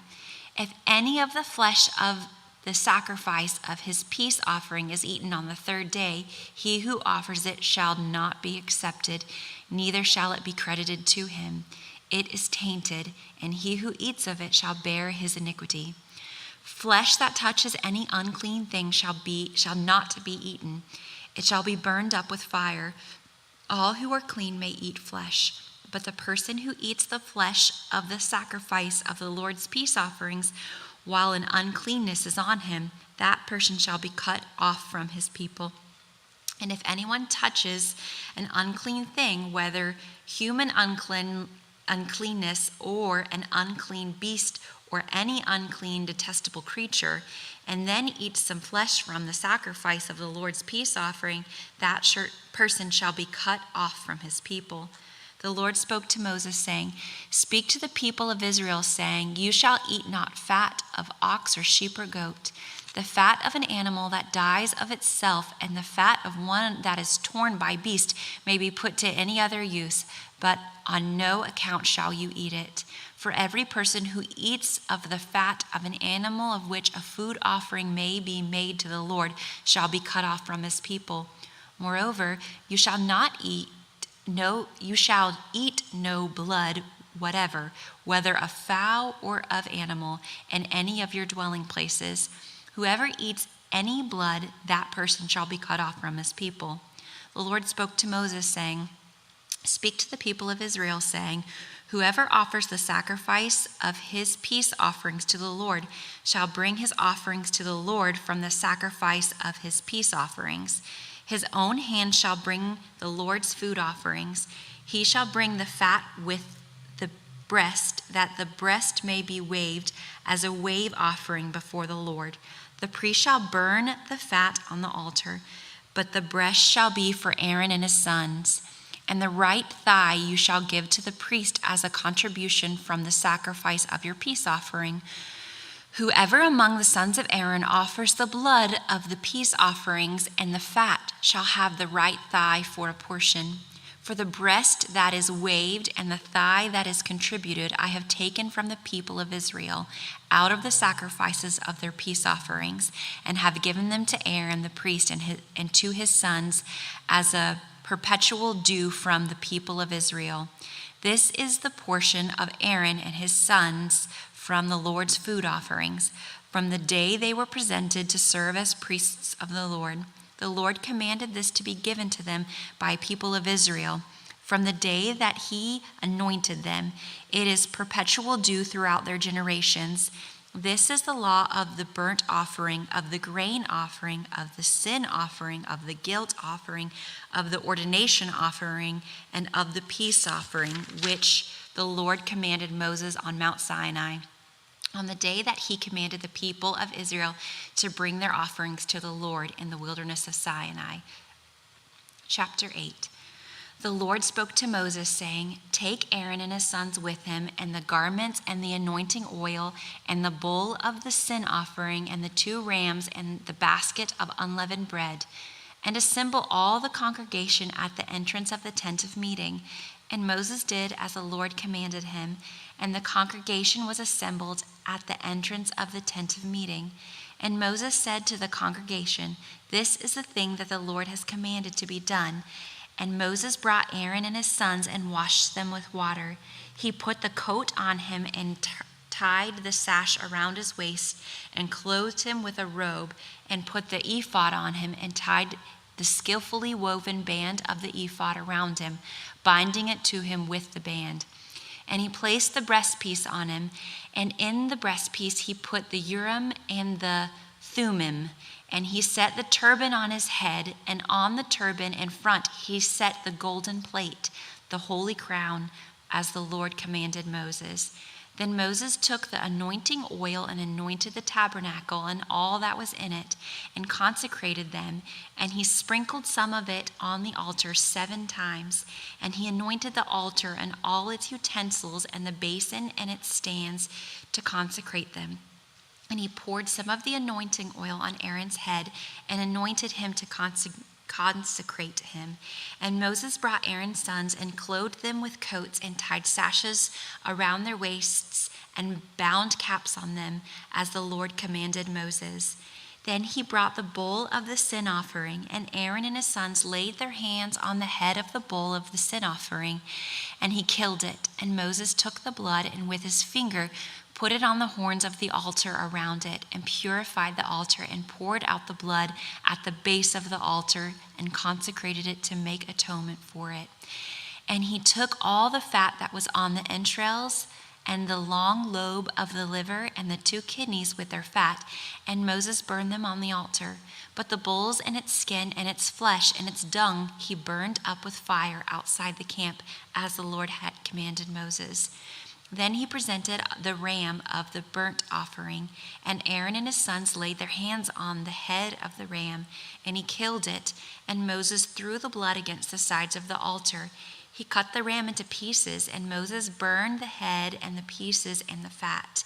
He washed the entrails and the legs with water, and Moses burned the whole ram on the altar. It was a burnt offering with a pleasing aroma, a food offering to the Lord, as the Lord commanded Moses. Then he presented the other ram, the ram of ordination, and Aaron and his sons laid their hands on the head of the ram, and he killed it. And Moses took some of its blood and put it on the lobe of Aaron's right ear, and on the thumb of his right hand, and on the big toe of his right foot. Then he presented Aaron's sons, and Moses put some of the blood on the lobes of their right ears, and on the thumbs of their right hands, and on the big toes of their right feet. And Moses threw the blood against the sides of the altar. Then he took the fat and the fat tail and all the fat that was on the entrails, and the long lobe of the liver and the 2 kidneys with their fat, and the right thigh, and out of the basket of unleavened bread that was before the Lord, he took 1 unleavened loaf and 1 loaf of bread with oil and 1 wafer, and placed them on the pieces of fat and on the right thigh. And he put all these in the hands of Aaron and in the hands of his sons, and waved them as a wave offering before the Lord. Then Moses took them from their hands and burned them on the altar with the burnt offering. This was an ordination offering with a pleasing aroma, a food offering to the Lord. And Moses took the breast and waved it for a wave offering before the Lord. It was Moses' portion of the ram of ordination, and as the Lord commanded Moses. Then Moses took some of the anointing oil and of the blood that was on the altar and sprinkled it on Aaron and his garments, and also on his sons and his sons' garments. So he consecrated Aaron and his garments, and his sons garments with him. And Moses said to Aaron and his sons, "Boil the flesh at the entrance of the tent of meeting, and there eat it and the bread that is in the basket of ordination offerings, as I commanded, saying, Aaron and his sons shall eat it. And what remains of the flesh and the bread you shall burn up with fire, and you shall not go outside the entrance of the tent of meeting for 7 days, until the days of your ordination are completed, for it will take 7 days to ordain you. As has been done today, the Lord has commanded to be done to make atonement for you. At the entrance of the tent of meeting you shall remain day and night for 7 days, performing what the Lord has charged, so that you do not die, for so I have been commanded." And Aaron and his sons did all the things that the Lord commanded by Moses. Chapter 9. On the 8th day, Moses called Aaron and his sons and the elders of Israel, and he said to Aaron, "Take for yourself a bull calf for a sin offering and a ram for a burnt offering, both without blemish, and offer them before the Lord. And say to the people of Israel, take a male goat for a sin offering and a calf and a lamb, both a year old without blemish for a burnt offering, and an ox and a ram for peace offerings to sacrifice before the Lord, and a grain offering mixed with oil, for today the Lord will appear to you." And they brought what Moses commanded in front of the tent of meeting, and all the congregation drew near and stood before the Lord. And Moses said, "This is the thing that the Lord commanded you to do, that the glory of the Lord may appear to you." Then Moses said to Aaron, "Draw near to the altar and offer your sin offering and your burnt offering, and make atonement for yourself and for the people, and bring the offering of the people and make atonement for them as the Lord has commanded."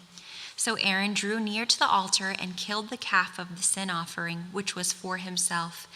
And the sons of Aaron presented the blood to him, and he dipped his finger in the blood and put it on the horns of the altar, and poured out the blood at the base of the altar. But the fat and the kidneys and the long lobe of liver from the sin offering he burned on the altar, as the Lord commanded Moses. And the flesh and the skin he burned up with fire outside the camp. Then he killed the burnt offering, and Aaron's sons handed him the blood and threw it against the sides of the altar. And they handed the burnt offering to him, piece by piece, and the head, and he burned them on the altar. And he washed the entrails and the legs and burned them on the burnt offering on the altar. Then he presented the people's offering and took the goat of the sin offering that was for the people and killed it and offered it as a sin offering, like the first one. And he presented the burnt offering and offered it according to the rule.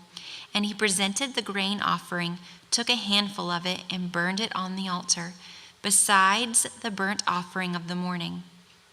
Then he killed the ox and the ram, the sacrifice of peace offerings for the blood, and Aaron's sons handed him the blood, and he threw it against the sides of the altar. But the fat pieces of the ox and of the ram, the fat tail, and that which covers the entrails and the kidneys and the long lobe of liver, they put the fat pieces on the breasts, and he burned the fat pieces on the altar. But the breasts and the right thigh Aaron waved for a wave offering before the Lord, as Moses commanded. Then Aaron lifted up his hands toward the people and blessed them. And he came down from offering the sin offering and the burnt offering and the peace offerings. And Moses and Aaron went into the tent of meeting, and when they came out, they blessed the people, and the glory of the Lord appeared to all the people. And the fire came out from before the Lord and consumed the burnt offering and the pieces of fat on the altar. And when all the people saw it, they shouted and fell on their faces. Chapter 10. Now Nadab and Abihu, the sons of Aaron, each took his censer and put fire in it, and laid incense on it, and offered unauthorized fire before the Lord, which he had not commanded them. The fire came out from before the Lord and consumed them, and they died before the Lord. Then Moses said to Aaron, "This is what the Lord has said. Among those who are near me I will be sanctified, and before all the people I will be glorified." And Aaron held his peace. And Moses called Mishael and Elzaphan, the sons of Uzziel, the uncle of Aaron, and said to them, "Come near me, carry your brothers away from the front of the sanctuary and out of the camp." So they came near and carried them in their coats out of the camp, as Moses had said. And Moses said to Aaron and to Eleazar and Ithamar his sons, "Do not let the hairs of your heads hang loose, and do not tear your clothes lest you die, and wrath come upon all the congregation. But let your brothers, the whole house of Israel, bewail the burnings that the Lord has kindled.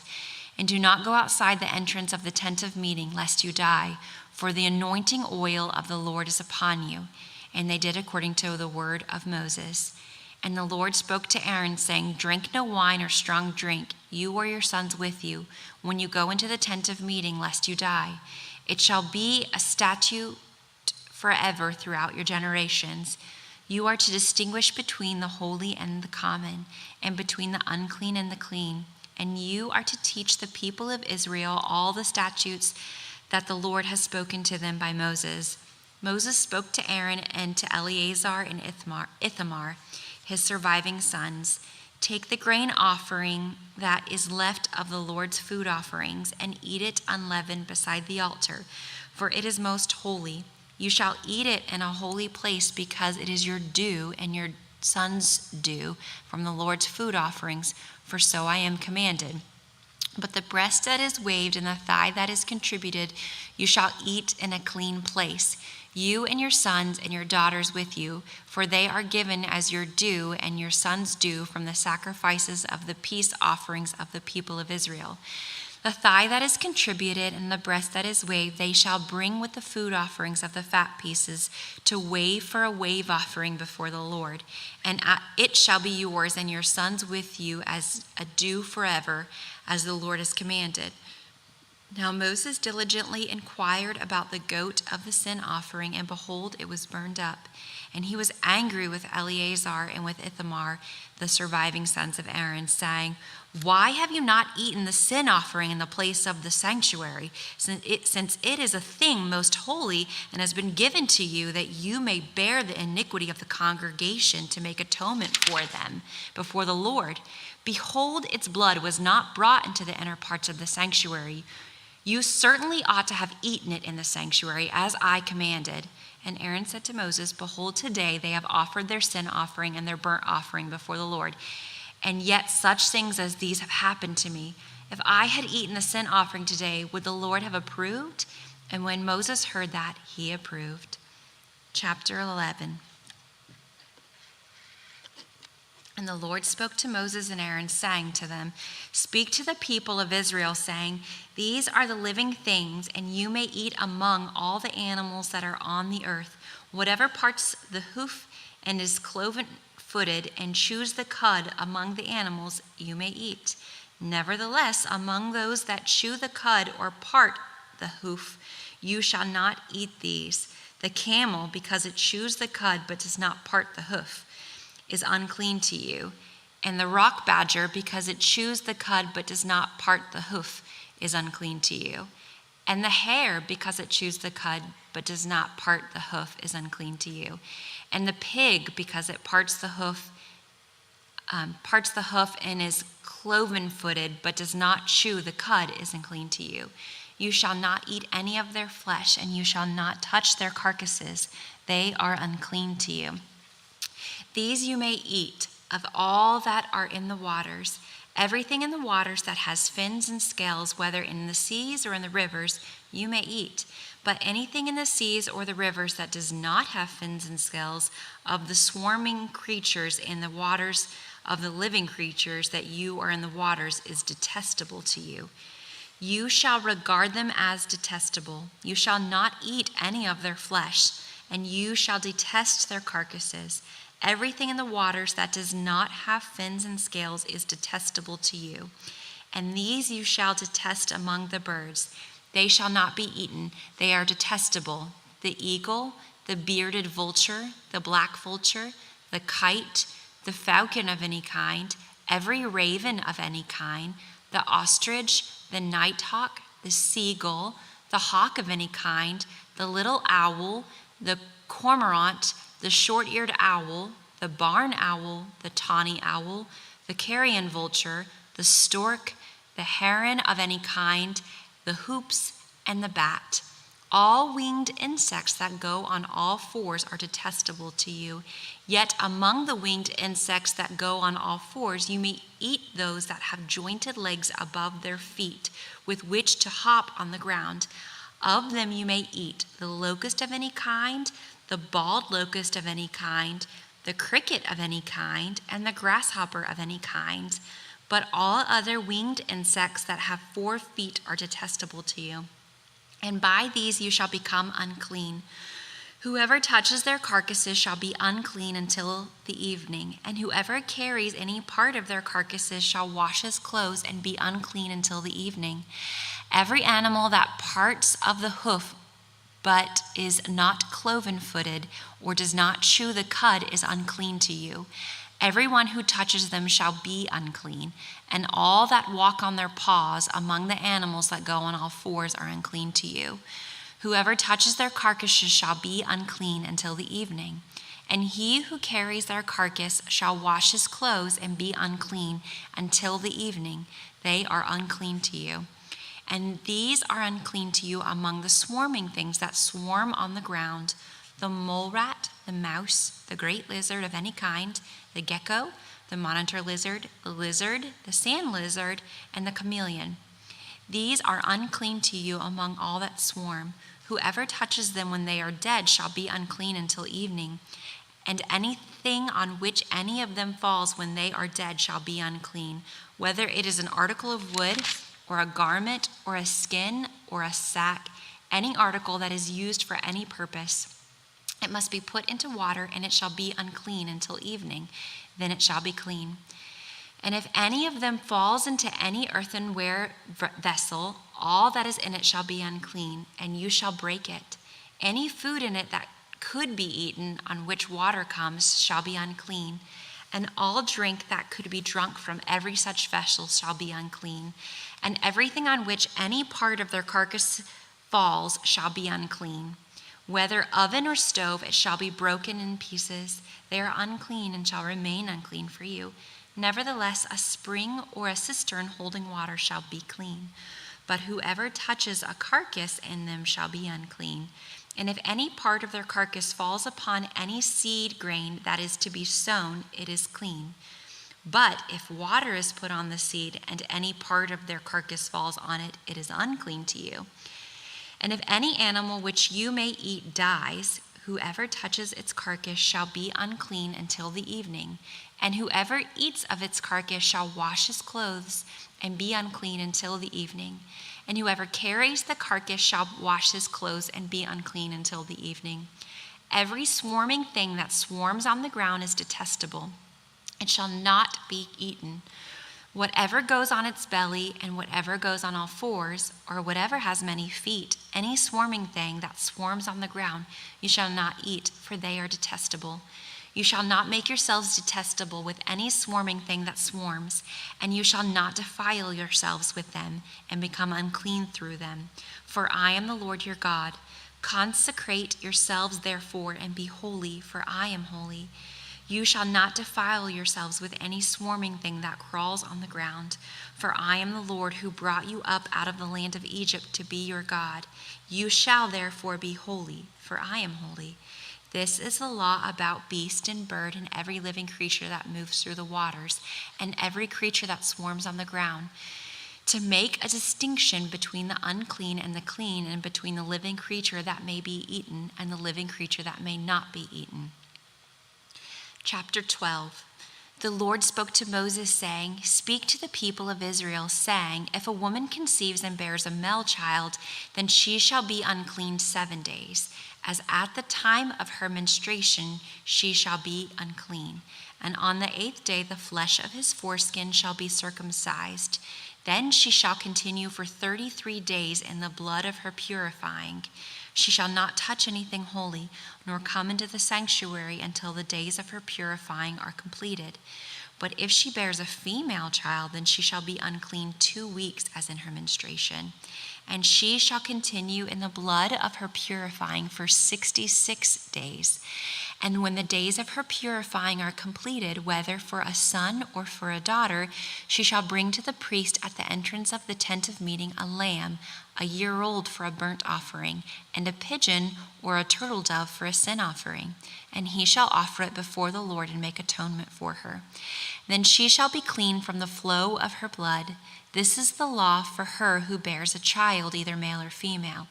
And if she cannot afford a lamb, then she shall take 2 turtle doves or 2 pigeons, one for a burnt offering and the other for a sin offering. And the priest shall make atonement for her, and she shall be clean. Chapter 13. The Lord spoke to Moses and Aaron, saying, When a person has on the skin of his body a swelling or an eruption or a spot, and it turns into a case of leprous disease on the skin of his body, then he shall be brought to Aaron the priest, or to one of his sons the priests, and the priests shall examine the diseased area on the skin of his body. And if the hair in the diseased area has turned white, and the disease appears to be deeper than the skin of his body, it is a case of leprous disease. When the priest has examined him, he shall pronounce him unclean. But if the spot is white in the skin of his body and appears no deeper than the skin, and the hair is in it and has not turned white, the priest shall shut up the diseased person for 7 days. And the priest shall examine him on the 7th day. And if his eyes and disease is checked and the disease has not spread in the skin, then the priest shall shut him up for another 7 days. And the priest shall examine him again on the 7th day. And if the diseased area has faded and the disease has not spread in the skin, then the priest shall pronounce him clean. It is only an eruption. And he shall wash his clothes and be clean. But if the eruption spreads in the skin after he has shown himself to the priest for his cleansing, he shall appear again before the priest. And the priest shall look, and if the eruption has spread in the skin, then the priest shall pronounce him unclean. It is a leprous disease. When a man is afflicted with a leprous disease, he shall be brought to the priest, and the priest shall look. And if there is a white swelling in the skin that has turned the hair white, and there is raw flesh in the swelling, it is a chronic leprous disease in the skin of his body, and the priest shall pronounce him unclean. He shall not shut him up, for he is unclean. And if the leprous disease breaks out in the skin, so that the leprous disease covers all of the skin of the diseased person from head to foot, so far as the priest can see, then the priest shall look, and if the leprous disease has covered all his body, he shall pronounce him clean of the disease. It has all turned white, and he is clean. But when raw flesh appears on him, and he shall be unclean. And the priest shall examine the raw flesh and pronounce him unclean.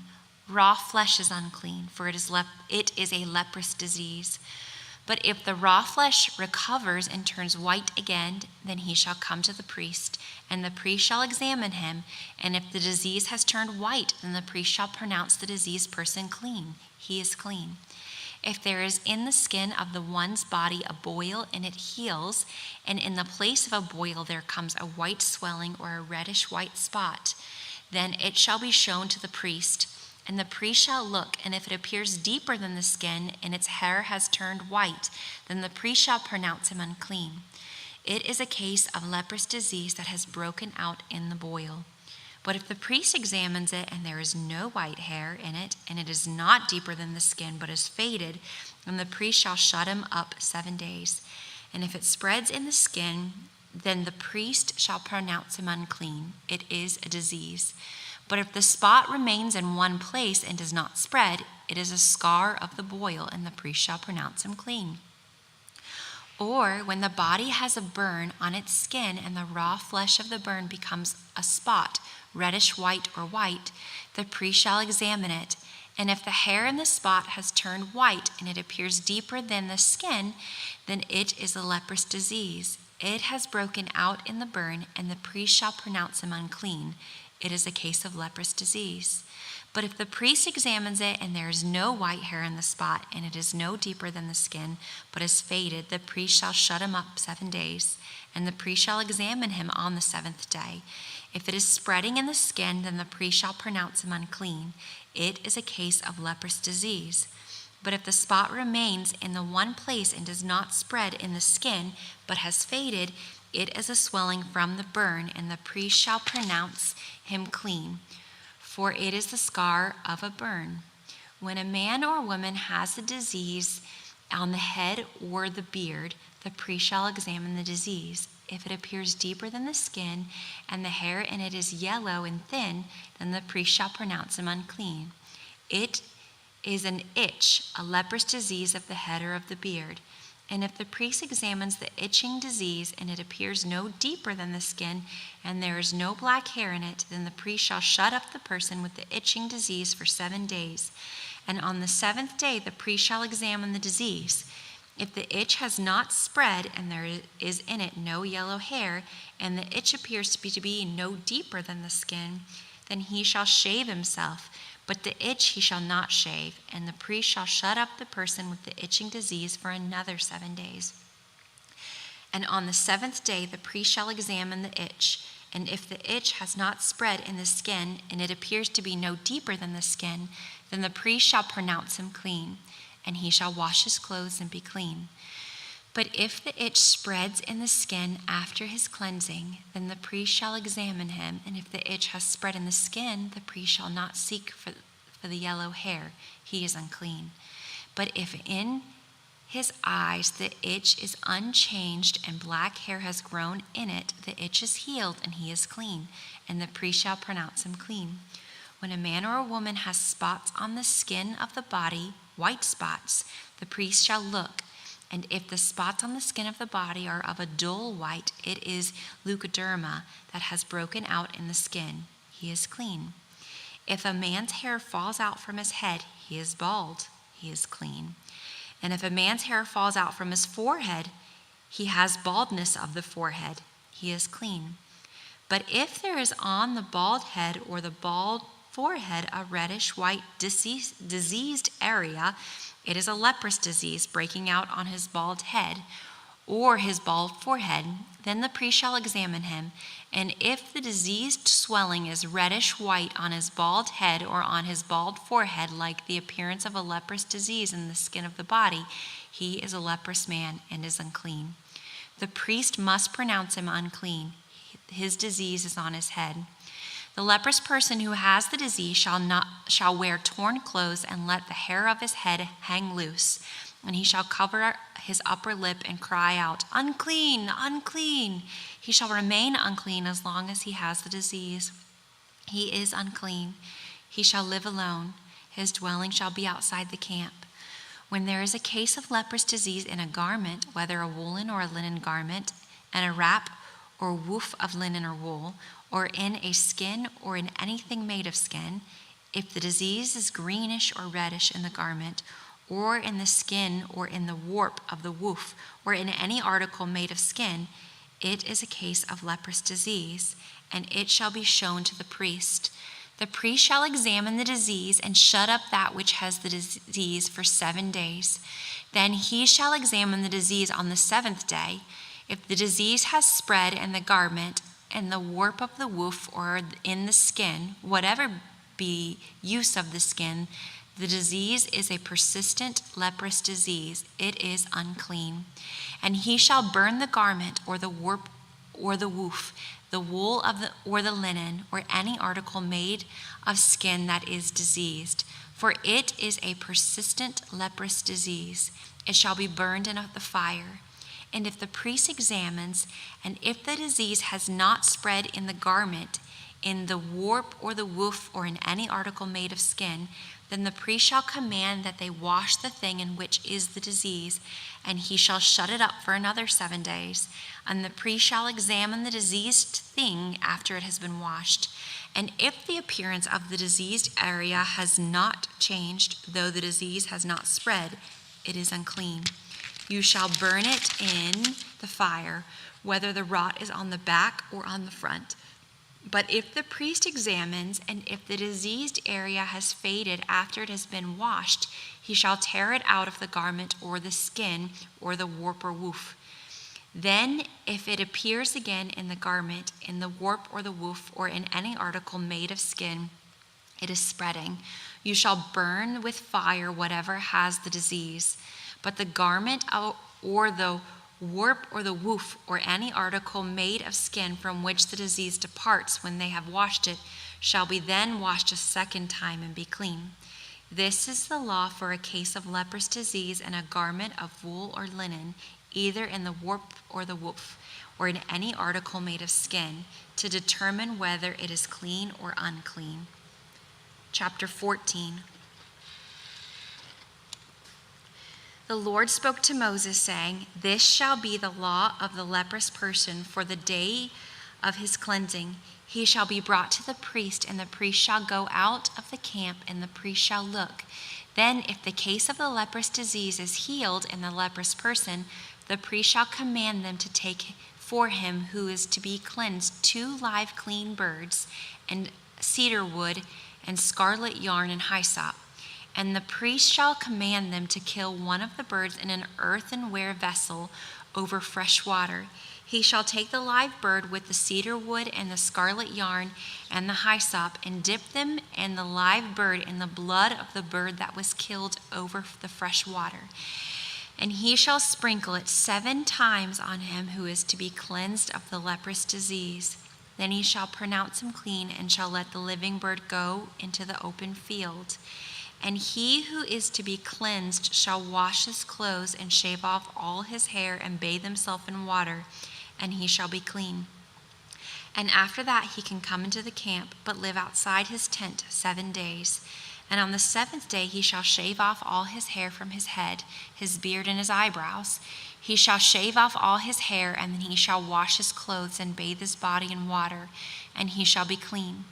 And on the 8th day he shall take 2 male lambs without blemish, and 1 ewe lamb a year old without blemish, and a grain offering of 3/10 of an ephah of fine flour mixed with oil, and 1 log of oil. And the priest who cleanses him shall set the man who is to be cleansed in these things before the Lord at the entrance of the tent of meeting. And the priest shall take 1 of the male lambs and offer it for a guilt offering, along with a log of oil, and wave them for a wave offering before the Lord. And he shall kill the lamb in the place where they kill the sin offering and the burnt offering, in the place of sanctuary. For the guilt offering, like the sin offering, belongs to the priests. It is most holy. The priest shall take some of the blood of the guilt offering, and the priest shall put it on the lobe of the right ear of him who is to be cleansed, and on the thumb of his right hand, and on the big toe of his right foot. Then the priest shall take some of the log of oil and pour it into the palm of his own left hand, and dip his right finger in the oil that is in his left hand, and sprinkle some oil with his fingers 7 times before the Lord. And some of the oil that remains in his hand the priest shall put on the lobe of the right ear of him who is to be cleansed, and on the thumb of his right hand, and on the big toe of his right foot, and on top of the blood of the guilt offering. And the rest of the oil that is in the priest's hand he shall put on the head of him who is to be cleansed. Then the priest shall make atonement for him before the Lord. The priest shall offer the sin offering to make atonement for him, who is to be cleansed from his uncleanness, and afterward he shall kill the burnt offering. And the priest shall offer a burnt offering and the grain offering on the altar. Thus the priest shall make atonement for him, and he shall be clean. But if he is poor and cannot afford so much, then he shall take the male lamb for a guilt offering to be waved, to make atonement for him, and 1/10 of an ephah of fine flour mixed with oil for a grain offering, and a log of oil. Also 2 turtle doves or 2 pigeons, whichever he can afford. The one shall be a sin offering, and the other a burnt offering. And on the 8th day he shall bring them for his cleansing to the priest, to the entrance of the tent of meeting before the Lord. And the priest shall take the lamb of the guilt offering and the log of oil, and the priest shall wave them for a wave offering before the Lord. And he shall kill the lamb of the guilt offering. And the priest shall take some of the blood of the guilt offering and put it on the lobe of the right ear of him who is to be cleansed, and on the thumb of his right hand, and on the big toe of his right foot.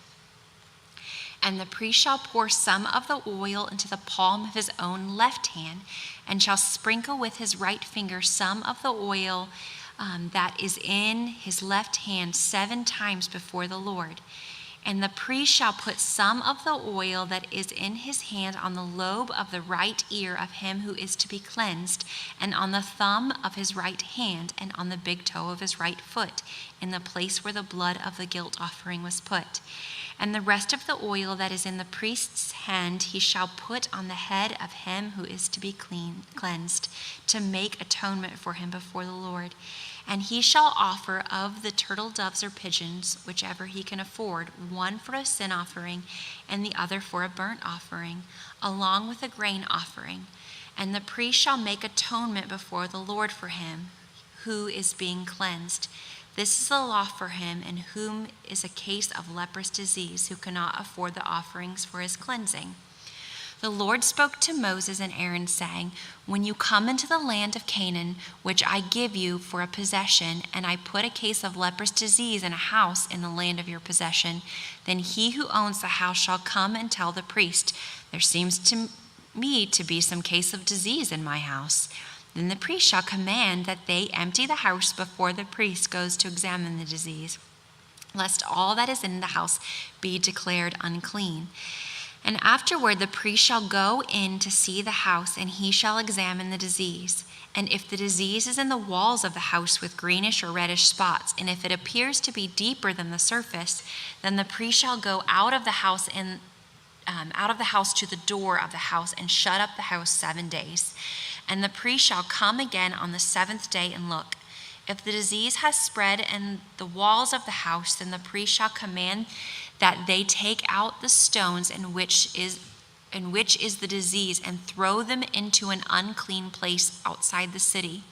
And he shall have the inside of the house scraped all around, and the plaster that they scrape off they shall pour out in an unclean place outside the city.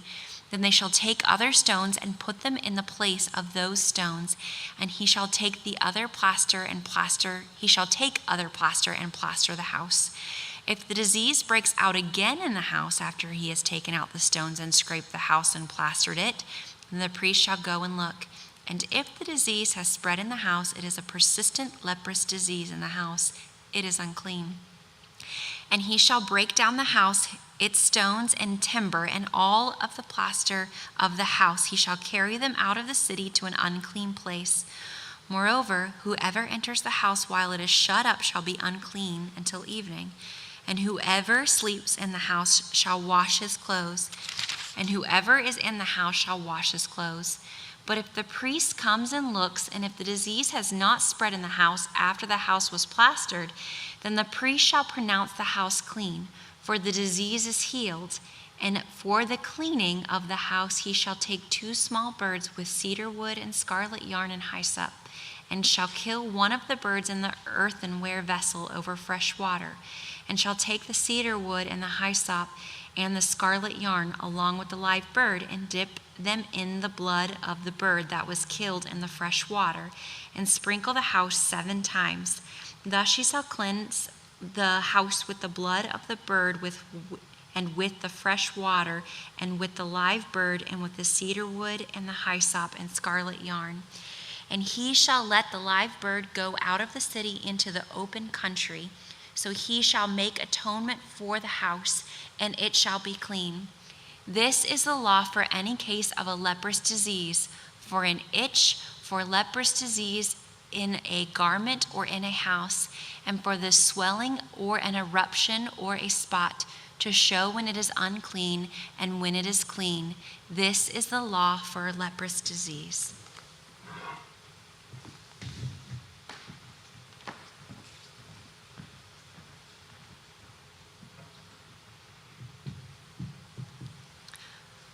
Leviticus chapter 15. The Lord spoke to Moses and Aaron, saying, "Speak to the people of Israel and say to them, when any man has a discharge from his body, his discharge is unclean. And this is the law of his uncleanliness for a discharge, whether his body runs with his discharge or his body is blocked up by his discharge. It is his uncleanness. Every bed on which the one with the discharge lies shall be unclean, and everything on which he sits shall be unclean. And anyone who touches his bed shall wash his clothes and bathe himself in water and be unclean until the evening. And whoever sits on anything on which one with the discharge has sat shall wash his clothes and bathe himself in water and be unclean until the evening. And whoever touches the body of the one with the discharge shall wash his clothes and bathe himself in water and be unclean until the evening. And if the one with the discharge spits on someone who is clean, then he shall wash his clothes and bathe himself in water and be unclean until the evening. And any saddle on which the one with the discharge rides shall be unclean. And whoever touches anything that was under him shall be unclean until the evening. And whoever carries such things shall wash his clothes and bathe himself in water and be unclean until the evening. Anyone whom the one with the discharge touches without having rinsed his hands in water shall wash his clothes and bathe himself in the water and be unclean until the evening. And an earthenware vessel that the one with the discharge touches shall be broken, and every vessel of wood shall be rinsed in water. And when the one with the discharge is cleaned of his discharge, then he shall count for himself 7 days for his cleansing, and wash his clothes. And he shall bathe his body in fresh water, and shall be clean. And on the 8th day he shall take 2 turtle doves or 2 pigeons, and come before the Lord to the entrance of the tent of meeting, and give them to the priest. And the priest shall use them, one for a sin offering and the other for a burnt offering. And the priest shall make atonement for him before the Lord for his discharge. If a man has an emission of semen, he shall bathe his whole body in water and be unclean until the evening. And every garment and every skin on which the semen comes shall be washed with the water and be unclean until the evening. If a man lies with a woman and has an emission of semen, both of them shall bathe themselves in water and be unclean until the evening. When a woman has a discharge, and the discharge in her body is blood, she shall be in her menstrual impurity for 7 days, and whoever touches her shall be unclean until the evening. And anything on which she lies during her menstrual impurity shall be unclean. Everything also on which she sits shall be unclean. And whoever touches her bed shall wash his clothes and bathe himself in water and be unclean until the evening. And whoever touches anything on which she sits shall wash his clothes and bathe himself in water and be unclean until the evening. Whether it is the bed or anything on which she sits, when he touches it, he shall be unclean until the evening.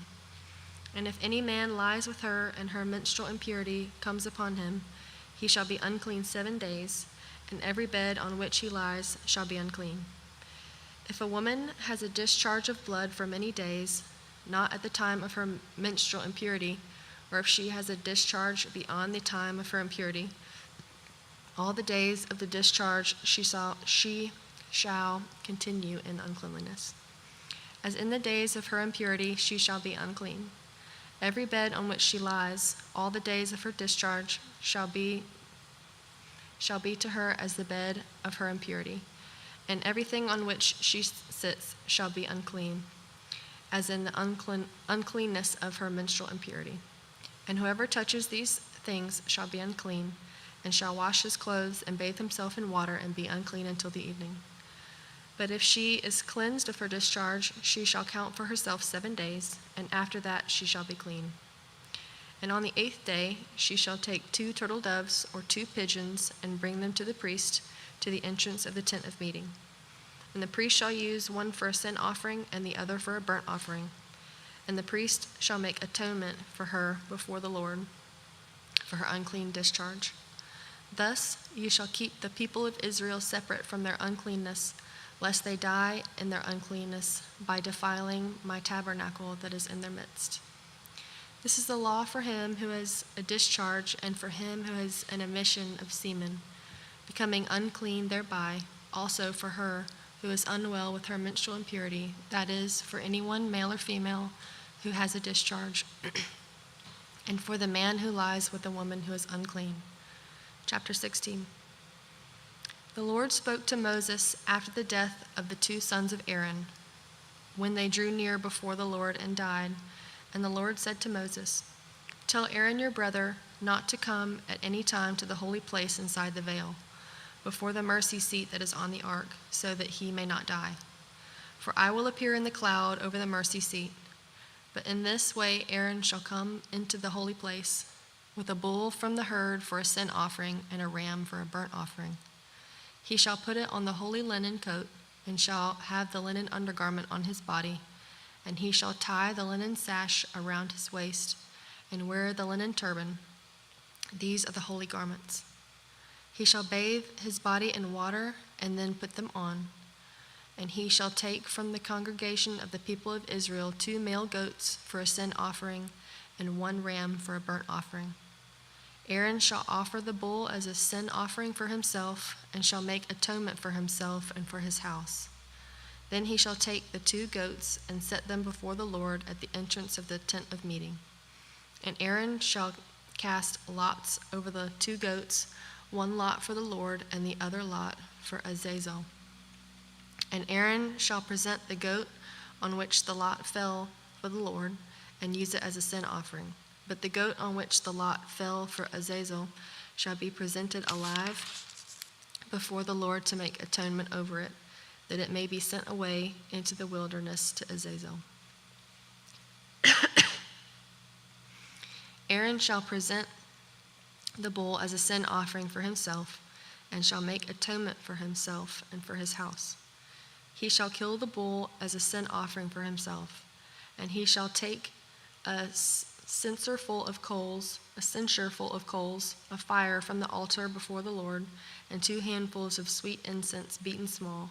And he shall bring it inside the veil, and put the incense on the fire before the Lord, that the cloud of the incense may cover the mercy seat that is over the testimony, so that he does not die. And he shall take some of the blood of the bull, and sprinkle it with his finger on the front of the mercy seat on the east side. And in front of the mercy seat he shall sprinkle some of the blood with his finger 7 times. Then he shall kill the goat of the sin offering that is for the people, and bring its blood inside the veil, and do with its blood as he did with the blood of the bull, sprinkling it over the mercy seat and in front of the mercy seat. Thus he shall make atonement for the holy place, because of the uncleanness of the people of Israel, and because of their transgressions and all their sins. So he shall do for the tent of meeting, which dwells with them in the midst of their uncleanness. Not one may be in the tent of meeting from the time he enters to make atonement in the holy place, until he comes out and has made atonement for himself and for his house and for all the assembly of Israel. Then he shall go out to the altar that is before the Lord and make atonement for it, and shall take some of the blood of the bull and some of the blood of the goat, and put it on the horns of the altar all around. And he shall sprinkle some of the blood on it with his finger 7 times, and cleanse it and consecrate it from the uncleanness of the people of Israel. And when he has made an end of atoning for the holy place and the tent of meeting and the altar, he shall present the live goat. And Aaron shall lay both his hands on the head of the live goat and confess over all the iniquities of the people of Israel and all of their transgressions, all their sins. And he shall put them on the head of the goat and send it away into the wilderness by the hand of a man who is in readiness. The goat shall bear all their iniquities on itself to a remote area, and he shall let the goat go free in the wilderness. Then Aaron shall come into the tent of meeting, and shall take off the linen garments that he put on when he went into the holy place, and shall leave them there. And he shall bathe his body in the water in a holy place, and put on his garments, and come out and offer his burnt offering and the burnt offering of the people, and make atonement for himself and for the people. And the fat of the sin offering shall burn on the altar. And he who lets the goat go to Azazel shall wash his clothes and bathe his body in the water, and afterward he may come into the camp. And the bull for the sin offering and the goat for the sin offering, whose blood was brought in to make atonement in the holy place, shall be carried outside the camp. Their skin and their flesh and their dung shall be burned up with fire. And he who burns them shall wash his clothes and bathe his body in water, and afterward he may come into the camp. And it shall be a statute for you forever, that in the 7th month, on the 10th day of the month, you shall afflict yourselves and shall do no work, either the native or the stranger who sojourns among you. For on this day shall atonement be made for you to cleanse you. You shall be clean before the Lord from all your sins. It is a Sabbath of your solemn rest to you, and you shall afflict yourselves. It is a statute forever. And the priest who is anointed and consecrated as priest in the Father's place shall make atonement, wearing the holy linen garments. He shall make atonement for the holy sanctuary, and he shall make atonement for the tent of meeting and for the altar.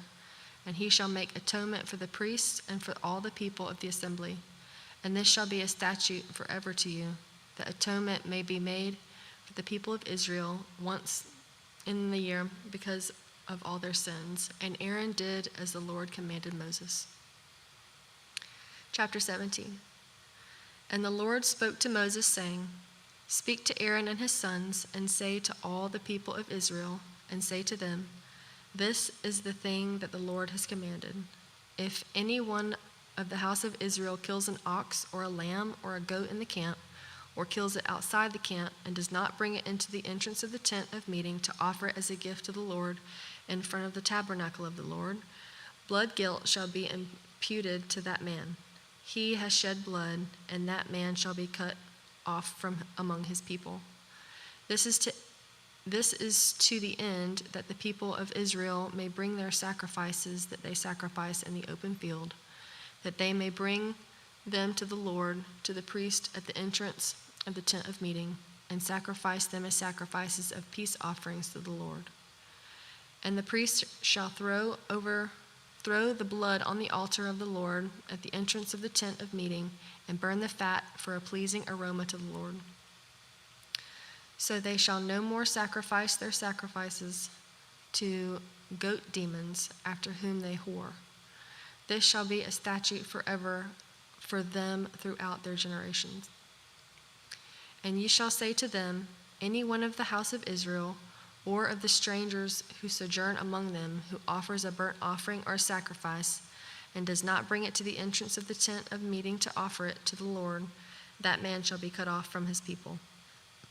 If any one of the house of Israel, or of the strangers who sojourn among them, eats any blood, I will set my face against that person who eats blood, and will cut him off from among his people.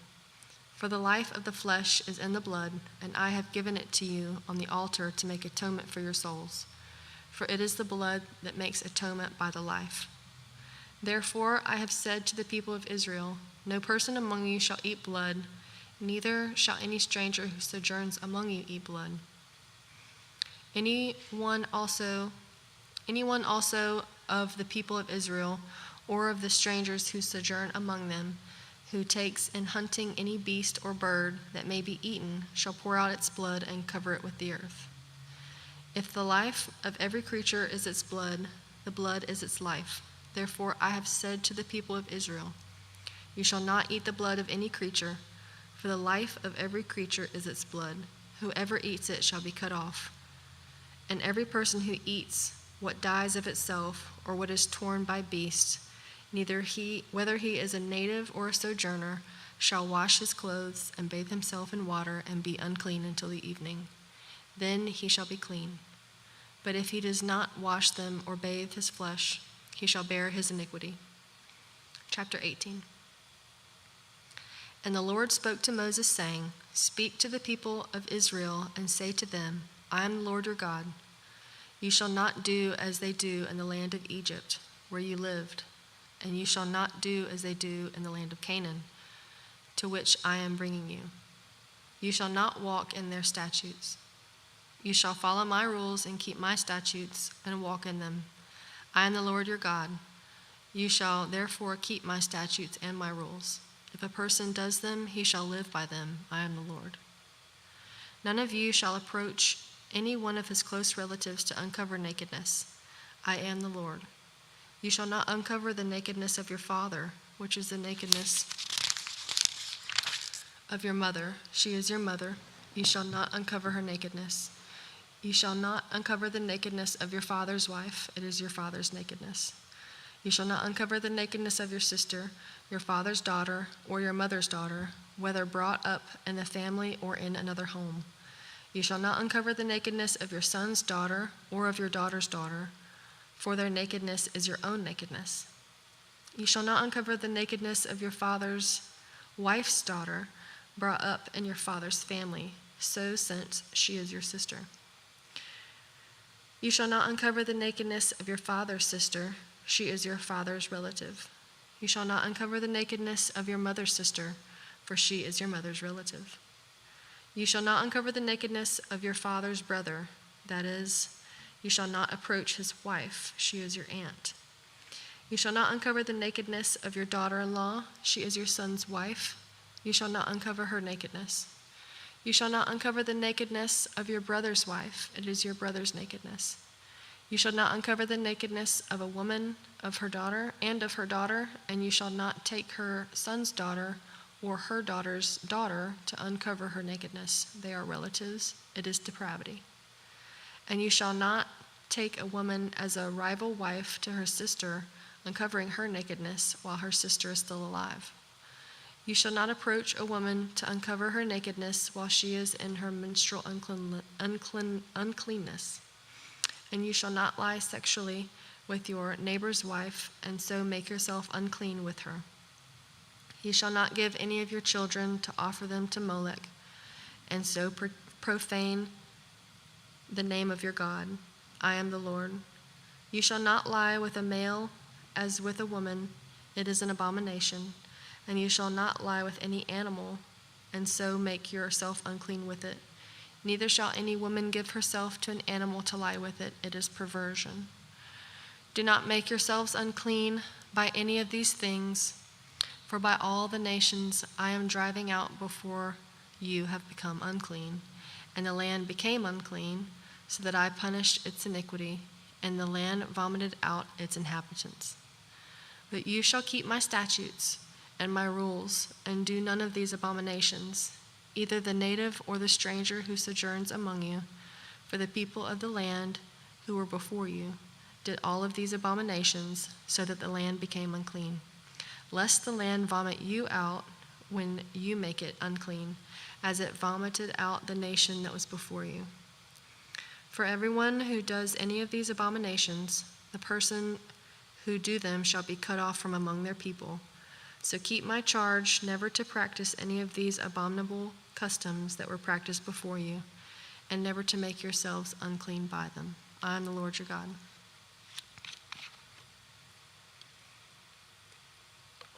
Chapter 19.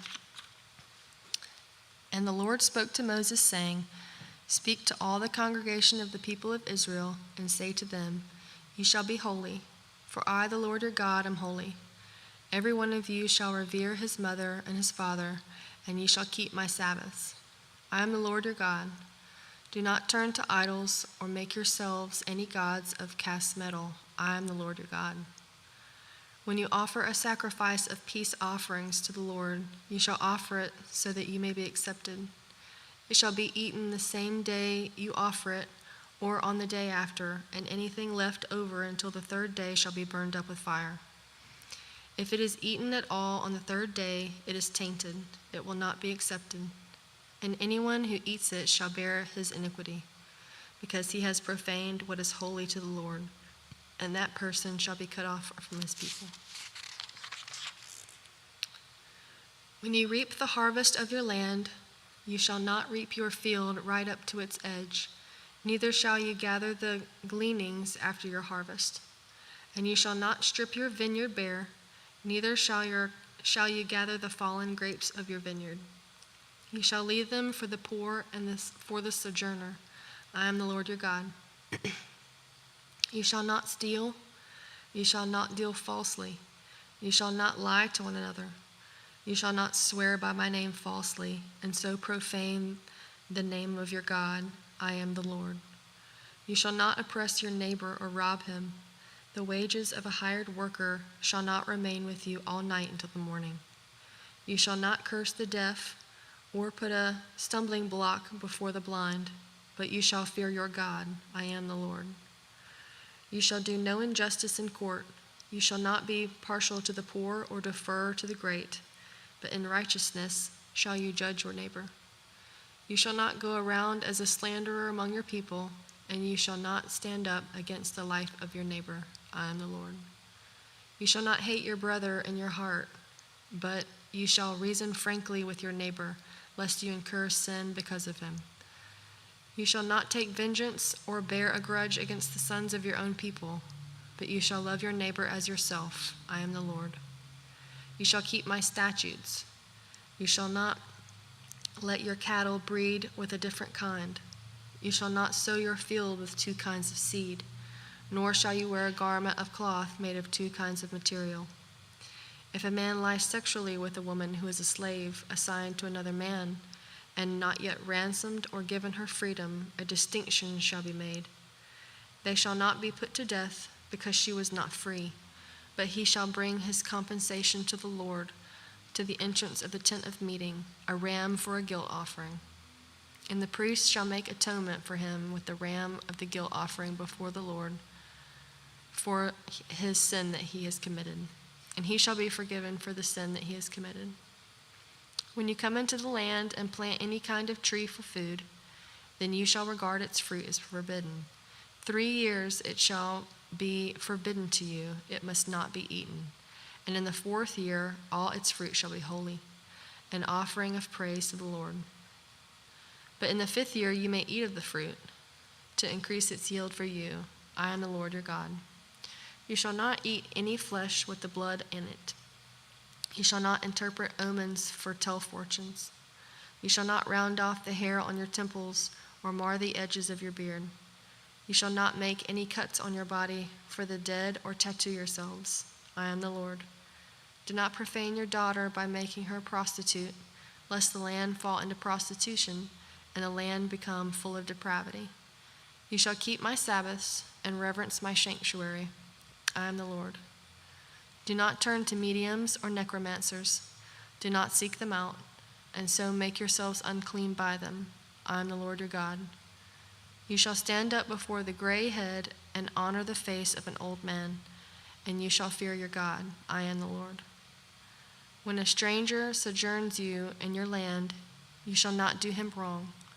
You shall not treat the stranger who sojourns you as the native among you, and you shall love him as yourself, for you were strangers in the land of Egypt.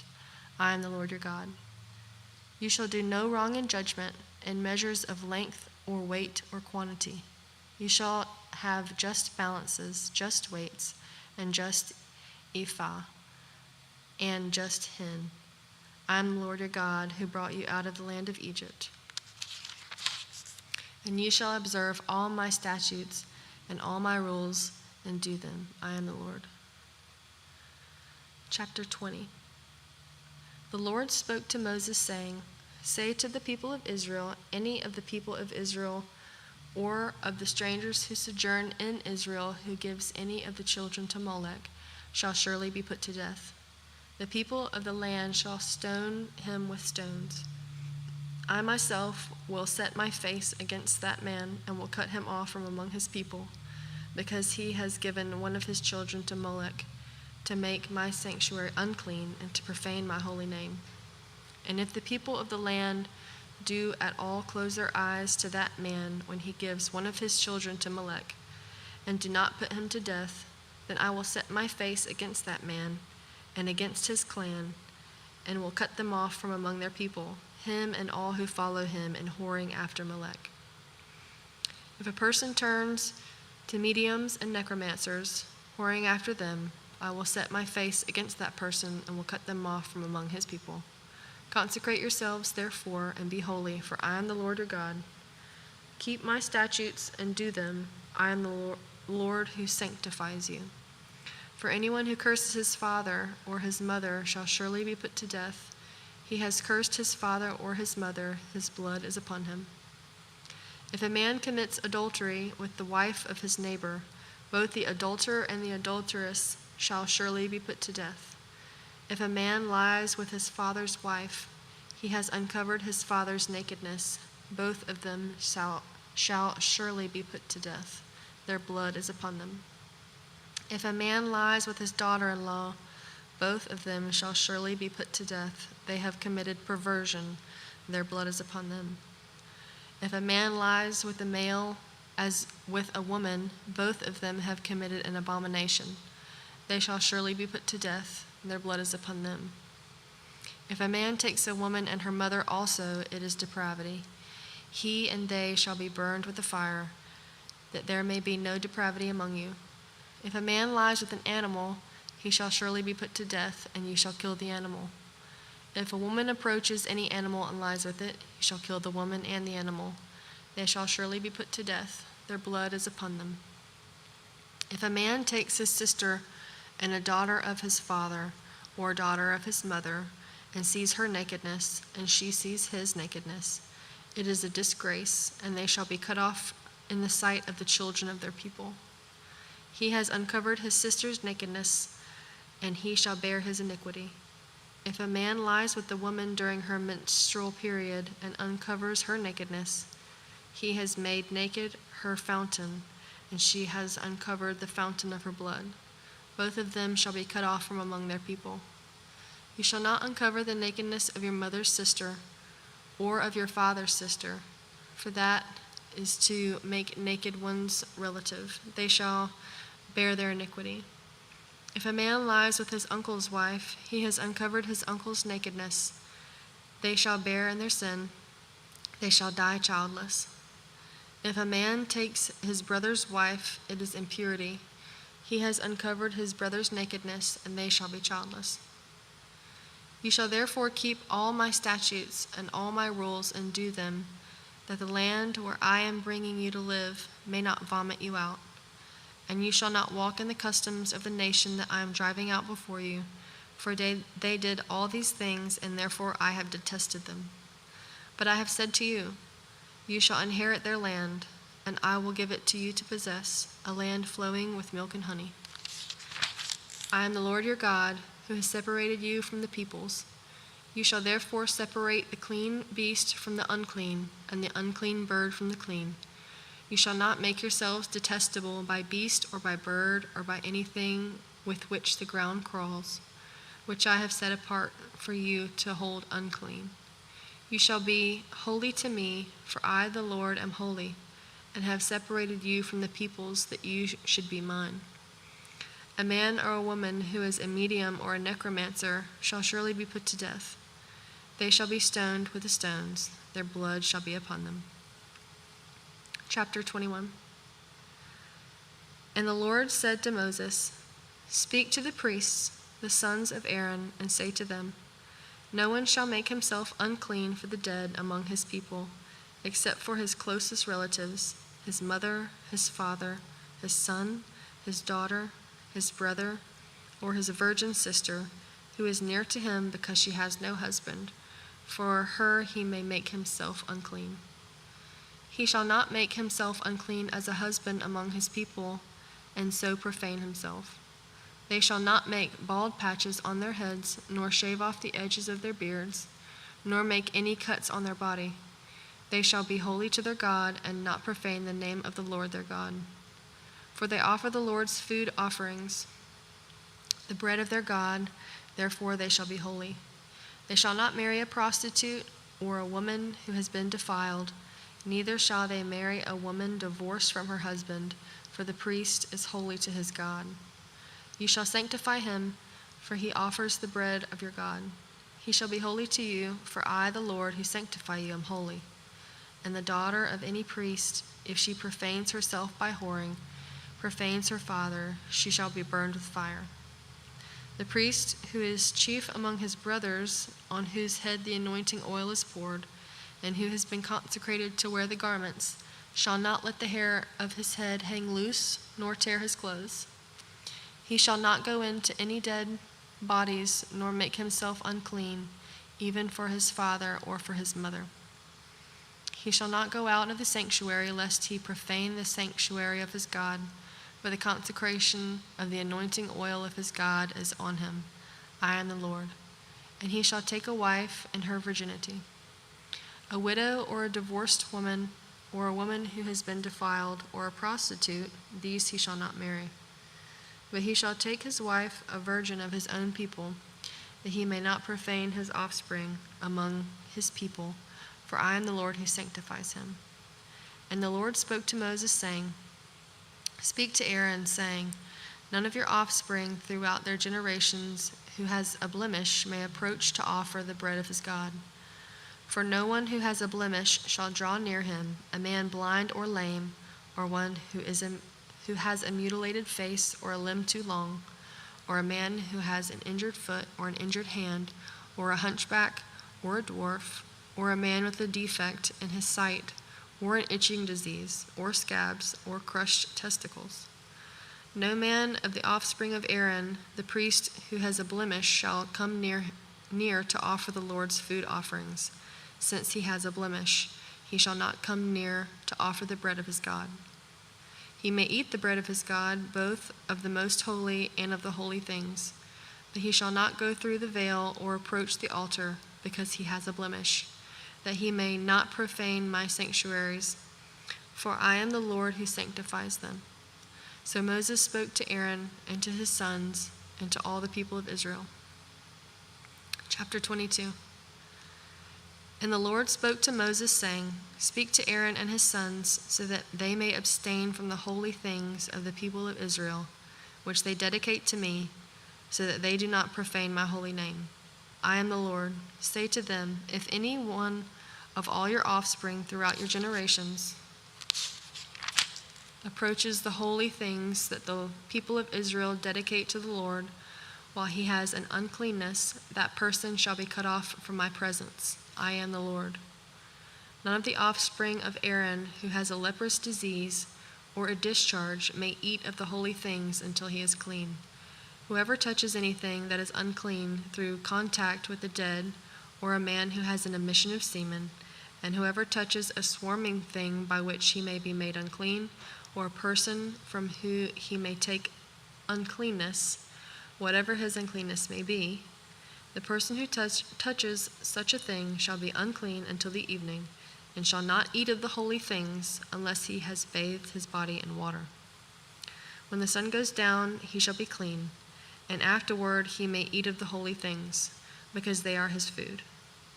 He shall not eat what dies of itself or is torn by beasts, and so make himself unclean by it. I am the Lord. They shall therefore keep my charge, lest they bear sin for it and die thereby when they profane it. I am the Lord who sanctifies them. A lay person shall not eat of a holy thing. No foreign guest of the priest or hired worker shall eat of a holy thing, But if a priest buys a slave as his property for money, the slave may eat of it, and anyone born in his house may eat of his food. If a priest's daughter marries a layman, she shall not eat of the contribution of the holy things. But if a priest's daughter is widowed or divorced and has no child and returns to her father's house as in her youth, she may eat of her father's food. Yet no lay person shall eat of it. And if anyone eats of a holy thing unintentionally, he shall add the fifth of its value to it and give the holy thing to the priest. They shall not profane the holy things of the people of Israel, which they contribute to the Lord, and so cause them to bear iniquity and guilt by eating their holy things. For I am the Lord who sanctifies them. And the Lord spoke to Moses, saying, Speak to Aaron and his sons and all the people of Israel, and say to them, When any one of the house of Israel or of the sojourners in Israel presents a burnt offering as his offering, for any of their vows or freewill offerings that they offer to the Lord, if it is to be accepted for you, it shall be a male without blemish, of the bulls or the sheep or the goats. You shall not offer anything that has a blemish, for it will not be acceptable for you.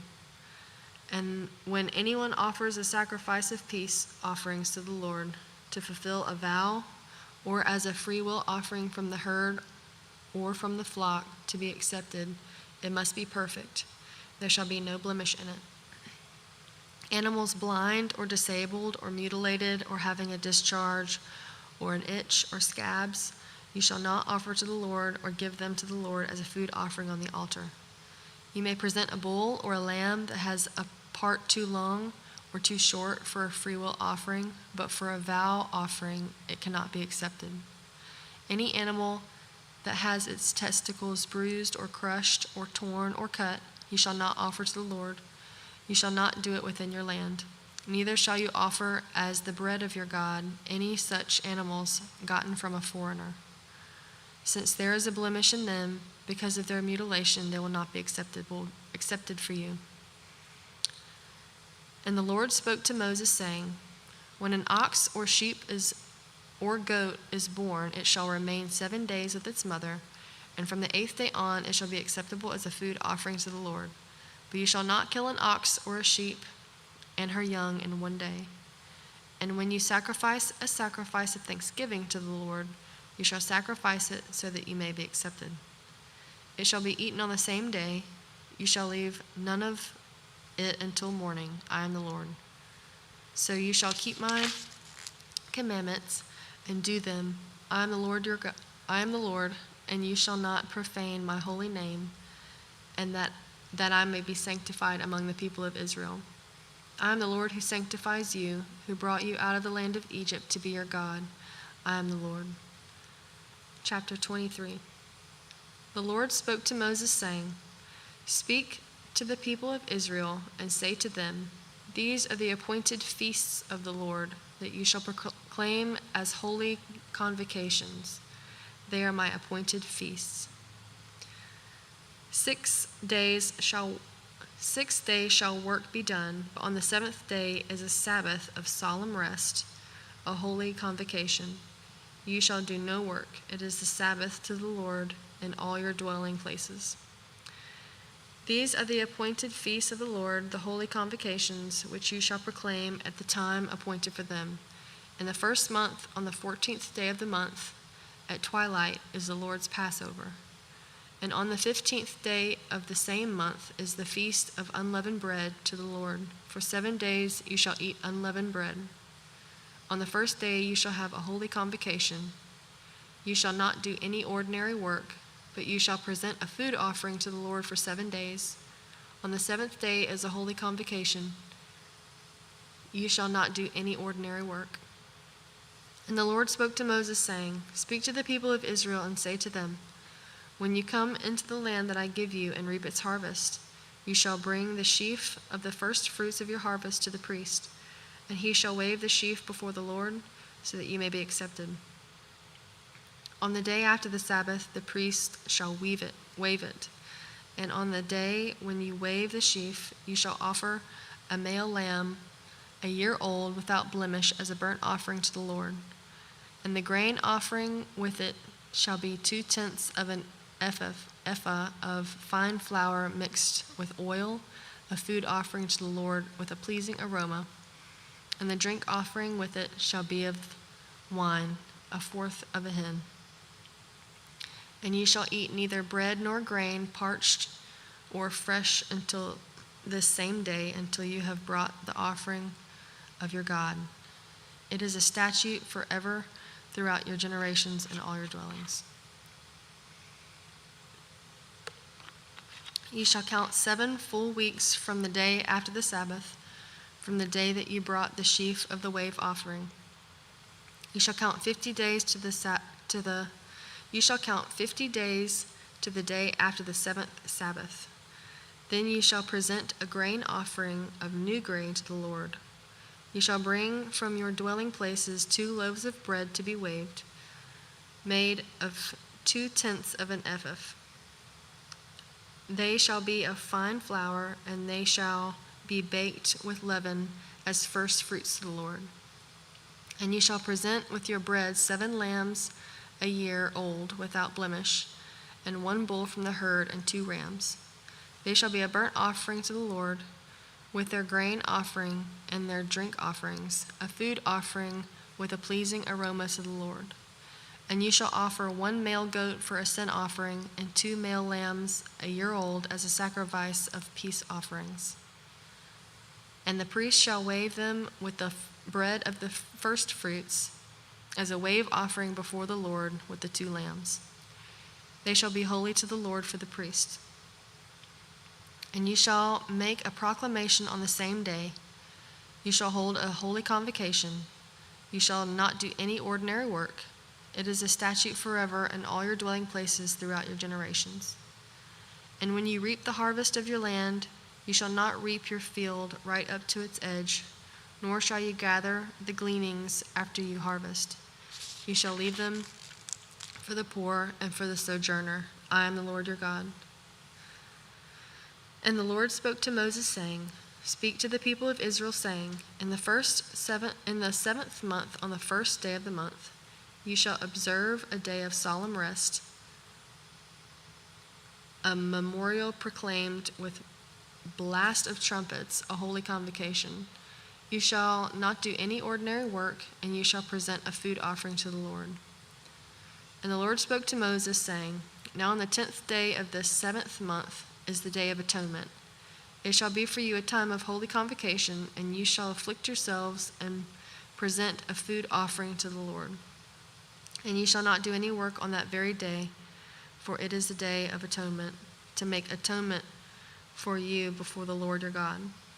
For whoever is not afflicted on that very day shall be cut off from his people, and whoever does any work on that very day, that person I will destroy from among his people. You shall not do any work. It is a statute forever throughout your generations and in all your dwelling places.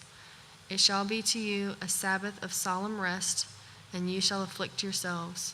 On the 9th day of the month, beginning at evening, from evening to evening shall you keep your Sabbath. And the Lord spoke to Moses, saying, Speak to the people of Israel, saying, On the 15th day of this 7th month, and for 7 days, is the feast of booths to the Lord. On the first day shall be a holy convocation. You shall not do any ordinary work. For 7 days you shall present food offerings to the Lord.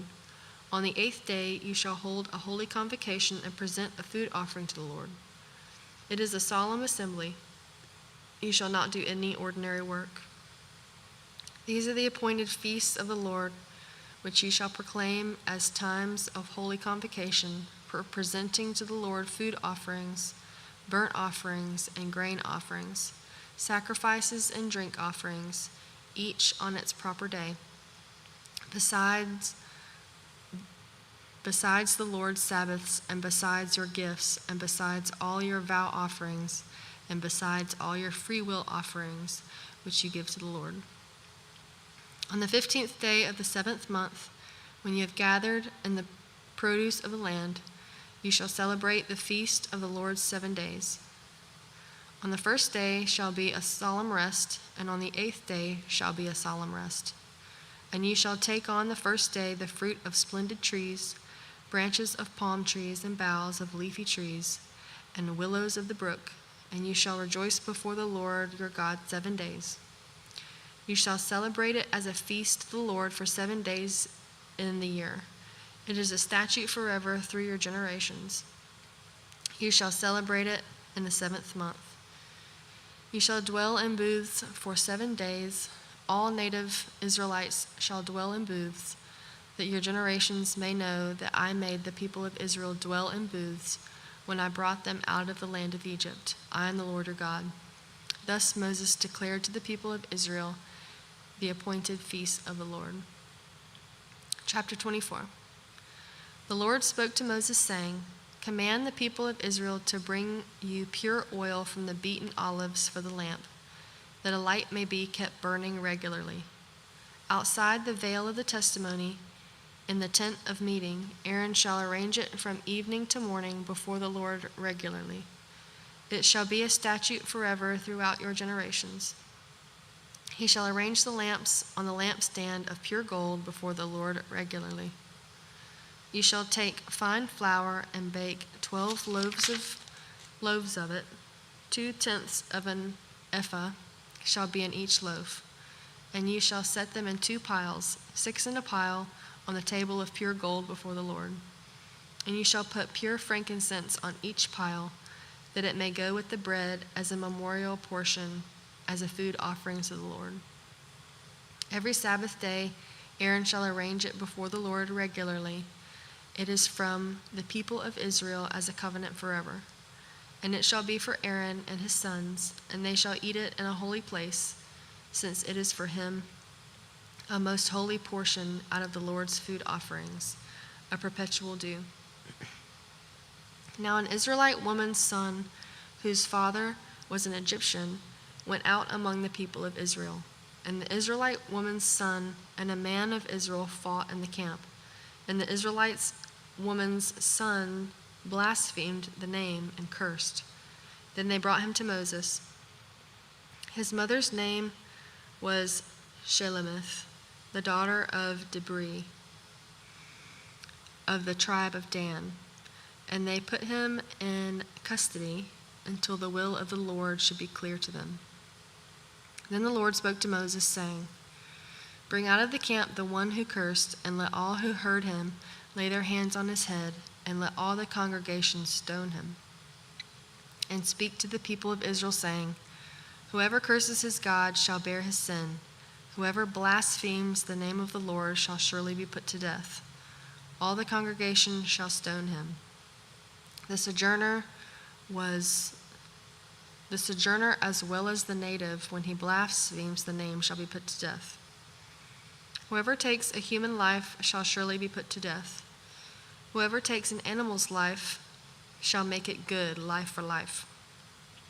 If anyone injures his neighbor as he has done it, shall be done to him, fracture for fracture, eye for eye, tooth for tooth.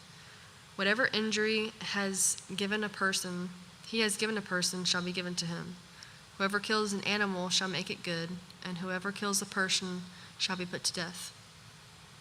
You shall have the same rule for the sojourner and for the native, for I am the Lord your God.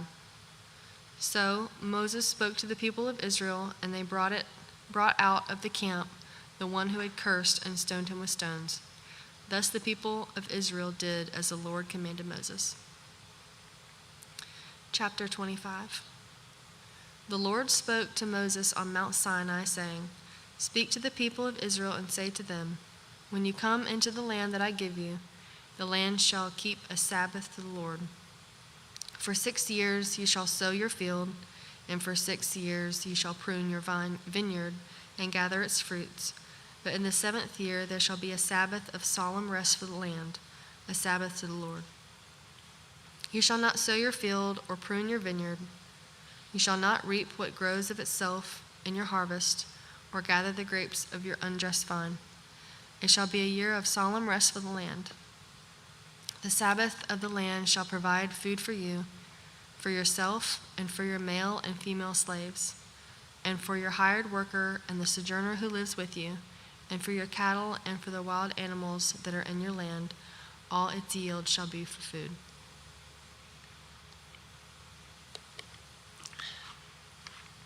You shall count 7 weeks of years, 7 times 7 years, so that the time of the 7 weeks of years shall give you 49 years. Then you shall sound the loud trumpet on the 10th day of the 7th month. On the day of atonement you shall sound the trumpet throughout all your land. And you shall consecrate the 50th year and proclaim liberty throughout the land to all its inhabitants. It shall be a jubilee for you, when each of you shall return to his property, and each of you shall return to his clan. That 50th year shall be a jubilee for you. In it you shall neither sow nor reap what grows of itself, nor gather the grapes from the undressed vines, for it is a jubilee. It shall be holy to you. You may eat the produce of the field. In this year of jubilee, each of you shall return to his property. And if you make a sale to your neighbor or buy from your neighbor, you shall not wrong one another. You shall pay your neighbor according to the number of years after the jubilee, and he shall sell to you according to the number of years for crops. If the years are many, you shall increase the price, and if the years are few, you shall reduce the price, for it is the number of crops that he is selling to you. You shall not wrong one another, but you shall fear your God, for I am the Lord your God. Therefore, you shall do my statutes and keep my rules and perform them, and then you will dwell in the land securely. The land will yield its fruit, and you will eat your fill and dwell in it securely. And if you say, what shall we eat in the 7th year, if we may not sow or gather in our crop? I will command my blessing on you in the 6th year, so that it will produce a crop sufficient for 3 years. When you sow in the 8th year, you will be eating some of the old crop. You shall eat the old until the 9th year, when the crop arrives. The land shall not be sold in perpetuity, for the land is mine. For you are strangers and sojourners with me, and in all the country you possess, you shall allow a redemption of the land. If your brother becomes poor and sells part of his property, then his nearest redeemer shall come and redeem what his brother has sold. If a man has no one to redeem it, and then himself becomes prosperous and finds sufficient means to redeem it, let him calculate the years since he sold it and pay back the balance to the man to whom he sold it, and then return to his property. But if he does not have sufficient means to recover it, then what he sold shall remain in the hand of the buyer until the year of Jubilee. In the Jubilee it shall be released, and he shall return to his property. If a man sells a dwelling house in a walled city, he may redeem it within a year of its sale. For a full year he shall have the right of redemption. If it is not redeemed within a full year, then the house in the walled city shall belong in perpetuity to the buyer. Throughout his generations, it shall not be released in the Jubilee. But the houses of the villages that have no wall around them shall be classified with the fields of the land. They may be redeemed, and they shall be released in the Jubilee. As for the cities of the Levites may redeem at any time the houses and the cities they possess. And if one of the Levites exercises his right of redemption, then the house that was sold and the city they possess shall be released in the Jubilee. For the houses and the cities of the Levites are their possession among the people of Israel. But the fields of pasture land belonging to their cities may not be sold, for that is their possession forever. If your brother becomes poor and cannot maintain himself with you, you shall support him as though he were a stranger and a sojourner, and he shall live with you. Take no interest from him or profit, but fear your God, that your brother may live beside you. You shall not lend him your money at interest, or give him your food for profit. I am the Lord your God, who brought you out of the land of Egypt to give you the land of Canaan and to be your God. If your brother becomes poor beside you and sells himself to you, you shall not make him serve as a slave. He shall be with you as a hired worker and as a sojourner. He shall serve with you until the year of the Jubilee. Then he shall go out from you, he and his children with him, and go back to his own clan and return to the possessions of his fathers. For they are my servants, whom I brought out of the land of Egypt. They shall not be sold as slaves.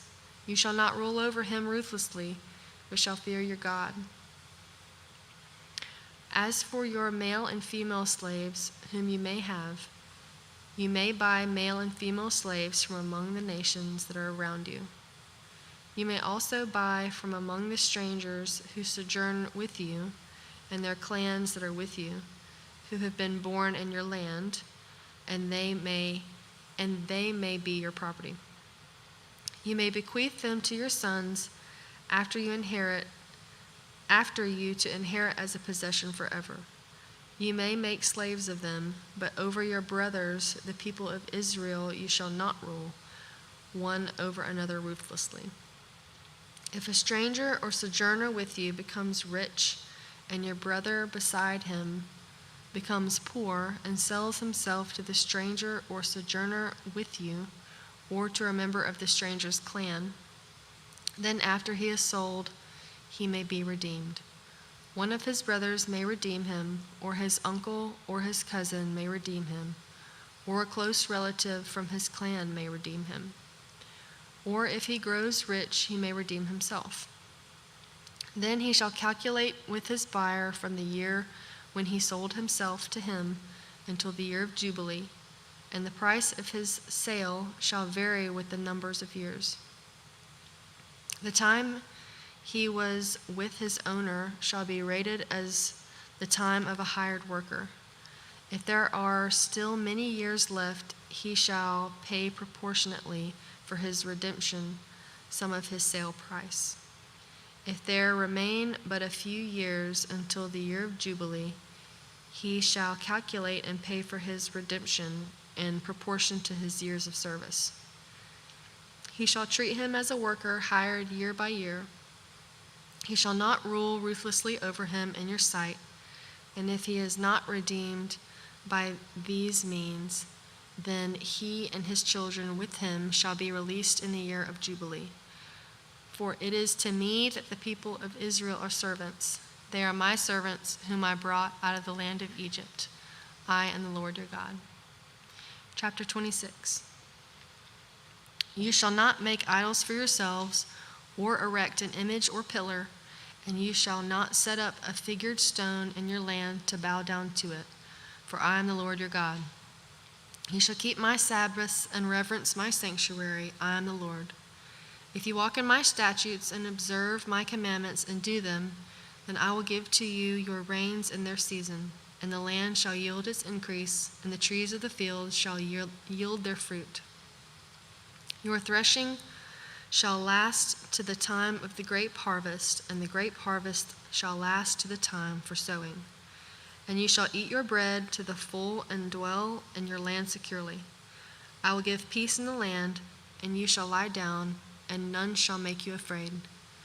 And I will remove harmful beasts from the land, and the sword shall not go through your land. You shall chase your enemies, and they shall fall before you by the sword. 5 of you shall chase 100, and 100 of you shall chase 10,000, and your enemies shall fall before you by the sword. I will turn to you and make you fruitful and multiply you, and will confirm my covenant with you. You shall eat old store long kept, and you shall clear out the old to make way for the new. I will make my dwelling among you, and my soul shall not abhor you. And I will walk among you and be your God, and you shall be my people. I am the Lord your God, who brought you out of the land of Egypt, that you should not be their slaves, and I have broken the bars of your yoke and made you walk erect. But if you will not listen to me and will not do all these commandments, if you spurn my statutes, and if your soul abhors my rules, so that you will not do all of my commandments but break my covenant, then I will do this to you. I will visit you with panic, with wasting disease and fever that consumes the eyes and makes the heart ache. And you shall sow your seed in vain, for your enemies shall eat it. I will set my face against you, and you shall be struck down before your enemies. Those who hate you shall rule over you, and you shall flee when none pursues you. And if in spite of this you will not listen to me, then I will discipline you again sevenfold for your sins. And I will break the pride of your power, and I will make your heavens like iron and your earth like bronze. And your strength shall be spent in vain, for your land shall not yield its increase, and the trees of the land shall not yield their fruit. Then if you walk contrary to me and will not listen to me, I will continue striking you sevenfold for your sins.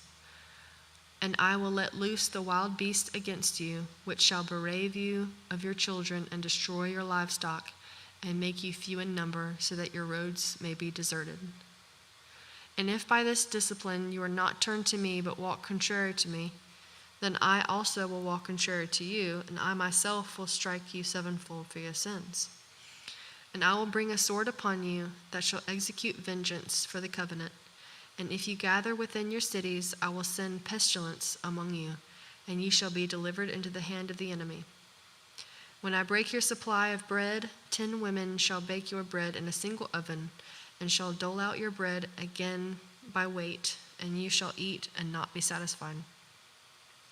But if in spite of this you will not listen to me, but walk contrary to me, then I will walk contrary to you in fury, and I myself will discipline you sevenfold for your sins. You shall eat the flesh of your sons, and you shall eat the flesh of your daughters, and I will destroy your high places and cut down your incense altars, and cast your dead bodies upon the dead bodies of your idols, and my soul will abhor you. And I will lay your cities waste, and will make your sanctuaries desolate, and I will not smell your pleasing aromas. And I myself will devastate the land, so that your enemies who settle in it shall be appalled at it. And I will scatter you among the nations, and I will unsheath the sword after you, and your land shall be a desolation, and your cities shall be waste. Then the land shall enjoy its Sabbaths as long as it lies desolate, while you are in your enemy's land. Then the land shall rest and enjoy its Sabbaths. As long as it lies desolate, it shall have rest, the rest that it did not have on your Sabbaths when you were dwelling in it. And as for those of you who are left, I will send faintness into their hearts in the lands of their enemies. The sound of a driven leaf shall put them to flight, and they shall flee as one flees from the sword, and they shall fall when none pursues. They shall stumble over one another as if to escape a sword, though none pursues. And you shall have no power to stand before your enemies, and you shall perish among the nations, and the land of your enemies shall eat you up. And those of you who are left shall rot away in your enemies' lands because of their iniquity, and also because of the iniquities of their fathers, they shall rot away like them. But if they confess their iniquity and the iniquity of their fathers in their treachery that they committed against me, and also in walking contrary to me, so that I walked contrary to them and brought them into the land of their enemies. If then their uncircumcised heart is humbled and they make amends for their iniquity, then I will remember my covenant with Jacob, and I will remember my covenant with Isaac and my covenant with Abraham, and I will remember the land. But the land shall be abandoned by them and enjoy its Sabbaths while it lies desolate without them, and they shall make amends for their iniquity, because they spurned my rules and their soul abhorred my statutes. Yet for all that, when they are in the land of their enemies, I will not spurn them, neither will I abhor them so as to destroy them utterly and break my covenant for them. For I am the Lord their God, but I will for their sake remember the covenant that their forefathers, whom I brought out of the land of Egypt, in the sight of the nations, that I might be their God. I am the Lord. These are the statutes and the rules and laws that the Lord made between himself and the people of Israel through Moses on Mount Sinai.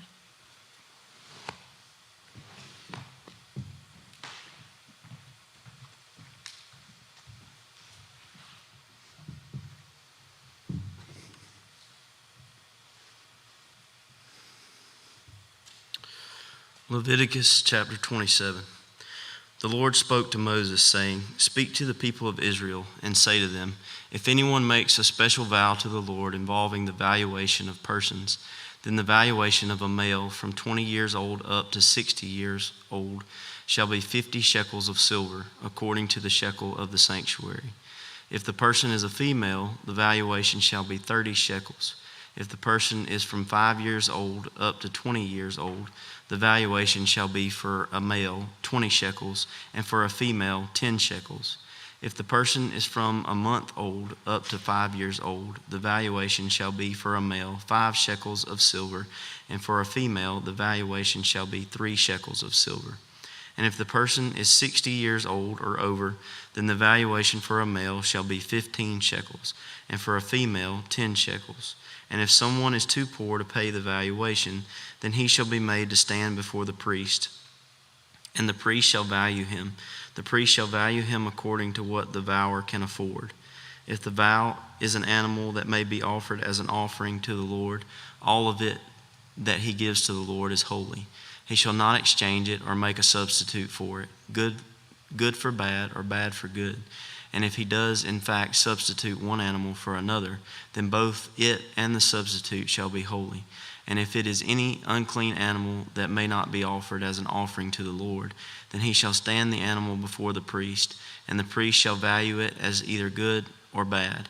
As the priest values it, so it shall be. But if he wishes to redeem it, he shall add a fifth to the valuation. When a man dedicates his house as a holy gift to the Lord, the priest shall value it as either good or bad. As the priest values it, so it shall stand. And if the donor wishes to redeem his house, he shall add a fifth to the valuation price, and it shall be his.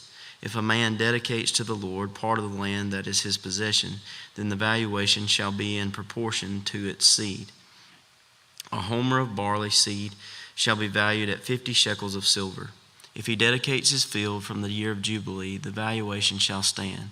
But if he dedicates his field after the Jubilee, then the priest shall calculate the price according to the years that remain until the year of Jubilee, and a deduction shall be made from the valuation. And if he who dedicates the field wishes to redeem it, then he shall add a fifth to its valuation price, and it shall remain his. But if he does not wish to redeem the field, or if he has sold the field to another man, it shall not be redeemed any more. But the field, when it is released in the Jubilee, shall be a holy gift to the Lord, like a field that has been devoted. The priest shall be in possession of it. If he dedicates to the Lord a field that he has bought, which is not a part of his possession, then the priest shall calculate the amount of the valuation for it up to the year of Jubilee, and the man shall give the valuation on that day as a holy gift to the Lord. In the year of Jubilee, the field shall return to him from whom it was bought, to whom the land belongs as a possession. Every valuation shall be according to the shekel of the sanctuary. 20 gerahs shall make a shekel. But a firstborn of animals, which as a firstborn belongs to the Lord, no man may dedicate, whether ox or sheep, it is the Lord's. And if it is an unclean animal, then he shall buy it back at the valuation and add a fifth to it. Or if it is not redeemed, it shall be sold at the valuation.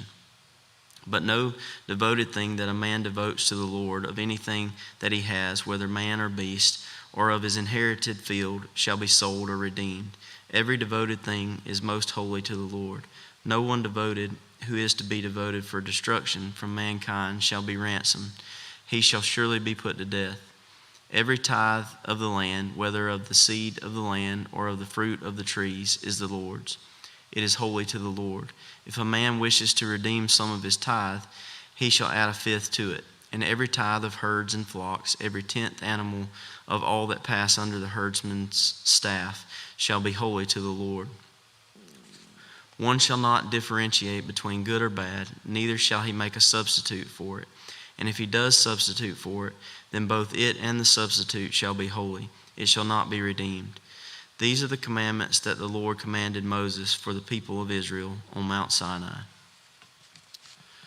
Numbers, chapter 1. The Lord spoke to Moses in the wilderness of Sinai, in the tent of meeting, on the first day of the 2nd month, in the 2nd year, after they had come out of the land of Egypt, saying, Take a census of all the congregation of the people of Israel, by clans, by fathers' houses, according to the number of names, every male, head by head, from 20 years old and upward, all in Israel who are able to go to war. You and Aaron shall list them, company by company, and there shall be with you a man from each tribe, each man being the head of the house of his fathers. And these are the names of the men who shall assist you. From Reuben, Eliezer the son of Shedeur. From Simeon, Shelumiel the son of Shaddai. From Judah, Nahshon the son of Amminadab. From Issachar, Nathanael the son of Zuar. From Zebulun, Eliab the son of Helon. From the sons of Joseph, from Ephraim, Elishama the son of Ammihud. And from Manasseh, Gamaliel the son of Pedazur. From Benjamin, Abidan the son of Gidoni. From Dan, Ahiezer the son of Amishadi. From Asher, Pagiel the son of Ochran. From Gad, Elisaph the son of Duel. From Naphtali, Ahira the son of Enan. These were the ones chosen from the congregation, the chiefs of their ancestral tribes, the heads of the clans of Israel. Moses and Aaron took these men who had been named, and on the first day of the 2nd month they assembled the whole congregation together, who registered themselves by clans, by fathers' houses, according to the number of names, from 20 years old and upward, head by head, as the Lord commanded Moses. So he listed them in the wilderness of Sinai. The people of Reuben, Israel's firstborn, their generations, by their clans, by their fathers' houses, according to the number of names, head by head, every male from 20 years old and upward, all those who were able to go to war, those listed of the tribe of Reuben, were 46,500. Of the people of Simeon, their generations, by their clans, by their fathers' houses, those of them who were listed according to the number of names, head by head, every male from 20 years old and upward, all who were able to go to war, those listed of the tribe of Simeon, were 59,300. Of the people of Gad, their generations, by their clans, by their fathers' houses, according to the number of the names, from 20 years old and upward, all who were able to go to war, those listed of the tribe of Gad, were 45,650. Of the people of Judah, their generations, by their clans, by their fathers' houses, according to the number of names, from 20 years old and upward, every man able to go to war, those listed of the tribe of Judah, were 74,600. Of the people of Issachar, their generations, by their clans, by their fathers' houses, according to the number of names, from 20 years old and upward, every man able to go to war, those listed of the tribe of Issachar were 54,400. Of the people of Zebulun, their generations, by their clans, by their fathers' houses, according to the number of names, from 20 years old and upward, every man able to go to war, those listed of the tribe of Zebulun were 57,400. Of the people of Joseph, namely of the people of Ephraim, their generations, by their clans, by their fathers' houses, according to the number of names, from 20 years old and upward, every man able to go to war, those listed of the tribe of Ephraim were 40,500. Of the people of Manasseh, their generations, by their clans, by their fathers' houses, according to the number of names, from 20 years old and upward, every man able to go to war, those listed of the tribe of Manasseh were 32,200. Of the people of Benjamin, their generations, by their clans, by their fathers' houses, according to the number of names, from 20 years old and upward, every man able to go to war, those listed of the tribe of Benjamin were 35,400. Of the people of Dan, their generations, by their clans, by their fathers' houses, according to the number of names, from 20 years old and upward, every man able to go to war, those listed of the tribe of Dan were 62,700. Of the people of Asher, their generations, by their clans, by their fathers' houses, according to the number of names from 20 years old and upward, every man able to go to war. Those listed of the tribe of Asher were 41,500. Of the people of Naphtali, their generations, by their clans, by their fathers' houses, according to the number of names from 20 years old and upward, every man able to go to war. Those listed of the tribe of Naphtali were 53,400. These are those who were listed, whom Moses and Aaron listed with the help of the chiefs of Israel, 12 men, each representing his father's house. So all those listed of the people of Israel by their fathers' houses, from 20 years old and upward, every man able to go to war in Israel, all those listed were 603,550. But the Levites were not listed along with them by their ancestral tribe. For the Lord spoke to Moses, saying, Only the tribe of Levi you shall not list, and you shall not take a census of them among the people of Israel. But appoint the Levites over the tabernacle of the testimony, and over all its furnishings, and over all that belongs to it. They are to carry the tabernacle and all its furnishings, and they shall take care of it, and shall camp around the tabernacle. When the tabernacle is to set out, the Levites shall take it down, and when the tabernacle is to be pitched, the Levites shall set it up. And if any outsider comes near, he shall be put to death.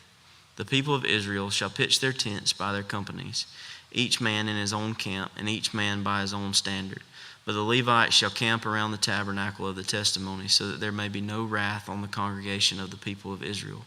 And the Levites shall keep guard over the tabernacle of the testimony. Thus did the people of Israel. They did according to all that the Lord commanded Moses. Chapter 2. The Lord spoke to Moses and Aaron, saying, The people of Israel shall camp, each by his own standard, with the banners of their fathers' houses. They shall camp facing the tent of meeting on every side. Those to camp on the east side toward the sunrise shall be of the standard of the camp of Judah by their companies. The chief of the people of Judah being Nahshon, the son of Amminadab, his company as listed being 74,600. Those to camp next to him shall be the tribe of Issachar. The chief of the people of Issachar being Nethanel, the son of Zuar, his company as listed being 54,400. Then the tribe of Zebulun, the chief of the people of Zebulun being Eliab, the son of Helon, his company as listed being 57,400. All those listed of the camp of Judah by their companies were 186,400. They shall set out first on the march. On the south side shall be the standard of the camp of Reuben by their companies. The chief of the people of Reuben being Eliezer, the son of Shador, his company as listed being 46,500. And those to camp next to him shall be the tribe of Simeon. The chief of the people of Simeon being Shelumiel, the son of Zerashadai, his company as listed being 59,300. Then the tribe of Gad, the chief of the people of Gad being Elisaph, the son of Reuel, his company as listed being 45,650. All those listed of the camp of Reuben by their companies were 151,450. They shall set out second. Then the tent of meeting shall set out with the camp of the Levites in the midst of the camps. As they camp, so shall they set out, each in position, standard by standard. On the west side shall be the standard of the camp of Ephraim by their companies. The chief of the people of Ephraim being Elishama, the son of Ammihud, his company as listed being 40,500. And next to him shall be the tribe of Manasseh. The chief of the people of Manasseh being Gamaliel, the son of Pedazer, his company as listed being 32,200. Then the tribe of Benjamin, the chief of the people of Benjamin being Abidan, the son of Gedoni, his company as listed being 35,400. All those listed of the camp of Ephraim by their companies were 108,100. They shall set out third on the march. On the north side shall be the standard of the camp of Dan by their companies. The chief of the people of Dan being Ahiezer, the son of Ammishaddai, his company as listed being 62,700. And those to camp next to him shall be the tribe of Asher. The chief of the people of Asher being Pagiel, the son of Ochran, his company as listed being 41,500. Then the tribe of Naphtali, the chief of the people of Naphtali being Ahira, the son of Anan, his company as listed being 53,400. All those listed of the camp of Dan were 157,600. They shall set out last, standard by standard. These are the people of Israel as listed by their fathers' houses. All those listed in the camps by their companies were 603,550. But the Levites were not listed among the people of Israel, as the Lord commanded Moses.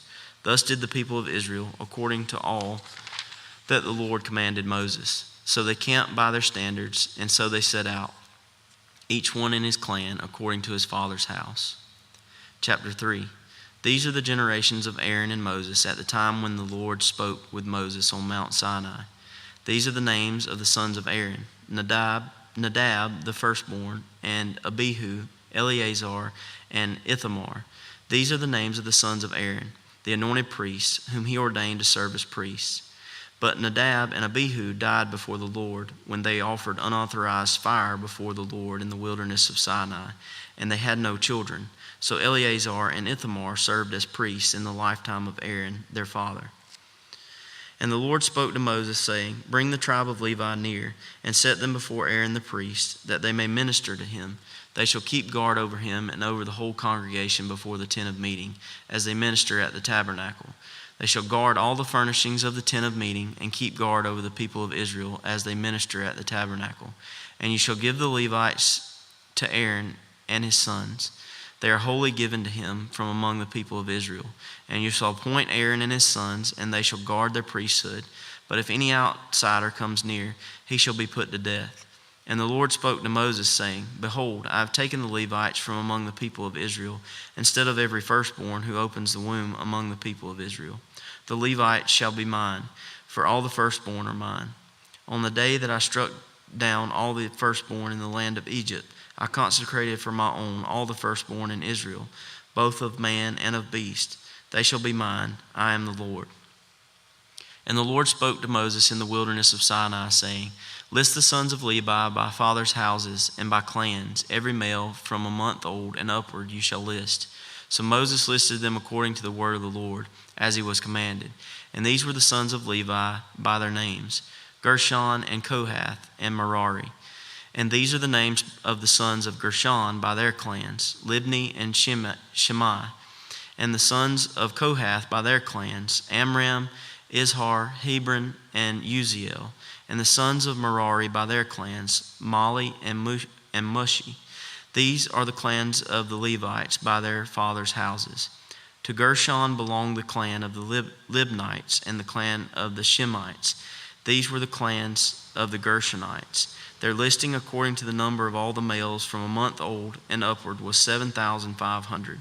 The clans of the Gershonites were to camp behind the tabernacle on the west, with Eliasaph, the son of Lael, as chief of the father's house of the Gershonites. And the guard duty of the sons of Gershon in the tent of meeting involved the tabernacle, the tent with its covering, the screen for the entrance of the tent of meeting, the hangings of the court, the screen for the door of the court that is around the tabernacle, and the altar and its cords, all the service connected with these.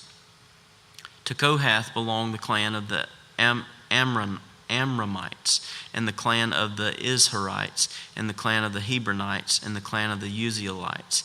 These are the clans of the Kohathites, according to the number of all the males from a month old and upward. There were 8,600 keeping guard over the sanctuary. The clans of the sons of Kohath were to camp on the south side of the tabernacle, with Elizaphan, the son of Uziel, as chief of the father's house of the clans of the Kohathites. And their guard duty involved the ark, the table, the lampstand, the altars, the vessels of the sanctuary with which the priests minister, and the screen, all the service connected with these. And Eleazar, the son of Aaron, the priest, was to be chief over the chiefs of the Levites, and to have oversight over those who kept guard over the sanctuary. To Merari belonged the clan of the Malites and the clan of the Mushites. These are the clans of Merari. Their listing according to the number of all the males from a month old and upward was 6,200. And the chief of the father's house of the clans of Merari was Zuriel, the son of Abihail. They were to camp on the north side of the tabernacle, and the appointed guard duty of the sons of Merari involved the frames of the tabernacle, the bars, the pillars, the bases, and all their accessories, all the service connected with these. Also, the pillars around the court with their bases and pegs and cords. Those who were to camp before the tabernacle on the east, before the tent of meeting toward the sunrise, were Moses and Aaron and his sons, guarding the sanctuary itself to protect the people of Israel, and any outsider who came near was to be put to death. All those listed among the Levites, whom Moses and Aaron listed at the commandment of the Lord, by clans, all the males from a month old and upward, were 22,000. And the Lord said to Moses, "List all the firstborn males of the people of Israel, from a month old and upward, taking the number of their names. And you shall take the Levites for me. I am the Lord. Instead of all the firstborn among the people of Israel, and the cattle of the Levites, instead of all the firstborn among the cattle of the people of Israel." So Moses listed all the firstborn among the people of Israel, as the Lord commanded him. And all the firstborn males, according to the number of names, from a month old and upward, as listed, were 22,273. And the Lord spoke to Moses, saying, "Take the Levites instead of all the firstborn among the people of Israel, and the cattle of the Levites instead of their cattle. The Levites shall be mine. I am the Lord. And as the redemption price for the 273 of the firstborn of the people of Israel, over and above the number of the male Levites, you shall take 5 shekels per head. You shall take them according to the shekel of the sanctuary, the shekel of 20 gerahs, and give the money to Aaron and his sons as the redemption price for those who are over." So Moses took the redemption money from those who were over and above those redeemed by the Levites. From the firstborn of the people of Israel he took the money, 1,365 shekels by the shekel of the sanctuary. And Moses gave the redemption money to Aaron and his sons, according to the word of the Lord, as the Lord commanded Moses. Chapter 4. The Lord spoke to Moses and Aaron, saying, "Take a census of the sons of Kohath from among the sons of Levi, by their clans and their fathers' houses, from 30 years old up to 50 years old, all who can come on duty to do the work in the tent of meeting. This is the service of the sons of Kohath in the tent of meeting, the most holy things. When the camp is to set out, Aaron and his sons shall go in and take down the veil of the screen and cover the ark of the testimony with it. Then they shall put on it a covering of goat skin, and spread on top of that a cloth all of blue, and shall put in its poles. And over the table of the bread of the presence they shall spread a cloth of blue, and put on it the plates, the dishes for incense, the bowls, and the flagons for the drink offering. The regular showbread also shall be on it. Then they shall spread over them a cloth of scarlet, and cover the same with a covering of goat skin, and shall put in its poles. And they shall take a cloth of blue, and cover the lampstand for the light, with its lamps, its tongs, its trays, and all the vessels for oil with which it is supplied. And they shall put it with all its utensils in a covering of goat skin, and put it on the carrying frame. And over the golden altar they shall spread a cloth of blue, and cover it with a covering of goat skin, and shall put in its poles. And they shall take all the vessels of the service that are used in the sanctuary, and put them in a cloth of blue, and cover them with a covering of goat skin, and put them on the carrying frame. And they shall take away the ashes from the altar, and spread a purple cloth over it. And they shall put on it all the utensils of the altar, which are used for the service there, the fire pans, the forks, the shovels, and the basins, all the utensils of the altar. And they shall spread on it a covering of goat skin, and shall put in its poles. And when Aaron and his sons have finished covering the sanctuary and all the furnishings of the sanctuary, as the camp sets out, after that the sons of Kohath shall come to carry these. But they must not touch the holy things, lest they die. These are the things of the tent of meeting that the sons of Kohath are to carry. And Eleazar the son of Aaron the priest shall have charge of the oil for the light, the fragrant incense, the regular grain offering, and the anointing oil, with the oversight of the whole tabernacle and all that is in it, of the sanctuary and its vessels. The Lord spoke to Moses and Aaron, saying, "Let not the tribe of the clans of the Kohathites be destroyed from among the Levites, but deal thus with them, that they may live and not die when they come near to the most holy things. Aaron and his sons shall go in and appoint them each to his task and to his burden. But they shall not go in to look on the holy things, even for a moment, lest they die. The Lord spoke to Moses, saying, Take a census of the sons of Gershon also by their fathers' houses and by their clans. From 30 years old up to 50 years old, you shall list them, all who can come to do duty, to do service in the tent of meeting. This is the service of the clans of the Gershonites, in serving and bearing burdens.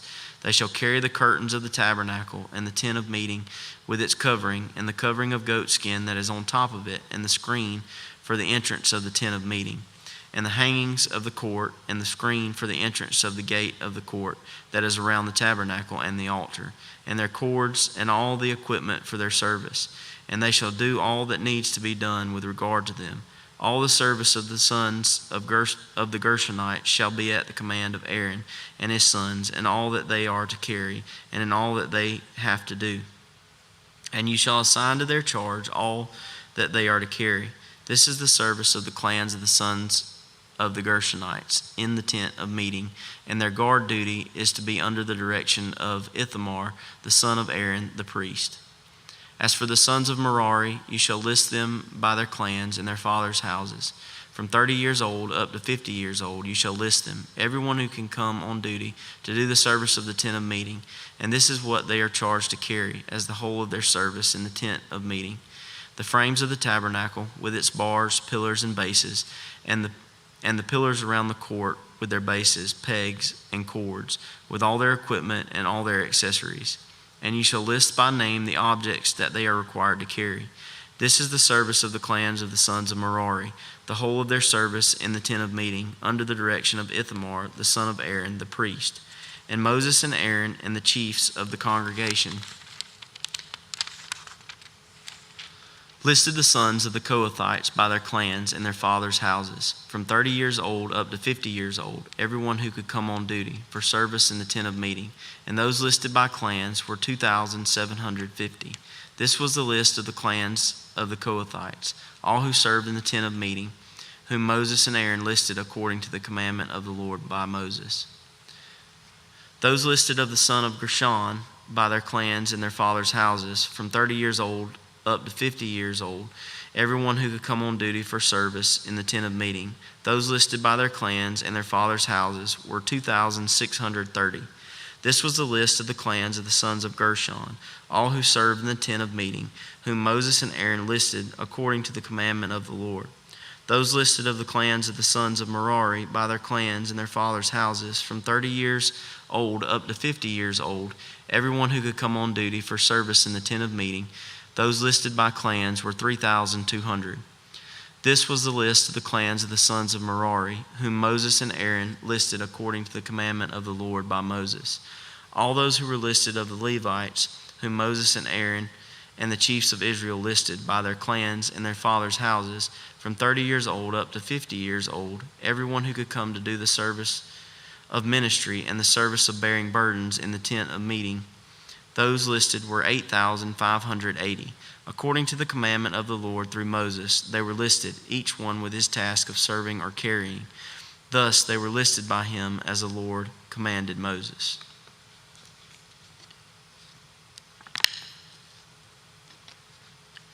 Chapter 5. The Lord spoke to Moses, saying, Command the people of Israel that they put out of the camp everyone who is leprous or has a discharge, and everyone who is unclean through contact with the dead. You shall put out both male and female, putting them outside the camp, that they may not defile their camp, in the midst of which I dwell. And the people of Israel did so, and put them outside the camp, as the Lord said to Moses. So the people of Israel did. And the Lord spoke to Moses, saying, Speak to the people of Israel, when a man or woman commits any of the sins that people commit by breaking faith with the Lord, and that person realizes his guilt, he shall confess his sin that he has committed, and he shall make full restitution for his wrong, adding a fifth to it, and giving it to him to whom he did the wrong. But if the man has no next of kin to whom restitution may be made for the wrong, the restitution for wrong shall go to the Lord for the priest, in addition to the ram of atonement with which atonement is made for him. And every contribution, all the holy donations of the people of Israel, which they bring to the priest, shall be his. Each one shall keep his holy donations. Whatever anyone gives to the priest shall be his. And the Lord spoke to Moses, saying, Speak to the people of Israel. If any man's wife goes astray and breaks faith with him, if a man lies with her sexually, and it is hidden from the eyes of her husband, and she is undetected, though she has defiled herself, and there is no witness against her, since she was not taken in the act, and if the spirit of jealousy comes over him, and he is jealous of his wife, who has defiled herself, or if the spirit of jealousy comes over him, and he is jealous of his wife, though she has not defiled herself, then the man shall bring his wife to the priest, and bring the offering required of her, 1/10 of an ephah of barley flour. He shall pour no oil on it, and put no frankincense on it, for it is a grain offering of jealousy, a grain offering of remembrance, bringing iniquity to remembrance. And the priest shall bring her near, and set her before the Lord. And the priest shall take holy water in an earthenware vessel, and take some of the dust that is on the floor of the tabernacle, and put it into the water. And the priest shall set the woman before the Lord, and unbind the hair of the woman's head, and place in her hands the grain offering of remembrance, which is the grain offering of jealousy. And in his hand the priest shall have the water of bitterness that brings the curse. Then the priest shall make her take an oath, saying, If no man has lain with you, and if you have not turned aside to uncleanness while you were under your husband's authority, be free from this water of bitterness that brings the curse. But if you have gone astray, though you are under your husband's authority, and if you have defiled yourself, and some man other than your husband has lain with you, then let the priest make the woman take the oath of the curse, and say to the woman, The Lord make you a curse and an oath among your people. When the Lord makes your thigh fall away and your body swell, may this water that brings the curse pass into your bowels, and make your womb swell, and your thigh fall away. And the woman shall say, Amen, amen. Then the priest shall write these curses in a book, and wash them off into the water of bitterness. And he shall make the woman drink the water of bitterness that brings the curse. And the water that brings the curse shall enter into her and cause bitter pain. And the priest shall take the grain offering of jealousy out of the woman's hand, and shall wave the grain offering before the Lord, and bring it to the altar. And the priest shall take a handful of the grain offering, as its memorial portion, and burn it on the altar, and afterwards shall make the woman drink the water. And when he has made her drink the water, then, if she has defiled herself, and has broken faith with her husband, the water that brings the curse shall enter into her and cause bitter pain. And her womb shall swell, and her thigh shall fall away, and the woman shall become a curse among her people. But if the woman has not defiled herself, and is clean, then she shall be free, and shall conceive children. This is the law in cases of jealousy, when a wife, though under her husband's authority, goes astray and defiles herself, or when the spirit of jealousy comes over a man, and he is jealous of his wife. Then he shall set the woman before the Lord, and the priest shall carry out for her all this law. The man shall be free from iniquity, but the woman shall bear her iniquity. And the Lord spoke to Moses, saying, Speak to the people of Israel, and say to them, When either a man or a woman makes a special vow, the vow of a Nazirite, to separate himself to the Lord, he shall separate himself from wine and strong drink. He shall drink no vinegar made from wine or strong drink, and shall not drink any juice of grapes, or eat grapes, fresh or dried. All the days of his separation he shall eat nothing that is produced by the grapevine, not even the seeds or the skins. All the days of his vow of separation no razor shall touch his head, until the time is completed for which he separates himself to the Lord. He shall be holy. He shall let the locks of hair of his head grow long. All the days that he separates himself to the Lord, he shall not go near a dead body, not even for his father or for his mother, for brother or sister, if they die, shall he make himself unclean, because his separation to God is on his head. All the days of his separation he is holy to the Lord. And if any man dies very suddenly beside him, and he defiles his consecrated head, then he shall shave his head on the day of his cleansing. On the 7th day he shall shave it. On the 8th day he shall bring 2 turtle doves or 2 pigeons to the priest, to the entrance of the tent of meeting.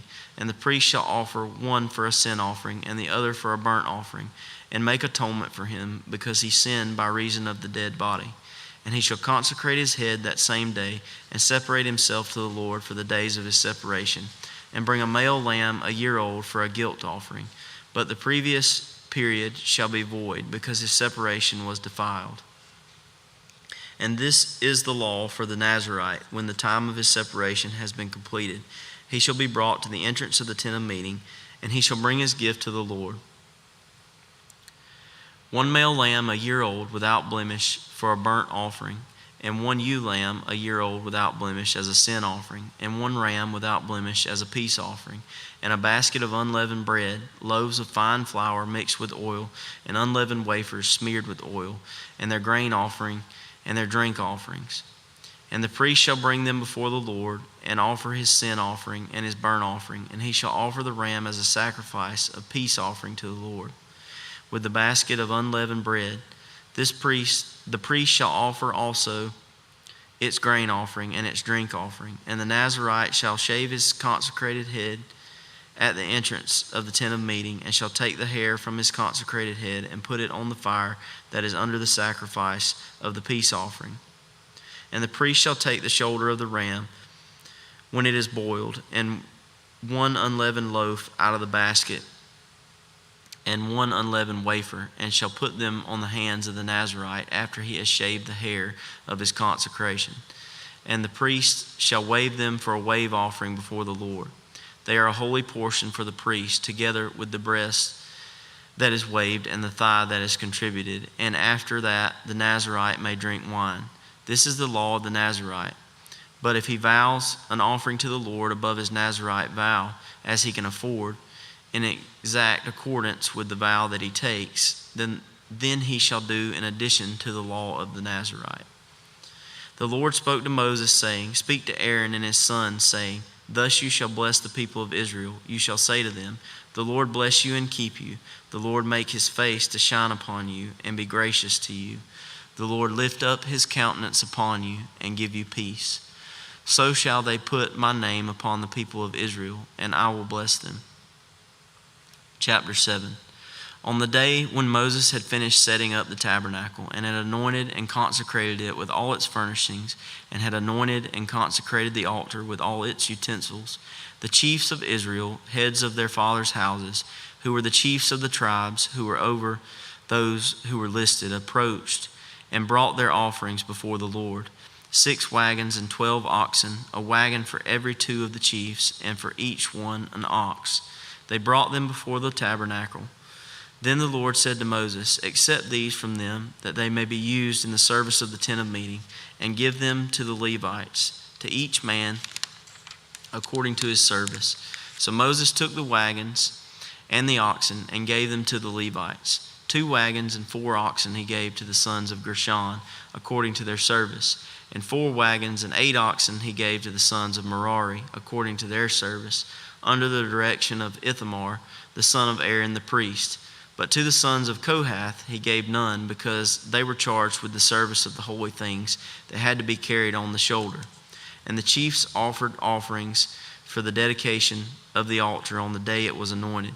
And the chiefs offered their offering before the altar. And the Lord said to Moses, They shall offer their offerings, 1 chief each day, for the dedication of the altar. He who offered his offering the first day was Nahshon, the son of Amminadab, of the tribe of Judah. And his offering was 1 silver plate, whose weight was 130 shekels, 1 silver basin of 70 shekels, according to the shekel of the sanctuary, both of them full of fine flour mixed with oil for a grain offering, 1 golden dish of 10 shekels, full of incense, 1 bull from the herd, 1 ram, 1 male lamb a year old for a burnt offering, 1 male goat for a sin offering, and for the sacrifice of peace offerings, 2 oxen, 5 rams, 5 male goats, and 5 male lambs a year old. This was the offering of Nahshon, the son of Amminadab. On the second day, Nethanel, the son of Zuar, the chief of Issachar, made an offering. He offered for his offering 1 silver plate, whose weight was 130 shekels, 1 silver basin of 70 shekels, according to the shekel of the sanctuary, both of them full of fine flour, mixed with oil for a grain offering, 1 golden dish of 10 shekels, full of incense, 1 bull from the herd, one ram, one male lamb a year old for a burnt offering, one male goat for a sin offering, and for the sacrifice of peace offerings, 2 oxen, 5 rams, 5 male goats, and 5 male lambs a year old. This was the offering of Nethanel, the son of Zuar. On the 3rd day, Eliab, the son of Helon, the chief of the people of Zebulun, his offering was 1 silver plate whose weight was 130 shekels, 1 silver basin of 70 shekels, according to the shekel of the sanctuary, both of them full of fine flour mixed with oil for a grain offering, 1 golden dish of 10 shekels, full of incense, 1 bull from the herd, 1 ram, 1 male lamb a year old for a burnt offering, 1 male goat for a sin offering, and for the sacrifice of peace offerings, 2 oxen, 5 rams, 5 male goats, and 5 male lambs a year old.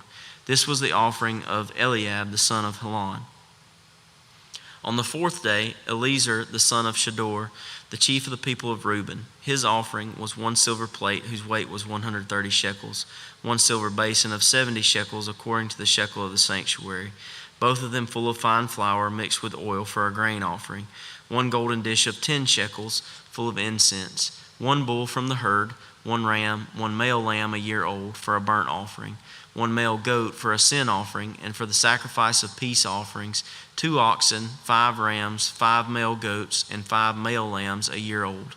This was the offering of Eliezer, the son of Shador. On the 5th day, Shelumiel, the son of Zurishaddai, the chief of the people of Simeon, his offering was 1 silver plate whose weight was 130 shekels, 1 silver basin of 70 shekels, according to the shekel of the sanctuary, both of them full of fine flour mixed with oil for a grain offering, 1 golden dish of 10 shekels full of incense, 1 bull from the herd, 1 ram, 1 male lamb a year old for a burnt offering, 1 male goat for a sin offering, and for the sacrifice of peace offerings, 2 oxen, 5 rams, 5 male goats, and 5 male lambs a year old. This was the offering of Shelumiel, the son of Zurishaddai. On the 6th day, Eliasaph, the son of Duel, the chief of the people of Gad, his offering was 1 silver plate whose weight was 130 shekels, 1 silver basin of 70 shekels, according to the shekel of the sanctuary, both of them full of fine flour mixed with oil for a grain offering, 1 golden dish of 10 shekels full of incense, 1 bull from the herd, 1 ram, 1 male lamb a year old for a burnt offering, 1 male goat for a sin offering, and for the sacrifice of peace offerings, 2 oxen, 5 rams, 5 male goats, and 5 male lambs a year old. This was the offering of Eliasaph, the son of Duel.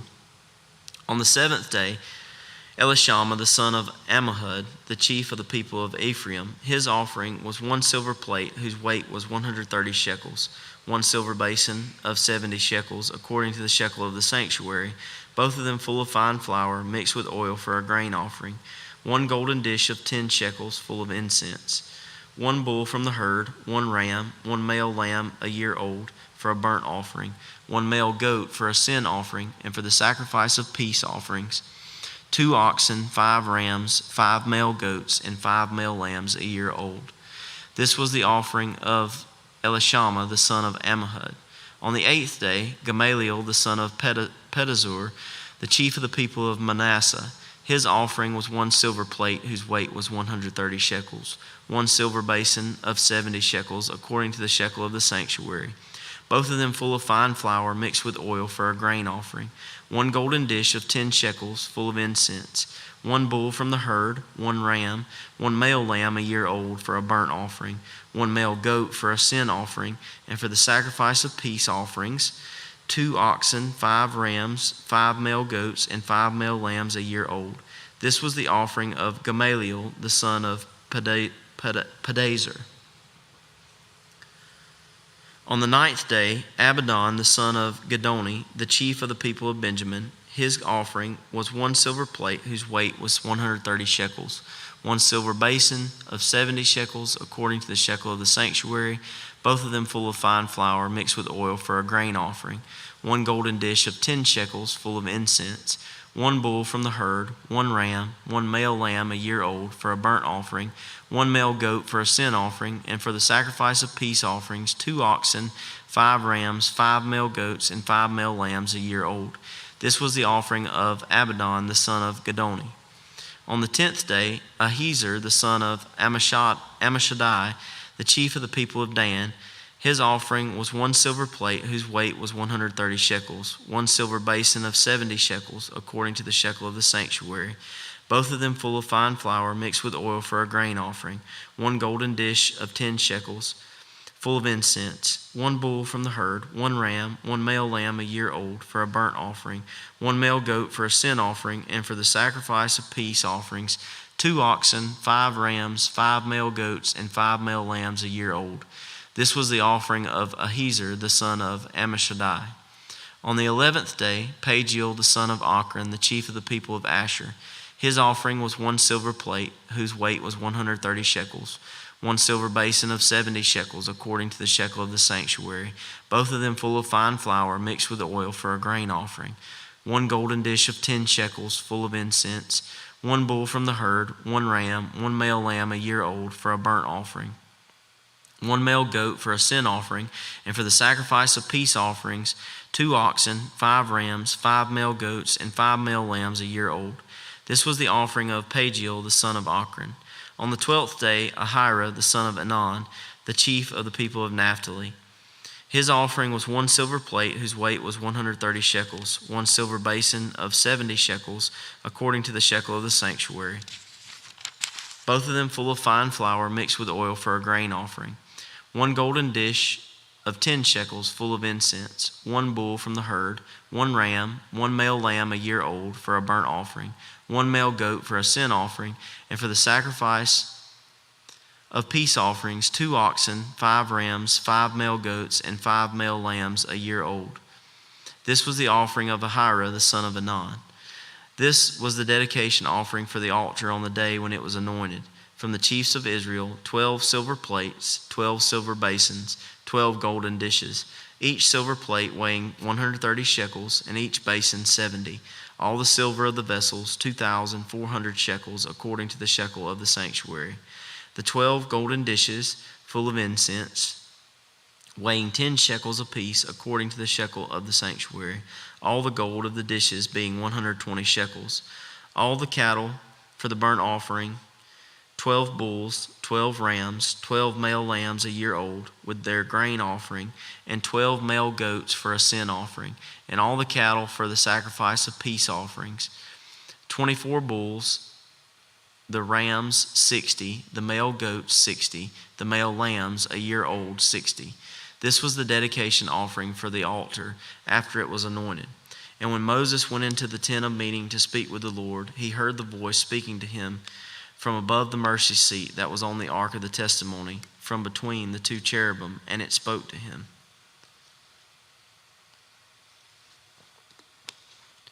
Chapter 8. Now the Lord spoke to Moses, saying, Speak to Aaron and say to him, When you set up the lamps, the 7 lamps shall give light in front of the lampstand. And Aaron did so. He set up its lamps in front of the lampstand, as the Lord commanded Moses. And this was the workmanship of the lampstand, hammered work of gold. From its base to its flowers, it was hammered work, according to the pattern that the Lord had shown Moses. So he made the lampstand. And the Lord spoke to Moses, saying, Take the Levites from among the people of Israel, and cleanse them. Thus you shall do to them to cleanse them. Sprinkle the water of purification upon them, and let them go with a razor over all their body, and wash their clothes, and cleanse themselves. Then let them take a bull from the herd, and its grain offering of fine flour mixed with oil. And you shall take another bull from the herd for a sin offering. And you shall bring the Levites before the tent of meeting, and assemble the whole congregation of the people of Israel. When you bring the Levites before the Lord, the people of Israel shall lay their hands on the Levites. And Aaron shall offer the Levites before the Lord as a wave offering from the people of Israel, that they may do the service of the Lord. Then the Levites shall lay their hands on the heads of the bulls, and you shall offer the one for a sin offering, and the other for a burnt offering to the Lord, to make atonement for the Levites. And you shall set the Levites before Aaron and his sons, and shall offer them as a wave offering to the Lord. Thus you shall separate the Levites from among the people of Israel, and the Levites shall be mine. And after that the Levites shall go in to serve at the tent of meeting, when you have cleansed them and offered them as a wave offering. For they are wholly given to me from among the people of Israel. Instead of all who open the womb, the firstborn of all the people of Israel, I have taken them for myself. For all the firstborn among the people of Israel are mine, both of man and of beast. On the day that I struck down all the firstborn in the land of Egypt, I consecrated them for myself. And I have taken the Levites instead of all the firstborn among the people of Israel. And I have given the Levites as a gift to Aaron and his sons from among the people of Israel, to do the service for the people of Israel at the tent of meeting, and to make atonement for the people of Israel, that there may be no plague among the people of Israel when the people of Israel come near the sanctuary. Thus did Moses and Aaron and all the congregation of the people of Israel to the Levites, according to all that the Lord commanded Moses concerning the Levites. The people of Israel did to them. And the Levites purified themselves from sin and washed their clothes, and Aaron offered them as a wave offering before the Lord. And Aaron made atonement for them to cleanse them. And after that, the Levites went in to do their service in the tent of meeting before Aaron and his sons, as the Lord had commanded Moses concerning the Levites. So they did to them. And the Lord spoke to Moses, saying, This applies to the Levites. From 25 years old and upward, they shall come to do duty in the service of the tent of meeting. And from the age of 50 years, they shall withdraw from the duty of the service and serve no more. They minister to their brothers in the tent of meeting by keeping guard, but they shall do no service. Thus shall you do to the Levites in assigning their duties. Chapter 9. And the Lord spoke to Moses in the wilderness of Sinai in the first month of the second year, after they had come out of the land of Egypt, saying, Let the people of Israel keep the Passover at its appointed time. On the 14th day of this month, at twilight, you shall keep it at its appointed time. According to all its statutes and all its rules, you shall keep it. So Moses told the people of Israel that they should keep the Passover. And they kept the Passover in the first month, on the 14th day of the month, at twilight, in the wilderness of Sinai, according to all that the Lord commanded Moses. So the people of Israel did. And there were certain men who were unclean through touching a dead body, so that they could not keep the Passover on that day. And they came before Moses and Aaron on that day. And those men said to him, We are unclean through touching a dead body. Why are we kept from bringing the Lord's offering at its appointed time among the people of Israel? And Moses said to them, Wait, that I may hear what the Lord will command concerning you. The Lord spoke to Moses, saying, Speak to the people of Israel, saying, If any one of you or of your descendants is unclean through touching a dead body, or is on a long journey, he shall still keep the Passover to the Lord. In the second month, on the 14th day, at twilight, they shall keep it. They shall eat it with unleavened bread and bitter herbs. They shall leave none of it until the morning, nor break any of its bones. According to all the statute for the Passover, they shall keep it. But if anyone who is clean and is not on a journey fails to keep the Passover, that person shall be cut off from his people, because he did not bring the Lord's offering at its appointed time. That man shall bear his sin. And if a stranger sojourns among you and would keep the Passover to the Lord, according to the statute of the Passover and according to its rule, so shall he do. You shall have one statute, both for the sojourner and for the native. On the day that the tabernacle was set up, the cloud covered the tabernacle, and the cloud covered the tabernacle, the tent of the testimony. And at evening it was over the tabernacle like the appearance of fire until morning. So it was always. The cloud covered it by day, and the appearance of fire by night. And whenever the cloud lifted from over the tent, after that the people of Israel set out. And in the place where the cloud settled down, there the people of Israel camped.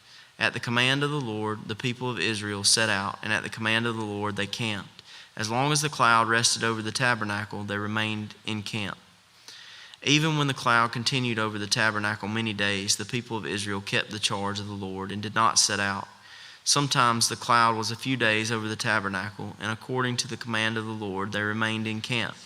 Then according to the command of the Lord, they set out, and sometimes the cloud remained from evening until morning. And when the cloud lifted in the morning, they set out, or if it continued for a day and a night, when the cloud lifted, they set out. whether it was 2 days or a month or a longer time, that the cloud continued over the tabernacle, abiding there, the people of Israel remained in camp and did not set out. But when it lifted, they set out. At the command of the Lord, they camped, and at the command of the Lord, they set out. They kept the charge of the Lord at the command of the Lord by Moses.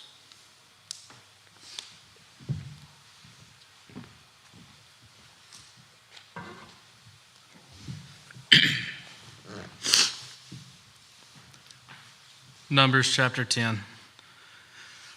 The Lord spoke to Moses, saying, "Make 2 silver trumpets of hammered work, you shall make them, and you shall use them for summoning the congregation and for breaking camp. And when both are blown, all of the congregation shall gather themselves to you at the entrance of the tent of meeting. But if they blow only one, then the chiefs, the heads of all the tribes of Israel, shall gather themselves unto you. When you blow an alarm, the camps that are on the east side shall set out. When you blow an alarm the second time, the camps that are on the south side shall set out.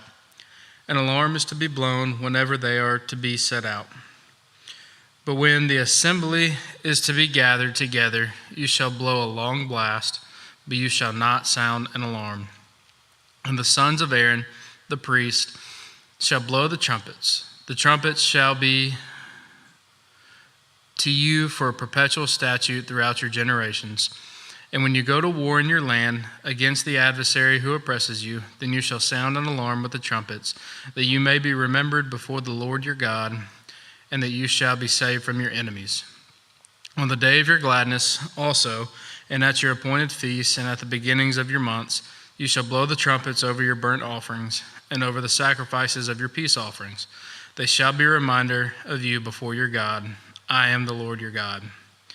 In the 2nd year, in the 2nd month, on the 20th day of the month, the cloud lifted from over the tabernacle of the testimony, and the people of Israel set out by stages from the wilderness of Sinai, and the cloud settled down in the wilderness of Paran.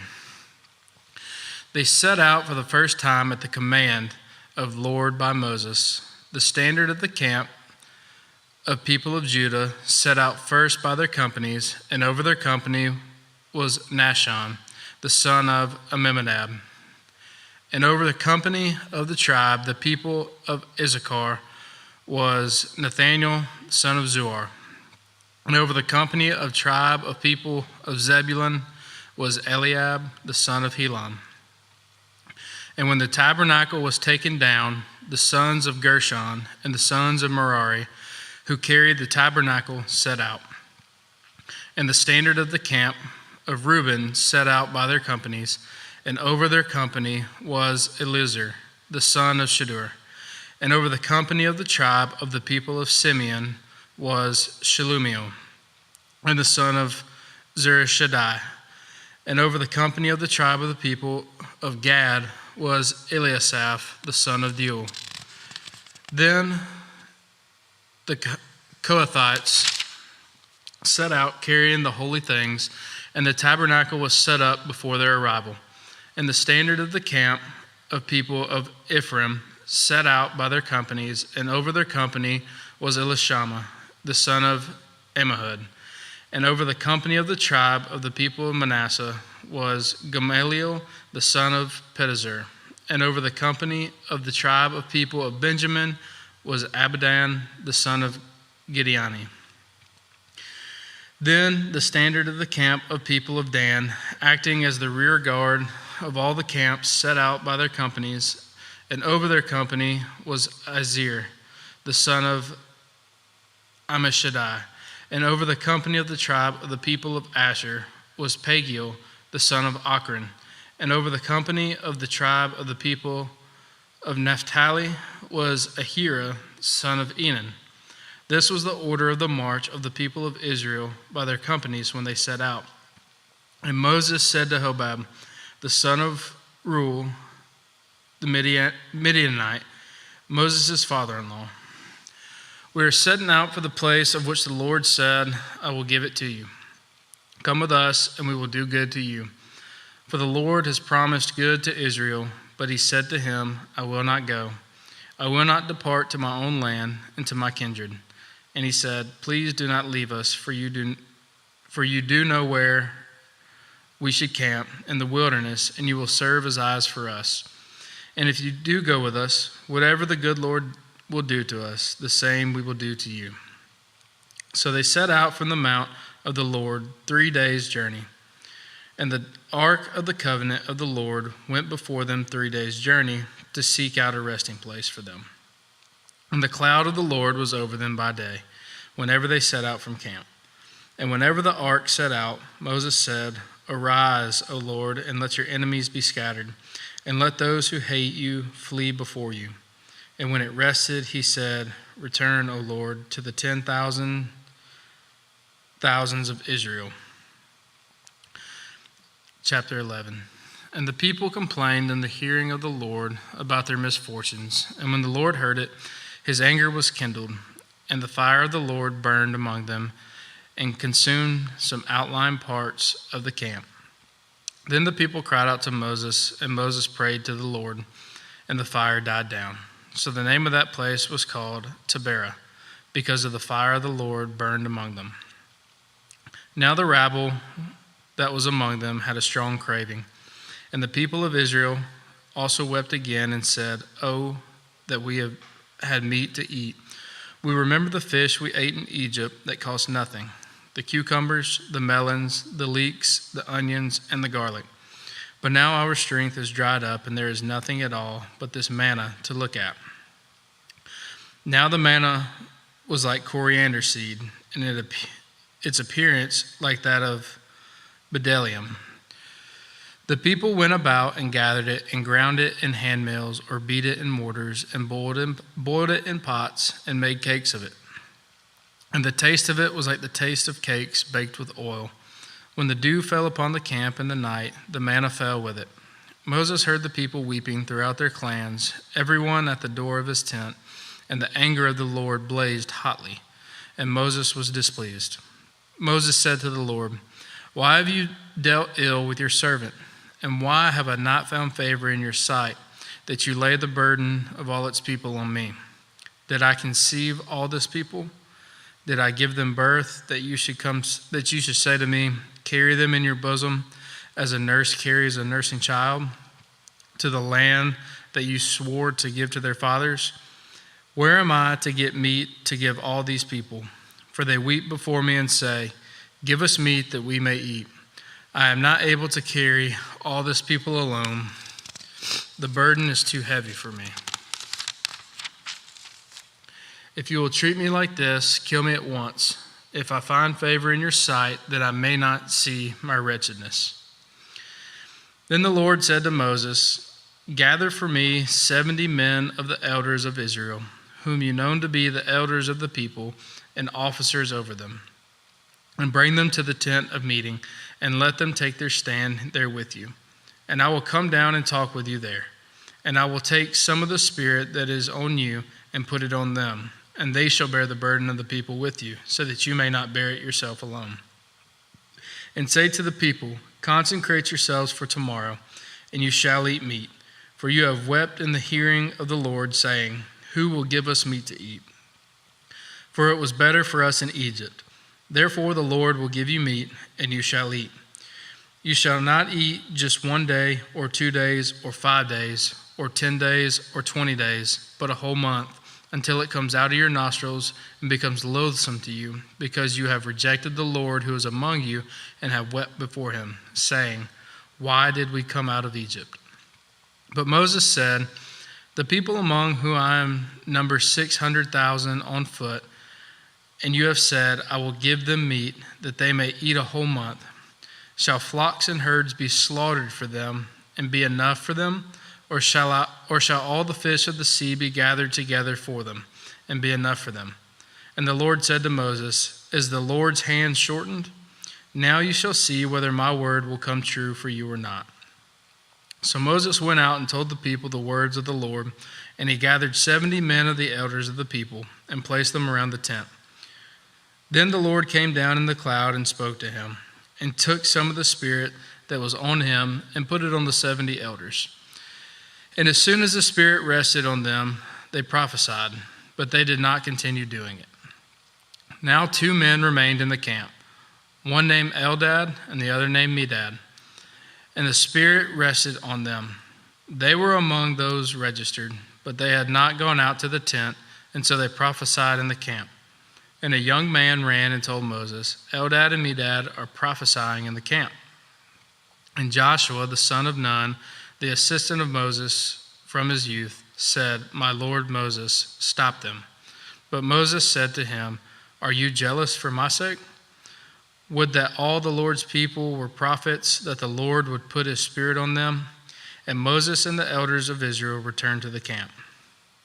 Then a wind from the Lord sprang up, and it brought quail from the sea and let them fall beside the camp, about a day's journey on this side and a day's journey on the other side, around the camp, and about 2 cubits above the ground. And the people rose all that day and all night and all the next day and gathered the quail. Those who gathered the least gathered 10 homers, and they spread them out for themselves all around the camp. While the meat was yet between their teeth, before it was consumed, the anger of the Lord was kindled against the people, and the Lord struck down the people with a very great plague. Therefore, the name of that place was called Kibroth Hattaavah, because they buried the people who had the craving. From Kibroth Hattaavah, the people journeyed to Hazareth, and they remained at Hazareth. Chapter 12. Miriam and Aaron spoke against Moses because of the Cushite woman whom he had married, for he had married a Cushite woman. And they said, Has the Lord indeed spoken only through Moses? Has he not spoken through us also? And the Lord heard it. Now the man Moses was very meek, more than all the people who were on the face of the earth. And suddenly the Lord said to Moses and to Aaron and to Miriam, Come out, you 3, to the tent of meeting. And the 3 of them came out, and the Lord came down in a pillar of cloud and stood at the entrance of the tent and called Aaron and Miriam. And they both came forward. And he said, Hear my words. If there is a prophet among you, I, the Lord, make myself known to him in a vision. I speak with him in a dream. Not so with my servant Moses. He is faithful in all my house. With him I speak mouth to mouth, clearly, and not in riddles, and he beholds the form of the Lord. Why then were you not afraid to speak against my servant Moses? And the anger of the Lord was kindled against him, and he departed. When the cloud removed from the tent, behold, Miriam was leprous, like snow. And Aaron turned toward Miriam, and behold, she was leprous. And Aaron said to Moses, Oh, my Lord, do not punish us because we have done foolishly and have sinned.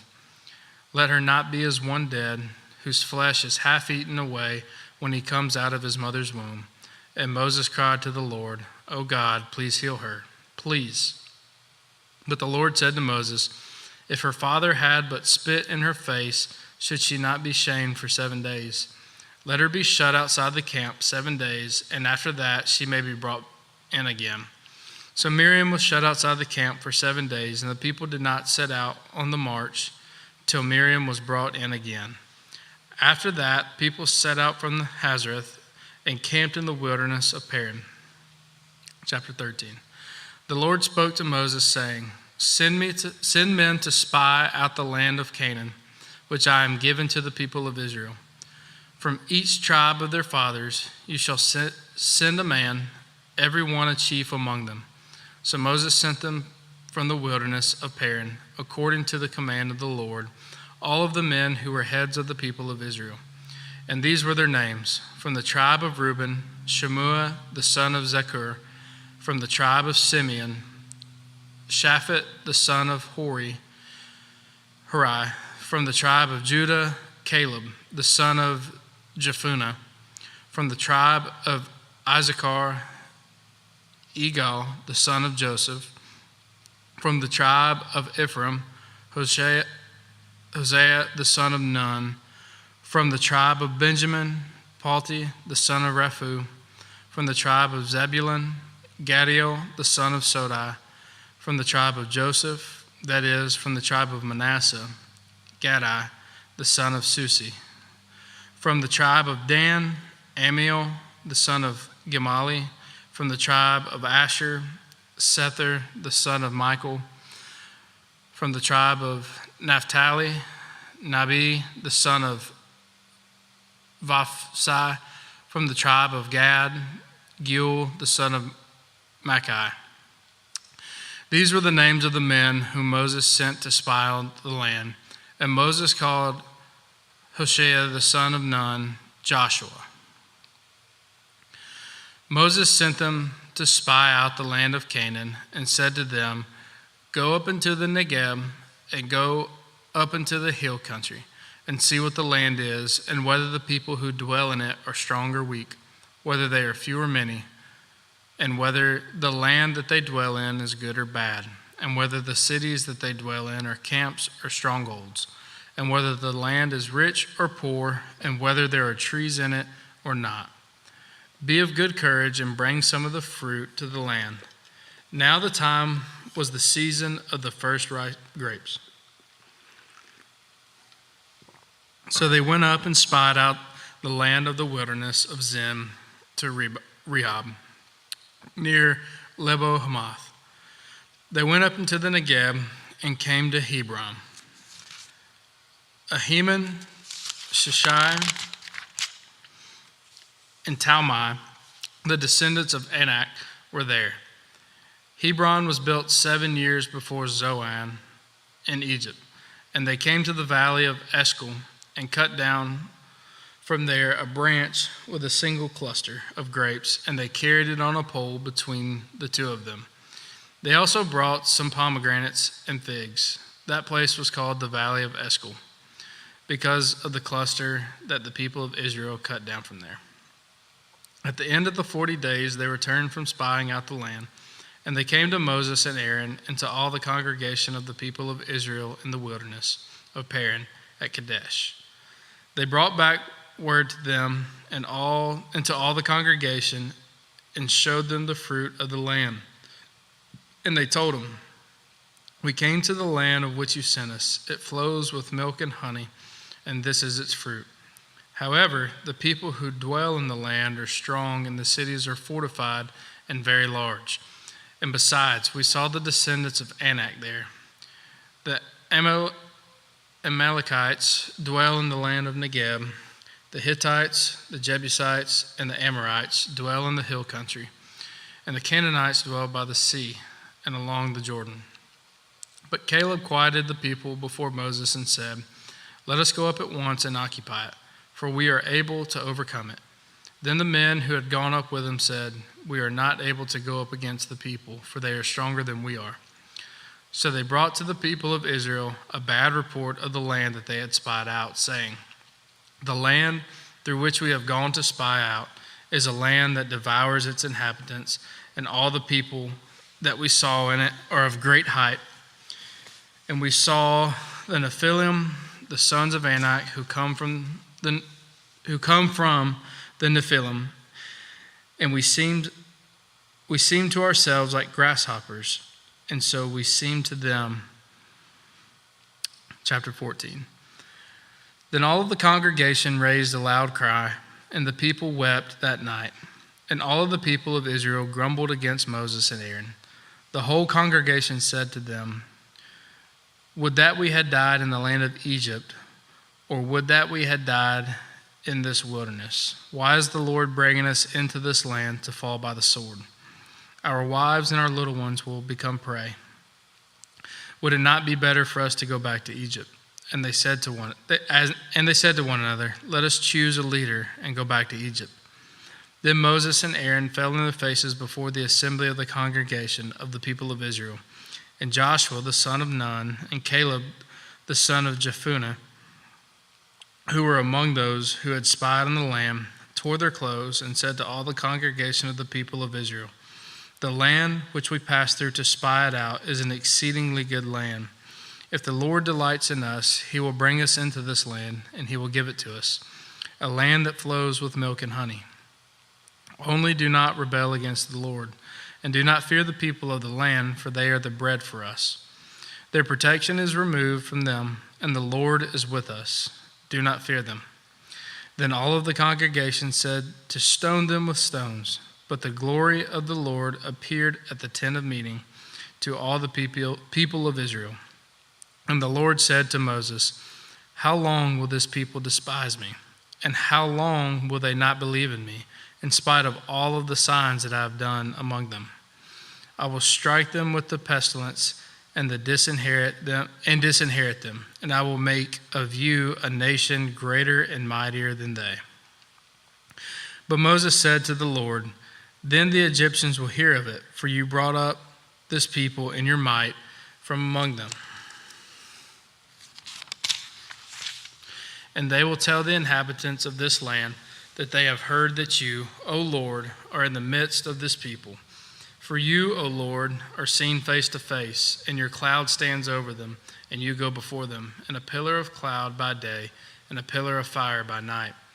Now if you kill this people as one man, then the nations who have heard your fame will say, 'It is because the Lord was not able to bring this people into the land that he swore to give to them, that he has killed them in the wilderness.'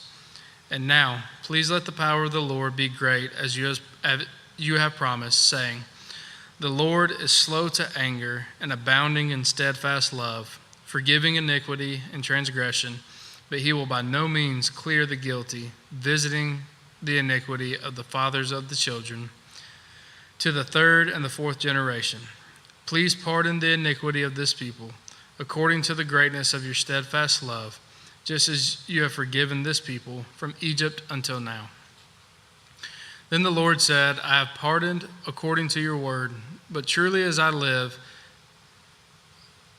and as all the earth shall be filled with glory of the Lord, none of the men who have seen my glory and my signs that I did in Egypt and in the wilderness, and have yet to put me to the test these 10 times and have not obeyed my voice, shall see the land that I swore to give to their fathers. And none of those who despise me shall see it. But my servant Caleb, because he has a different spirit and has followed me fully, I will bring into the land into which he went, and his descendants shall possess it.' Now, since the Amalekites and the Canaanites dwell in the valleys, turn tomorrow and set out for the wilderness by way of the Red Sea." And the Lord spoke to Moses and to Aaron, saying, "How long shall this wicked congregation grumble against me? I have heard these grumblings of the people of Israel, which they grumble against me. Say to them, 'As I live, declares the Lord, what you have said in my hearing I will do to you. Your dead bodies shall fall in this wilderness, and all of your number, listed in the census from 20 years old and upward, who have grumbled against me. Not one shall come into the land where I swore that I would make you dwell, except Caleb the son of Jephunneh and Joshua the son of Nun. But your little ones, who you said would become a prey, I will bring in, and they shall know the land that you have rejected. But as for you, your dead bodies shall fall in this wilderness, and your children shall be shepherds in the wilderness for 40 years, and shall suffer for your faithlessness until the last of your dead bodies lies in the wilderness. According to the number of the days in which you spied out the land, 40 days, a year for each day, you shall bear your iniquity 40 years, and you shall know my displeasure. I, the Lord, have spoken. Surely this will I do to all the wicked congregation who are gathered together against me. In this wilderness they shall come to a full end, and they shall die. And the men whom Moses sent to spy out the land, who returned and made all of the congregation grumble against him by bringing up a bad report about the land. The men who brought up a bad report of the land died by a plague before the Lord. Of those men who went to spy out the land, only Joshua the son of Nun and Caleb the son of Jephunneh remained alive. When Moses told these words to all of the people of Israel, the people mourned greatly. And they rose early in the morning and went up to the heights of the hill country, saying, "Here we are. We will go up to the place that the Lord has promised, for we have sinned." But Moses said, "Why now are you transgressing the command of the Lord when that will not succeed? Do not go up." for the Lord is not among you, lest you be struck down before your enemies. For there the Amalekites and the Canaanites are facing you, and you shall fall by the sword. Because you have turned back from following the Lord will not be with you.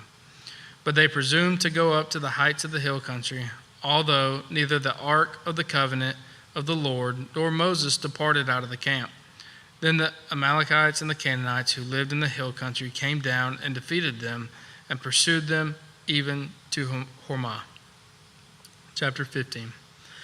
The Lord spoke to Moses, saying, Speak to the people of Israel and say to them, When you come into the land you are to inhabit, which I am giving you, and you offer to the Lord from the herd, from the flock, a food offering or a burnt offering or a sacrifice to fulfill a vow, or as a freewill offering, or at your appointed feasts to make a pleasing aroma to the Lord.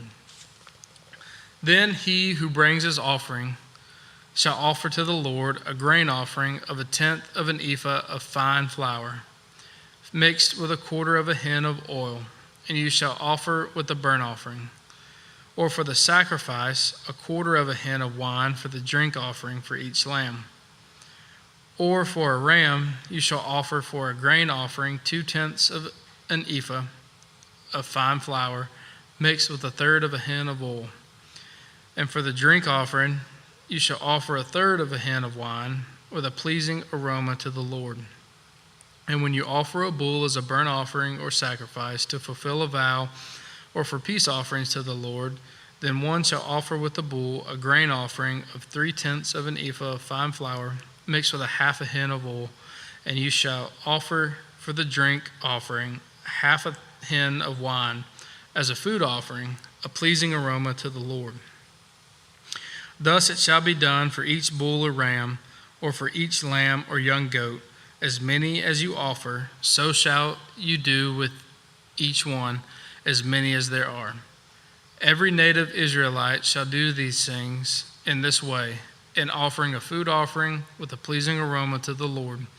And if a stranger is sojourning with you, or anyone is living permanently among you, and he wishes to offer a food offering with a pleasing aroma to the Lord, he shall do as you do. For the assembly, there shall be one statute for you and for the stranger who sojourns with you, a statute forever throughout your generations. You and the sojourner shall be alike before the Lord. One law and one rule shall be for you and for the stranger who sojourns with you. The Lord spoke to Moses, saying, Speak to the people of Israel and say to them, When you come into the land to which I bring you, and when you eat of the bread of the land, you shall present a contribution to the Lord. Of the first of your dough you shall present a loaf as a contribution, like a contribution from the threshing floor. So shall you present it. Some of the first of your dough you shall give to the Lord as a contribution throughout your generations. But if you sin unintentionally and do not observe all of these commandments that the Lord has spoken to Moses, all that the Lord has commanded you by Moses, from the day that the Lord gave commandment, and onward throughout your generations, then if it was done unintentionally without the knowledge of the congregation, all of the congregation shall offer one bull from a herd or for a burnt offering, a pleasing aroma to the Lord, with its grain offering and its drink offering according to the rule, and one male goat for a sin offering. And the priest shall make atonement for all of the congregation of the people of Israel, and they shall be forgiven, because it was a mistake, and they have brought their offering.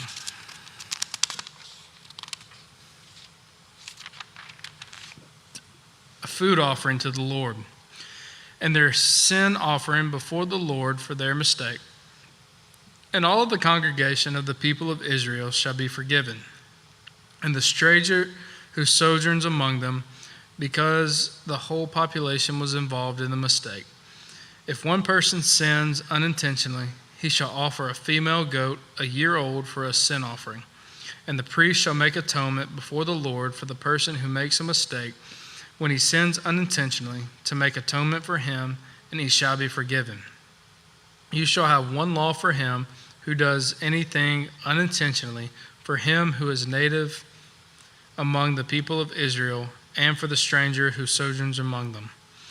But the person who does anything with a high hand, whether he is native or a sojourner, reviles the Lord, and that person shall be cut off from among his people, because he has despised the word of the Lord and has broken its commandment.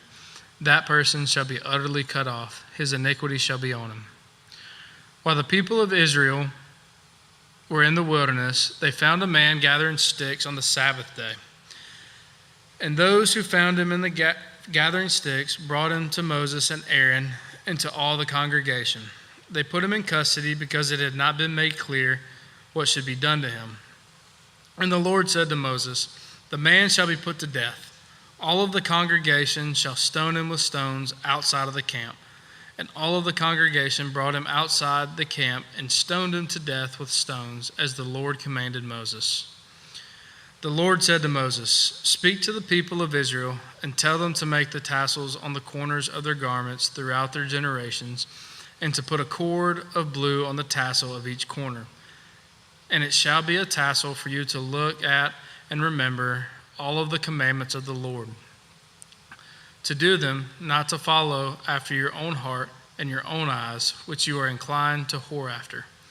So you shall remember and do all of my commandments, and be holy to your God. I am the Lord your God, who brought you out of the land of Egypt to be your God. I am the Lord your God." Chapter 16. Now Korah, the son of Izhar, son of Kohath, and son of Levi, and Dathan, and Abiram, the sons of Eliab, on the son of Peleth, sons of Reuben, took men. And they rose up before Moses with the number of the people of Israel, 250 chiefs of the congregation, chosen from the assembly, well-known men. They assembled themselves together against Moses and against Aaron and said to them, "You have gone too far, for all in the congregation are holy, every one of them, and the Lord is among them. Why do you exalt yourselves above the assembly of the Lord?" When Moses heard it, he fell on his face, and he said to Korah and all of his company, "In the morning the Lord will show who he is and who is holy, and will bring him near to him. The one whom he chooses, he will bring near to him. Do this: take censers, Korah and all of his company, put fire in them, and put incense on them before the Lord tomorrow, and the man whom the Lord chooses shall be the Holy One. You have gone too far, sons of Levi." And Moses said to Korah, "Hear now, you sons of Levi, is it too small of a thing for you that the God of Israel has separated you from the congregation of Israel, to bring you near to himself, to do service in the tabernacle of the Lord, and to stand before the congregation to minister to them, and that he has brought you near to him, and all of your brothers, the sons of Levi, with you? And would you seek the priesthood also? Therefore it is against the Lord that you and all of your company have gathered together. What is Aaron that you grumble against him?" And Moses sent to call Dathan and Abiram, the sons of Eliab, and they said, "We will not come up. Is it a small thing that you have brought us up out of a land flowing with milk and honey, to kill us in the wilderness, that you must also make yourself a prince over us? Moreover, have you not brought us into the land flowing with milk and honey, nor given us inheritance of fields and vineyards? Will you put out the eyes of these men? We will not come up." And Moses was very angry and said to the Lord, "Do not respect their offering. I have not taken one donkey from them, and I have not harmed one of them." And Moses said to Korah, "Be present, you and all of your company, before the Lord, you and they, and Aaron tomorrow. And let every one of you take his censer and put incense on it, and every one of you bring it before the Lord, his censer, 250 censers. You also and Aaron, each his censer. So every man took his censer and put fire in them and laid incense on them and stood at the entrance of the tent of meeting with Moses and Aaron. Then Korah assembled all of the congregation against them at the entrance of the tent of meeting. And the glory of the Lord appeared to the congregation. And the Lord spoke to Moses and to Aaron, saying, Separate yourselves from among this congregation, that I may consume them in a moment. And they fell on their faces and said, O God, the God of spirits of all flesh, shall one man sin? Will you be angry with all of the congregation? And the Lord spoke to Moses, saying, Say to the congregation, Get away from the dwelling of Korah, Dathan, and Abiram. Then Moses rose and went to Dathan and Abiram, and the elders of Israel followed him. And he spoke to the congregation, saying, Depart, please, from the tents, these wicked men, and touch nothing of theirs, lest you be swept away with all of their sins.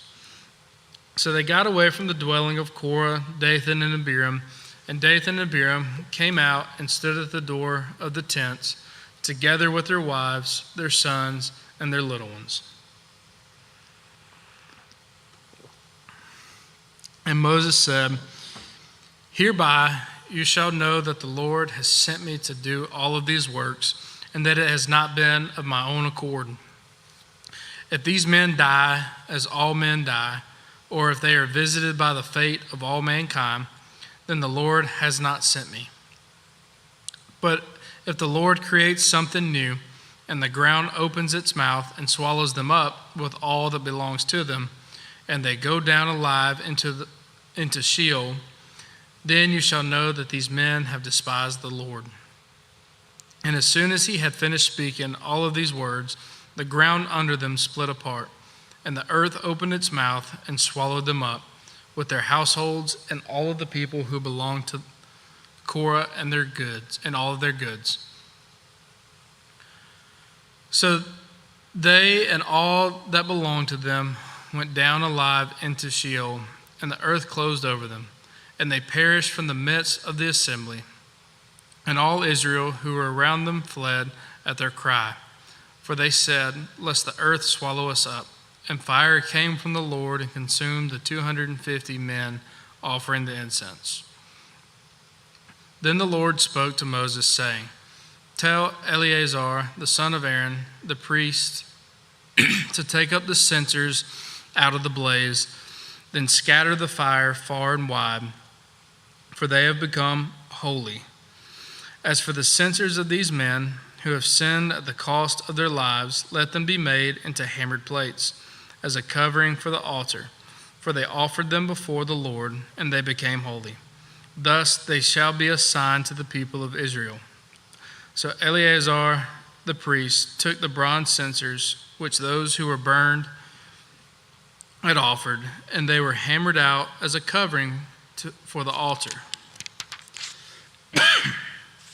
to be a reminder to the people of Israel, so that no outsider who is not of the descendants of Aaron should draw near to burn incense before the Lord, lest he become like Korah and his company, as the Lord said to him through Moses.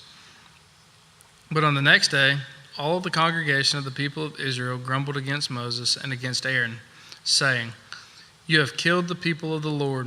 And when the congregation had assembled against Moses and against Aaron, they turned toward the tent of meeting. And behold, the cloud covered it, and the glory of the Lord appeared.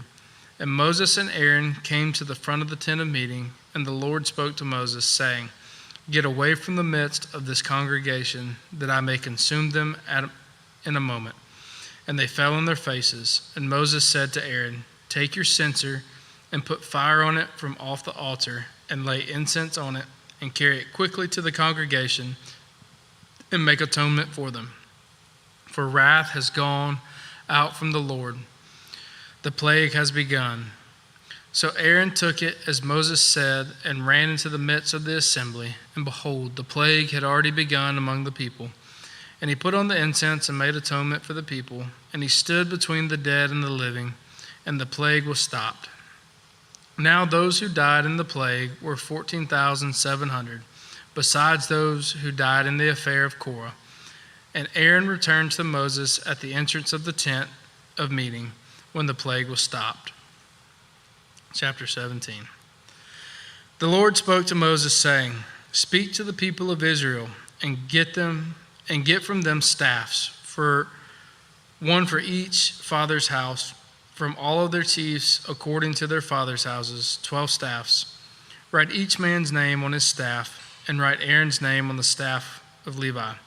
For there shall be one staff for the head of each father's house. Then you shall deposit them in the tent of meeting before the testimony, where I meet with you. And the staff of the man whom I choose shall sprout.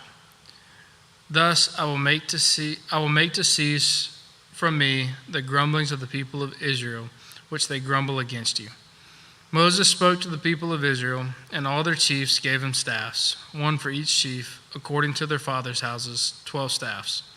And the staff of Aaron was among their staffs, and Moses deposited the staffs before the Lord in the tent of testimony.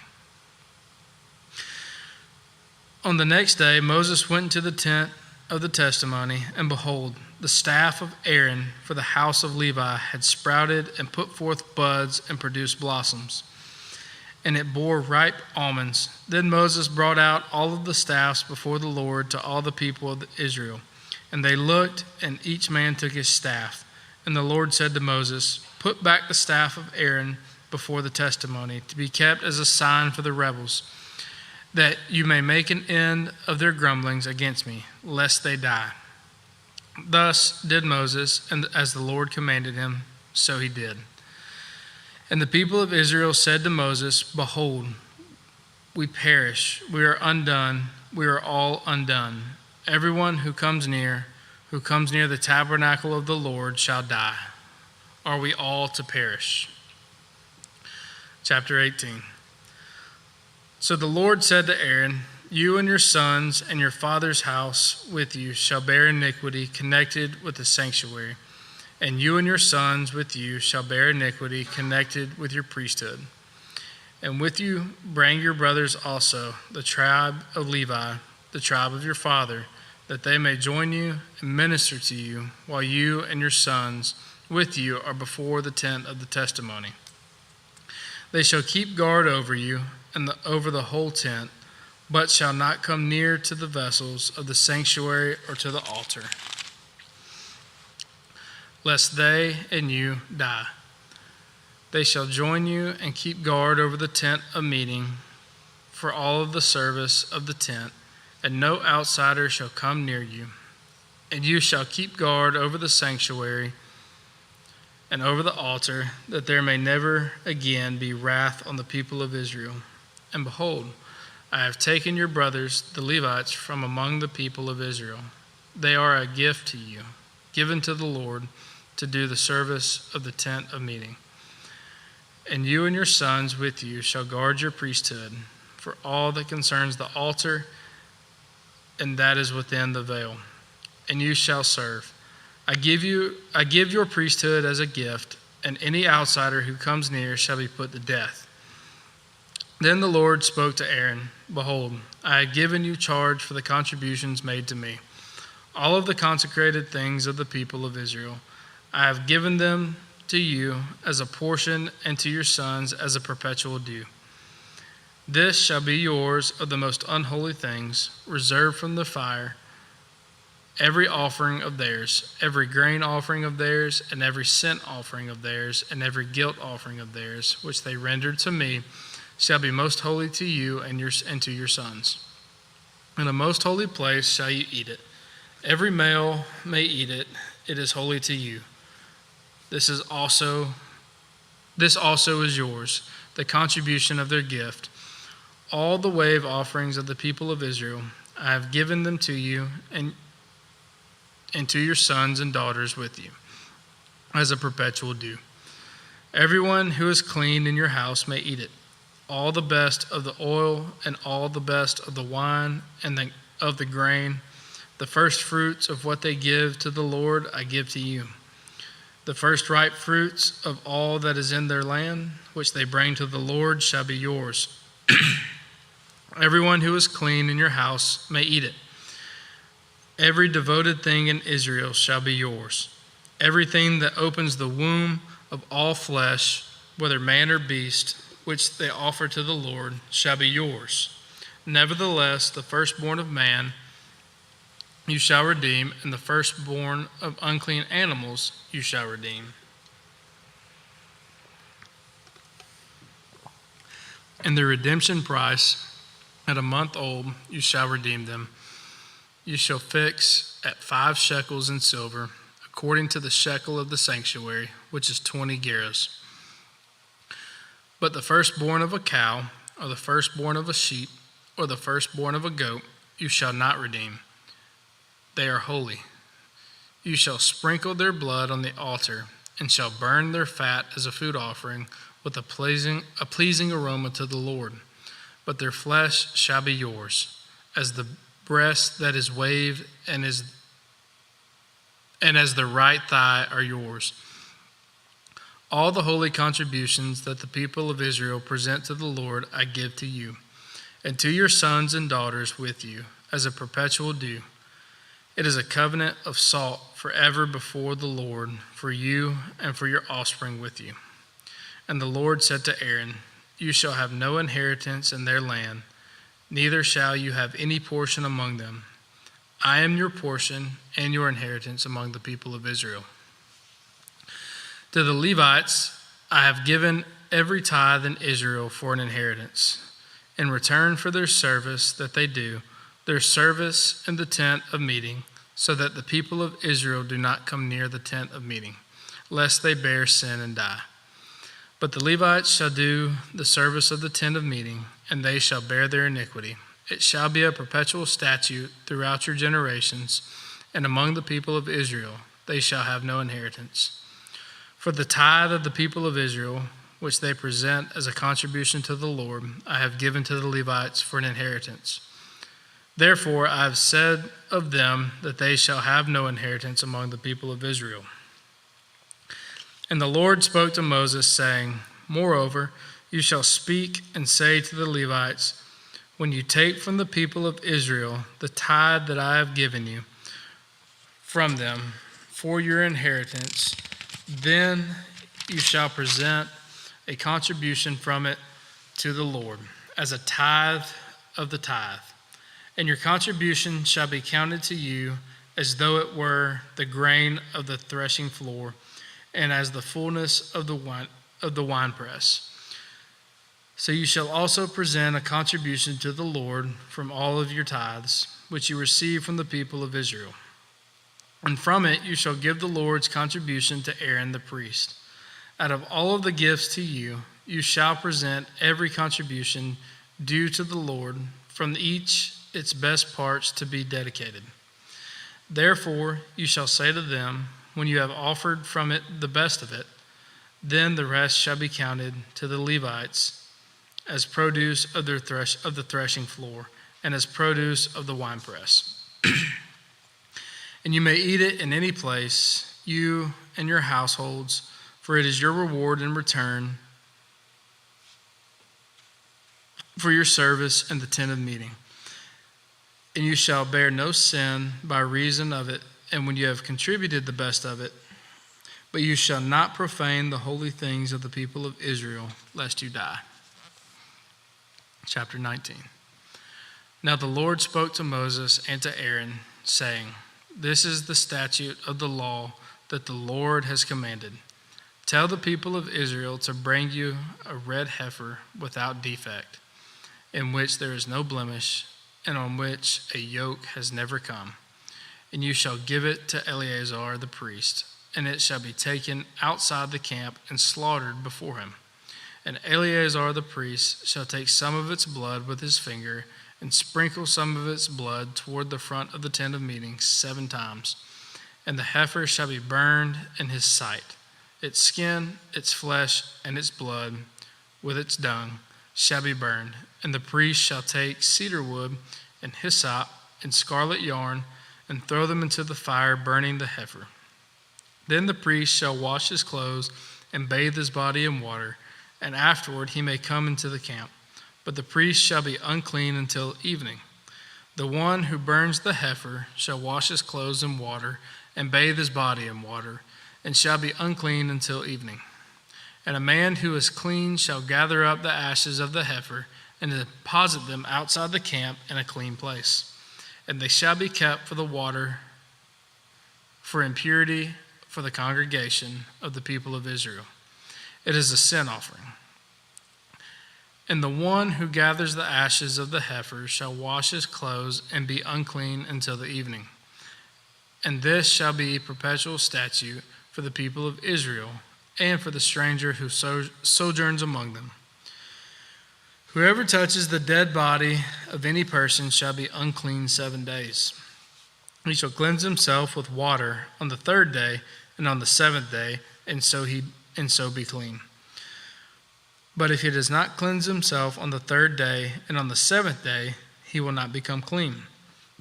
Whoever touches a dead person, the body of anyone who has died, and does not cleanse himself, defiles the tabernacle of the Lord.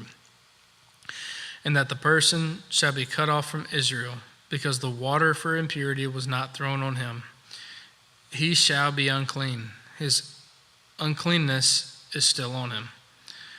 This is the law when someone dies in a tent. Everyone who comes into the tent and everyone who is in the tent shall be unclean 7 days. And every open vessel that has no cover fastened on it is unclean. Whoever in the open field touches someone who was killed with a sword, or who died naturally, or touches a human bone or a grave, shall be unclean for 7 days. For the unclean they shall take some ashes of the burnt sin offering, and fresh water shall be added in a vessel. Then a clean person shall take hyssop and dip it in the water and sprinkle it on the tent and on all the furnishings and on the persons who were there, on whoever touched the bone or the slain or the dead or the grave. And the clean person shall sprinkle it on the unclean on the 3rd day and on the 7th day. Thus on the 7th day he shall cleanse him, and he shall wash his clothes and bathe himself in water. In the evening he shall be clean. If the man who is unclean does not cleanse himself, that person shall be cut off from the midst of the assembly, since he has defiled the sanctuary of the Lord. Because the water for impurity has not been thrown on him, he is unclean. And it shall be a statute forever for them. The one who sprinkles the water for impurity shall wash his clothes, and the one who touches the water for impurity shall be unclean until the evening. And whatever the unclean person touches shall be unclean, and anyone who touches it shall be unclean until evening.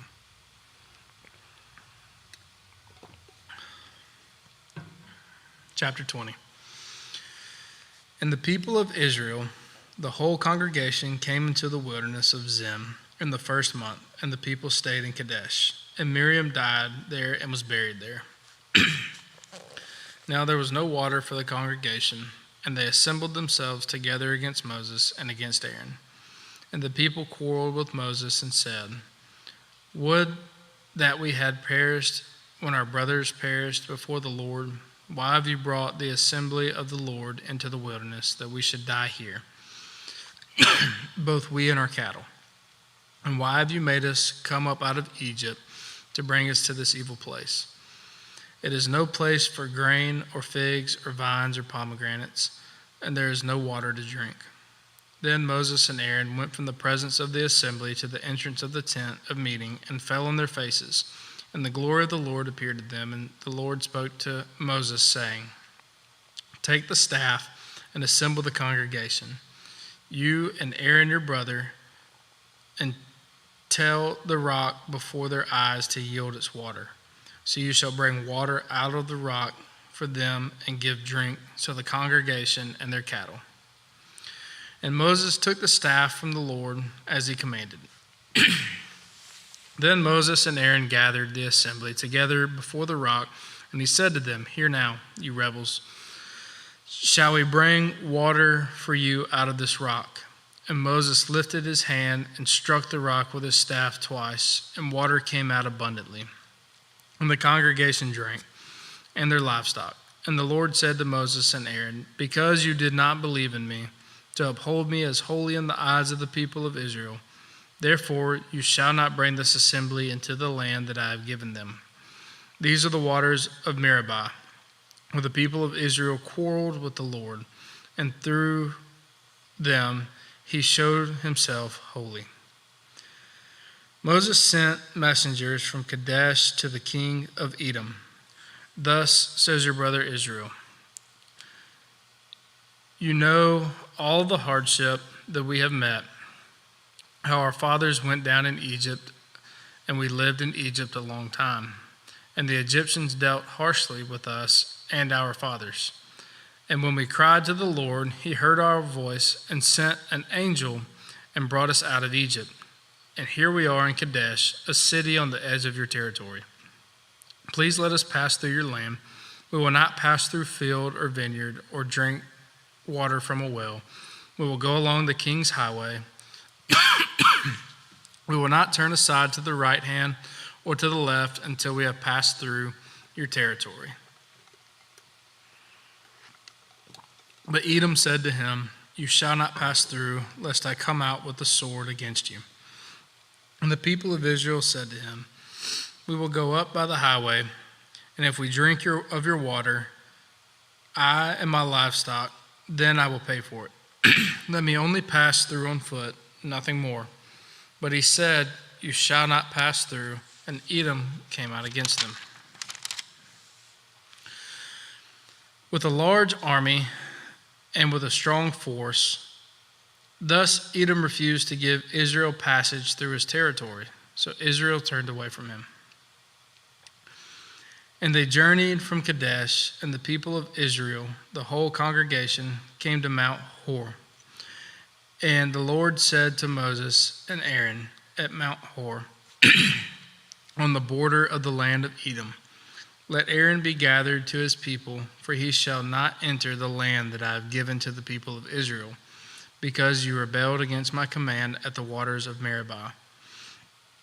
Take Aaron and Eleazar his son, and bring them up to Mount Hor, and strip Aaron of his garments, and put them on Eleazar his son, and Aaron shall be gathered to his people, and shall die there.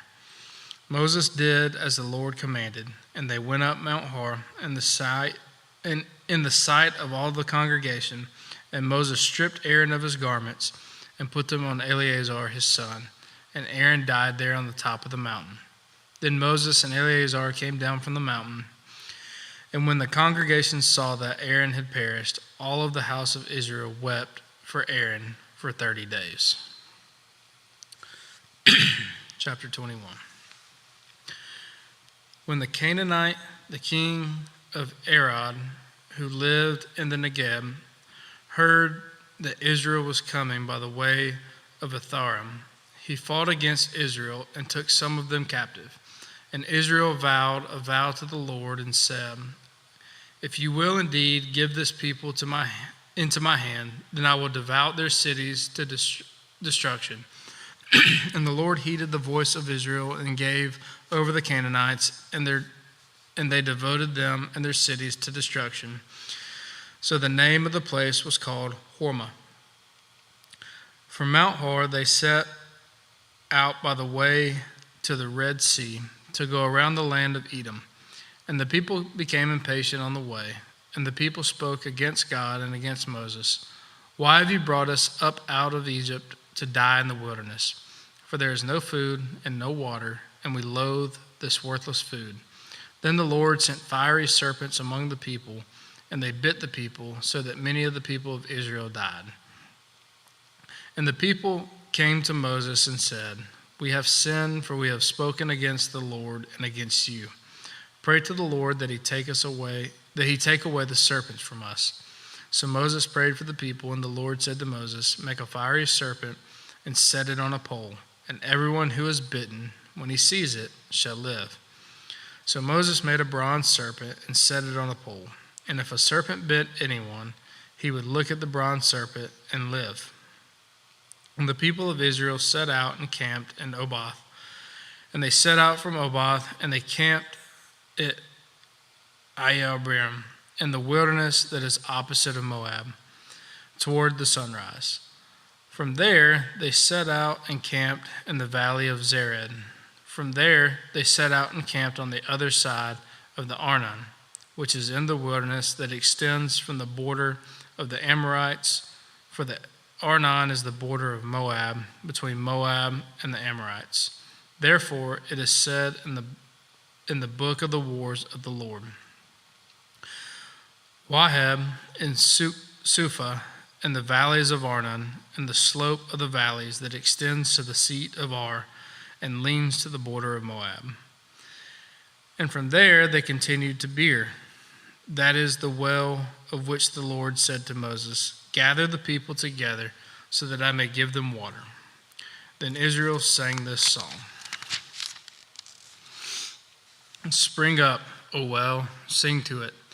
The well that the princes made, that the nobles of the people dug, with the scepter, with their staffs.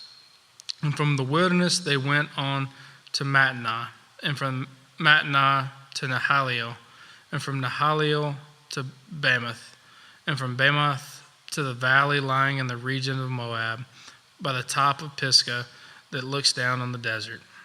Then Israel sent messengers to Sihon, king of the Amorites, saying, Let me pass through your land. We will not turn aside into field or vineyard. We will not drink the water of a well. We will go by the king's highway until we have passed through your territory. But Sihon would not allow Israel to pass through his territory. He gathered all his people together and went out against Israel into the wilderness, and came to Jahaz and fought against Israel. And Israel defeated him with the edge of the sword, and took possession of his land from the Arnon to the Jabbok, as far as to the Ammonites. For the border of the Ammonites was strong, and Israel took all these cities. And Israel settled in all the cities of the Amorites, and Heshbon, and all its villages. For Heshbon was the city of Sihon, the king of the Amorites, who had fought against the former king of Moab, and taken all of his land out of his hand, as far as the Arnon. Therefore the ballad of singers say, Come to Heshbon, let it be built, let the city of Sion be established. For fire came out from Heshbon, flame from the city of Sion. It devoured Ar of Moab, and swallowed the heights of the Arnon. Woe to you, O Moab! You are undone, O people of Chemosh. He has made his sons fugitives and his daughters captives to an Amorite king, Sihon. So we overthrew them. Heshbon as far as Dibon perished, and we laid waste as far as Nuphah. Fire spread as far as Medeba. Thus Israel lived in the land of the Amorites, and Moses sent to spy out Jazer. And they captured its villages and dispossessed the Amorites who were there. Then they turned and went up by the way to Bashan, and the Og, the king of Bashan, came out against them and all his people to battle at Edrei.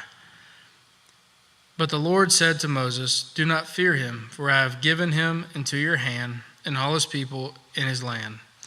And you shall do to him as you did to Sihon, king of the Amorites, who lived at Heshbon. So they defeated him and his sons and all his people until he had no survivor left, and they possessed his land.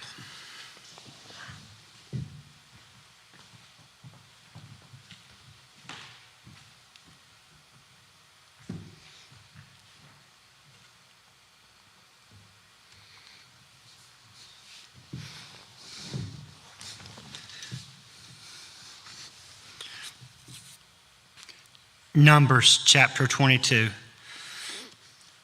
Then the people of Israel set out and camped in the plains of Moab beyond the Jordan at Jericho. And Balak the son of Zippor saw all that Israel had done to the Amorites. And Moab was in great dread of the people because they were many. Moab was overcome with fear for the people of the people of Israel, and Moab said to the elders of Midian, This horde will now lick up all that is around us, as the ox licks up the grass of the field. So Balak the son of Zippor who was king of Moab at the time, sent messengers to Balaam, the son of Beor, at Pethor, which is near the river, in the land of the people of Amal, to call him, saying, Behold, a people has come out of Egypt. They cover the face of the earth, and they are dwelling opposite me. Come now, curse this people for me, since they are too mighty for me. Perhaps I shall be able to defeat them and drive them from the land, for I know that he whom you bless is blessed, and he whom you curse is cursed.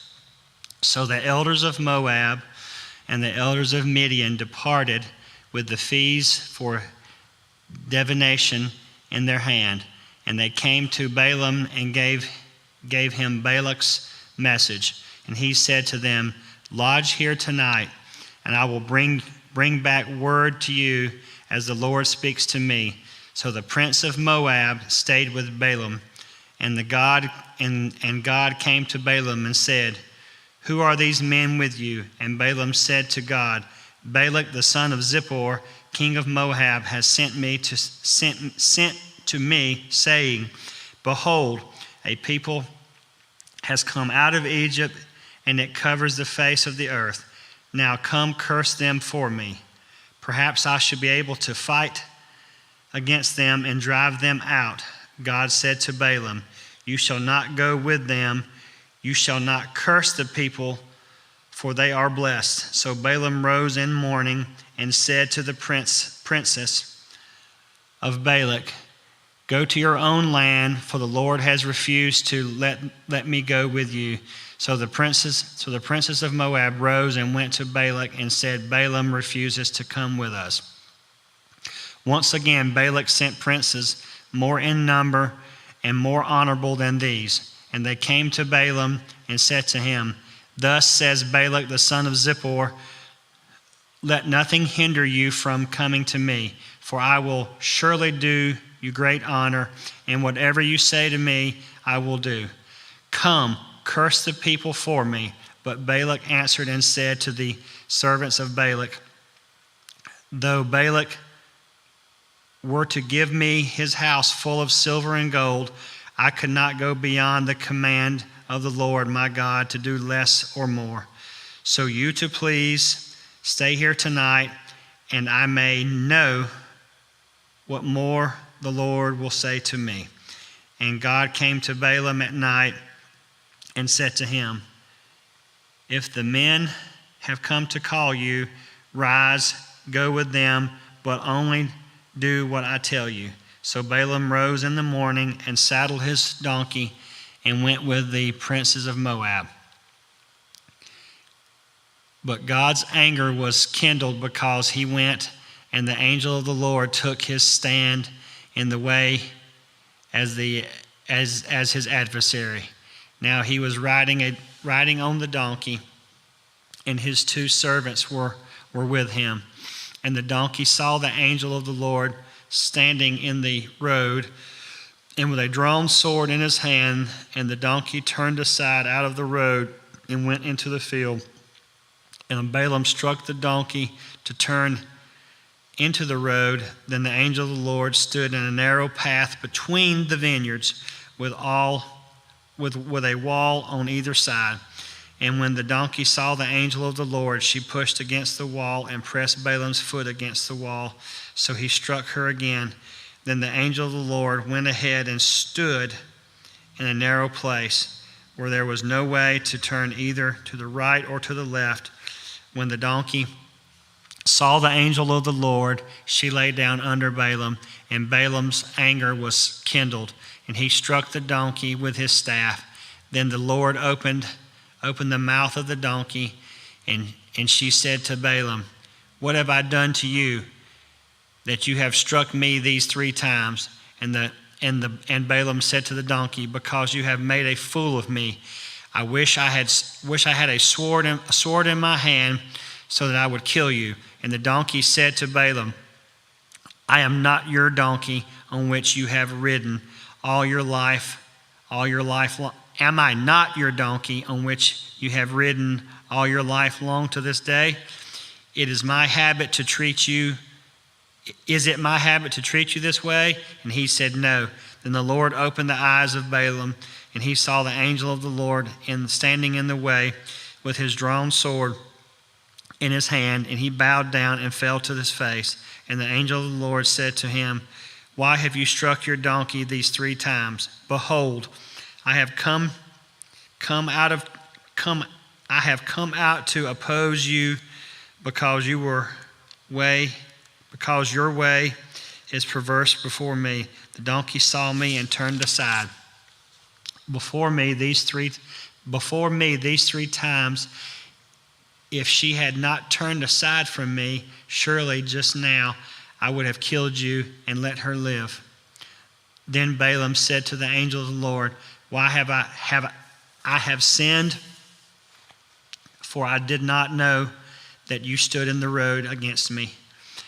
Now therefore it is evil in your sight. I will turn back. And the angel of the Lord said to Balaam, go with the men, but speak only the word that I tell you. So Balaam went on with the princes of Balak. When Balak heard that Balaam had come, he went out to meet him at the city of Moab on the border formed by Aaron and the extremity of the border. And Balak said to Balaam, did I not send you to call you? Why did you not come to me? I am not able to honor you. Balaam said to Balak, behold, I have come to you. Have I now any power on my own to speak anything? The word that God puts in my mouth, that must I speak. Then Balaam went with Balak. They came to Kirith Huzoth, and Balak sacrificed oxen and sheep and sent for Balaam for the princes who were with them. And in the morning Balak took Balaam and brought him to Bamoth Baal. From there he saw a fraction of the people. Chapter 23. And Balaam said to Balak, build for me here 7 altars, prepare for me here 7 bulls and 7 rams. Balak did as Balaam had said. Balak and Balaam offered on each altar a bull and a ram. And Balaam said to Balak, stand beside your burnt offering, and I will go. Perhaps the Lord will come to meet me, and whatever he shows me, I will tell you. And he went to bear a height, and God met Balaam. And Balaam said to him, I have arranged the 7 altars. I have offered on each altar a bull and a ram. And the Lord put a word in Balaam's mouth and said, return to Balak, and thus you shall speak. And he returned to him, and behold, he and all the princes of Moab were standing beside his burnt offerings. And Balaam took up his discourse and said, from Aram Balak brought me the king of Moab from the eastern mountains. Come curse Jacob for me. Come denounce Israel. How can I curse whom God has not cursed? How can I denounce whom the Lord has not denounced? From the top of the crags I see him. From the hills I behold him. Behold, a people dwelling alone and not counting himself among the nations. Who can count the dust of Jacob or number the 4th part of Israel? Let me die the death of the upright, and let my end be like his.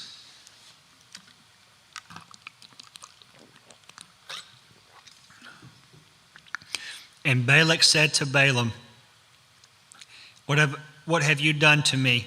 I took you to curse my enemies, and behold, you have done nothing but bless them.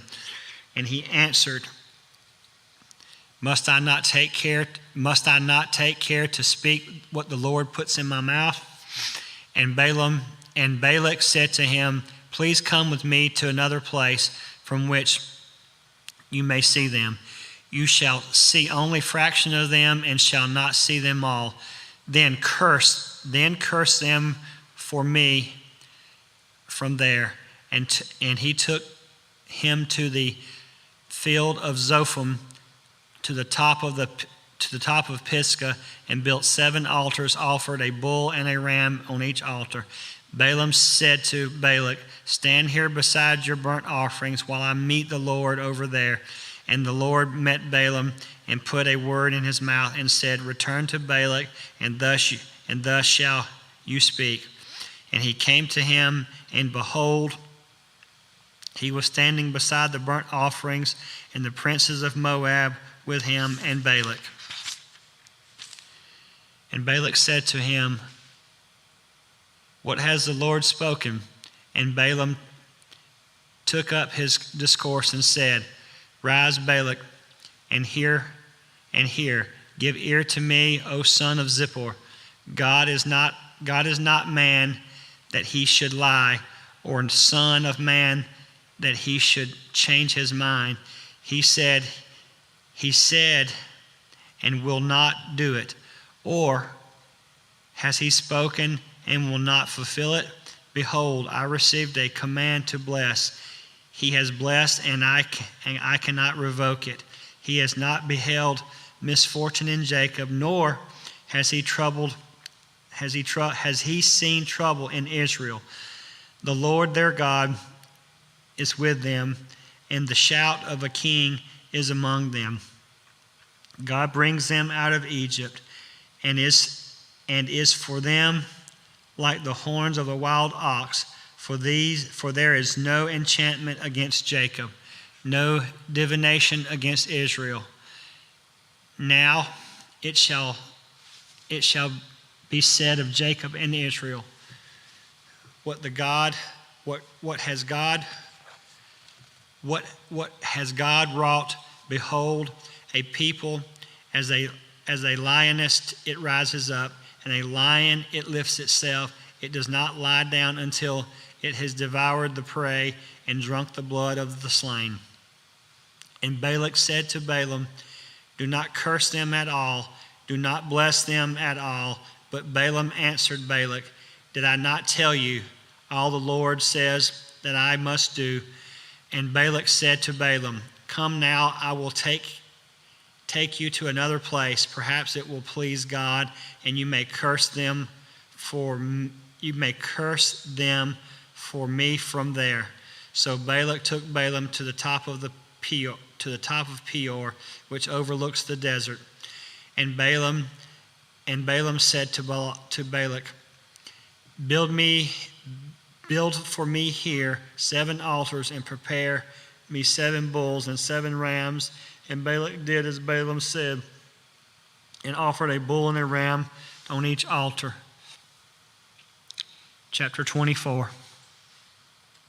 When Balaam saw that it pleased the Lord to bless Israel, he did not go as at other times to look for omens, but set his face toward the wilderness. And Balaam lifted his eyes and saw Israel camping tribe by tribe. And the Spirit of God came upon him, and he took up his discourse and said, the oracle of Balaam, the son of Beor, the oracle of man whose eyes is opened, the oracle of him who hears the words of God, who sees the vision of the Almighty falling down with eyes uncovered. How lovely are your tents, O Jacob, your encampments, O Israel, like palm groves that stretch far, like gardens beside a river, like aloes that the Lord has planted, like cedar trees beside the waters. Water shall flow from his buckets, and his seed shall be in many waters. His king shall be higher than Agag, and his kingdom shall be exalted.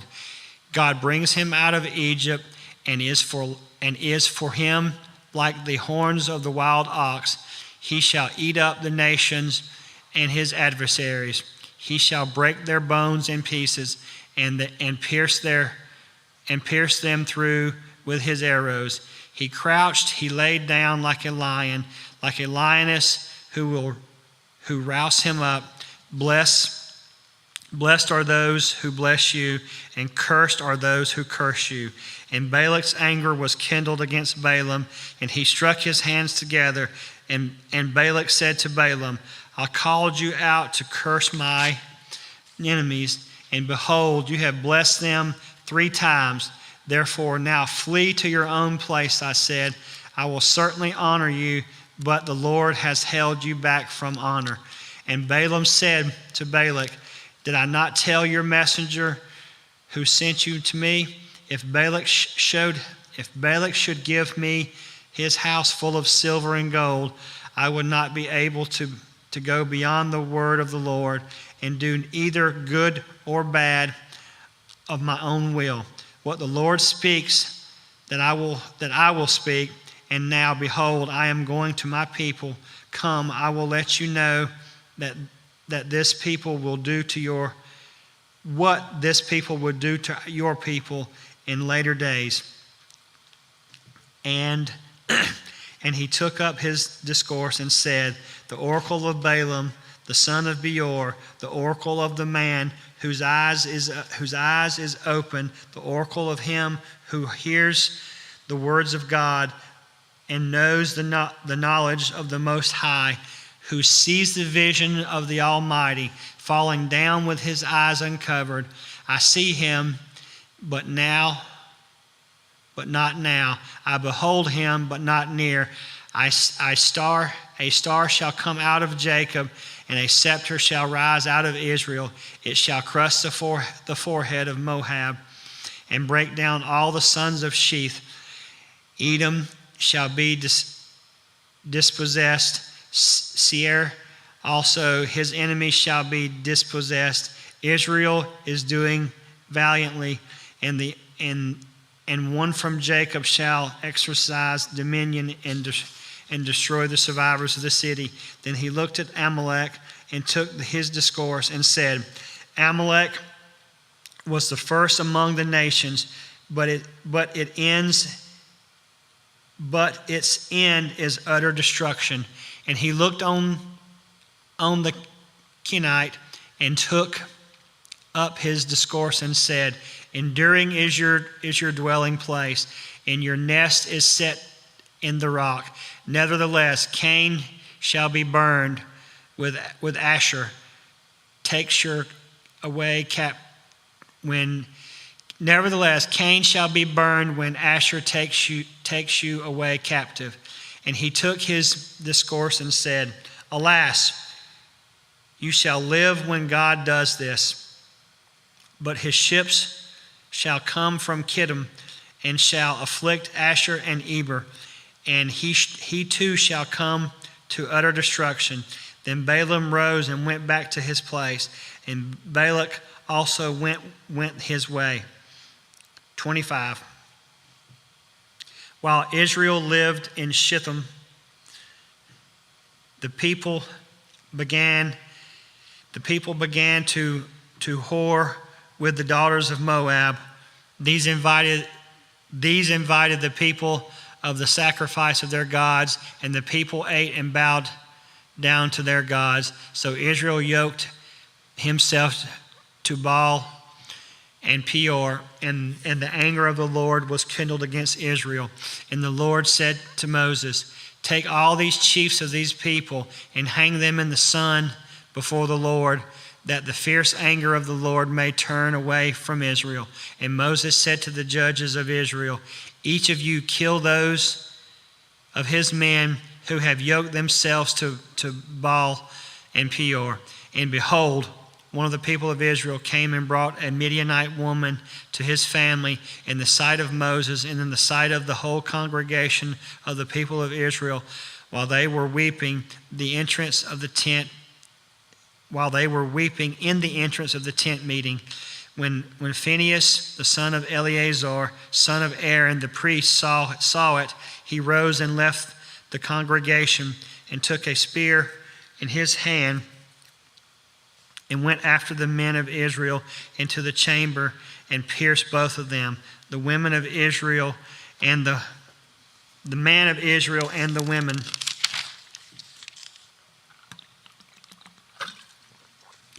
Through their belly. Thus the plague of the people of Israel stopped. Nevertheless, who died by plague were 24,000.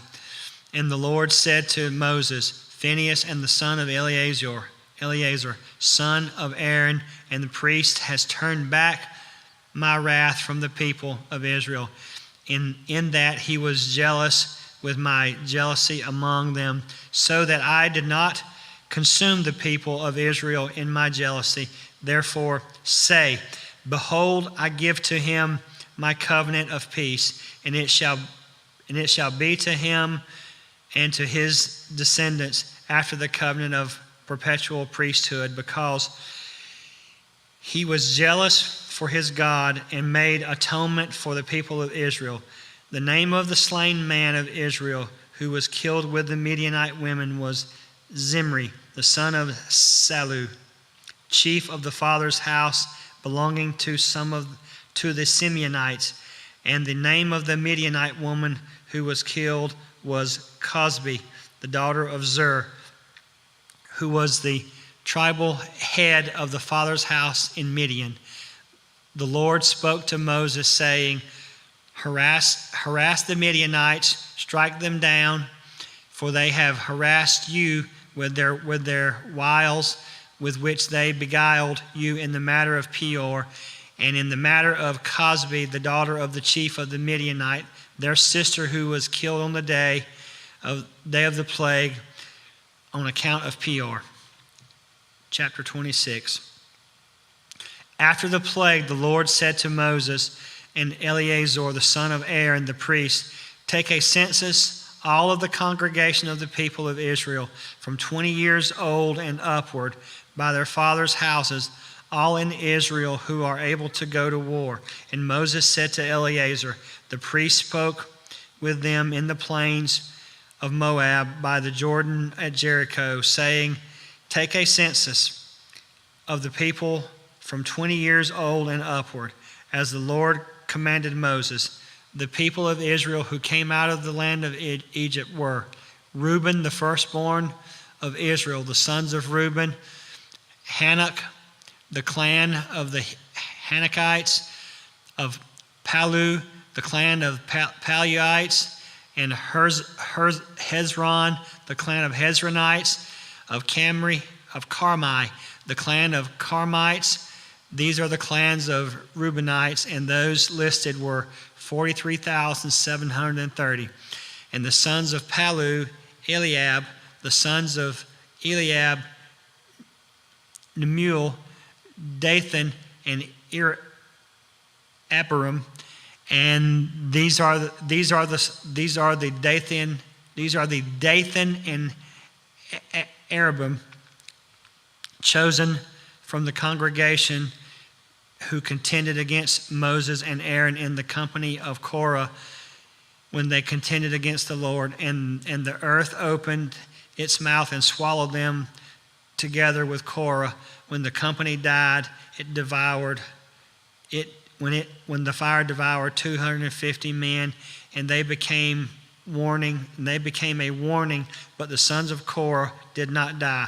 The sons of Simeon, according to their clans, of Nemuel, and the clan of Nemuelites, of Jamin, and the clan of Jaminites, of Jachin, and the clan of Jachanites, of Zerah, the clan of Zerites, of Shaul, the clan of Shaulites. These are the clans of the Simeonites, 22,200. The son of Gad, according to their clans, of Zephon, the clan of Zephonites, of Haggi, the clan of Haggites, and Shuni, the clan of Shunites, of Ozi, the clan of Ozites, of Eri, the clan of Erites, of Arid, the clan of Aridites, of Areli, the clan of Arelites. These are the clans of the sons of Gad. They were listed 40,500. The sons of Judah were and Onan. And Onan died in the land of Canaan. The sons of Judah, according to their clans, were Shelah, the clan of the Shelonites, of Perez, the clan of Perizzites, of Zerah, the clan of Zerahites. The sons of Perez were Herzon, the clan of Herzonites, of Hamul, the clan of Hamulites. These were the clans of Judah, as they were listed, 76,500. The sons of Issachar, according to their clans, of Tola, the clan of Tolarites, of Puva, the clan of Punites, of Jashub, the clan of Jashubites, of Shimron, the clan of Shimronites. These are the clans of Issachar, and they are listed 64,300. The sons of Zebulon, according to their clans, of Sarid, the clan of Saridites, of Elon, the clan of the Elonites, of Jaleel, the clan of Jaleelites. These are the clans of Zebulonites, as they were listed, 60,500. The sons of Joseph, according to their clans, Manasseh and Ephraim. The sons of Manasseh, of Mashir, the clan of the Masherites, and Mashir was the father of Gilead, the clan of Gileadites. These are the sons of Gilead, of Azer, the clan of Azerites, of Helek, the clan of Helekites, and of Israel, the clan of Azraelites, and of Shechem, the clan of Shechemites, and of Shemida, the clan of Shemadites, and of Hepher, the clan of Hepherites. Now Zelophehad, the son of Hepher, and had no sons but daughters. The names of the daughters were Zelophehad, were Mala, Noah, Hagla, Milcah, and Tirzah. These were the clans of Manasseh. Those were listed 52,700. These are the sons of Ephraim, according to their clans, of Shuthelah, the clan of Shuthelalites, of Becher, the clan of Becherites, of Tahan, the clan of Tahanites. These are the sons of Shuthelah, of Aaron, the clan of Aaronites. These are the clans of the sons of Ephraim, as they were listed, 32,500. These are the sons of Joseph according to the clans. The sons of Benjamin according to their clans, of Bela, the clan of Balaites, of Ashbel, the clan of Ashbelites, of Aram, the clan of Aramites, of Shephuphim, the clan of Shephamites, of Hupham, and the clan of Huphamites. And the sons of Bela were Ard and Naaman. And Ard and Naaman, the clan of the Ardites, of Naaman, the clan of Naamites. These are the sons of Benjamin according to their clans. Those were listed 45,600. These are the sons of Dan according to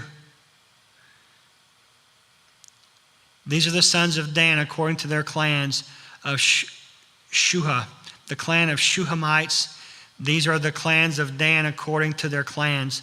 All the clans of Shuhamites were listed 64,400. The sons of Asher according to the clans of Imnah, the clan of Inmites, of Ishva, the clan of the Ishvites, of Berea, the clan of the Berites, of the sons of Berea, of Heber, the clan of the Heberites, of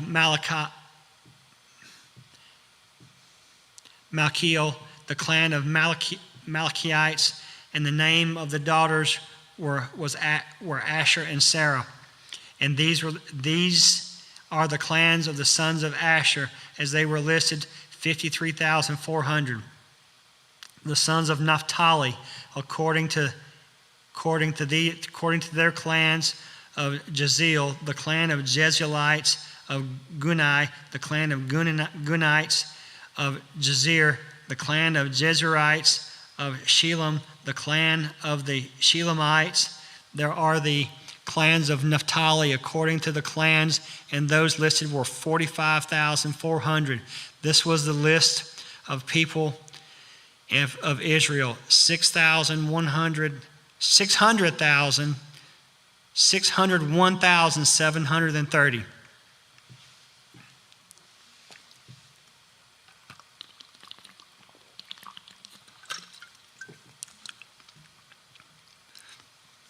The Lord spoke to Moses, saying, "These the land shall be divided for inheritance according to the number of names.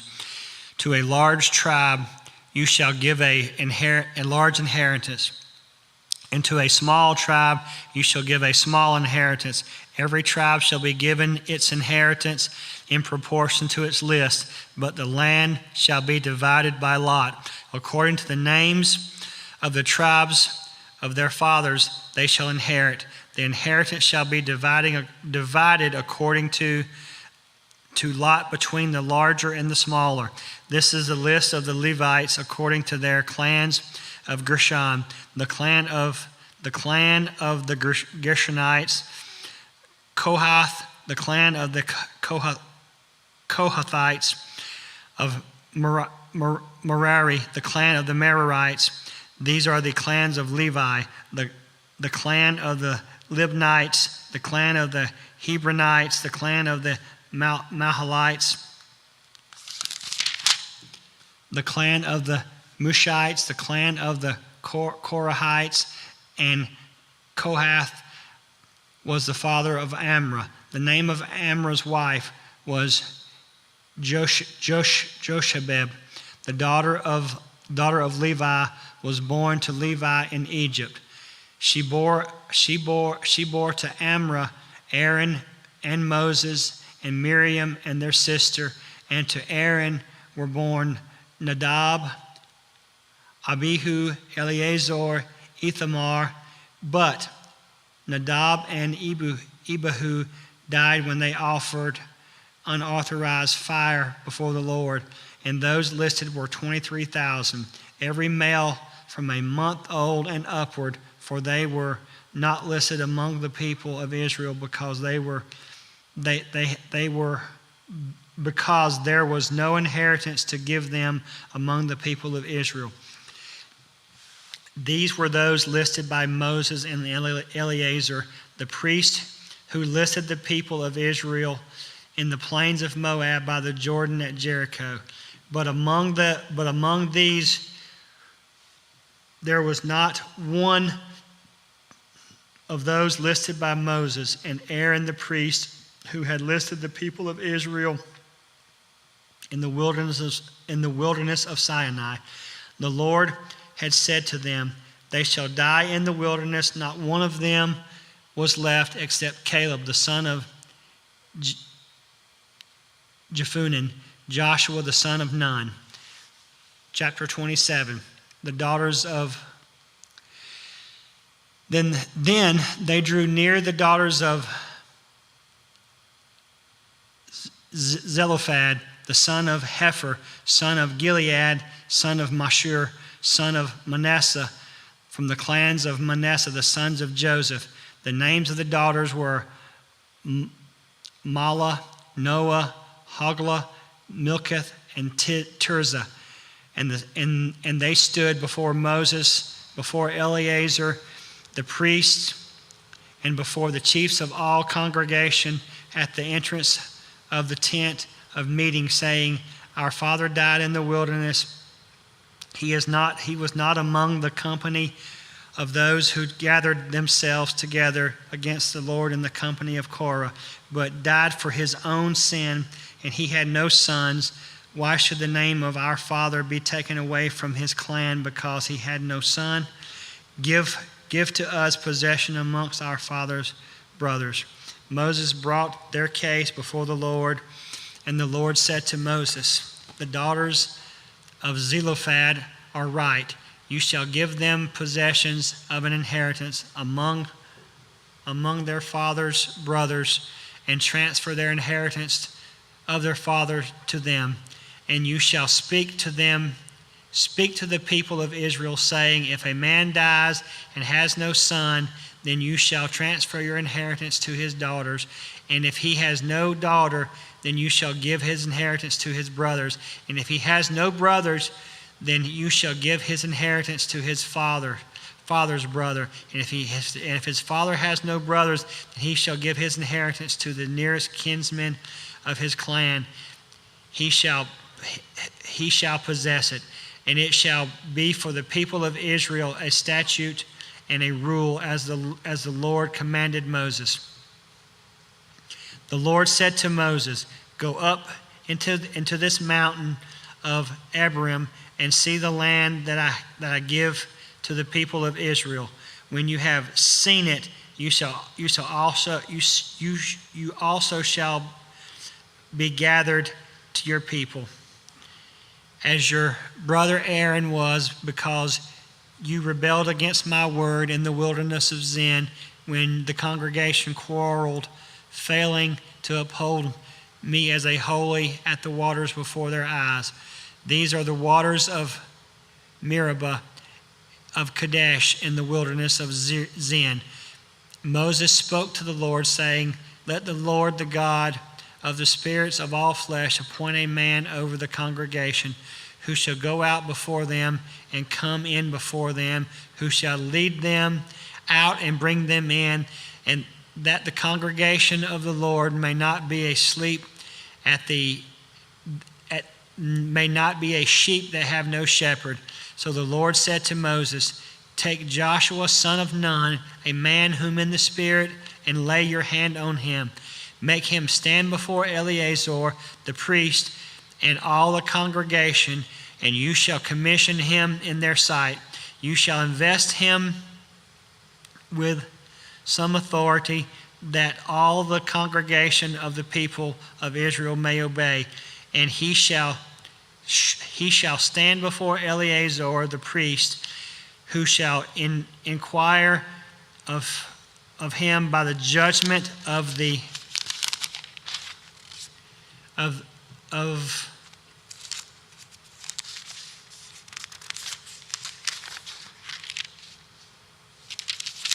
the judgment of Urim before the Lord. At his word they shall go out, and at his word they shall come in, both he and all the people of Israel with him, and the whole congregation. And Moses did all the Lord commanded him. He took Joshua and made him stand before Eleazar the priest and the whole congregation. And he laid his hand on him and commissioned him as the Lord directed through Moses. Chapter 28. The Lord spoke to Moses, saying, command the people of Israel to say to them, my offering, my food for my food offerings, my pleasing aroma, and you shall be careful to offer me at its appointed time. And you shall say to them, this is the food offering that you shall offer to the Lord, 2 male lambs, a year old, without blemish, day by day as a regular offering. The one lamb you shall offer in the morning, and the other lamb you shall offer at twilight. Also a tenth of ephah in fine flour for a grain offering, mixed with a quarter of hin of beaten oil. It is a regular burnt offering, which is ordained at Mount Sinai for a pleasing aroma and a food offering to the Lord. Its drink offering shall be quarter of a hin of each lamb. In the holy place you shall pour out a drink offering of strong drink to the Lord. The other lamb you shall offer at twilight, like the grain offering of the morning, and like its drink offering you shall offer it as a food offering with a pleasant aroma to the Lord. Sabbath offering.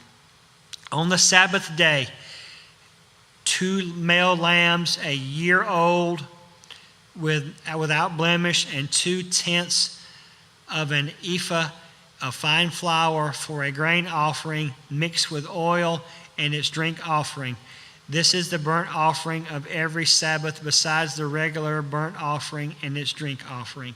At the beginning of your months you shall offer a burnt offering to the Lord, 2 bulls from the herd, 1 ram, 7 male lambs, a year old without blemish, all 3/10 of ephah of fine flour for a grain offering mixed with oil, and for each bull, and 2/10 of fine flour for a grain offering mixed with oil for 1 ram, and 1/10 of fine flour mixed with oil as a grain offering for every lamb, for a burnt offering with a pleasant aroma, and a food offering to the Lord.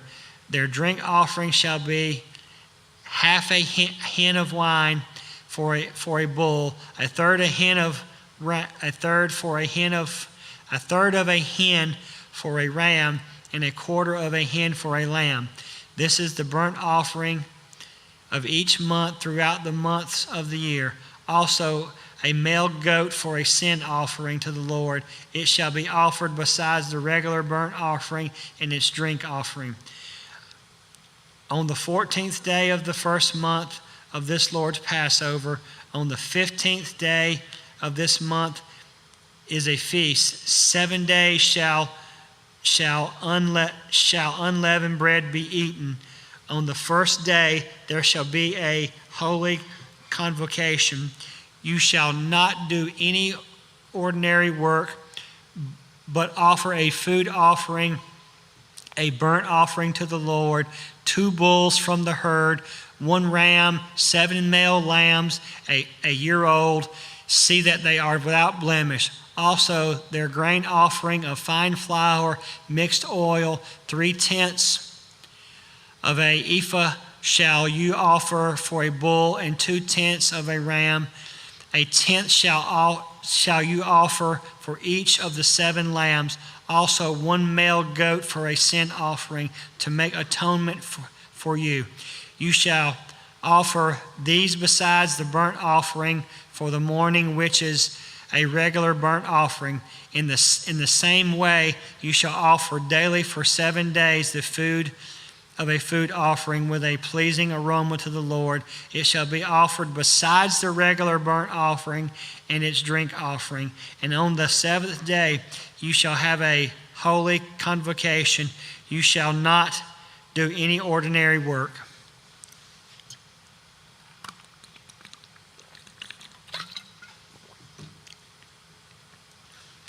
On the day of the first fruits, when you offer a grain offering of new grain to the Lord at your feast of weeks, you shall have a holy convocation.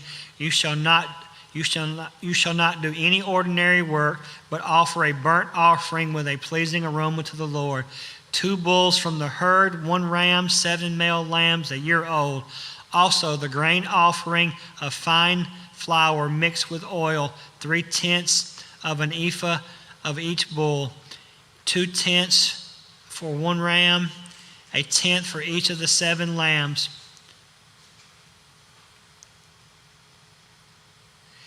With 1 male goat to take atonement for you.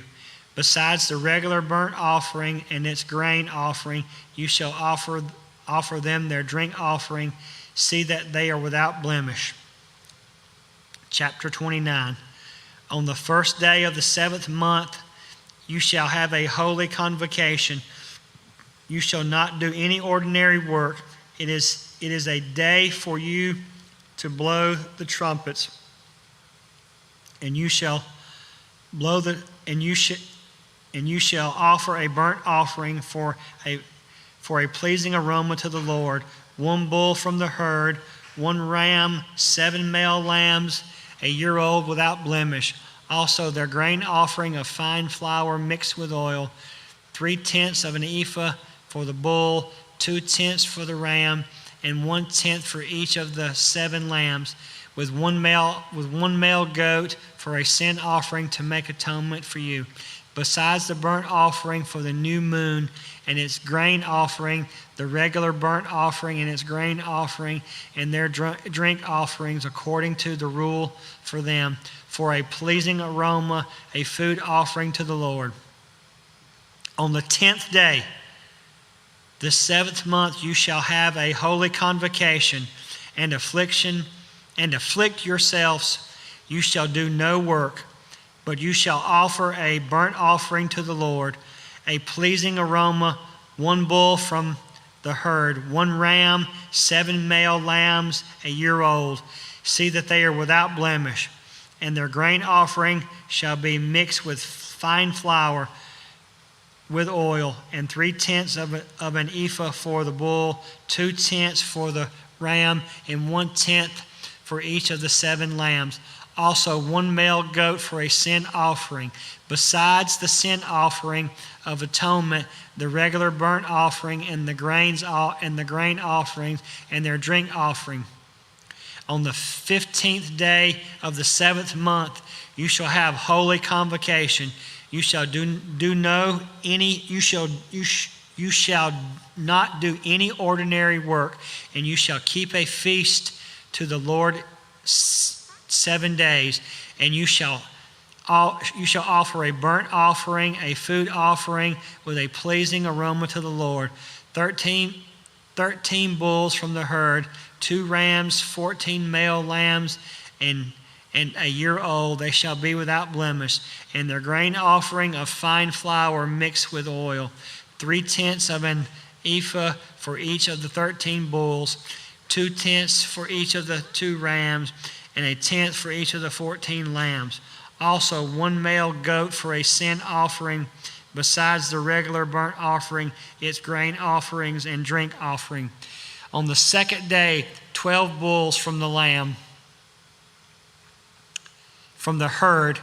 On the 2nd day, 12 bulls from the herd, 2 rams, 14 male lambs, a year old without blemish, with the grain offering and the drink offering for the bulls, for the ram and for the lambs, in the prescribed quantities. Also 1 male goat for a sin offering, besides the regular burnt offering, its grain offering, and their drink offering on the 3rd day. 11 bulls, 2 rams, 14 male lambs, a year old without blemish, with the grain offering and the drink offering for the bulls, for the rams and for the lambs in the prescribed quantities. Also 1 male goat for a sin offering, besides the regular burnt offering and its grain offering and its drink offering. On the 4th day, 10 bulls, 2 rams, 14 male lambs, a year old without blemish, with the grain offering and the drink offering for the bulls, for the ram and the lambs in the prescribed quantities. Also 1 male goat for a sin offering, besides the regular burnt offering, its grain offering and its drink offering. On the 5th day, 9 bulls, 2 rams, 14 lambs, a year old without blemish, with the grain offering and the drink offering for the bulls, for the rams and for the lambs in the prescribed quantities.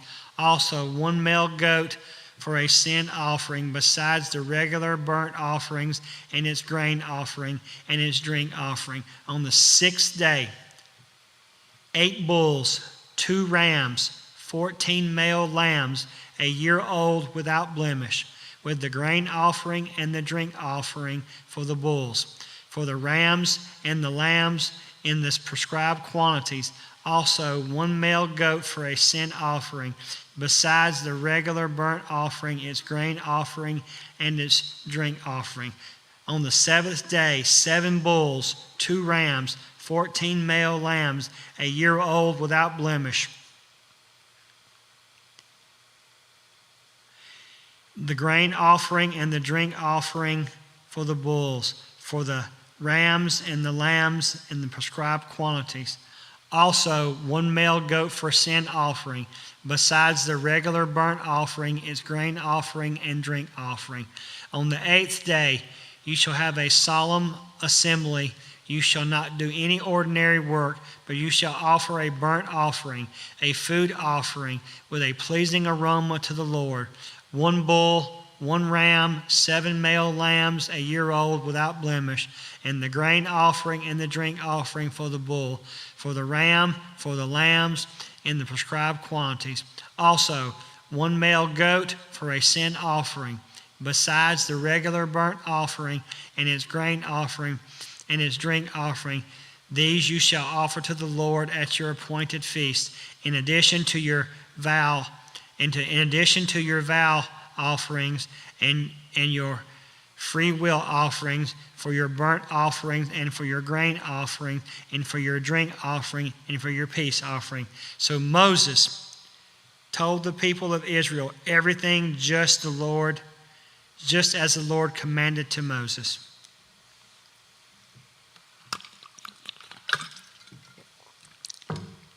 Chapter 30. Moses spoke to the heads of the tribes of the people of Israel, saying, "This is what the Lord has commanded. If a man vows a vow to the Lord or swears an oath to bind himself by a pledge, he shall not break his word. He shall do according to all that proceeds out of his mouth. If a woman vows a vow to the Lord and binds herself by a pledge while within her father's house in her youth, and her father hears of her vow and of her pledge by which she has bound herself, saying nothing to her, then all her vows shall stand, and her pledge by which she was bound herself shall stand.